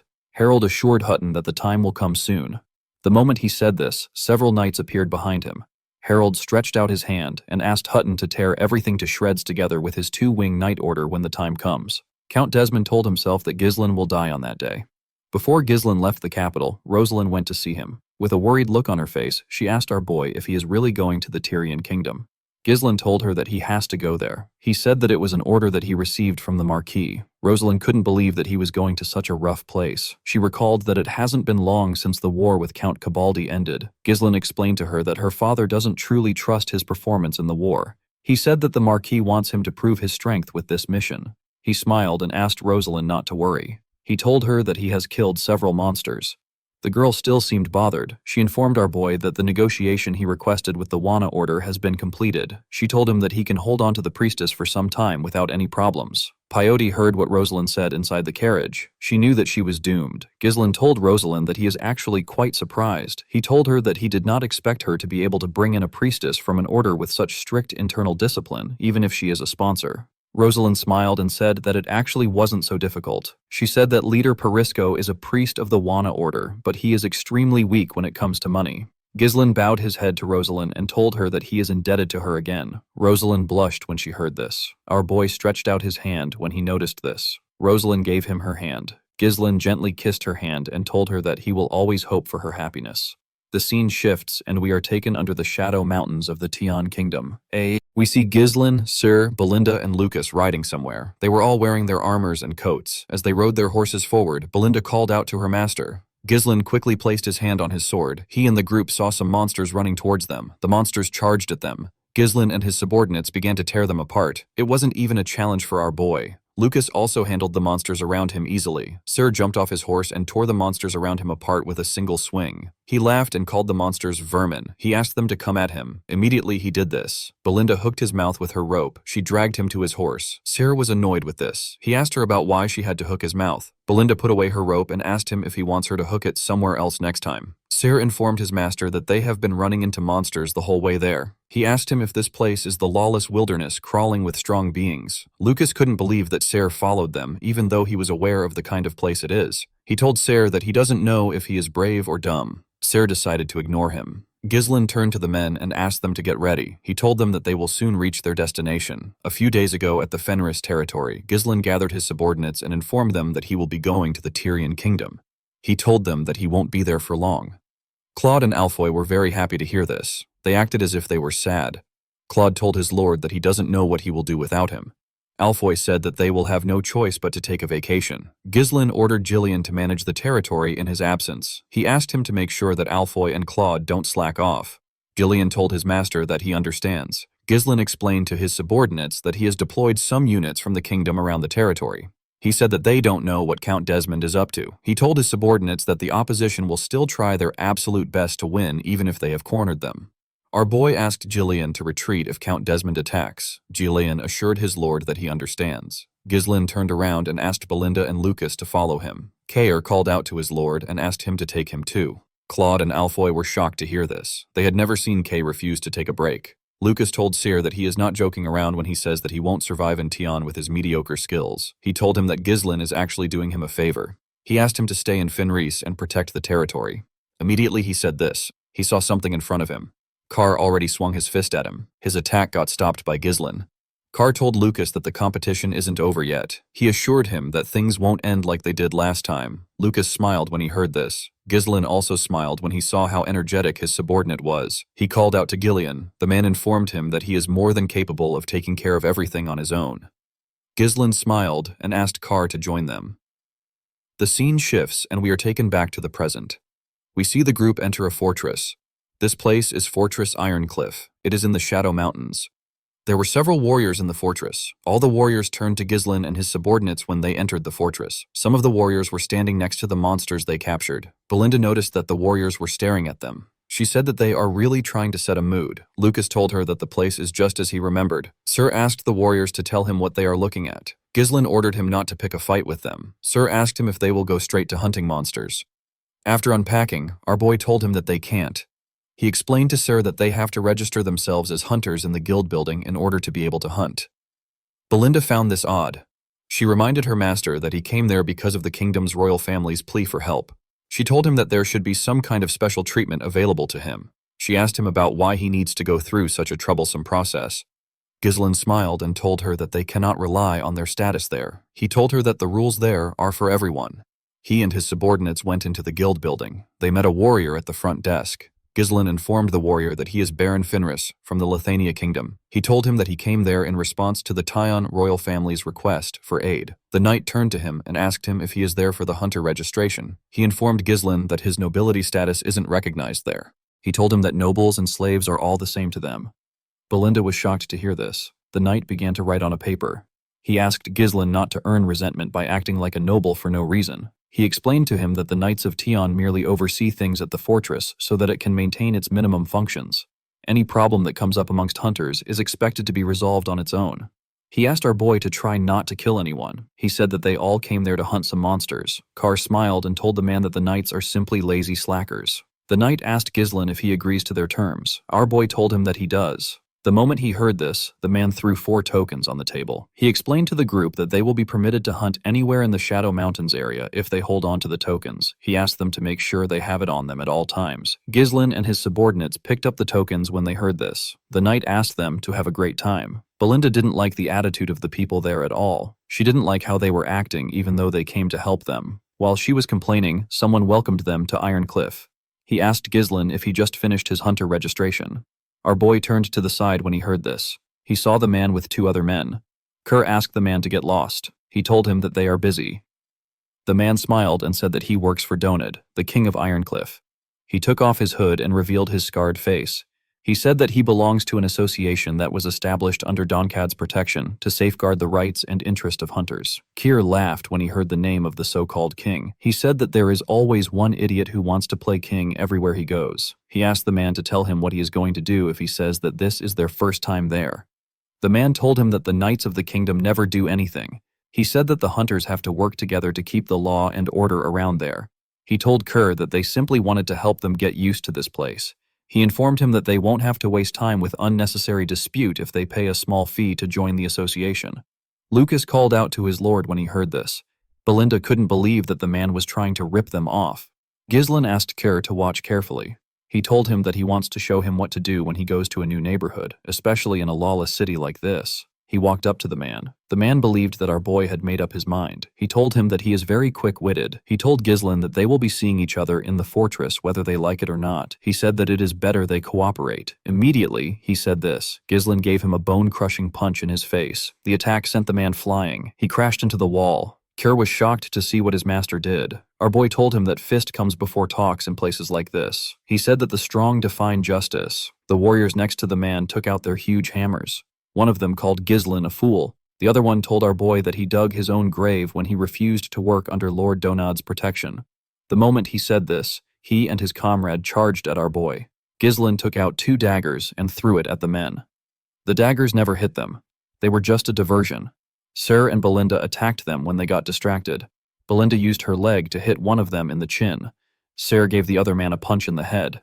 The men got knocked out. The knight told them that they have done enough. He asked them if they're going to pay for the damage they caused. Belinda reminded him that he said that he wasn't going to intervene. Carr smiled and told his lord that he understands what he means now. He told him that he simply needs to show his skills and stop using his brain. Ghislain nodded his head at him.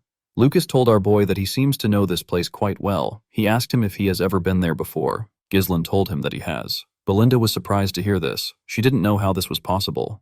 Our boy recalled that the special one among the continent's 7 strongest used to be in the Tian Kingdom. The first man who our boy hit stood up and called them bastards.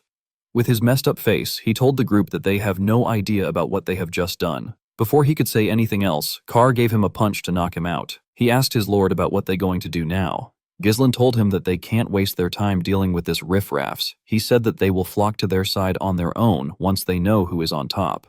He asked the men on the ground to pass a message to their king. He asked them to tell Donud to come find him by himself if he has a problem with him. The scene shifts, and we see a man scream out in pain when he got stabbed in the chest with an axe. The man screamed that barbarians are there again.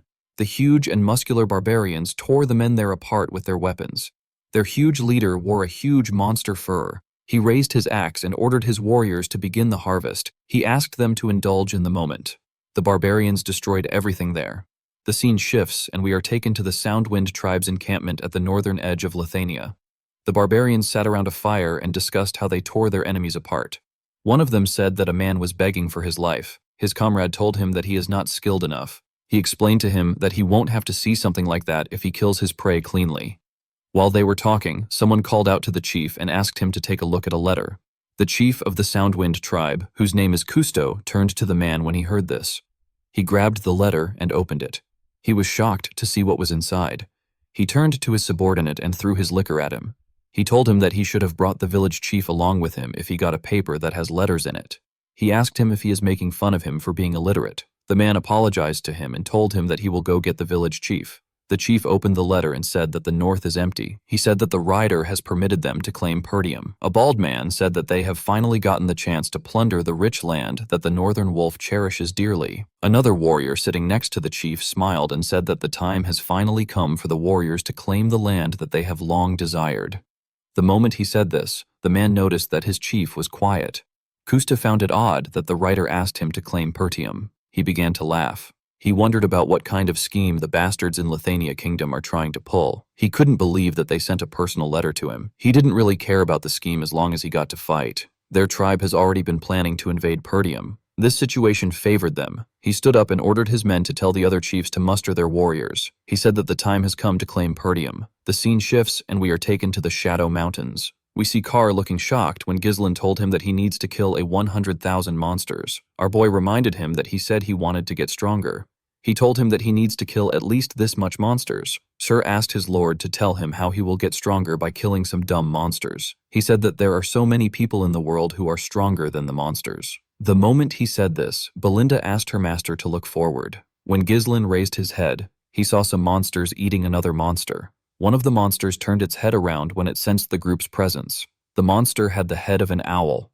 These monsters are the apex predators of the Shadow Mountains. They are known as owlbears. The monsters were huge owls. They turned to the group and showed off their claw-like hands. Carr grabbed his sword and asked his lord to wait there while he takes care of them. He said that he can fight thousands of owlbears. Immediately he said this, Ghislain gave him a punch that pushed him off his horse. The owlbear appeared out of nowhere and used its huge leg to grab Sir's horse. Our boy advised Kay not to take his eyes off the monsters. He said that the owlbears don't make a sound when they move. Sir drew his sword and told his lord that he should have mentioned this earlier. He charged at the owlbear and swung his sword at it. The monster jumped and dodged the attack. It let go of Kyr's horse. The man had to move back to dodge his horse. The moment he did this, the other owlbear with an injured eye grabbed his hand with its beak. It turned Kyr around with its head and threw him to the ground. The first owlbear quickly charged at Kyr and tried to crush him with its huge legs. Kyr was able to block the attack, but the owlbear was still trying to squash him. He turned to his lord and asked him if he will just stand there and watch. Ghislain reminded him that he said that he could take them on by himself. Lucas reminded Carr that he told him that he can't survive there with his half-ass skills. Kyr was annoyed to hear this. Lucas smiled and told him that he doesn't know how he will progress if he is having a hard time against some birdhead. Sir grit his teeth out of anger when he heard this. The two owlbears began to attack him with their legs. Belinda nervously asked her master if he won't die from this. Ghislain told her that Sir is not someone who would die from something like this. He explained to her that owlbears are quite smart. If a person charges at them without much thought, they will fall right into their trap. They are not the apex predators of Shadow Mountains for no reason. This is why they never even imagined that they would be the ones being hunted. It was just like the time when Seer managed to land a cut on Victor. Ghislain knew that he already taught Kair how to get stronger, and he has seen him do it before. The problem is that Kair doesn't utilize his strength well unless his life depends on it. Ghislain believed that Kair needs to think with the mindset of a hunter, not the prey. Seer needed to avoid charging in blindly. He needed to wait until the moment comes when he is certain that he can get the kill. Seer needed to make his instinct his own. The man grit his teeth. He moved his sword in between the toes of the owl bear. He caught off one of its toes. The leg of the monster slipped when this happened. Kair got up and landed a quick cut on the monster's neck. Belinda and Lucas were surprised to see this. The other owlbear quickly swung its hand at Sir when it saw what he did. Kerr dodged the attack by jumping. While he was in the air, he landed a clean cut on the monster's body. He smiled and asked the monster not to mess with him. Ghislain was happy to see that his subordinate was improving. Back at the Ironcliff Fortress, people spoke about Ghislain and his team. They talked about how the group has been taking out monsters to the point where the place is practically empty. The people couldn't believe that the group was poaching without having a single casualty. One of them said that they will soon have no monster materials left to sell. One of the warriors said that the group messed with Donad's subordinates. He said that it won't be long before the group is dead. He said that Donad will soon step in. The scene shifts, and we see a huge man standing in front of some monsters. The huge man said that he was going to let Ghislain get away with messing with one of his subordinates. He said that he can't believe that our boy is aiming for his table. He raised his unique weapon and put it on his back. He ordered his hunters to get ready. He told them that it is time to hunt. The scene shifts, and we see Ghislain and his subordinates putting away their weapons after taking care of a large number of owlbears. Sir said that they killed a lot of monsters. He turned to some men loading up the monster corpses and asked them to finish up quickly before more monsters come. He asked them not to take any materials because he is going to count every single one. The men nervously told him that they understand. Lucas told Sir that he will soon find a blade sticking out of his back if he keeps pressuring them. Sir brushed off his advice and told him that he wants to see the men try it. He asked him if there is a reason why he has to respect anyone who sucks up to Donad. He said that they did not run into anyone who tried to mess with them for days. He said that Donad must be scared. The two men turned around and glared at Kay when they heard this. Ghislain noticed this. Carr looked at the monster bodies and asked his lord about what they are going to do with the bodies. He reminded Ghislain that they already have too many materials stocked up in their storage. Ghislain asked him to send them to the territory and to Cardinia. He said that the dwarves are going to love these materials since they don't get them in Lithania. He told Sir that he already sent a letter telling Claude to form a transport unit. The moment he said this, Belinda called out to her master. She told him that they have a problem. She showed him a letter and told him that it just arrived from Perdium. She told him that he needs to read it. Ghislain quickly opened the letter. He was surprised to find out that Perdium is being attacked. The scene shifts and we are taken to Perdium. We see the archers of the territory firing a ridiculous amount of arrows at the barbarians below. The barbarians raised their shields when they saw the arrows coming at them. Zwalter ordered his archers to shoot every barbarian down. He asked them to not let any barbarian set foot in their territory. Kustu ordered his warriors to climb the walls. He said that the highland is right in front of them. He asked the energetic warriors to dethrone the wolves. The warriors laid their ladders on the wall and began to climb it. The Perdium soldiers used their spears to hit them and pushed them down. Randolph was shocked to see that there were so many barbarians. He wondered if they were serious about taking over Perdium. Scovin was also shocked to see this. Although the barbarians have attacked them before, it was never something on this scale. Randolph turned to Zwalter and told him that there is nothing ordinary about this attack. He suggested that they ask Ghislain for assistance. He told him that they need to send a letter to our boy right now. The Count asked him not to even think about it. He said that this is an issue that the Lord of Perturium has to solve. It is not for the Lord of Fenris. Zwalter said that they do not need any assistance. According to the letter Gulin got, 6 of the barbarian tribes united to attack Perdium's northern fortress. Ghislain found this odd. The barbarians have always attacked Perdium, but they have never formed an alliance. This was something that didn't happen even in our boy's past life. Ghislain read that half of Fenris soldiers have already been sent to Perdium. Ghislain knew that his father would never write a letter like that to Fenris. He believed that his father might have done this because the barbarians united. However, something still felt off to our boy. While he was thinking, Lucas asked him about what he will do. Sir said that he was just starting to get used to this place. Ghislain told his subordinates that they will end their hunt here. He said that the integrity of the letter hasn't been proven yet. He said that they will need to return to their lodgings. Immediately he said this. He sent something. Our boy quickly ordered his subordinates to jump. The group did as he ordered. They were able to dodge several arrows by jumping. Several warriors charged at them with their huge hammers. Ghislain used his sword to block 2 huge hammers. He pushed the hammers aside and tore the 2 men apart while he was in the air. Belinda threw a dagger at her opponent's neck. Lucas stabbed his opponent in the chest and Cyr landed a cut on his opponent's neck. The moment they did this, Donad raised his huge weapon and slammed it on the ground. He released an avalanche on the group. Cyr and Belinda were shocked to see the avalanche. Ghislain moved forward and pushed his sword into the ground. He ordered everyone to get behind him. The heavy snow poured on them. Donad jumped down to see if he had taken care of the group. To his surprise, Kay told him that he came prepared. He pointed his sword at Donad and asked him about who he is. Donad told him that he just gave them the only chance to die peacefully. He introduced himself as the King of Ironcliff. He asked them if he needs to explain why he is there. Ghislain told the man that he was the one who asked his subordinates to tell him to come. Lucas told him that he never expected him to come. Just because Ghislain called him, he asked Donad if he is a dog. Cyr realized that this was the idiot playing king. He asked Donad if the rule doesn't state that they should refrain from killing each other. He asked him if he really thinks that he is above rules just because people call him king. Donad smiled and said that rules are very important. He told Cyr that he never said he was going to kill them. He said that they are currently in the middle of the Shadow Mountains. It is not too strange for people to die to monsters there. Immediately he said this. He showed the group the tokens of people he has killed. Carr wasn't impressed with his display of power.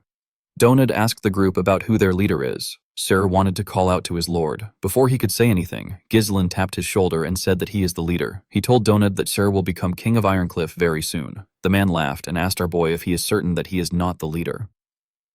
Ghislain told the man that something came up. Cyr smiled and raised his sword. He asked his lord to go take care of his business. He told him that he is going to crush Doncad quickly.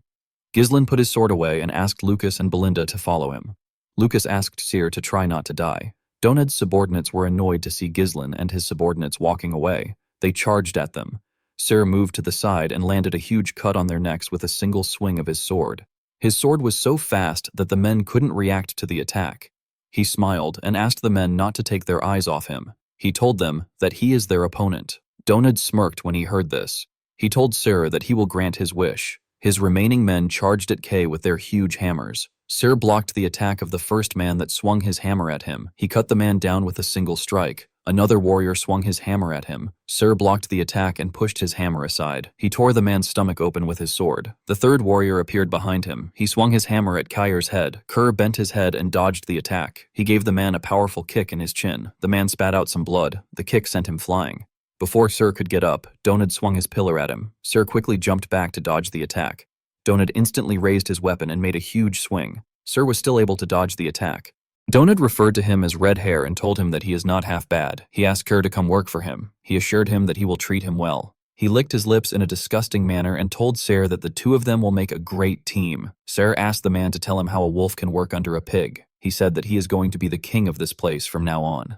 The mountain forest was blanketed in pure white snow. Within the otherwise silent space, a sudden loud explosion echoed, seemingly caused by a group moving through the area. Doncad and Kaor continuously rose and fell, leaping back and forth as they narrowly avoided each sword strike. Kaor landed and spun around, launching a sudden slash, but Doncad managed to block it. Doncad then used the massive stone pillar in his hands to press back against Kaor, forcing him into a defensive position. While enduring the pressure, Kaor ground his teeth in frustration, internally cursing that the situation was infuriating and noting that Doncad was using the pillar like a shield. Kaor immediately kicked off the ground and performed a mid-air flip to evade Doncad's sweeping attack. He swung his sword downward in retaliation, but Doncad blocked it yet again. Doncad spun in a full circle and leapt into the air to attack once more, this time successfully landing a kick on Kaor, causing him intense pain. Kaor was helplessly knocked backward, sliding across the snow. Clenching his teeth in disbelief, he internally remarked that Doncad was surprisingly fast for someone of his build, and that, despite wielding such an absurdly massive pillar, Doncad was leaving no openings at all. He realized that if he were hit even once more, he would lose consciousness, and he questioned how he was supposed to defeat an opponent when even counterattacks were ineffective. As Kaor's thoughts spiraled, Doncad charged at him again. Kaor dodged, causing Doncad's swing to smash directly into a tree, shattering it instantly.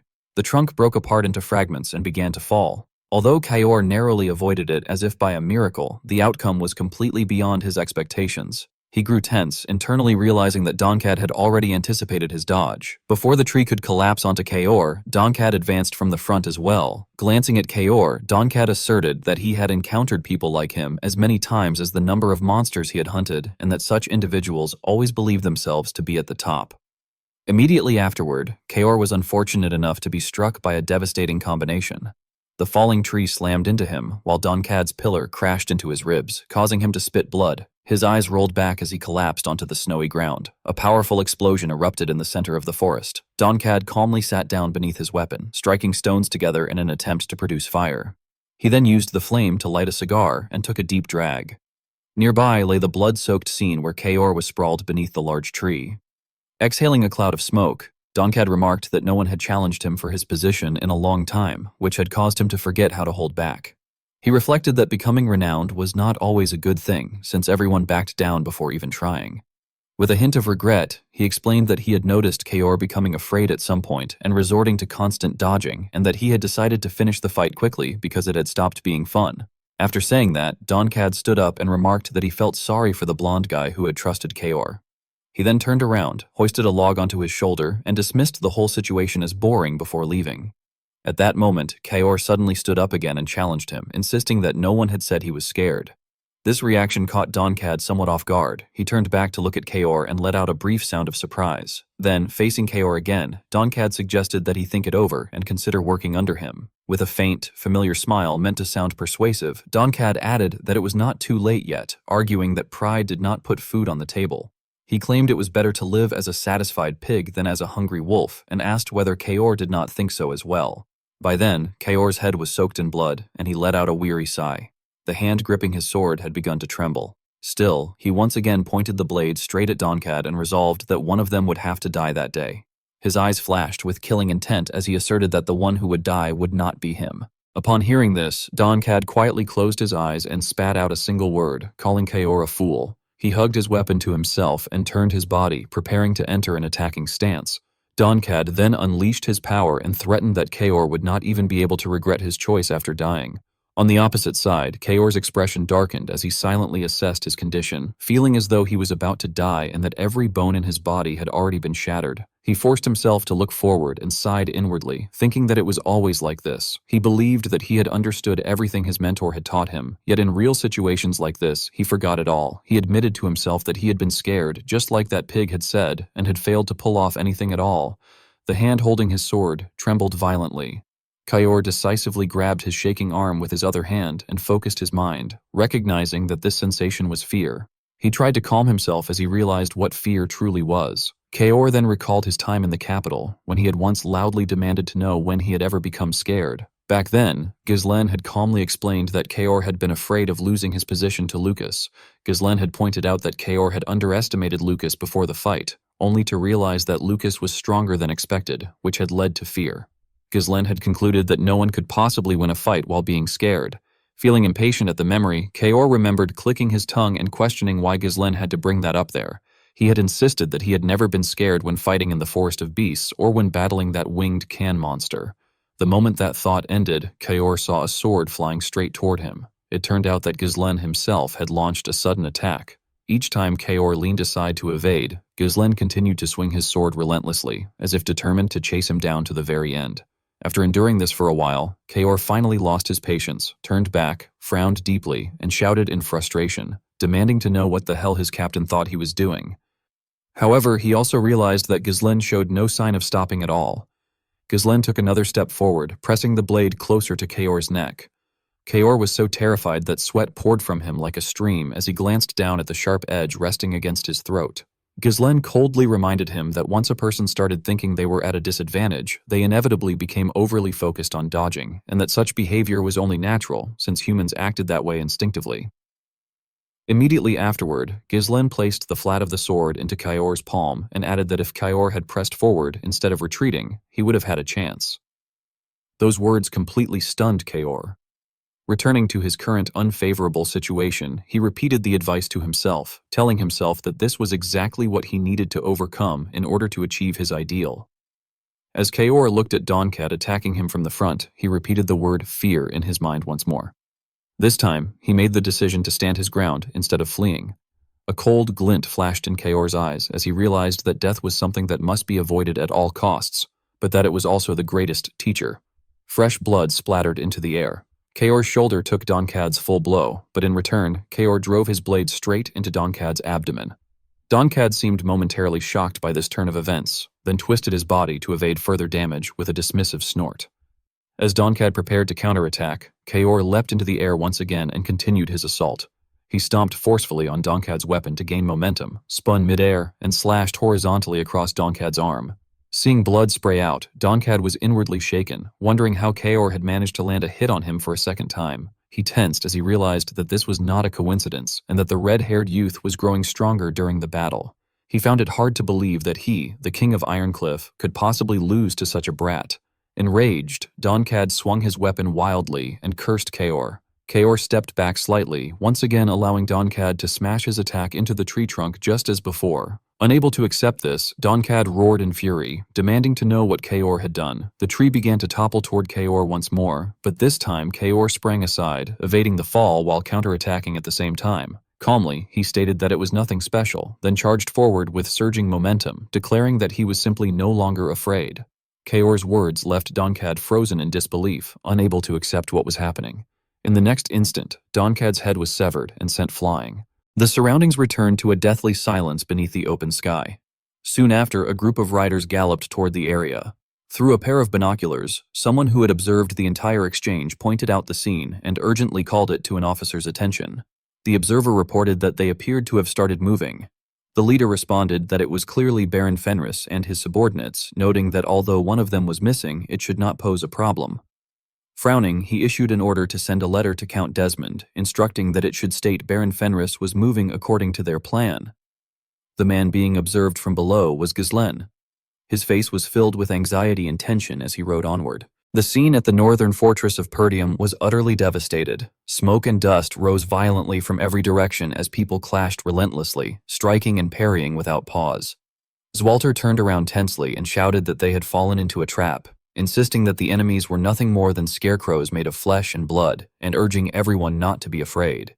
He continued to reassure the soldiers around him, questioning whether the enemy ever grew tired and wondering why this still was not enough, since under normal circumstances they should have withdrawn by now. In stark contrast to Zwalter's anxious demeanor, Cousteau stood calmly to the side, observing the battlefield with a smile. He chuckled inwardly, convinced that the wolves were already exhausted and that if they clashed a few more times as the kingdom's men had predicted, the defenders would surely break. With that in mind, he raised his voice and ordered the warriors of the Soundwind tribe to retreat, declaring that it was time to rest and instructing them to switch places with the follow-up unit. The soldiers below, still burning with battle fervor, felt somewhat dissatisfied and muttered complaints, saying it was already time to withdraw even though they had not had enough yet, with some grumbling that they were just getting fired up. Others quickly snapped back at them, telling them to follow the order and reminding them that it came directly from Chief Cousteau.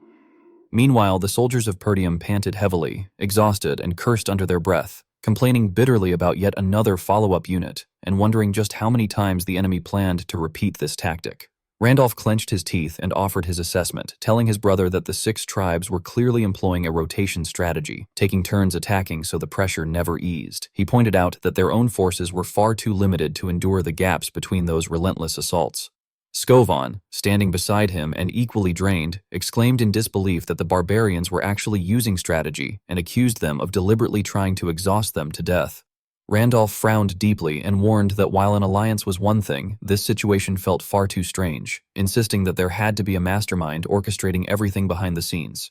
After hearing those words, Zwalter remained silent, lowering his head without saying anything. Then, with visible pain, he made his decision, declaring that the next time the enemy advanced, they were to open the gate and that the Northern Wolf himself would go out to personally take the enemy chief's head. His declaration left both Scovon and Randolph stunned. Suddenly, Zwalter's gaze swept toward something in the distance. Randolph pointed urgently in one direction and shouted for his brother to look over there. From afar, Zwalter could already see thick clouds of dust billowing upward, and a group of spear-wielding riders charging straight toward them. Witnessing that sight, Zwalter murmured in confusion that the unit looked familiar. At the head of the charge was Ghislaine, with Belinda following closely behind him, frowning as she complained about those filthy barbarians swarming in such overwhelming numbers.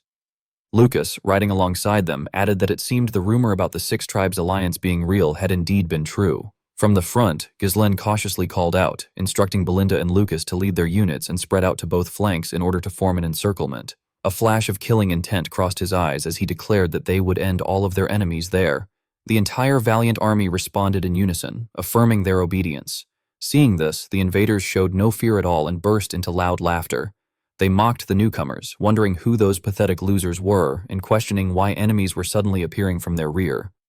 Still laughing wildly, they claimed it did not matter since they were already tired of retreating like cowards and welcomed the opportunity. Raising their shields toward Ghislaine, they shouted that this was a perfect chance and vowed to kill him as well, boasting that they would feast on his blood. Standing before them, Ghislaine remained completely unfazed by the overwhelming number of enemies. He simply raised his weapon high, his fury visibly spilling from the corners of his eyes. In the next instant, he swept his long spear through the crowd before him. A severed head was sent flying into the air, fresh blood spraying everywhere under the stunned gazes of all who witnessed it. The remaining enemies could only stare blankly upward at the head hovering in midair. Ghislaine then viciously spun his weapon in a wide arc overhead, and without the slightest hesitation, he unleashed another sweeping strike that wiped out the soldiers in front of him. In a very short time, he successfully broke through their encirclement. Panic immediately spread through the ranks, and the invaders began screaming at one another in terror. Some stammered that their front lines had been destroyed in an instant, while others questioned in disbelief whether Perdium truly possessed a warrior like that. Desperate voices shouted orders to pull him off his horse, to stop him, and finally, to run. Just like that, the entire formation collapsed before Cousteau's eyes. Grinding his teeth in rage, Cousteau roared furiously, demanding to know what they were all doing and questioning whether the so-called great warriors of the Soundwind tribe were truly afraid of a single man. At that moment, a trembling subordinate rushed over to report an urgent problem. While Belinda was already sweeping through the enemy forces from behind, the subordinate explained that they were also being pushed down from both flanks. On another part of the battlefield, Lucas had already dealt with those blocking his path, and the subordinate continued by reporting that at their rear, the Northern Wolf was emerging from the castle together with his soldiers. Inside the fortress, Zwalter had opened the gates and charged out on horseback, sword in hand, leading his troops forward. Upon hearing this, Cousteau began to feel flustered, cold sweat forming as he muttered in disbelief that it had to be the Northern Wolf. He lamented that the man had never opened his gates before, and yet it happened now of all times. Moments later, Cousteau forced himself to regain his composure. Slamming his two axes together, he shouted encouragement to his warriors, insisting that it did not matter because they still outnumbered the enemy and ordering them to push forward. However, instead of receiving any response, his subordinates began trembling and murmuring in fear, calling the figure before them a demon. None of them dared to move as they stared ahead, repeatedly whispering that it was a demon drenched in blood, straight out of myth.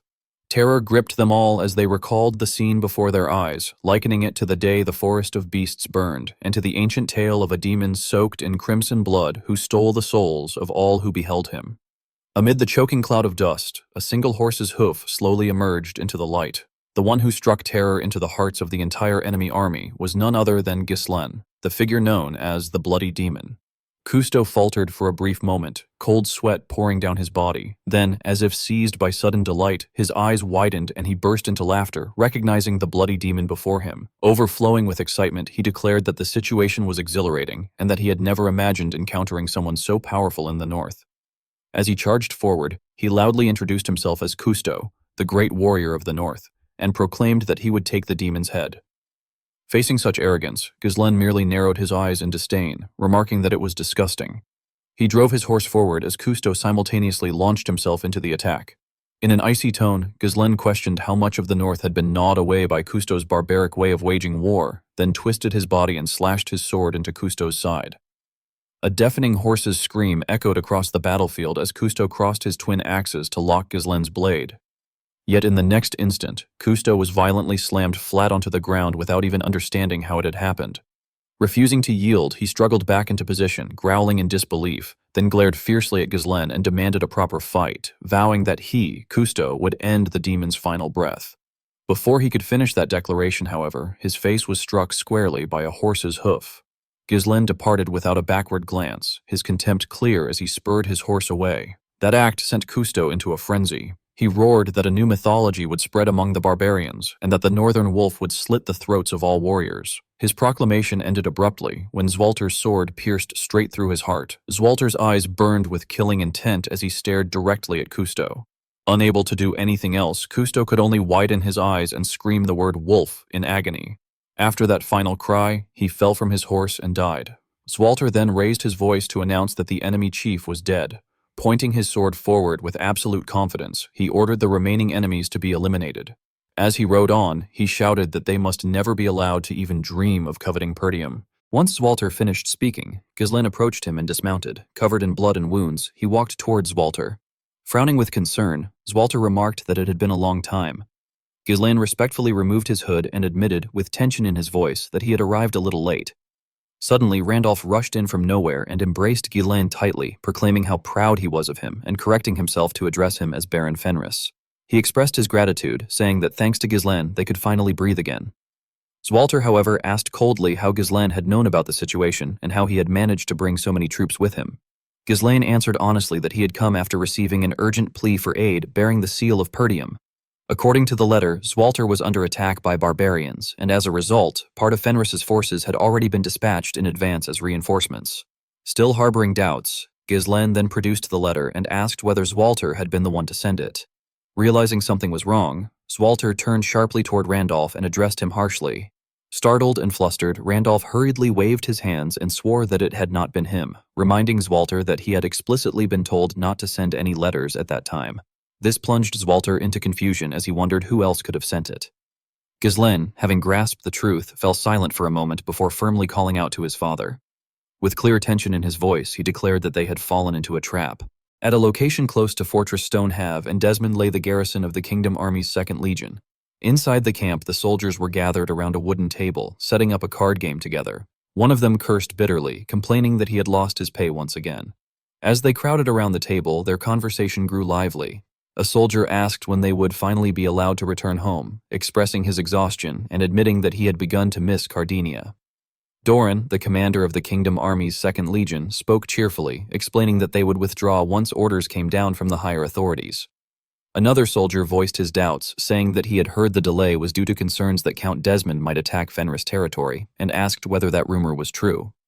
His companion quickly chimed in, pointing out that there had been no major movement so far and reasoning that, with the Kingdom Army keeping such close watch, an attack seemed unlikely. Another man stepped in to reassure them all, telling the group not to worry too much. He insisted that Count Desmond was not the type to act without careful thought, and argued that if Desmond were to mobilize an army, he would clearly be making an enemy of the kingdom itself. He confidently reiterated that no matter how powerful a Northern Grand Lord Desmond might be, unless he were completely insane, he would not dare to move. What they did not know was that an entire army was already steadily approaching the garrison. Those imposing figures soon entered their field of view. A panicked soldier rushed inside to report to the commander, urgently warning that the situation was dire. In a flurry of words, he announced that Count Desmond's army was charging straight toward them. Just as the soldier had reported, Harold was leading his forces in a full gallop toward the camp. Doran hurriedly issued orders to the entire unit, declaring that it was a night attack and commanding everyone to form up at the front and prepare for battle. He rapidly followed up with further commands, ordering the spearmen to the front, instructing them to hold the enemy back with a tight formation, and telling them to brace for impact. However, Harold's army effortlessly smashed through the first defensive line. His momentum was overwhelming, cutting down countless enemy soldiers. Everywhere was filled with terror and fallen bodies. The battle quickly reached its climax as Harold's troops pushed deep inside the camp. The defenders were utterly helpless, able only to resist until their final breath. In desperation, some soldiers shouted that the situation was impossible, reporting that they could no longer maintain their formation, and lamenting that the elite kingdom army had been reduced to this state in an instant. Doran hastily gave the order to retreat, instructing his troops to abandon the engagement and fall back toward Fenris Castle, and ordering that a messenger be sent to Cardinia. Before he could finish speaking, an explosion erupted behind them. Doran's army was officially caught in a pincer attack, as soldiers cried out in shock upon realizing that cavalry from Desmond's forces had appeared in the rear and that their retreat route had been completely blocked. Drawing on his extensive battlefield experience, Doran quickly grasped the enemy's strategy. He realized that their attention had been deliberately drawn forward, only for the rear escape route to be sealed off after a timed delay, and bitterly acknowledged that they had been completely outplayed. In the end, Doran came face to face with a single figure. Wearing an arrogant expression, Harold spoke with open contempt, greeting Viscount Doran. Overcome with rage, Doran lashed out, declaring that Harold Desmond was utterly insane. At the same time, within Fenris territory, Claude had already received the devastating news that Count Desmond had annihilated the Kingdom Army's 2nd Legion. The atmosphere in the room instantly tightened to an extreme degree as further reports confirmed that Desmond had not halted his advance and was marching straight toward Fenris. Alfoy shouted in shock, cursing the situation and exclaiming that another war had broken out yet again. Pyote, drenched in cold sweat, stammered in disbelief as he repeated the word war, unable to process the reality. Lowell hesitantly sought guidance from his superior, addressing Claude and asking what course of action they should take. With a stern expression, Claude calmly analyzed the situation and reminded them that the Lord had previously given explicit instructions. If Count Desmond were to attack, they were to destroy key facilities and relocate all supplies and troops to Fenris Castle. Gillian immediately seized upon those words and resolutely declared that the current circumstances were precisely what the Lord had anticipated. Alfoy vehemently opposed the decision, demanding to know what Gillian was thinking and insisting that everyone pack up and flee at once, declaring that the territory was already lost. His words plunged the entire room into heavy contemplation, and even Vanessa fell silent under the mounting tension. Growing increasingly agitated, Alfoy continued to press everyone, shouting that the strongest Grand Lord of the North was marching straight toward them with the intent to kill, and questioning why anyone was still hesitating instead of moving immediately. Overwhelmed, Pyote panicked and hurriedly agreed to follow the order, affirming that he understood. At that moment, Vanessa stepped forward and proposed a direct confrontation, stating firmly that she would attempt to stop the enemy forces herself through magic. Her declaration left both Alfoy and Pyote completely stunned. Alfoy protested in alarm, denouncing her idea as reckless and arguing that remaining there would almost certainly result in death. Unshaken, Vanessa responded that if they abandoned the territory, everything they had built would fall into the enemy's hands. Alfoy, growing frustrated, retorted at length that no one was suggesting permanent abandonment, emphasizing that survival came first. He argued that, knowing the Lord's personality, the territory would eventually be reclaimed, and that up until now they had already accomplished the impossible. He insisted that if they fought with everything they had, it might still be possible to stop the enemy. Vanessa then appealed to everyone's emotions, pointing out that the forges and vital facilities had been built through the combined efforts of the dwarves and their mages. With heartfelt resolve, she continued by reminding them of the security established through the knights' sacrifices and of the people of the territory who had been given new lives. Finally, she declared with conviction that this place embodied the Lord's dream and that it was therefore something they were obligated to protect. Her unwavering determination filled Pyote with deep admiration. Lowering his voice, Claude addressed Vanessa respectfully and told her that if she truly intended to remain, there was crucial information she needed to know.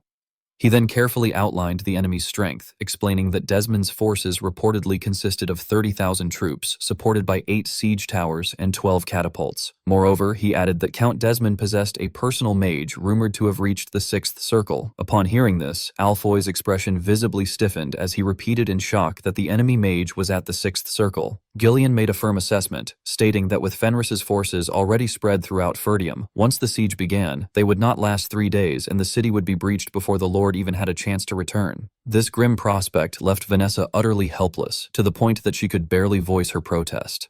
Immediately afterward, Gillian rose to his feet, having already made up his mind. He swiftly took command of the situation, declaring that the Lord's orders were absolute and instructing everyone to evacuate with the supplies. Gillian then volunteered to remain behind to defend the fortress together with Vanessa, stating that he would stay. His unwavering loyalty left Vanessa deeply taken aback. Claude, still uneasy, asked once more whether Gillian had heard him, then sharply emphasized that if they fell back to Fortress Stonehaven, the gateway to the Cabaldi region, they could slow Desmond's advance, adding that it seemed the late Count of Cabaldi had been highly wary of Desmond.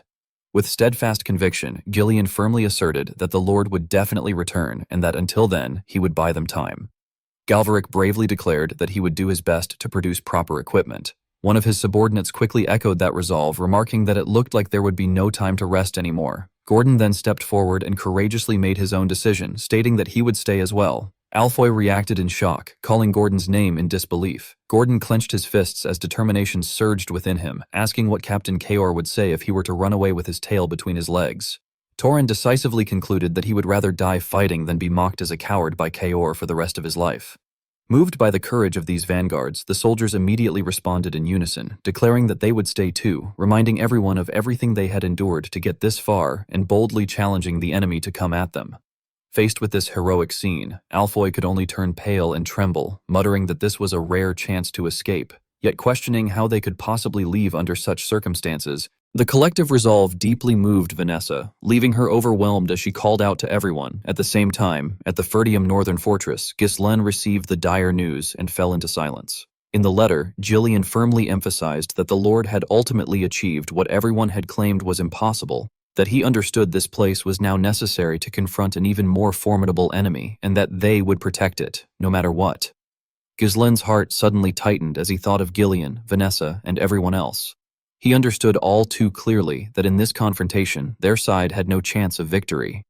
He recognized that an army of 30,000, powerful enough to crush the Kingdom Army's 2nd Legion in an instant, had deliberately sown chaos within the intelligence network, scattered Fenris's forces, and launched their attack while keeping him trapped here. At that moment, Ghislaine's eyes burned with nothing but overwhelming fury. He reflected that he had indeed considered the possibility that Desmond might act independently. Randolph, unable to hide his tension, urgently reported that Count Desmond was advancing and insisted that this was not the time for Ghislaine to remain where he was. Zwalter, fully grasping the severity of the situation, urged Ghislaine that even now they should hurry back to the territory. Before he could finish speaking, one of his subordinates rushed in to deliver alarming news, reporting that the situation was dire and that the barbarians' follow-up forces were charging toward them once again. Just as reported, a massive army was fiercely approaching the fortress. Randolph clenched his teeth in anger and demanded to know how large their numbers were, questioning whether this was an all-out assault. Zwalter, lowering his voice, remarked that he had thought the offensive had already ended. Once again, Ghislaine found himself caught in a painful dilemma. He acknowledged inwardly that even for his father, Ferdium's forces alone were not enough to stop them, and that if he were to leave now, Ferdium would fall to the barbarian invasion. Deep in his heart, he knew that the true mastermind behind this tragedy was Harold. He bitterly concluded that everything unfolding before them was Harold's scheme, and that Harold Desmond had gambled everything on this war. At that moment, a firm hand was placed on Ghislaine's shoulder, and he was asked what he was hesitating for. Zwalter resolutely entrusted the responsibility to his son, stating that stopping the barbarians and protecting the people of Ferdium was the duty of the Northern Wolf, not Ghislaine's. Moved by this, Ghislaine could only whisper as he addressed his father. Not allowing him to linger in hesitation, Zwalter quickly reminded him that he was also the lord of a territory, and that there were people waiting for him to protect them as well. With those words alone, the crushing burden on Ghislaine's shoulders seemed to lift, as Zwalter firmly told him that he should fulfill his duty. Ghislaine soon reached a decision of his own. Randolph stepped forward to personally command the troops, ordering all units to prepare to fire and declaring that if they failed to stop the enemy here, their homeland would be invaded, something that could never be allowed to happen. He cursed the barbarians and vowed to see who would emerge victorious. Drawing his sword and taking the lead at the front of the army, Zwalter tersely instructed his son to go. Contrary to his father's expectation, Ghislaine instead stepped forward to stand beside Zwalter. He addressed his father and stated that, just as Zwalter had said, these were people he himself must protect. Without hesitation, he drew the battle axe strapped to his back. With an overwhelming aura of dominance, Ghislaine declared that they were also the people he trusted the most. He then issued his own command, instructing Belinda and Lucas that they would resolve this matter as quickly as possible and then return to the territory. His eyes blazing with hatred, Ghislaine finally pronounced a death sentence upon the last instigator, declaring that before the day ended, the one who would die in this war would be Count Desmond. The scene at Stonehaven Fortress was utterly devastated. Gillian moved non-stop, issuing orders to the soldiers with relentless urgency. He repeatedly commanded them to transport the supplies, hurry their movements, reinforce the fortifications with more stone, and properly store the arrows in their designated locations. His voice never ceased, constantly pressing them to move faster and ordering those who had completed their preparations to assemble immediately. At the same time, Galveric approached from another direction and called out to Gillian. Carrying a massive hammer on his shoulder, he asked whether Gillian had ensured that every soldier was wearing the newly issued armor. The two of them then stood side by side, observing the ongoing preparations as they spoke. Gillian did not hold back his praise, stating that the armor's quality was genuinely exceptional. Galveric responded with pride, explaining that the armor had been crafted to be completely impervious to arrows and, most importantly, remarkably lightweight, allowing their forces to fight at full strength. He went on to brief Gillian on the current situation, adding that the knight's armor had also been enhanced with magic circles through the assistance of the mages, enabling it to neutralize magical power when infused with mana. Realizing the extent of their contribution, Gillian smiled and turned to Galveric, telling him that he and the dwarves were invaluable assets. He then asked if Galveric was truly certain about staying here.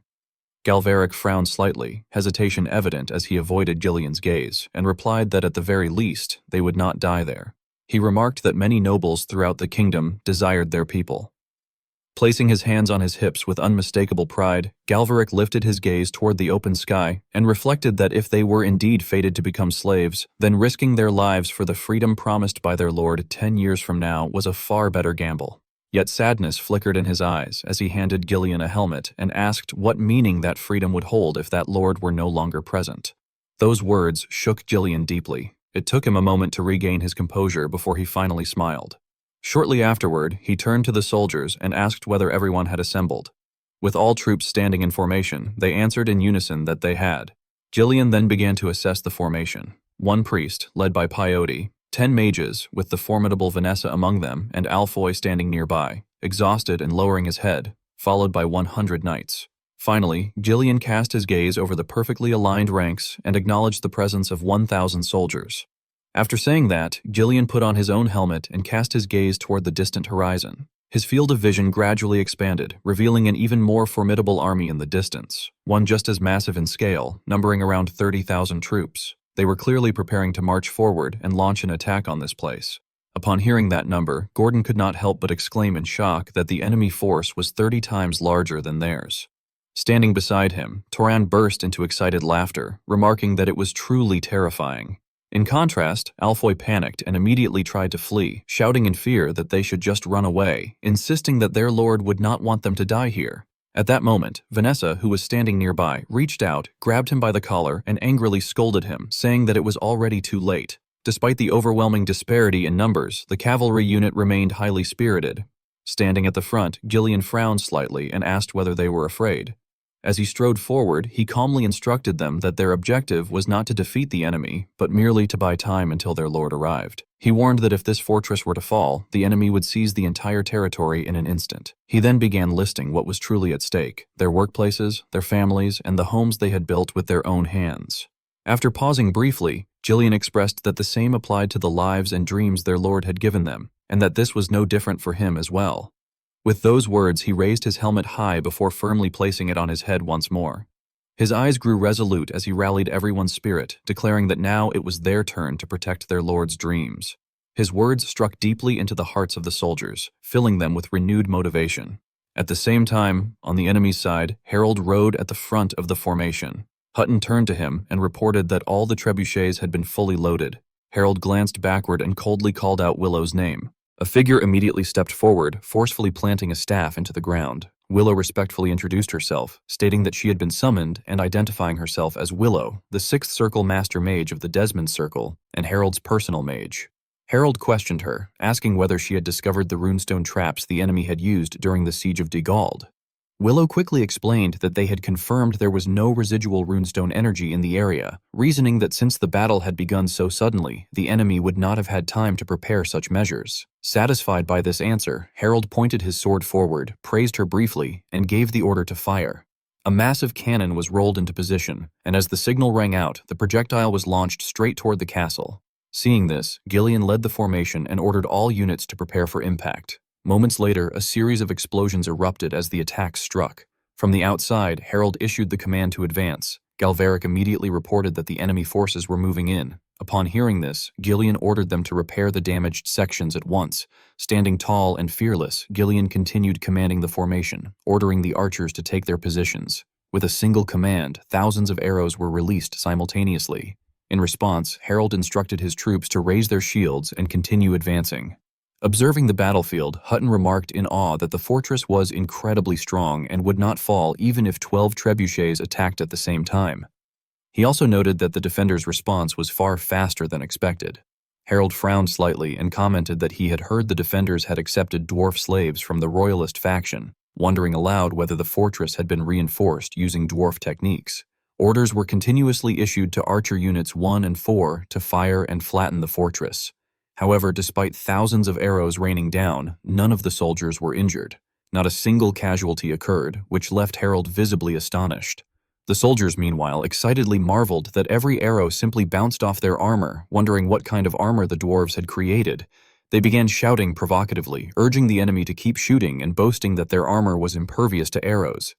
This infuriated Harold. A murderous glint flashed in his eyes as he called out to Willow and ordered her to create a rain of fire. Willow and her group of mages immediately began casting spells.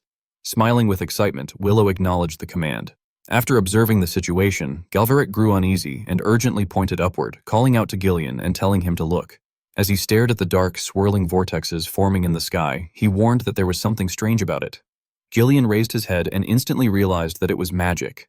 While casting her spell, Willow arrogantly mocked them, telling them to protect their heads. Her eyes gleamed with malice as she grinned in excitement, thinking to herself that a rain capable of burning everything was about to descend. Seeing fireballs raining down one after another, Galveric became flustered and angrily cursed Cialan, shouting that although Zirania was indeed impervious to arrows, it could not withstand large-scale area magic like this. He then hurriedly ordered everyone to take cover. However, almost immediately afterward, Gillian spoke up to reassure the troops, instructing all units to remain calm and hold their positions. He stood tall and confidently asserted that there was no need to worry, as they too possessed magic. The moment Gillian finished speaking, a powerful surge of mana erupted. Vanessa retaliated by casting Wind Curtain, conjuring a massive protective barrier that shielded everyone.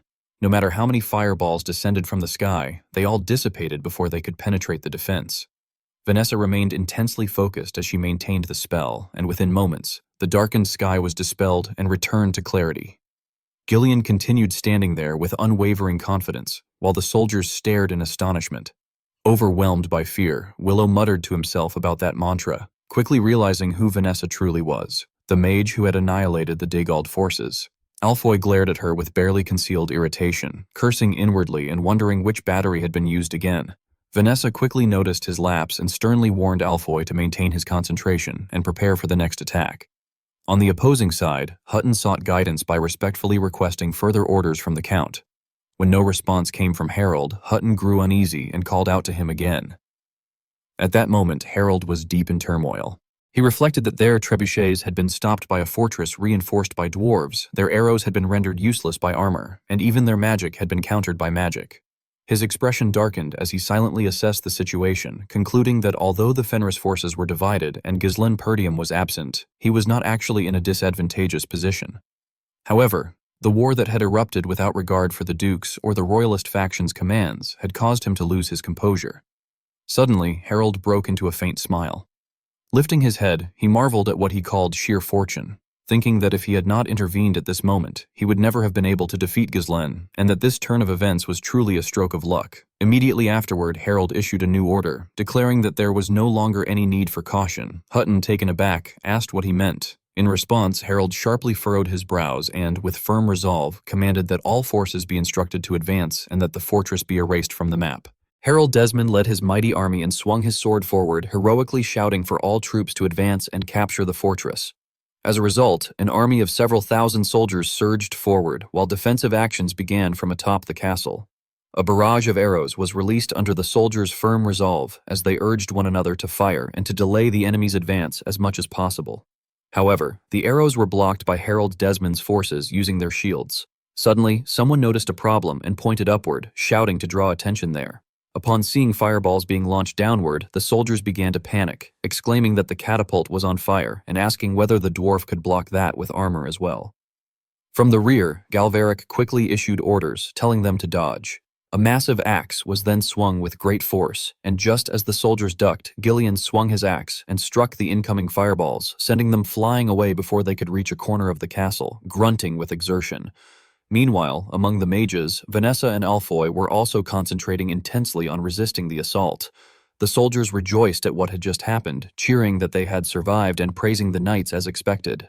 Nevertheless, many problems remained, and the soldiers anxiously pointed out that the siege tower was already right in front of them, wondering whether the enemy intended to overwhelm them with sheer numbers. Standing at the front like an unshakable shield, Gillian loudly reassured everyone, telling them not to be afraid, to trust one another, and to hold their positions.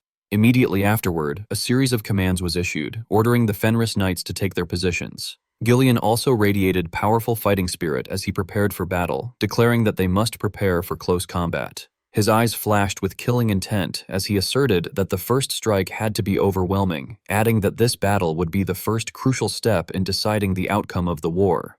As soon as Gillian finished speaking, his axe sliced through a group of enemies. He then spun and swung his weapon high, and with a single sweeping strike, he annihilated a large number of foes without mercy, sending them flying so violently that they crashed through buildings and shattered. The soldiers of Harold Desmond who were climbing upward saw their comrades fall right before their eyes and began to falter, asking in shock what was happening above. As soon as they climbed up and saw Gillian's blood-soaked axe, their steps halted and their bodies trembled uncontrollably. Gillian simply stood there, exuding the aura of a powerful warrior. His eyes glimmered faintly with murderous intent, and those who met his gaze turned pale with terror, their eyes rolling back as they became unable to react. Gillian continued attacking while shouting for his forces to kill them all and not allow the enemy to take even a single step onto the wall. Below, Harold Desmond watched as his army was gradually wiped out and muttered in great frustration, referring to Gillian as the white-maned lion. Standing beside him, Hutton offered his assessment that the knights were extremely high-level opponents and that it would likely take quite some time for ordinary soldiers to defeat them. After hearing this and calculating the situation, Harold Desmond called out to the two winged knights, who responded in unison, acknowledging his command. He frowned and ordered them to dismount, join the infantry line, climb the siege tower, and push back the enemy knights. He further instructed that one squad should join the post-siege unit and strike the gate while the siege tower attacked the wall. He then addressed his mages, ordering Willow to gather mana so that large-scale magic could be used at any time. Having been given another chance after a previous failure, Willow clenched her fists with determination and replied that she understood. After setting forth his strategy, Harold Desmond looked forward and declared that it was enough. Hutton raised the hand holding his sword, and together they stared up at Gillian, remarking that the white-maned lion was extremely irritating. Finally, Harold Desmond revealed a murderous gaze and ordered that they kill him. Hutton, extremely excited, pulled tight on the reins, his eyes gleaming with momentum and confidence as he declared that he had been waiting for that order. At the same time, in the capital Cartenia, everything was noticeably quieter. Count Faud, the spokesman of the Delphine ducal house, sat with his head lowered in anxiety, sweat pouring down his forehead like a stream. Facing him were seasoned and formidable figures. Marquise Branford kept his head bowed in silence, his hands clasped together without saying a word. After a moment, he raised his head and questioned Count Faud with a cold gaze, asking what the justification was. Though sweat ran down his face from nervousness, Count Faud stiffly replied by asking what he meant. Marquis Branford did not waste time and went straight to the point, stating that Count Desmond had wiped out his second legion and attacked Baron Fenris, who had just joined the royal faction, adding that it was a unilateral act with no justification. He paused briefly, frowned, and demanded to know whether all of that was the will of the Delphine ducal house. Count Faud became flustered, cleared his throat softly, and argued that such a claim was absurd, saying that he understood how the Marquis felt, but questioning what Count Desmond, a neutral noble, had to do with their house. Before he could finish speaking, Rosalind Branford cut him off directly, asserting that denying it was useless. She glared at Count Faud in irritation and mocked him, explaining that from the before and after investigation of the Cabaldi War, they had already discovered that Count Desmond and the ducal house were in league, and she asked whether he thought they had moved the Second Legion for no reason.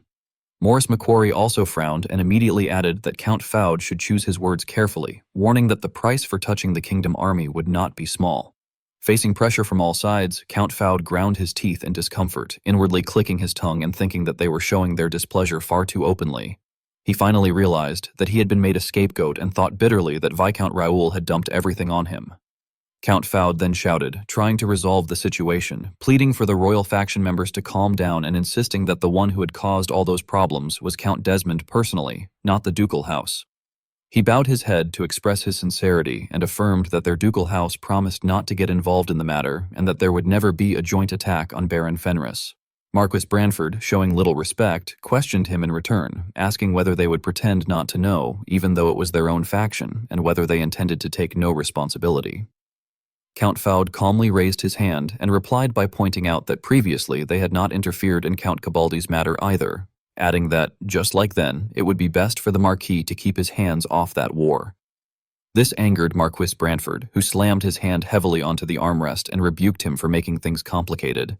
He then stood up, turned around, and raised another point, stating that Fenris's downfall was inevitable and accusing them of using Desmond to test the royal faction. He explained that if the royal faction intervened, it would drain the kingdom army's strength, and if they stayed back, the ducal house could safely take Fenris. Hearing this, Count Faud grew even more anxious and hurriedly tried to prove his innocence, stammering that it was a misunderstanding and insisting that they did not want war, which was why they had said they would not get involved. Marquis Branford paid little attention and replied that of course, but declared that he would not tolerate their schemes anymore. He then turned and called for his knight, Tolio. Marquis Branford glanced meaningfully at him and ordered him to lock Count Foude up immediately and arrest all ducal faction nobles in the capital. He did not stop there and issued a further threat, stating that if Baron Fenris were defeated, they were to cut off all the ducal nobles' heads and send them to Duke Delphine. This terrified Count Foude so much that sweat poured down his face as he froze and exclaimed in shock, asking what was happening. Before he could react, two knights stepped forward and seized him. He continued shouting and demanding an explanation, protesting that he was the Duke's representative and that by custom they were obliged to guarantee his safety. Marquis Branford calmly turned to Maurice McQuarrie and asked which ducal faction territory was the weakest. Maurice smiled slyly, gently stroking his short, bristly beard, and replied that the quickest to strike were Baron Harrington's and Baron Collins' territories in Bobu, adding that they could be occupied as early as that very day. Marquis Branford responded that it was good and ordered that those two territories be occupied the moment Baron Fenris was defeated, and that the kingdom forces nearest the north be ordered to immediately support Count Fenris. The more Count Foude listened, the more frightened he became, his face draining of all color. Marquis Branford spoke with unwavering determination, declaring that Desmond would attack separately with his own army. Returning to the battlefield, the situation had descended into complete chaos, filled with noise and bloodshed. The two winged knights, acting under Harold Desmond's orders, had joined the battle, and their strength completely overwhelmed the defenders. At that moment, the defending soldiers could only shout in panic, crying out that the two winged knights had entered inside the walls. Meanwhile, Gordon the Muscle continued fighting with all his remaining strength, yelling for the enemies to come closer and boasting that he would completely flatten their already flat heads. Someone shouted Gordon's name, but his attack struck only the large shield before him and failed to reach his opponent. The two continued, one defending and one attacking, in an endless exchange.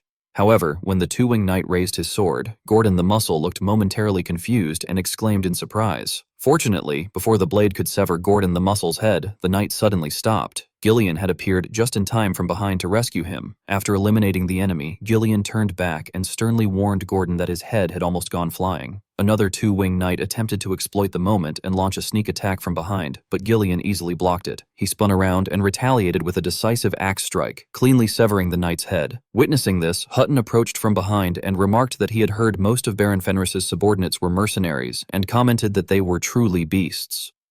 Gillian slowly turned toward the source of the voice, his expression darkening as he questioned who the speaker was. His gaze fell upon the golden sword in the man's hand.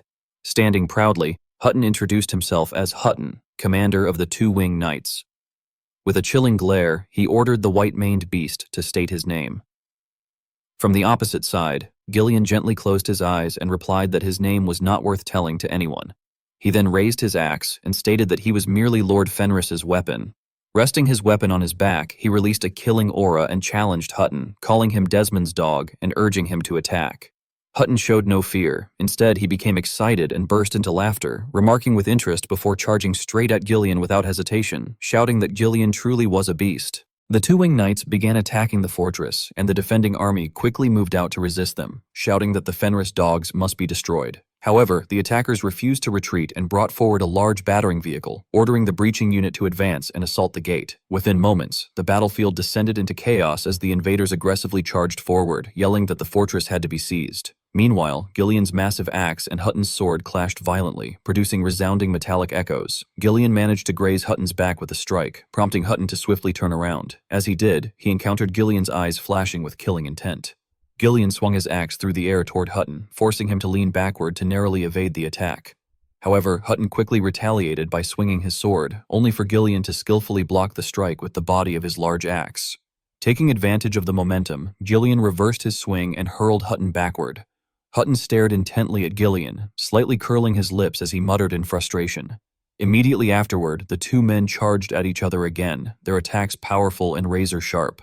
Gillian slammed the shaft of his axe into the ground, propelling himself toward Hutton. He launched a flying kick, which Hutton evaded by lowering his body. Gillian then spun a full 360 degrees along the ground before leaping high into the air and delivering another axe strike toward Hutton, which Hutton narrowly avoided by tilting his body aside.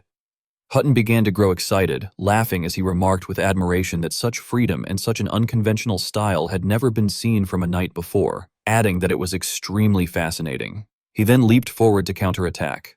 Gillian raised his axe to block Hutton's powerful slash and immediately swung his weapon forcefully to push Hutton backward. Seizing the moment when Gillian raised his arm high, Hutton crouched low and delivered a powerful horizontal slash across Gillian's abdomen, tearing open a wound from which flesh and blood spilled out. Taking advantage of the opening, Hutton pressed forward again, excitedly commenting that the attack was decent, but that Gillian had left too many openings. Fresh blood then sprayed violently into the air. Outside, Harold Desmond frowned in irritation and declared that it was enough. Observing the open path before him, he pointed his sword toward the castle and ordered the breaching unit to withdraw while instructing Willow to destroy the gate. Upon receiving the command, Willow promptly acknowledged the order and began casting his magic. Inside the fortress, upon noticing the emerging glow, Toran called out in alarm, pointing out what he had seen. Galverick, equally shocked, widened his eyes in disbelief and exclaimed in despair. Outside, the mages were gathering their power, forming a massive fireball in the sky. Sweating heavily, Willow looked down and asserted that this spell was different from before and that stopping it would be extremely difficult. He then hurled the fireball known as Sunflare directly toward Perdium's fortress. Galverick stared upward in tense shock, while Piotr was so frightened that his mouth hung open. Beside them, Vanessa maintained unwavering concentration as she exerted all her strength to defend. The fireball descended like an aerial bomb and exploded midair, filling the sky with smoke and flames. Harold Desmond's gaze turned extremely dangerous as he smiled with satisfaction and declared that it was over. He then swiftly commanded the two winged knights, announcing that the gate had been breached and ordering the infantry and cavalry to charge. The invading forces rushed inside with the singular intention of capturing the fortress. High above, Gillian continued struggling in battle against Hutton. Hutton expressed surprise, remarking that Gillian had drawn a sword from his back. In truth, Gillian had taken out his remaining weapon and now wielded two weapons, beginning the real battle. As Gillian swung his axe from above, Hutton raised his sword to block it. Gillian immediately followed by slashing with the sword in his other hand, yet Hutton still managed to block the strike with his bare hand. Hutton trembled as he struggled to remain standing and muttered regretfully that it was such a pity, adding that if Victor had been trained by him, Victor could have become a far stronger warrior, and lamenting that good children like Victor always left first. His eyes then flashed with excitement as he smiled and reminded Gillian that it seemed the fortress would fall before their duel finished, asking whether Gillian still wished to continue. Hearing this, Gillian's face darkened, and he responded that if Hutton truly wished to keep fighting, then elsewhere Claude Fenris, folding his arms seriously, declared that everyone should follow the orders of Head Administrator Fenris. Alfoy, startled, asked whether Claude was not just a servant, to which Claude calmly explained that he was serving as the Head Administrator and temporary lord, unlike others. Claude then briefly explained the situation, stating that the enemy had arrived with a national-scale army and launched a full assault, emphasizing that no matter how strong their defenses were, they could not withstand such an overwhelming military disparity. He then confidently smiled and said that he would explain the plan. Claude outlined that they would begin once the gate was breached, adding that ordinary soldiers and mages had to retreat through the rear gate as quickly as possible once the enemy climbed the walls, reasoning that since they were outnumbered, fighting would only be futile. He further stated that the knights would divert the enemy's attention temporarily and would then retreat when Gillian gave the signal. Returning to the present, Gillian's eyes had completely changed, and he suddenly burst into laughter as he questioned whether Victor was Hutton's disciple. This startled Hutton somewhat. Gillian then stared at him with mocking excitement and remarked that an idiot had dared to challenge a lord and had not even managed to survive, adding that he was certain the master was probably the same. These words enraged Hutton, whose eyes filled with killing intent as he ground his teeth and shouted angrily that Gillian's filthy mouth had gone too far. However, before he could finish speaking, Hutton was struck by a direct punch to the neck as Gillian slammed his own head into Hutton's, causing blood to burst out. Hutton, dizzy, quickly jumped backward and scoffed. At that moment, Gillian threw away the weapon in his hand and took out another device, causing the atmosphere to become suffocatingly silent. Hutton clutched his head in pain and muttered that such a small trick would not save Gillian, before roaring that it could not save him. Gillian paid little attention and began pulling the crossbow in his hand, firing an arrow straight into the large bell nearby, causing it to ring loudly. The bell swung high in the air, spreading the signal everywhere. Upon receiving this signal, the army immediately halted. Hutton was completely confused by what had just happened and stared at Gillian in bewilderment. Shortly afterward, Gillian picked up his weapon and leaped away without looking back. Hutton frowned in confusion and muttered disdainfully that running away from the enemy meant Gillian was not even worthy of being called a knight, but he suddenly froze upon noticing something unusual. Hutton hurriedly looked to his left, then glanced to his right, and upon realizing that only his own troops remained, he became partially panicked and exclaimed that the others were not there. One soldier stepped forward and asked for instructions, reporting that all the enemies had fled in the middle of the battle and asking whether they should pursue them. Hutton stared into the distance and muttered that something was strange. He began organizing the facts in his mind, reasoning that the enemy had been prepared to risk everything to defend the fortress no matter what, acknowledging that although the gate had been breached, he questioned why they had surrendered so easily. A sudden thought flashed through Hutton's mind, and his eyes showed a trace of fear as he exclaimed that it couldn't be possible. Meanwhile, below, the opposing army continued chasing Gillian's retreat, shouting orders to pursue them and yelling that the remaining Fenris forces were fleeing through the rear gate, angrily demanding how they dared to make them suffer like that. Nevertheless, Gillian kept running without paying attention, while the pursuers repeatedly shouted not to let anyone escape. Vanessa, meanwhile, frowned with firm determination as she cast her magic. Vanessa was in an extremely tense state as she raised the magic staff in her hand and created a magic circle that covered the entire castle. Bolts of lightning struck directly down upon the forces of the two-winged knight, and she strained herself to unleash Flame Strike, attacking all of them at once. Hutton was so astonished by the blow that he was left speechless, while the soldiers of the two-winged knight could only lift their heads and endure it. Harold Desmond, witnessing the scene, frowned in irritation as a massive explosion caused flames to surge up before him. He grew so furious that the wrinkles on his face became pronounced, his eyes widening in shock. Mage Willow began trembling in fear at Vanessa's power and stammered in disbelief that it was impossible and wondered whether that overwhelming mana could be what she feared. The soldiers of the two-winged knight fled in panic, screaming in agony and shouting that it was a runestone, crying out in terror that they were burning. Hutton alone remained calm, waving his hand as he ordered all soldiers to retreat from the castle and commanded the two-winged knight to rescue the injured and count the survivors. At that moment, Harold Desmond rode his horse through the curtain of flames and shouted for Hutton. Startled, Hutton turned and addressed him as his lord. With eyes filled with anger, Harold Desmond demanded that Hutton report the situation immediately. At the same time, outside the castle, Gillian held Vanessa in his arms and exclaimed in admiration at the sight of the fire. Pyote keenly noticed the wound on him and anxiously called out for Sir Gillian to wait, pointing out that his abdomen was bleeding. However, Gillian gently reassured her that it was fine. Alfoy stared at the blaze and remarked that everyone there had a distorted sense of financial awareness, adding that he could not believe they would use such expensive runestones in that manner again. Hoo-Hoo Gordon the Muscle merely laughed and replied that it did not matter because their captain was rich. Galveric calmly added that their enemies would have taken everything if they had lost anyway. Gillian smiled with satisfaction and praised the plan as Claude's excellent strategy before turning to the soldiers to ask whether everyone was safe. They answered in unison that they were, sir. Relieved, Gillian warned that the enemy would track them down soon and then ordered that they depart for the second assembly point. Meanwhile, at Ghislaine Perdium's location, an entire army had been annihilated, leaving only Waroka struggling to stand. His body was covered in blood as he panted heavily in exhaustion. Without giving Waroka a chance to recover, Ghislaine Perdium spurred his horse forward with weapon in hand. Waroka hurriedly swung his sword to counter while dodging aside, and the two continuously exchanged blows. Ghislaine twisted his blade and slashed forward, and his horse leapt up and kicked Waroka, knocking him onto his back.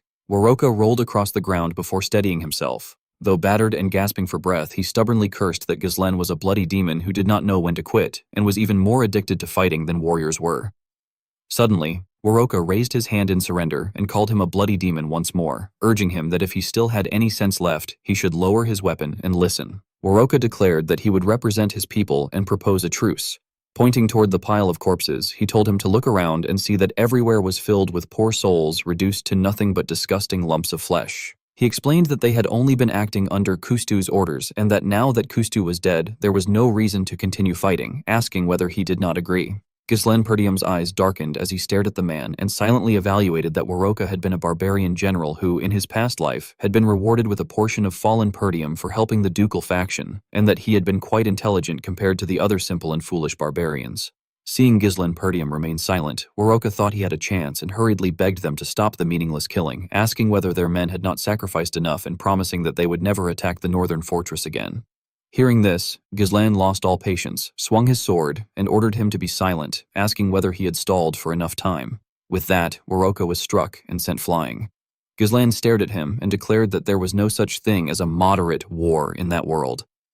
At that point, Waroka could only bitterly call him a demon.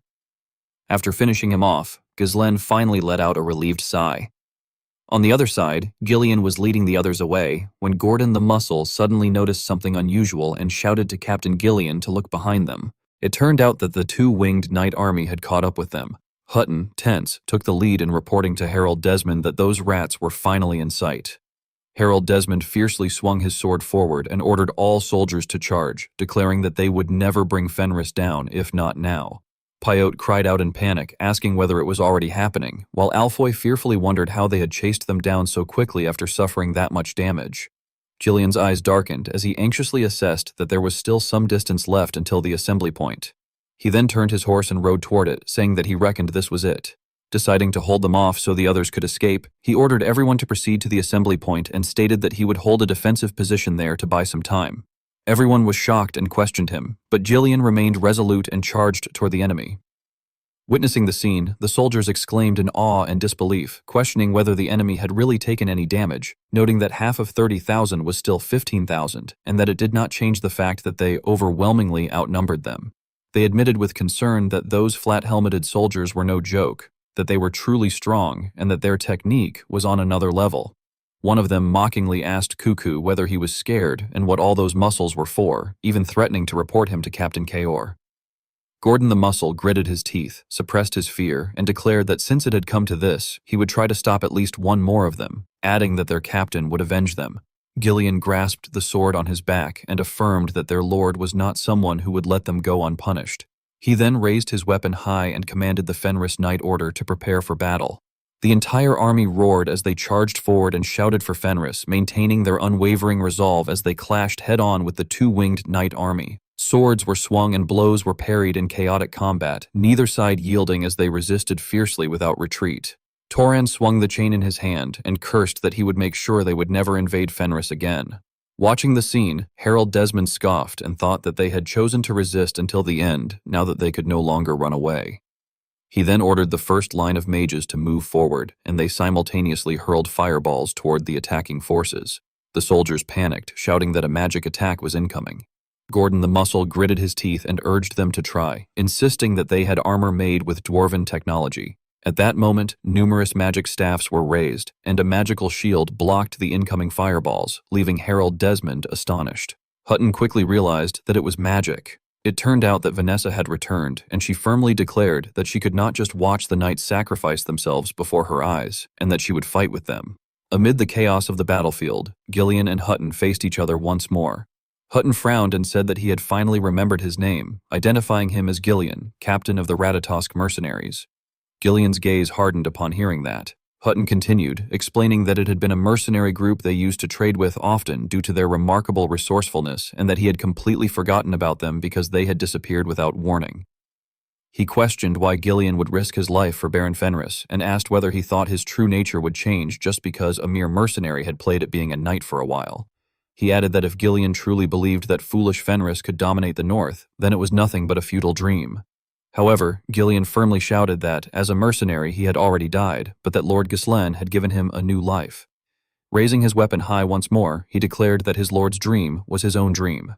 As soon as he finished speaking, Gillian swung his great axe in a wide arc behind his head, preparing to attack. He brought the heavy blade straight down at Hutton, but Hutton managed to raise his sword in time to block it. Gillian immediately followed with another sweeping strike that sent Hutton flying backward. With eyes filled with killing intent and unwavering resolve, Gillian charged forward again. Hutton, no less tense, continuously defended himself while waiting for a chance to counterattack, letting out a strained grunt as he struggled to keep up. Gillian's speed suddenly increased at a terrifying rate. He weaved left and right, advancing and retreating in rhythmic steps as he pressed his assault, yet Hutton was still able to block each blow. Unexpectedly, Hutton suddenly swung his sword in retaliation. Gillian swiftly trapped the tip of Hutton's blade with the edge of his axe and, with a powerful jerk, flung the sword from Hutton's hand, throwing him into momentary confusion.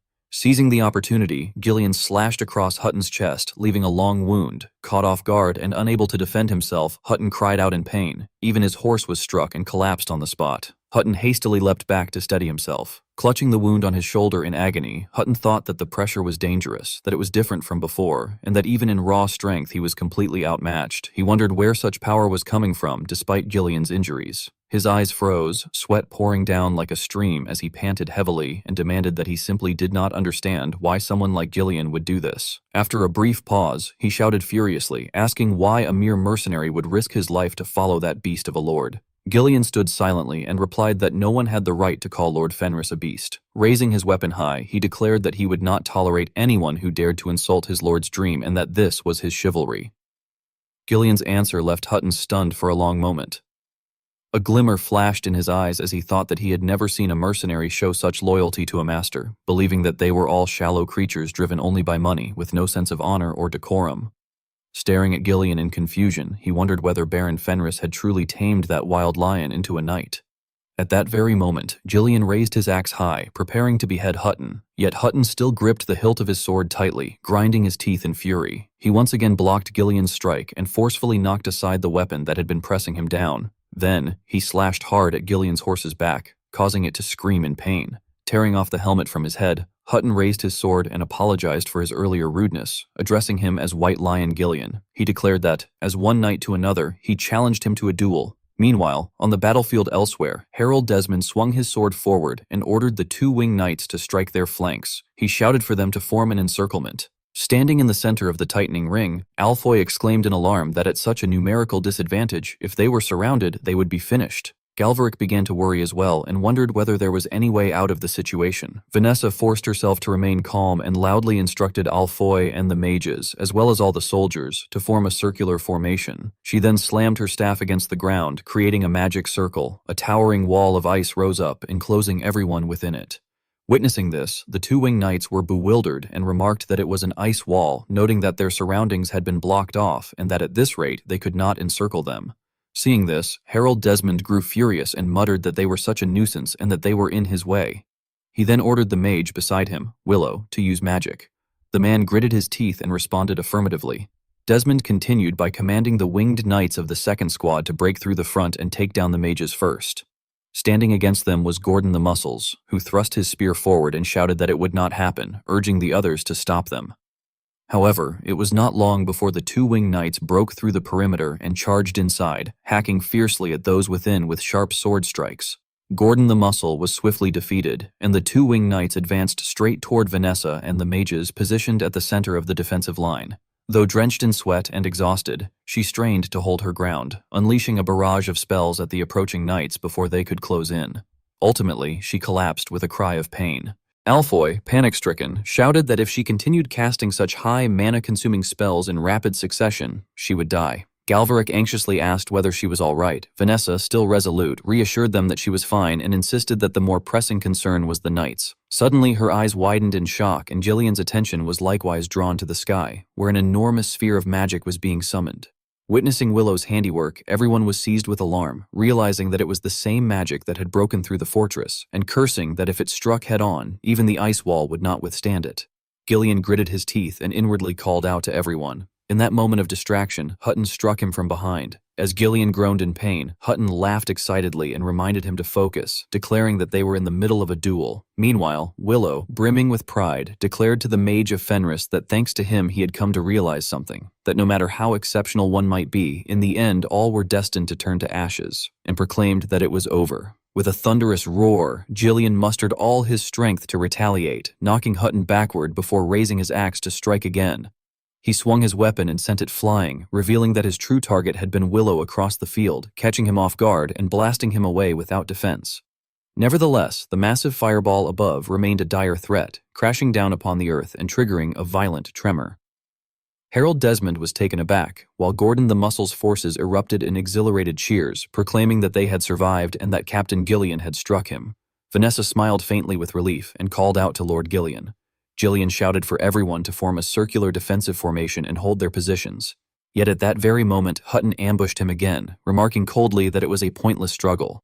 Vanessa stared in disbelief as Hutton appeared behind Gillian and sternly declared that losing focus in a sacred duel was the price he had to pay, addressing him as the White Lion. At that instant, a murderous glint flashed in Gillian's eyes. Suppressing his pain, he turned and continued to fight back, swinging his axe relentlessly at Hutton. However, Hutton evaded the attacks and countered, exploiting an opening to drive his sword into Gillian's shoulder.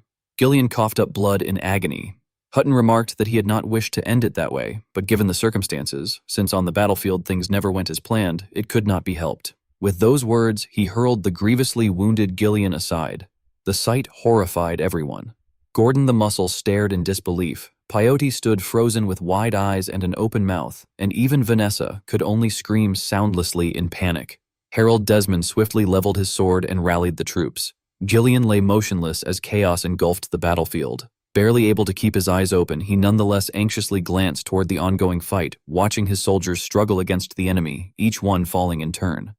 Vanessa tried to rush to his side, but Alfoy and Galverick restrained her. His breathing grew heavier, and he wondered whether this was the end. His thoughts drifted back to the day he had first resolved to follow Ghislaine Perdium, when his lord had smiled and entrusted him to take care of things from then on. As his vision blurred, Gillian lamented the new life his lord had given him. He remembered fighting alongside Ghislaine Perdium, the two of them traveling together, sharing joys and sorrows, meeting many comrades. Images of blood-soaked battlefields surfaced, followed by the peace they had helped build and the cheers that had welcomed them home after victory. Finally, he thought of his daughter, Rachel, and recalled the reassuring pat Ghislaine Perdium had given him before gently telling him that he was one of the people he trusted most. A bitter smile touched Gillian's lips as he closed his eyes and, with his final breaths, apologized to his lord. Suddenly, he heard someone calling his name and struggled to open his eyes, wondering faintly whether it was his lord. A blurred figure came into view. It was Kaor. Standing tall with a stern expression, Kaor ordered him to hold himself together in front of his men and to rise. Not long ago, in the kingdom of Turian at the Shadow Mountains, a monster wave appeared. The knights of Turian tensed up, their faces tightening as they shouted in alarm. A rain of arrows was fired, cutting down a large number of enemies as fresh blood splattered everywhere. The soldiers atop the castle kept urging one another on, shouting for them to stop the monsters who were climbing over the corpses and to prevent them from getting up, yelling at them to die and get lost. At that moment, one of the creatures picked up a massive stone. It swung the sword in its hand and struck the stone, sending it flying toward the castle. Seeing that it was about to crash into the fortress, a guard cried out in shock, asking what that thing was. However, the enormous stone flew straight in and shattered the defensive barrier. It turned out that the one responsible was a snow demon. The guards were horrified by their strength, exclaiming in disbelief what kind of huge monster could smash a stone with an ice staff. They cursed, saying that even though the Knights of Turian had joined the battle, they were still being pushed back. In their panic, they lamented that if only Dawnguard were there. The snow demons continued hurling massive rocks at the tower, and the guards screamed in despair that another stone was coming and warned everyone to watch out.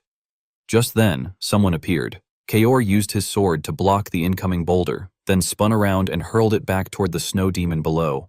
The guards breathed a sigh of relief, stammering that they were saved. They began to wonder about the red-haired figure, and within moments, they recognized him as the new king of Ironcliff, Kaor. Grinding his teeth helplessly, Kaor muttered about Dawnguard, calling him a damn fat bastard and wondering how he could carry something so heavy everywhere. As he spoke, he threw the weapon in his hand. It fell straight into the ranks of the Knights of Turian and annihilated them. Kaor then swiftly leapt down, slashing twice with powerful strokes and cutting off the heads of the remaining enemies who were charging forward.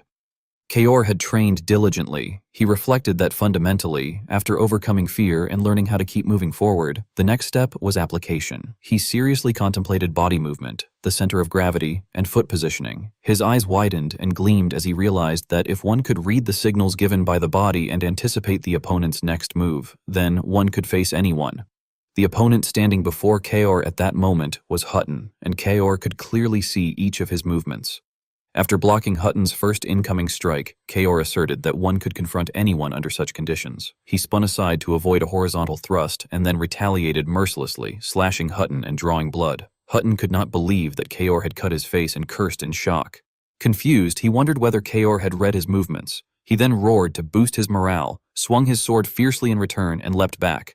Clutching his arm, he crouched into a guarded stance. Inwardly, Hutton was shaken by Kaor's presence, thinking that if he had been even slightly slower to dodge, he would already be finished. He questioned who this man truly was. He kept speculating that there was nothing special about Kaor's physique or mana, so how could he fight like this? At last, Hutton demanded to know his name. Kaor replied coldly by asking why it mattered. Irritated, Hutton panted and concluded that judging from Kaor's attitude and speech, he was not a knight, and asked whether he was a mercenary highly paid by the kingdom. Hearing this, Kaor let out a scoff and said that Hutton was mistaken. With a faint smile, he introduced himself as Kaor, the captain of the Fenris Knight Order. Those words shocked Hutton, who stammered in disbelief that he was the captain and not the white-maned lion.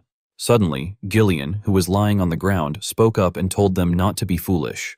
Kaor coldly ordered him to stay quiet and lie there, calling him an old man, which left Gillian speechless.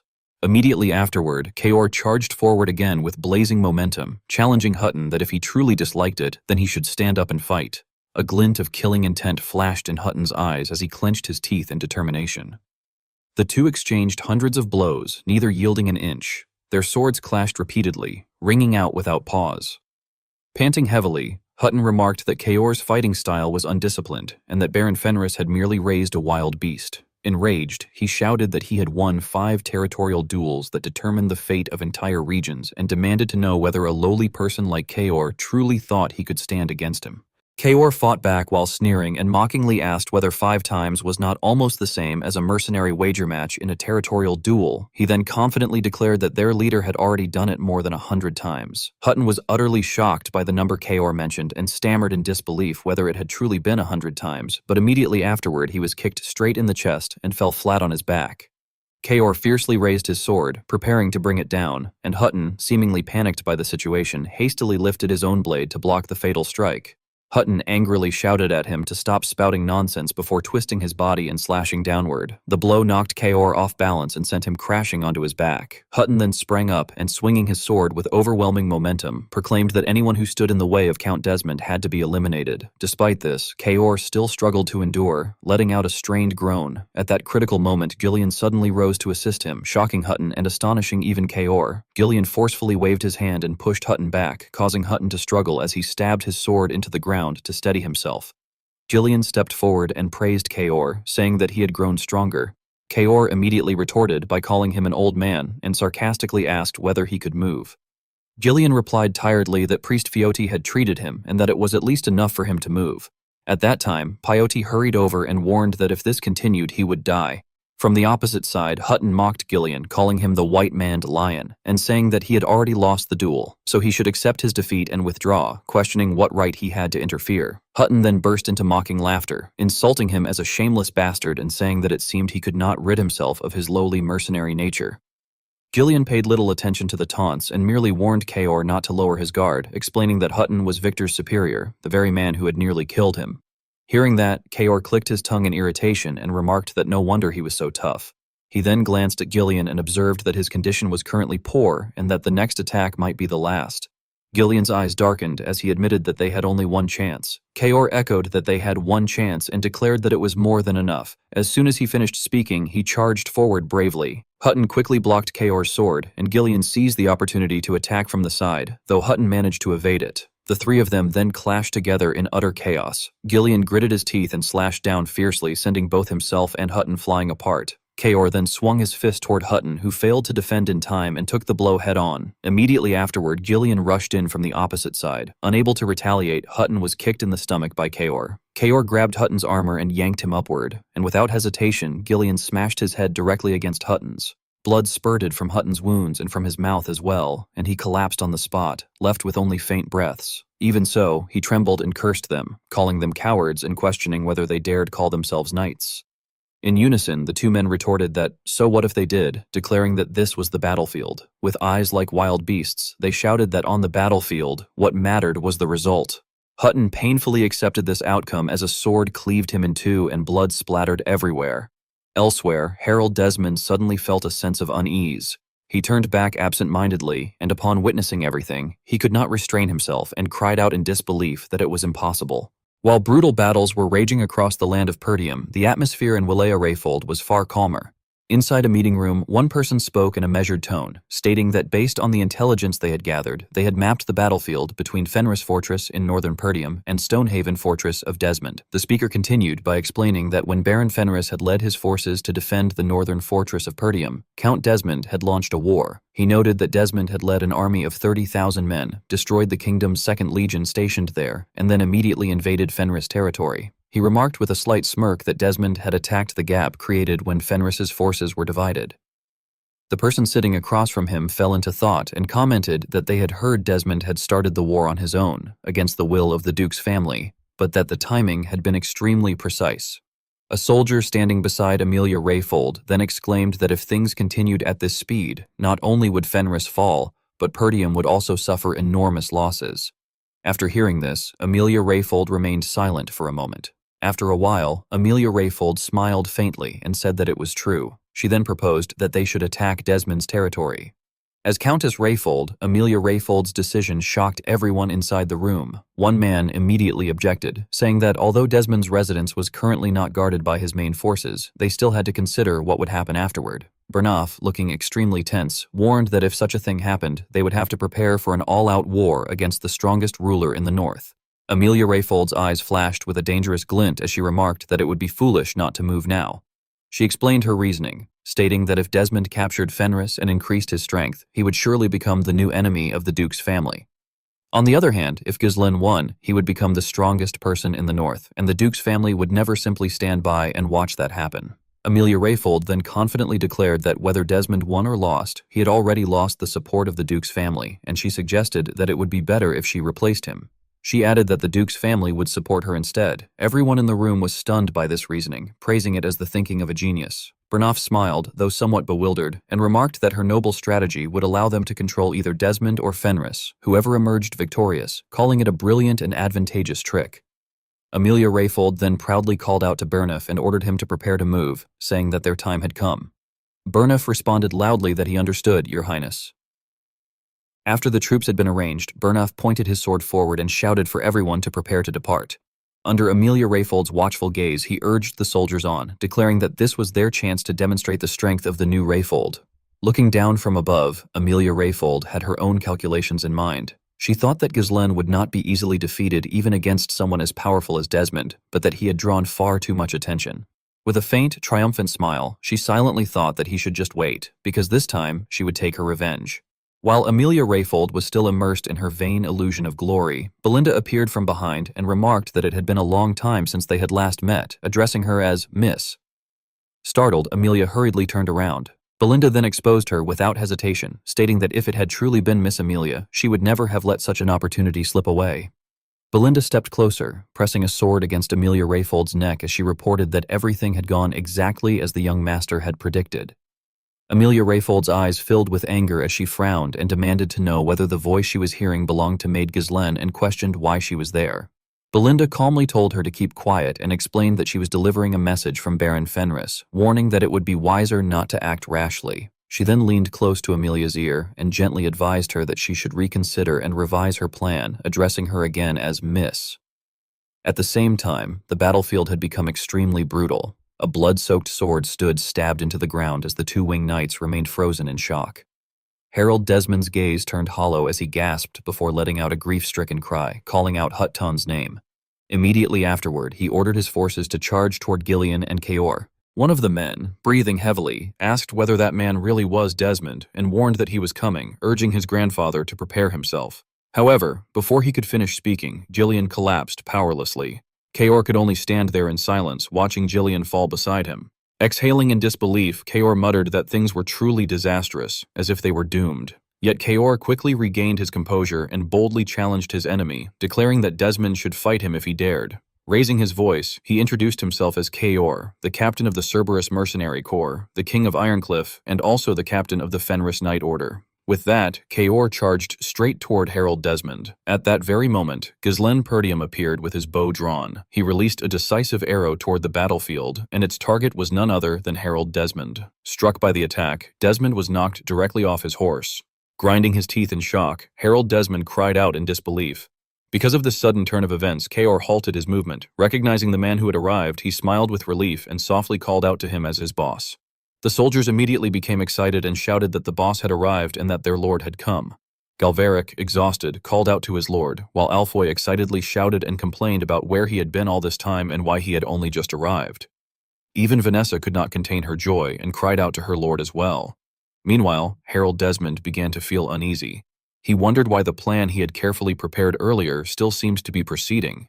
Yet Ghislaine had somehow returned. He questioned whether Ghislaine could possibly have defeated the barbarians that quickly and come back. Still trying to deceive himself, Desmond insisted that Ghislaine must have come alone, believing that he had surely left everything else to others and rushed back by himself. Grinding his teeth, Desmond sneered that Ghislaine could accomplish nothing on his own and warned that such impatience would only lead to his downfall. From the distance, Zwalterperdium calmly asked whether Desmond was truly certain about that. The man beside him immediately replied that during the war, command over part of the kingdom's forces had been entrusted to the Fenris family and the Perdium family, as instructed by Marcus Branford. Satisfied, Zwalter expressed his gratitude. Randolph then stepped forward and remarked that it seemed they had arrived at exactly the right moment, addressing Zwalter as his brother. Zwalter confirmed that they had indeed come at the perfect time and stated that Desmond should be left to Ghislaine while they themselves would take care of the remaining underlings. They then loudly commanded the soldiers, urging the knights to raise their swords for Fenris. A mighty army surged forward at once. The two-winged knights quickly fell into panic as they realized that enemy forces were advancing from every direction and that the troops were numerous enough to cover the entire ridge behind them. Witnessing this, Harold Desmond felt utterly helpless. He recognized the armor of the Perdium forces and the kingdom's army, and realized that the royalist faction had finally begun to move. Furious, he cursed the noble families as fools. Driven into a corner, Harold Desmond charged forward recklessly and shouted for Ghislaine to come. He then ordered his troops to focus their attack on Baron Fenris, declaring that if Ghislaine were killed, victory would belong to them. Enraged, Ghislaine Perdium urged his horse forward, calling out to Black King and stating that Gillian would be the first. In the next instant, a series of explosions erupted. Through the chaos, Ghislaine appeared in the middle of the battlefield, riding alone as he cut down an entire line of two-winged knights blocking his path and charged directly toward Harold Desmond. Ghislaine Perdium's eyes were filled with fury as he shouted Harold Desmond's name. Harold Desmond seemed somewhat surprised by the situation. Ghislaine swung his sword, and the blade grazed past him. Since Harold Desmond managed to dodge, Ghislaine immediately followed up by spinning around and kicking him. The blow knocked Harold Desmond off his horse. He coughed up a large mouthful of blood and groaned in pain. Seeing this, Kaor hurriedly waved his hand and shouted for the Black King to come there immediately. Because it had rushed forward too quickly, the horse had already leapt away. Peyote appeared, but cried out in a very flustered manner. On the other side, Harold Desmond struggled to stand up again in front of Ghislaine Perdium, while Ghislaine stared at him coldly. Harold Desmond's expression darkened and he remained silent for a moment. After a while, he finally cursed, calling Ghislaine a bastard. Harold Desmond, filled with anger toward Ghislaine Perdium, accused him of destroying the plan he had prepared for many years and said that Ghislaine's actions had even caused the deaths of his loyal knights, Hutton and Victor. He cried out in anguish, angrily declaring that Ghislaine had interfered in everything and had opposed him at every opportunity until the very end, yet now Ghislaine had come to him on his own. Pointing his sword straight at him, Harold Desmond demanded to know whether Ghislaine was ready to face the consequences. Ghislaine Perdium calmly replied that of course he was, and said that he had been waiting for that day. After saying so, he stepped forward one step at a time. When he reached Harold Desmond, Ghislaine's gaze turned icy as he stated that he had been waiting for that moment for a very long time. Zwalterperdium swung his sword forward and loudly ordered his troops to charge, urging them without restraint to attack with everything they had. At his command, a powerful army surged forward into battle. Under the overwhelming pressure, the two-winged knights began to collapse, and chaos quickly spread across the battlefield. The soldiers shouted frantically that the front line was breaking and that the enemy's pressure was too overwhelming, desperately calling for the Count to issue the next order and asking where Count Desmond was. Gordon the Muscle, filled with excitement, continuously swung his mace and furiously shouted at his enemy to get off his horse immediately, declaring that it was now their turn to suffer. Meanwhile, a soldier of the two-winged knights stepped forward, trying to steady the army's morale, insisting that there was no time to wait for further orders, and commanding everyone to hold the formation as long as possible. The troops then pushed forward, ordering one another to cut down every enemy in front of them. This caused Gordon the Muscle to be momentarily taken aback, as he stammered in confusion about what was happening. Beside him, Toran, panting heavily, complained that an idiot had just shown off and drawn all the enemy's attention. Behind them, Alfoy, already exhausted, cursed that he was completely out of mana. As they found themselves in dire straits, a sudden rain of arrows descended upon the two-winged knights, throwing everyone into confusion. Someone from afar called out that they had been waiting at the rally point the entire time and insulted them as fools. Upon seeing Claude arrive on horseback with reinforcements, everyone shouted his name in excitement. He raised his hand and commanded his forces to attack immediately and support their allies at once. Another volley of arrows rained down upon the two-winged knights, causing many of them to fall from their horses and die. On the other flank, Zwalterperdium continued to urge his soldiers forward. Arrows struck the horses' legs, causing them to collapse, and the two-winged knights gradually fell apart. Their bodies were covered in wounds, and blood poured out like a stream. Meanwhile, on the battlefield between Harold Desmond and Ghislaine Perdium, the tension was at its peak. Desmond fixed his gaze tightly on his opponent, and after a long moment of mutual probing, both of them charged forward at the same time. Their swords clashed, but Ghislaine swiftly pivoted and changed direction. Desmond immediately counterattacked, yet Ghislaine easily evaded. Ghislaine then leapt into the air and delivered a kick to Desmond's face before landing calmly. Ghislaine quickly increased the speed of his assault, forcing Desmond to retreat continuously in defense. After a while, Desmond was overwhelmed by the relentless strikes and fell to the ground. Crying out in anguish, he declared that he had lived a life without a single flaw and that every plan he had devised had reached perfection. He rose back to his feet, continuing to fight while thinking that he had always guided his people along the path he had set. As Desmond struck again, Ghislaine ducked low and swept his leg, knocking him off balance. In confusion, Desmond questioned how this could be possible, insisting that he had never left anything to chance and wondering why things had turned out this way. At that moment, he was completely defeated, falling backward and coughing up blood. Ghislaine leapt into the air once more, raising his sword to deliver a finishing blow. At the last possible moment, Desmond managed to raise his own blade to block, but the sheer force of the clash caused an explosion that sent dust and smoke billowing across the battlefield. Amid the chaos, Desmond suddenly called out to Ghislaine. Maintaining his downward strike, Ghislaine listened as Desmond demanded to know who he thought he was to make him suffer like this. Desmond's arm trembled with rage as he declared that the moment Ghislaine had interfered, all of his plans had fallen apart. He continued questioning both Ghislaine and himself, lamenting that all those who had trusted him and stood by his side had been cut down by Ghislaine's blade.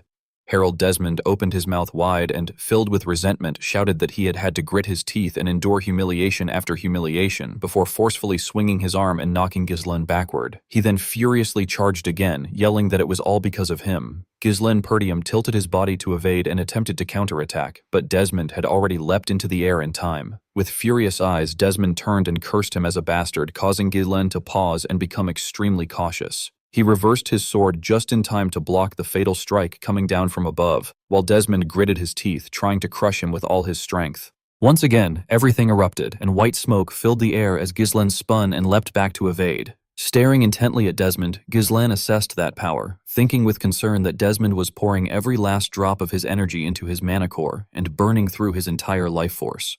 Turning his grief into strength, Desmond silently resolved that he could not lose and questioned whether Ghislaine thought he would simply stand by and watch everything he had built be destroyed.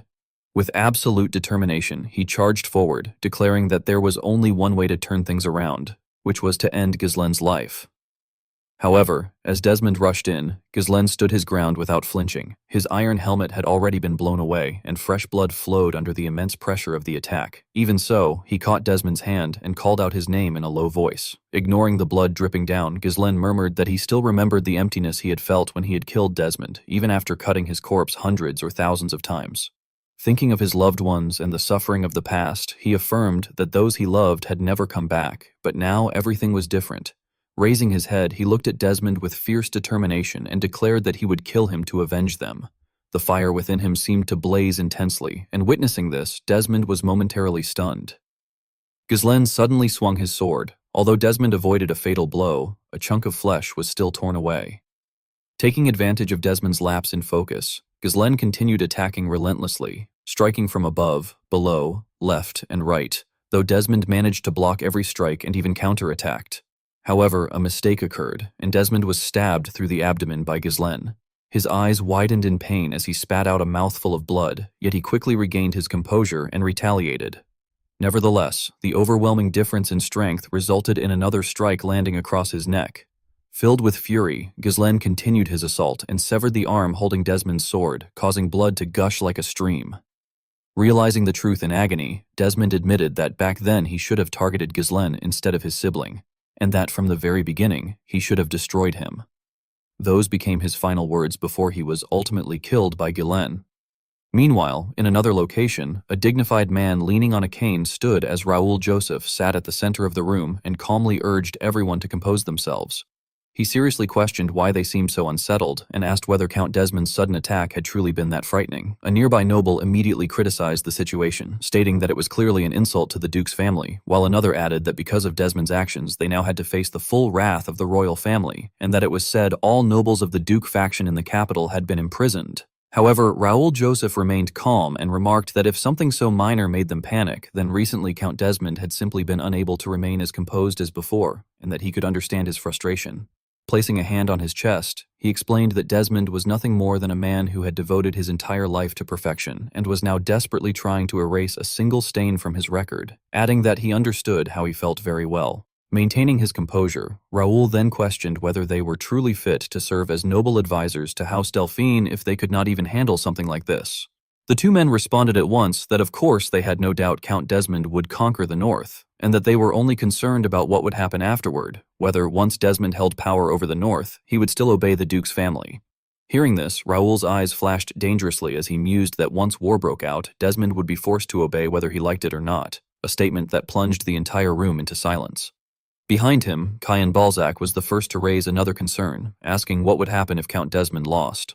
Raoul paused slightly, but before he could respond, another noble sighed and remarked that it was impossible, as an army of 30,000 could never fail against the Fenris family's mere few thousand troops. Raoul glanced at him and questioned whether that possibility frightened him, to which Cayenne calmly folded his arms and reiterated that Ghislain was no easy opponent. With a glint of killing intent in his eyes, he began to say that if Desmond truly lost to Ghislain, what he feared most was— At that very moment on the battlefield, it was already drenched in blood as Ghislain drove his sword straight into Desmond's chest. Desmond's face became gaunt, his black eyes showing a hint of yellow, as if embodying exactly what Cayenne had feared, that Desmond would unleash that power at the very end. A powerful surge of energy suddenly erupted beneath Harold Desmond's feet, and he abruptly lunged forward, gripping Ghislain Perdium's blade with his bare hand. With a single crushing motion, he shattered the sword into fragments, leaving Ghislain Perdium stunned and frowning in shock. He instinctively stepped back in caution, staring at the broken weapon in his hand as he exclaimed that Desmond had shattered a mana-infused sword with nothing but his bare hand. Lifting his gaze, Ghislain softly called out Desmond's name, but upon seeing him engulfed in a dark aura with a glowing hollow in his chest, he muttered in confusion about that power.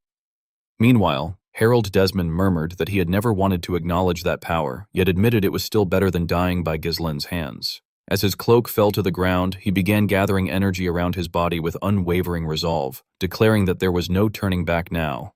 The moment he finished speaking, Desmond charged forward with killing intent in his eyes. Ghislain frowned tensely and raised his weapon to block the incoming strike. Desmond immediately followed by flipping through the air and attacking from the opposite direction, forcing Ghislain to turn sharply and counter. The two exchanged blows in rapid succession, and as they fought, Ghislain realized inwardly that it was useless. Desmond met Ghislain's powerful frontal strike head-on, calmly raising his sword, only for Ghislain's spear to slam into the base of Desmond's blade. Desmond swiftly pivoted to block again, but Ghislain followed up with another strike at the same spot. Even so, Desmond confidently declared that he could see through all of Ghislain's attacks and movements. He then launched a counterattack, slashing across Ghislain's chest. Though in pain, Ghislain twisted his body and forced himself to continue, attempting a sweeping kick, but Desmond leaned back effortlessly to evade. Taking advantage of his lowered posture, Desmond kicked back at him, forcing Ghislain to brace with his weapon and leap backward. At that moment, Ghislain began to sense the danger, thinking that the situation was bad since every one of his attacks was being blocked and his offense could not keep up with Desmond's speed in deflecting them. As Ghislain hesitated, Desmond surged forward again, proclaiming that nothing could match that kind of power. Ghislain raised his weapon in tension to counter, but his strike only landed on Desmond's shoulder, and Desmond immediately swung his arm to knock him back. Ghislain tried again, raising his weapon high and bringing it down, even leaping to change his angle of attack, yet every move was intercepted. Desmond spun and pressed the assault, forcing Ghislain backward once more. Charging straight at him, Desmond swept low, but Ghislain jumped to evade. Instantly, Desmond shifted his attack upward, while Ghislain ducked just in time to avoid it. The two continued clashing without pause. Ghislain shot a sharp glance at Desmond, who simply stared back calmly. Moments later, Ghislain launched another attack, but Desmond thrust his blade into the middle of Ghislain's weapon to stop it. Tilting his body, Desmond drove a kick straight into Ghislain's abdomen, sending his entire body flying backward and knocking the weapon from his grasp. Helplessly, Ghislain coughed up a mouthful of blood. Harold Desmond launched a ferocious attack and declared that it was over for Ghislain Perdium. At that moment, Zwalter Perdium felt a surge of panic, while even Claude was left stunned. Kaor, who had been fighting, abruptly paused, and Lucas fixed an intensely focused gaze on the scene before closing his eyes, drawing the sword from his back, and hurling it forward with great force. On the other side, just as Harold Desmond was about to bring his blade straight down on Ghislain Perdium's head, a massive explosion erupted across the desert battlefield. Back in the quiet office, Cayenne Balzac crossed his arms and expressed that what worried him most was the possibility that Desmond would end up awakening that power. Raoul Joseph glanced at him and said that he was referring to the power Desmond had forced out through a deal with them. Cayen Balzac clenched his fist and affirmed that although it might be nothing more than a half-finished cultivation method, its effects were more than sufficient, a power capable of allowing one to surpass their own limits in an instant. Raoul Joseph fell silent and muttered that if Desmond were to use that power, then Ghislaine would be in danger. Cayen Balzac calmly concluded that Ghislaine would undoubtedly struggle, but added that there was still one thing bothering him, questioning why Ghislaine's mana felt similar to that power. Back on the battlefield, Ghislaine Perdium managed to block Harold Desmond's strike. Desmond, breathing heavily in disbelief, exclaimed that Ghislaine was actually blocking it, even though it had been a full power attack. At the same time, Ghislaine exhaled and admitted that Desmond's strength was truly monstrous, and that even with 3 mana cores open, he could barely hold it back. He reflected that when he had killed Desmond before, he had split him in half with a single strike, so he had never realized such power. Inwardly, he thought that he had encountered others who used similar power, recalling that even Vanessa, when she lost control, had used a comparable mana cultivation method. Ghislaine then declared resolutely that he still had many enemies far stronger than Desmond, and that if his current level was insufficient, he would push even further. Immediately after, his blade restored itself, and a light similar to Desmond's flared from his chest. With that, he swung his sword and forced Desmond back. Closing his eyes, Ghislaine stated that since the mana Desmond released shared the same nature as his own, it should be more than enough to form a new core, a larger vessel capable of containing even more mana and suppressing the impact of an explosion that should have been impossible to withstand until now. Finally, he declared that the 4th core had opened, as a radiant aura enveloped his entire body. Harold Desmond stared in disbelief, stammering that such a thing was impossible, before growing increasingly fearful and questioning whether that light could be what he thought it was. Meanwhile, Ghislaine raised his glowing sword and murmured that Desmond had claimed he could see through all of his attacks, then warned him to watch carefully. In the next instant, Ghislaine moved in a flash and appeared right before Desmond. Desmond had only enough time to see his own reflection in the blade before Ghislaine split his body in two. His eyes widened, filled with terror. Cayen Balzac, having already anticipated this outcome, remarked that if Desmond unleashed that power and still failed to kill Ghislaine, he feared just how far Ghislaine would push that power next. In the end, Ghislaine stood proudly at the center of the battlefield. The scene was described as opening in the land of capital Cardinia, where thick fog blanketed the entire area. Inside the meeting room, Morris Macquarie was said to have shouted in disbelief upon hearing the news about the first swordsman of the North, repeatedly questioning whether he had heard correctly and asking if Baron Fenris was truly the one who held that title. The masked knight beside him was reported to have firmly confirmed that it must be true, then went on to explain that the Fenris Knight Order had surpassed the twin-winged knights in both strength and loyalty. He added that Fenris's personal mage was said to rival Velar, a 6th circle mage, and that Fenris himself had already reached the level of a swordmaster. He concluded by stating that Baron Ghislaine Fenris possessed strength worthy of such a title. Upon hearing this, Rosalind Branford was said to have asked with concern whether Lord Ghislaine was safe. The masked knight replied that he was, explaining that Fenris was currently clearing the battlefield and preparing to advance in order to conquer Desmond's territory. Morris Macquarie was then described as grinding his teeth, his face drenched in cold sweat, as he remarked in unease that no one would have expected Fenris to already be planning to take over all of Desmond's lands. In contrast, Belori Norton was said to have chuckled in satisfaction, commenting that Fenris truly lived up to his reputation, while Count Aylesbury confidently added that, at this point, calling Fenris the strongest in the north might not even be an exaggeration. However, Morris Macquarie was reported to have refused to accept this, suggesting that Fenris's growth was too fast and proposing that they should restrain him somewhat. Rosalind Branford immediately confronted him, demanding to know what he meant. Morris then awkwardly explained that Fenris had always been stubborn and acted independently, warning that if he became the strongest lord in the north, they would no longer be able to control him. He emphasized that what the royalist faction needed was for Fenris to act as a shield for the north, not to rise up and dominate it on his own as he was doing now. Toledo was said to have nodded in agreement, remarking that the commander-in-chief's words made perfect sense and asking whether the Marquis would consider revising the plan to better benefit the territorial faction. Only then did Marquis Branford speak, declaring that such a thing was impossible. He stated that Baron Fenris would become a core force in confronting the Duke's family, and that trivial matters like that could be dealt with later, stressing that their true enemy was the Duke's family. He then firmly asserted that no one was to lay a hand on Baron Fenris. Bilor Norton moved closer to Morris McQuarrie and reassured him not to worry too much, pointing out that Fenris had not won the war alone and that the victory had been made possible thanks to the support of the kingdom's army and the Perdium forces. Count Aylesbury also chimed in cheerfully, adding that without Marquis McQuarrie's royal army, victory would have been impossible. Hearing this, Morris finally nodded and admitted that it was true, acknowledging that the victory had also been achieved thanks to his troops. The meeting was then concluded with Marquis Branford announcing that they would end the session there and that everyone was dismissed. After all the attendees had left, he called out to Toledo, who promptly responded. With a faintly sinister glint in his eyes, the Marquis ordered him to bring Count Foude in. Sometime later, the door was pushed open and Count Foude was brought in by soldiers. He was described as having a swollen face and lowered eyes as he asked whether being released like this meant that Baron Fenris had won. Marquis Branford calmly replied that Count Foude was free to return and that the other nobles of the Duke's family were also being prepared for release, advising him to be more careful in the future so that such an embarrassing incident would not happen again.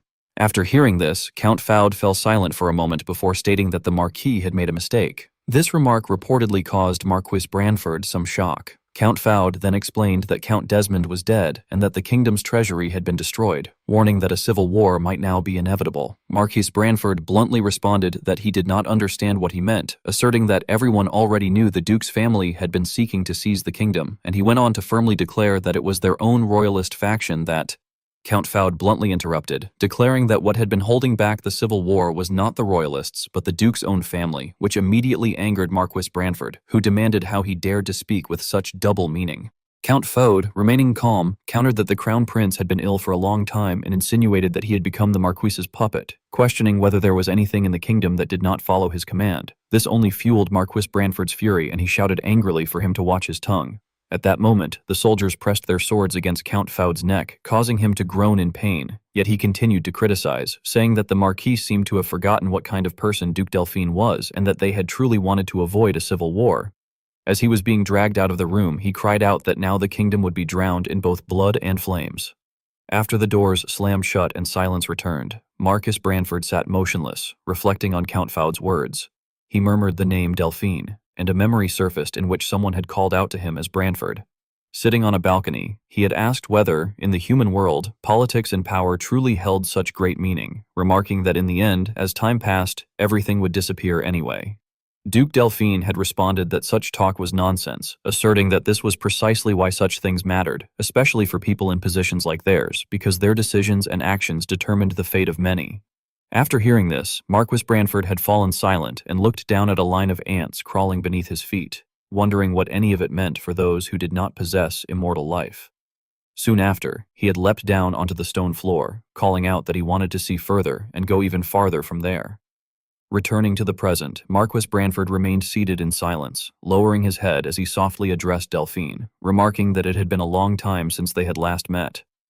At the same time, in Duke Delphine's territory at Eclipse Castle, Raoul Joseph and Cayenne Balzac walked through a dark corridor. Raoul anxiously asked whether Duke Delphine was angry, and Cayenne cautiously replied that it would seem so. Cayenne then explained that although the Duke had entrusted everything to Raoul, it appeared that this time he intended to handle matters personally. Hearing this, Raoul lowered his head in confusion, but soon after was told to compose himself, as this was not like him. Regaining his composure, he scoffed and told the other to stop rambling, noting that they had arrived at the Grand Hall. When the great doors opened, a brilliant light poured out, revealing a chair at the center with long strands of hair draped over it. Raoul Joseph and Cayenne Balzac immediately knelt respectfully and greeted the Duke. After a moment of silence, Duke Delphine asked whether Desmond was dead. Raoul, trembling with fear, answered truthfully that he had been completely defeated by Baron Ghislain Fenris. The Duke murmured Ghislain's name repeatedly, noting that he had been hearing it quite often lately and questioning whether the man was truly far from ordinary. Raoul lowered his head deeply and apologized, admitting that he had underestimated Ghislain's abilities. Duke Delphine then called for Cayenne, who promptly responded, and the Duke asked how strong Ghislain truly was, since Cayenne had seen him with his own eyes. Cayenne answered honestly that he believed no one left in the north could match him, and that if given more time, no one would dare face him so easily. The Duke then addressed Raoul, tapping his fingers lightly as he stated that he understood the value of patience, which was why he had entrusted everything to him and waited. However, he added that he was now beginning to feel a slight thirst for blood, his oppressive presence filling the hall as he asked whether Raoul's thoughts had still not changed. Terrified, Raoul pleaded that acting hastily would only bring disaster. The Duke continued, pointing out that Raoul had already lost Desmond and the entire Northern Territory. In a panic, Raoul stammered that he had already contacted a certain person who had promised to send help, and he swore that he would resolve everything before the Duke's thirst became uncontrollable. After hearing this, Duke Delphine calmly remarked that nothing had changed and that Raoul was still stubbornly clinging to trivial matters, but ultimately said that he would wait a little longer. This left Raoul deeply unsettled, especially when the Duke added that he no longer had as much time as before. Raoul hurriedly affirmed his obedience. The Duke then dismissed them, saying that if there was nothing more to report, they could leave. Raoul stood up and turned to go, struggling to maintain his composure, and when Cain hesitated, the Duke ordered him to leave as well. Though Cain faltered, the Duke asserted that he wished to be alone, and after a brief silence, Cain complied and took his leave. At that same moment, elsewhere in the castle, another individual approached the chamber. Yoon stood below and looked up at Duke Delphine, asking whether they should proceed with that matter. The Duke paused before replying that they would not, and with a cunning glint in his eyes, he said that for now they would observe the situation a little longer. When he called Yoon's name, the latter knelt sincerely and affirmed that he would follow his will. Ghislaine Perdium was lying on a luxurious bed with his eyes tightly shut, his body burning with fever as sweat poured off him like a stream. Suddenly, his eyes snapped open in alarm as he witnessed a vision in which a crimson vortex covered the sky, lightning struck down to tear open an endless black void, and the land below was submerged in a sea of fire. He found himself standing to the side, watching everything unfold, and he wondered in confusion if those were memories from his past life. As his gaze lowered, he realized that it had been a nightmare. He reflected that everything in the dream had been utterly horrifying, recalling how the sky had turned blood red, how mysterious rifts had opened across the continents, and how strange creatures had crawled out from them, turning the world upside down. He also noted that it had been the era when the 7 strongest individuals on the continent, himself included, had finally begun to act in earnest. Growing increasingly tense, he clutched his head and questioned why he was seeing such visions now. At that moment, his eyes suddenly fixed on something, and he froze upon noticing a knight advancing to battle a monster, which left him bewildered as he wondered about the identity of that knight. He observed as the knight swung his sword with such surat that only after images could be seen, cutting cleanly across the enemy's body. The knight then swiftly pivoted and thrust his blade into the monster's weak point, driving his arm forward with immense force as he twisted into the opening until the creature was ultimately split in two. This sight left Ghislaine stunned, and he remarked inwardly that something felt strange. He realized that the knight had clearly not appeared in his memories, yet somehow felt familiar. After a moment, he discerned a clue, recognizing that the movements belonged to the Perdium sword style, the ultimate sword art that surpassed everything in his family's tradition. As the monster charged once more with a sharp blade, Ghislaine instinctively shouted a warning to watch out. However, the knight did not move at all, instead calmly circulating his energy to form an invisible protective barrier before casually turning and counterattacking. With a single strike, he slashed directly at the enemy's leg. Ghislaine was shocked beyond belief, noting that the knight had reacted without even glancing at the attack coming from his blind spot. He speculated in confusion whether the knight was sensing everything by spreading a curtain of mana across his entire body. Reaching out vaguely, he urged the vision to show him again, insisting that it was not enough and that he wanted to see more. At that very moment, he suddenly grasped a hand that had been reaching toward him. His unexpected action startled Belinda, who let out a cry of surprise before blushing and remarking that it was truly astonishing that he was drenched in sweat, asking if he had had a nightmare. Upon recognizing her, Ghislaine apologized softly and, glancing at his own hand with a hint of regret, stated that it had only been a dream. Belinda, not dwelling on it, touched his forehead to check his temperature and asked if he was in pain, offering to bring him some medicine. However, he pushed himself up and assured her that he was fine. She then helped him up and assisted him in getting dressed while informing him that a messenger from Marquis Branford had arrived, explaining that now that he had been promoted to Count, he could assume the position of commander of the Northern Army. Hearing this, he came to a realization and noted that from now on, he was Count Fenris. He then suddenly asked about Jillian's condition, wondering how he was doing.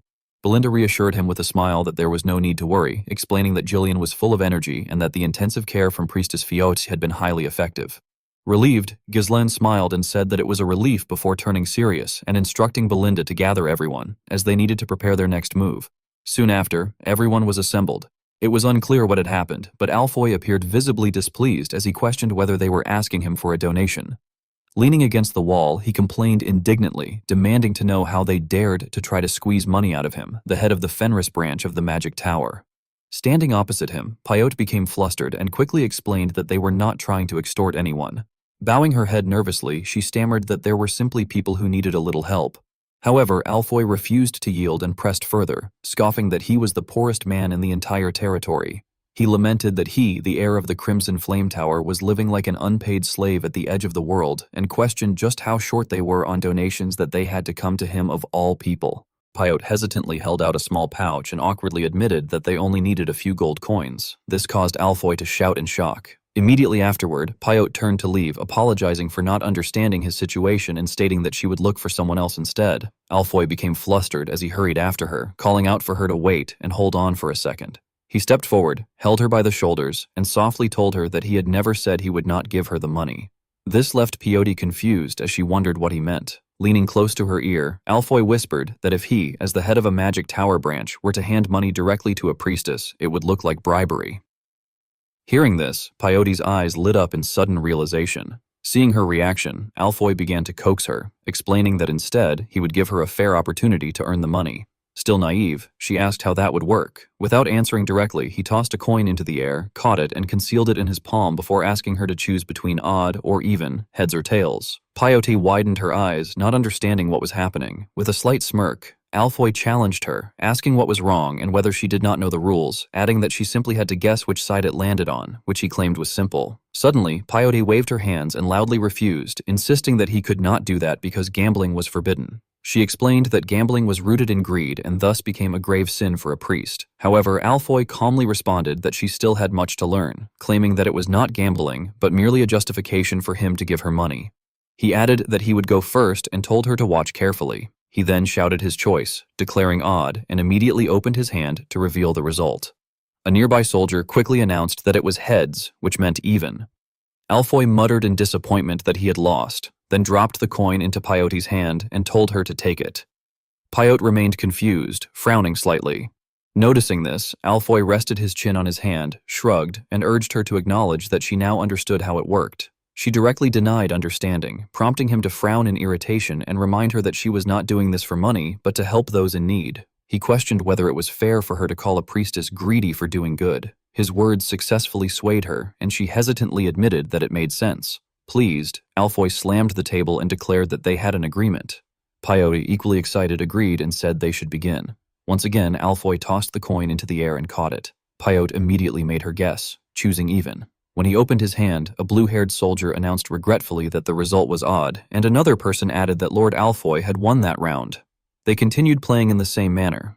Alfoy caught the coin again, and Pyote, flustered, guessed odd. He responded with feigned regret, saying it was unfortunate once more. In the following rounds, Pyote blushed as she repeatedly guessed odd, yet the results kept proving her wrong. Growing increasingly frustrated, she continued to insist on odd without hesitation, only for the outcome to be even. In the next round, nearly on the verge of tears, she guessed even, but her gold coins gradually dwindled with each bet. She alternated between even and odd, yet within a short time, her money was reduced to half, and eventually, it was completely gone before the game finally stopped. Overcome with anger and despair, Pyote cried out loudly, demanding to know how it was possible that she had not gotten a single guess correct.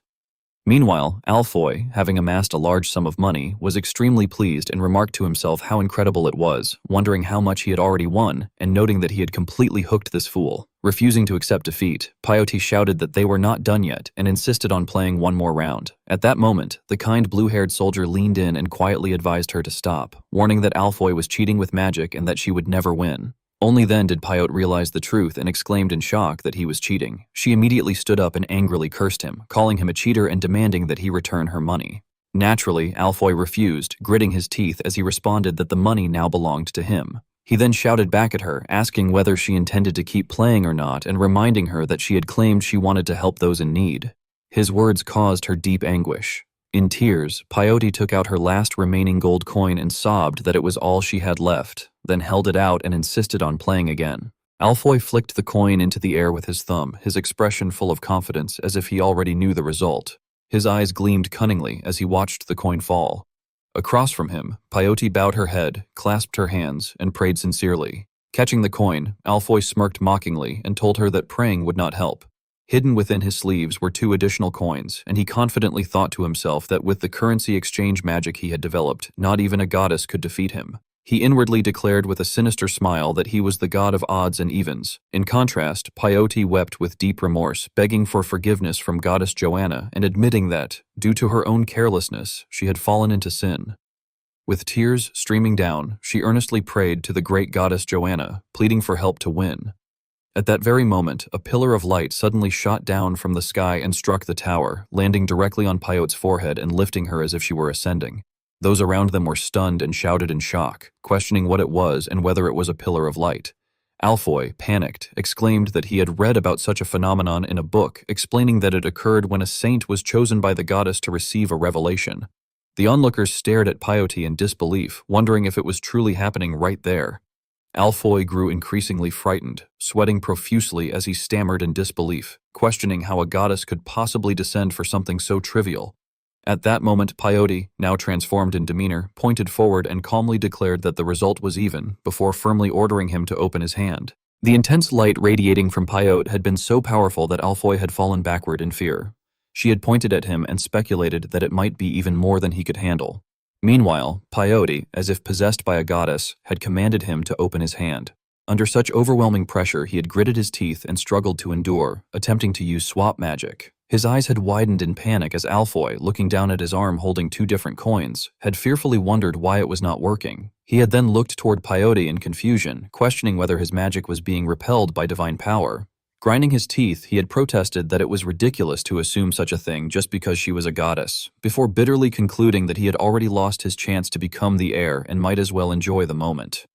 Clenching his fist like a beast, he had shouted that at the very least he wanted to enjoy this. Both of them had been completely focused, mouths open as if they were about to unleash all their power. At that moment, Gordon the Muscle had rushed in from outside and urgently asked Alfoy what that light had been. However, he had immediately been stunned by the scene before him.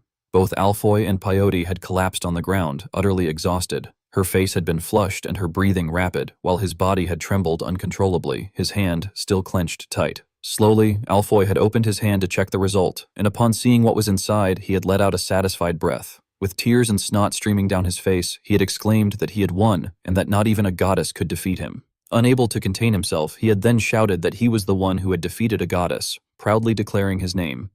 Later, inside the office, Ghislaine Perdium had tensely questioned whether Priest Fiote, who had been chosen by the goddess and become a saint, had truly been surpassed in power. Standing before him, Alfoy had proudly confirmed that it was true, once again insisting that he was the one who had defeated a goddess. Ghislaine had responded in disbelief, calling it unbelievable, before calmly explaining that Priest Fiote was actually a man.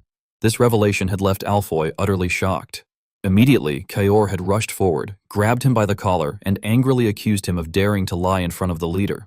Struggling to break free, Alfoy had insisted that he was serious, reminding them that they had all seen the Pillar of Light and repeating that he had defeated a goddess. Hearing this, Ghislaine Perdium had fallen into thought, recalling that a saint chosen by a god could wield divine power from the deity they served. Smiling faintly, he had remembered that in his past life, a saint chosen by the goddess of war had risen to power and ranked among the 7 strongest on the continent, noting that such power would become a crucial asset in the chaos to come. After thinking for a moment, he had suddenly clapped his hands loudly and, once everyone had quieted down, begun the meeting by stating that their greatest threat, Desmond, had fallen. He had gone on to explain that Fenris had grown into a major territory, absorbing over 20,000 troops from 3 northern regions. A map displaying Perdium, Digald Castle, Brivant, Fenris, Rayfold, Cabaldi Castle, Stonehaven Fortress, Desmond Castle, and the capital of Cardinia had been laid out before them. Smiling with satisfaction, he had expressed that they would not have come this far without everyone's efforts and commended them for their work. The room had erupted with enthusiastic agreement. However, before the excitement could last, Ghislaine had stood up and instructed them to move on to the next task. Claude had immediately reacted in disbelief, exclaiming that there was still more work. Gesturing toward the mountain of paperwork on his desk, he had complained about reinforcements, construction, maintenance, weapons production, security gaps, administration, recruitment, reports from the capital, and the burden of managing 3 territories, lamenting that he would die at this rate. Ghislaine had replied indifferently that it was his problem, before turning serious and suggesting that they review their current situation. He had reminded them that they had joined the Royalist faction and become the main power in the north, asking if they all knew who they would be facing next. The room had fallen silent as everyone looked toward him. Gillian had been the first to speak, stating that they would be going up against Duke Delphine. Upon hearing this, Alfoy had clutched his head and complained about being dragged into such a war. Annoyed, Kaor had struck him on the head and mocked him, asking how someone who claimed to have defeated a goddess could be afraid of humans. Ignoring the exchange, Ghislaine had turned to Belinda and stated that whether they liked it or not, they had no choice but to face them, to which she had nodded in agreement. Stepping forward, Ghislaine had struck the map firmly and pointed to a location, explaining that from that point onward, the war would no longer be confined to the north but would spread across the entire kingdom. Ghislaine Perdium made a firm decision, stating that their next objective was right there. Lucas quickly recognized the location and exclaimed that it was. Gillian, standing beside him, added that it was the western territory of Marquis Roderick. Ghislaine then looked at the map with some concern and explained that the eastern territory was already under royalist control, so they did not need to worry about it, and that if they took the west, they could pressure the Duke's southern territory from all sides. Claude, after hearing this, argued that it was impossible, explaining that the territory of Marquis Roderick was supported by a massive market along with countless merchant companies and nobles, and that with such a foundation, its wealth and military power were comparable to a small kingdom. He further elaborated that the difference in scale compared to the north was overwhelming, and questioned whether they really intended to attack such a place. However, Ghislaine showed no hesitation and clarified that he had never said they would attack immediately, but that they should prepare with that goal in mind. Kaor, confused, asked whether they were still not ready. Ghislaine immediately pointed out several current issues, saying that they were not ready yet and that he had realized clearly in the last battle that even if each of their units was elite, their options became limited when their numbers were small. Belinda grasped the main point and asked how they should prepare. Ghislaine lowered his head slightly, speaking in a serious tone as he declared that he would bring every mercenary group in the kingdom under his command. He then clenched his fist with determination and affirmed that he was going to establish the Fenris Mercenary Company. Kaor reacted with shock, stammering in disbelief about mercenaries, while Lucas sounded excited as he asked whether this meant they were not just building a regular army. Gillian's eyes flashed as he reasoned that the West had the highest number of active mercenaries in the kingdom, and that the largest group, the Drake Company, operated under Marquis Roderick, concluding that Ghislaine intended to take control of those mercenaries. At that moment, Claude suddenly realized the plan and remarked that if the enemy was too strong, they could chip away at their power until they were on the same level. Ghislaine smiled in satisfaction and nodded in agreement. He then issued orders, telling Claude and Kaor to recruit every mercenary group in the north and to make them kneel by any means necessary if they refused. As for the west, he stated that he would handle it himself. Kaor laughed excitedly, saying that it was Ghislaine's specialty. However, Gillian spoke with concern, noting that in the west, this meant taking the Drake Company from the Marquis, but warned that the strongest blade of the west might make a move. Gillian's words made Ghislaine grow serious as he repeated the title to himself and identified that person as tenant. At the same time, in the kingdom of Western Luthania, within the territory of Marquis Roderick, there was a small house deep in a vast forest. A boy was training intensely, drenched in sweat, with heat radiating from his body. A man gently placed his hand on the boy's back to calm him, then instructed him to try again. As the boy trembled while raising his sword, the man reminded him to relax his grip and not tense up. The boy loosened his body and stabilized his stance, and the man praised him, saying that was exactly right. He continued instructing that the goal was not to cut, but to link one movement into the next. The boy then closed his eyes and exhaled slowly as instructed, while the man told him to focus on his breathing and to finish with the tip of his blade. The boy swung his sword powerfully, and the sharp blade cleanly split the target in two. His eyes widened and his mouth hung open in shock. Overjoyed, he exclaimed that he had done it. The other children around him clapped and cheered excitedly, saying that they wanted to try as well. Tenant gently smiled and said that they should go one at a time. At the same time, an older man approached from the opposite side and, as usual, addressed him as Master Tenant, adding that his disciple, Martin, had finally shown up again. The moment Tenant saw Martin Roderick, his expression grew slightly tense. Martin then smiled and said that there was something he needed to discuss with him in private. However, as if already knowing what Martin intended to say, Tenant avoided the topic and interrupted, asking him to give him a moment because he was still teaching the children. This reaction seemed to catch Martin slightly off guard. As night fell, Martin Roderick sat alone by the fire for quite some time before Tenant finally approached him from behind. Sitting down awkwardly, Tenant apologized for keeping him waiting. Martin immediately showed his irritation, remarking with a click of his tongue that it was a waste of time and asking whether Tenant thought he had waited because he wanted to. Tenant avoided his gaze and simply apologized again. Martin then lowered his head and remarked that Tenant seemed quite at ease, adding that as the strongest blade of the West, no one would dare cross him. Tenant calmly responded that he would be blunt, declaring that he was not going back to the Marquis's estate and directly addressing him as Prince Martin Roderick. Martin immediately raised his head and insisted that he was not finished speaking, asserting that no one in the West had talent like Tenant's. Understanding his intention, Tenant continued by saying that without involving him, Martin could simply leave the matter to the Drake Company, noting that his mercenary friend Dominic was more than capable, and that it was not a subordinate's place to interfere in a succession dispute. Hearing this, Martin Roderick became furious and cut him off, cursing the succession nonsense and exclaiming that if Tenant had just helped a little, he would not have had to go through all of this, urging him to come back already. Tenant suddenly lifted his head and let out a deep sigh before lowering his gaze and murmuring, "Prince." Then, releasing an imposing aura that enveloped his body, he asked how far Martin thought he had come. Martin lowered his head to steady himself and replied that there was no need to ask, before looking up and firmly stating that Tenant had already reached the peak. Upon hearing this, Tenant sighed again and repeated the word peak, then looked up at the sky and recalled that once there had been someone stronger than him. He looked down at his hand and said sorrowfully that the moment he faced that person, his entire body had trembled like a child. These words left Martin in disbelief, and he stammered as he asked whether Tenant had trembled out of fear. Tenant looked directly at him and denied it, explaining that at the brink, where death could come at any moment when blades clashed, it was a feeling beyond words. The surrounding air seemed to grow still as Martin's eyes widened in shock. Tenant then continued, saying that in the West right now, there was no one left at that level. Finally, he lifted his gaze to the sky, his eyes shining as he declared that if only he could stand at that brink once again and feel that overwhelming euphoria one more time. Outside, the rain was pouring down relentlessly over a palace as Martin Roderick clenched his teeth as if suppressing a snarl, remarking that Sir Tenant was showing off pointless pride for nothing. He brushed his hat in irritation and added that he had trained under him as well, but that the man was far from ordinary and that with abilities like his, he was simply wasting them away by waiting for someone to throw him into the front lines. Placing the hat back on his head, he then asked Dominic whether he understood. Dominic Drake, standing across from him, remained silent and did not respond at first. After a while, he finally questioned why Martin had called him there personally.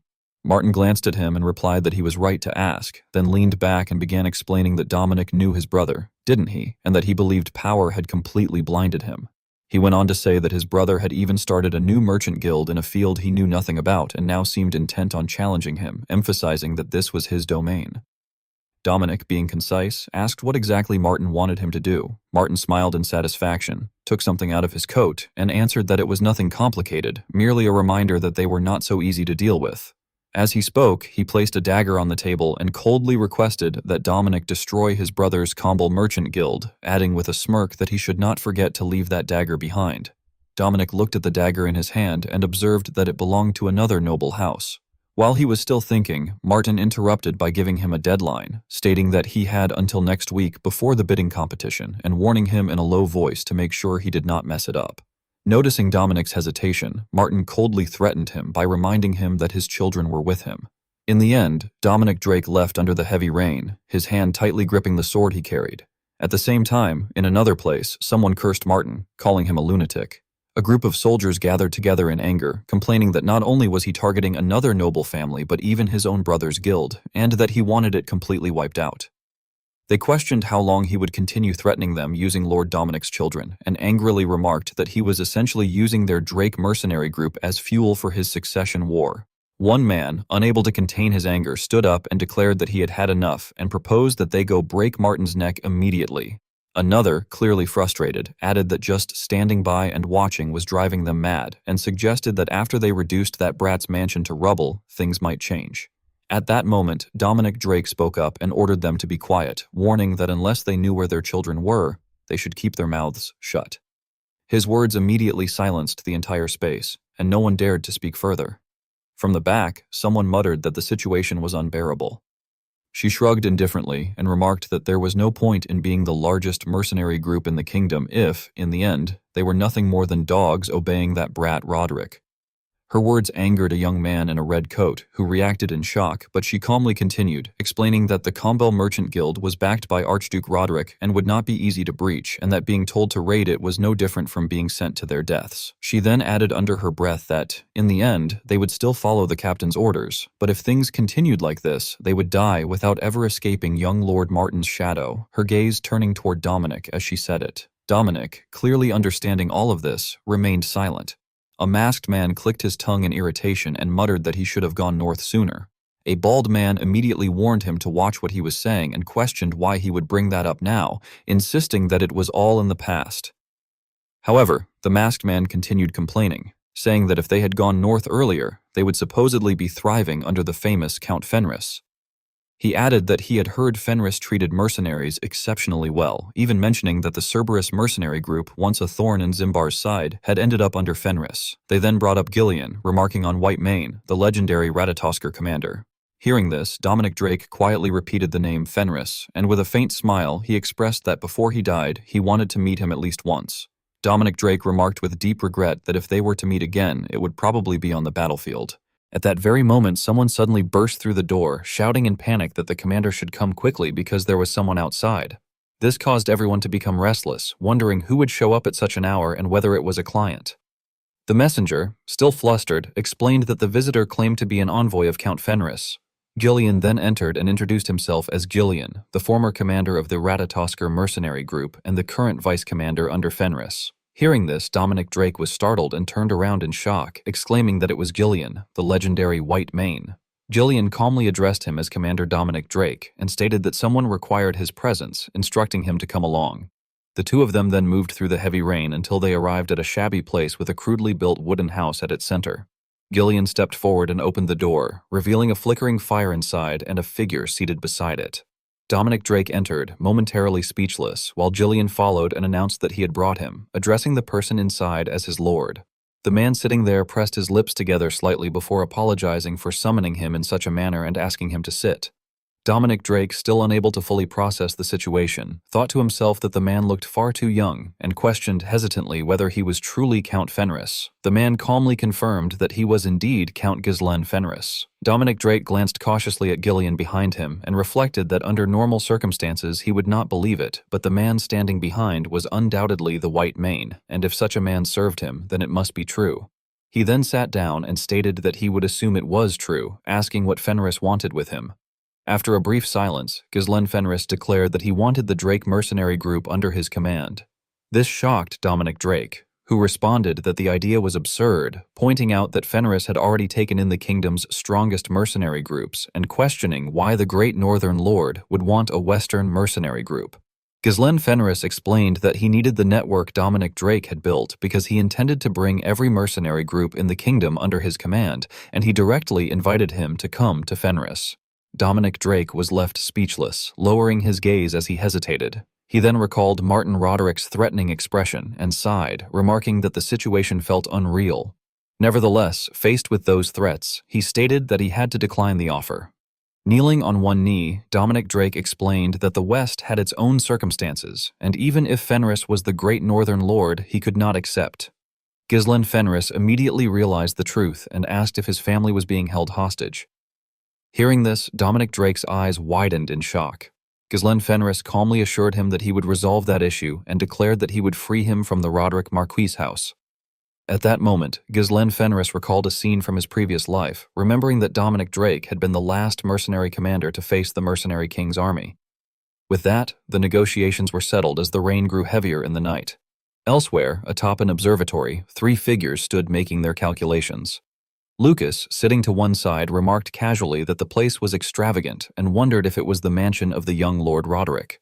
Beside him, Belinda gloomily questioned why every new mission they took seemed to turn into such a mess, and before she could finish, Ghislain Fenris continued with a helpless smile that it always ended that way.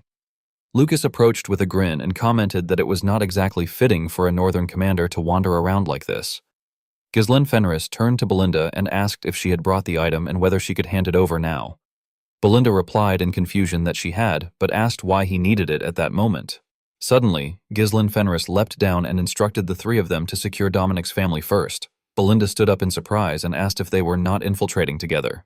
Ghislain Fenris responded with a confident smile that he would enter through the front gate. He then advanced toward the brightly lit mansion in the darkness. Martin Roderick hesitated before lowering his head, then after a moment looked up and said that he had been suspicious when Fenris arrived alone without attendants, but now he was convinced that he truly was Count Fenris. Raising his voice, he questioned whether Fenris had come to buy the Drake mercenary group.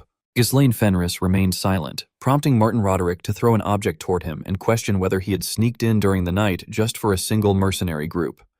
Ghislain Fenris calmly replied that he had not come for a group, but for a blade worth wielding. Annoyed, Martin Roderick frowned and stated that the blade already belonged to him. Ghislain Fenris's eyes flashed as he asked whether Roderick intended to buy the man. Growing more furious, Martin Roderick scoffed at the audacity. Ghislain Fenris then slammed a large bag onto the table, and when he opened it, the light from the stones illuminated the entire room.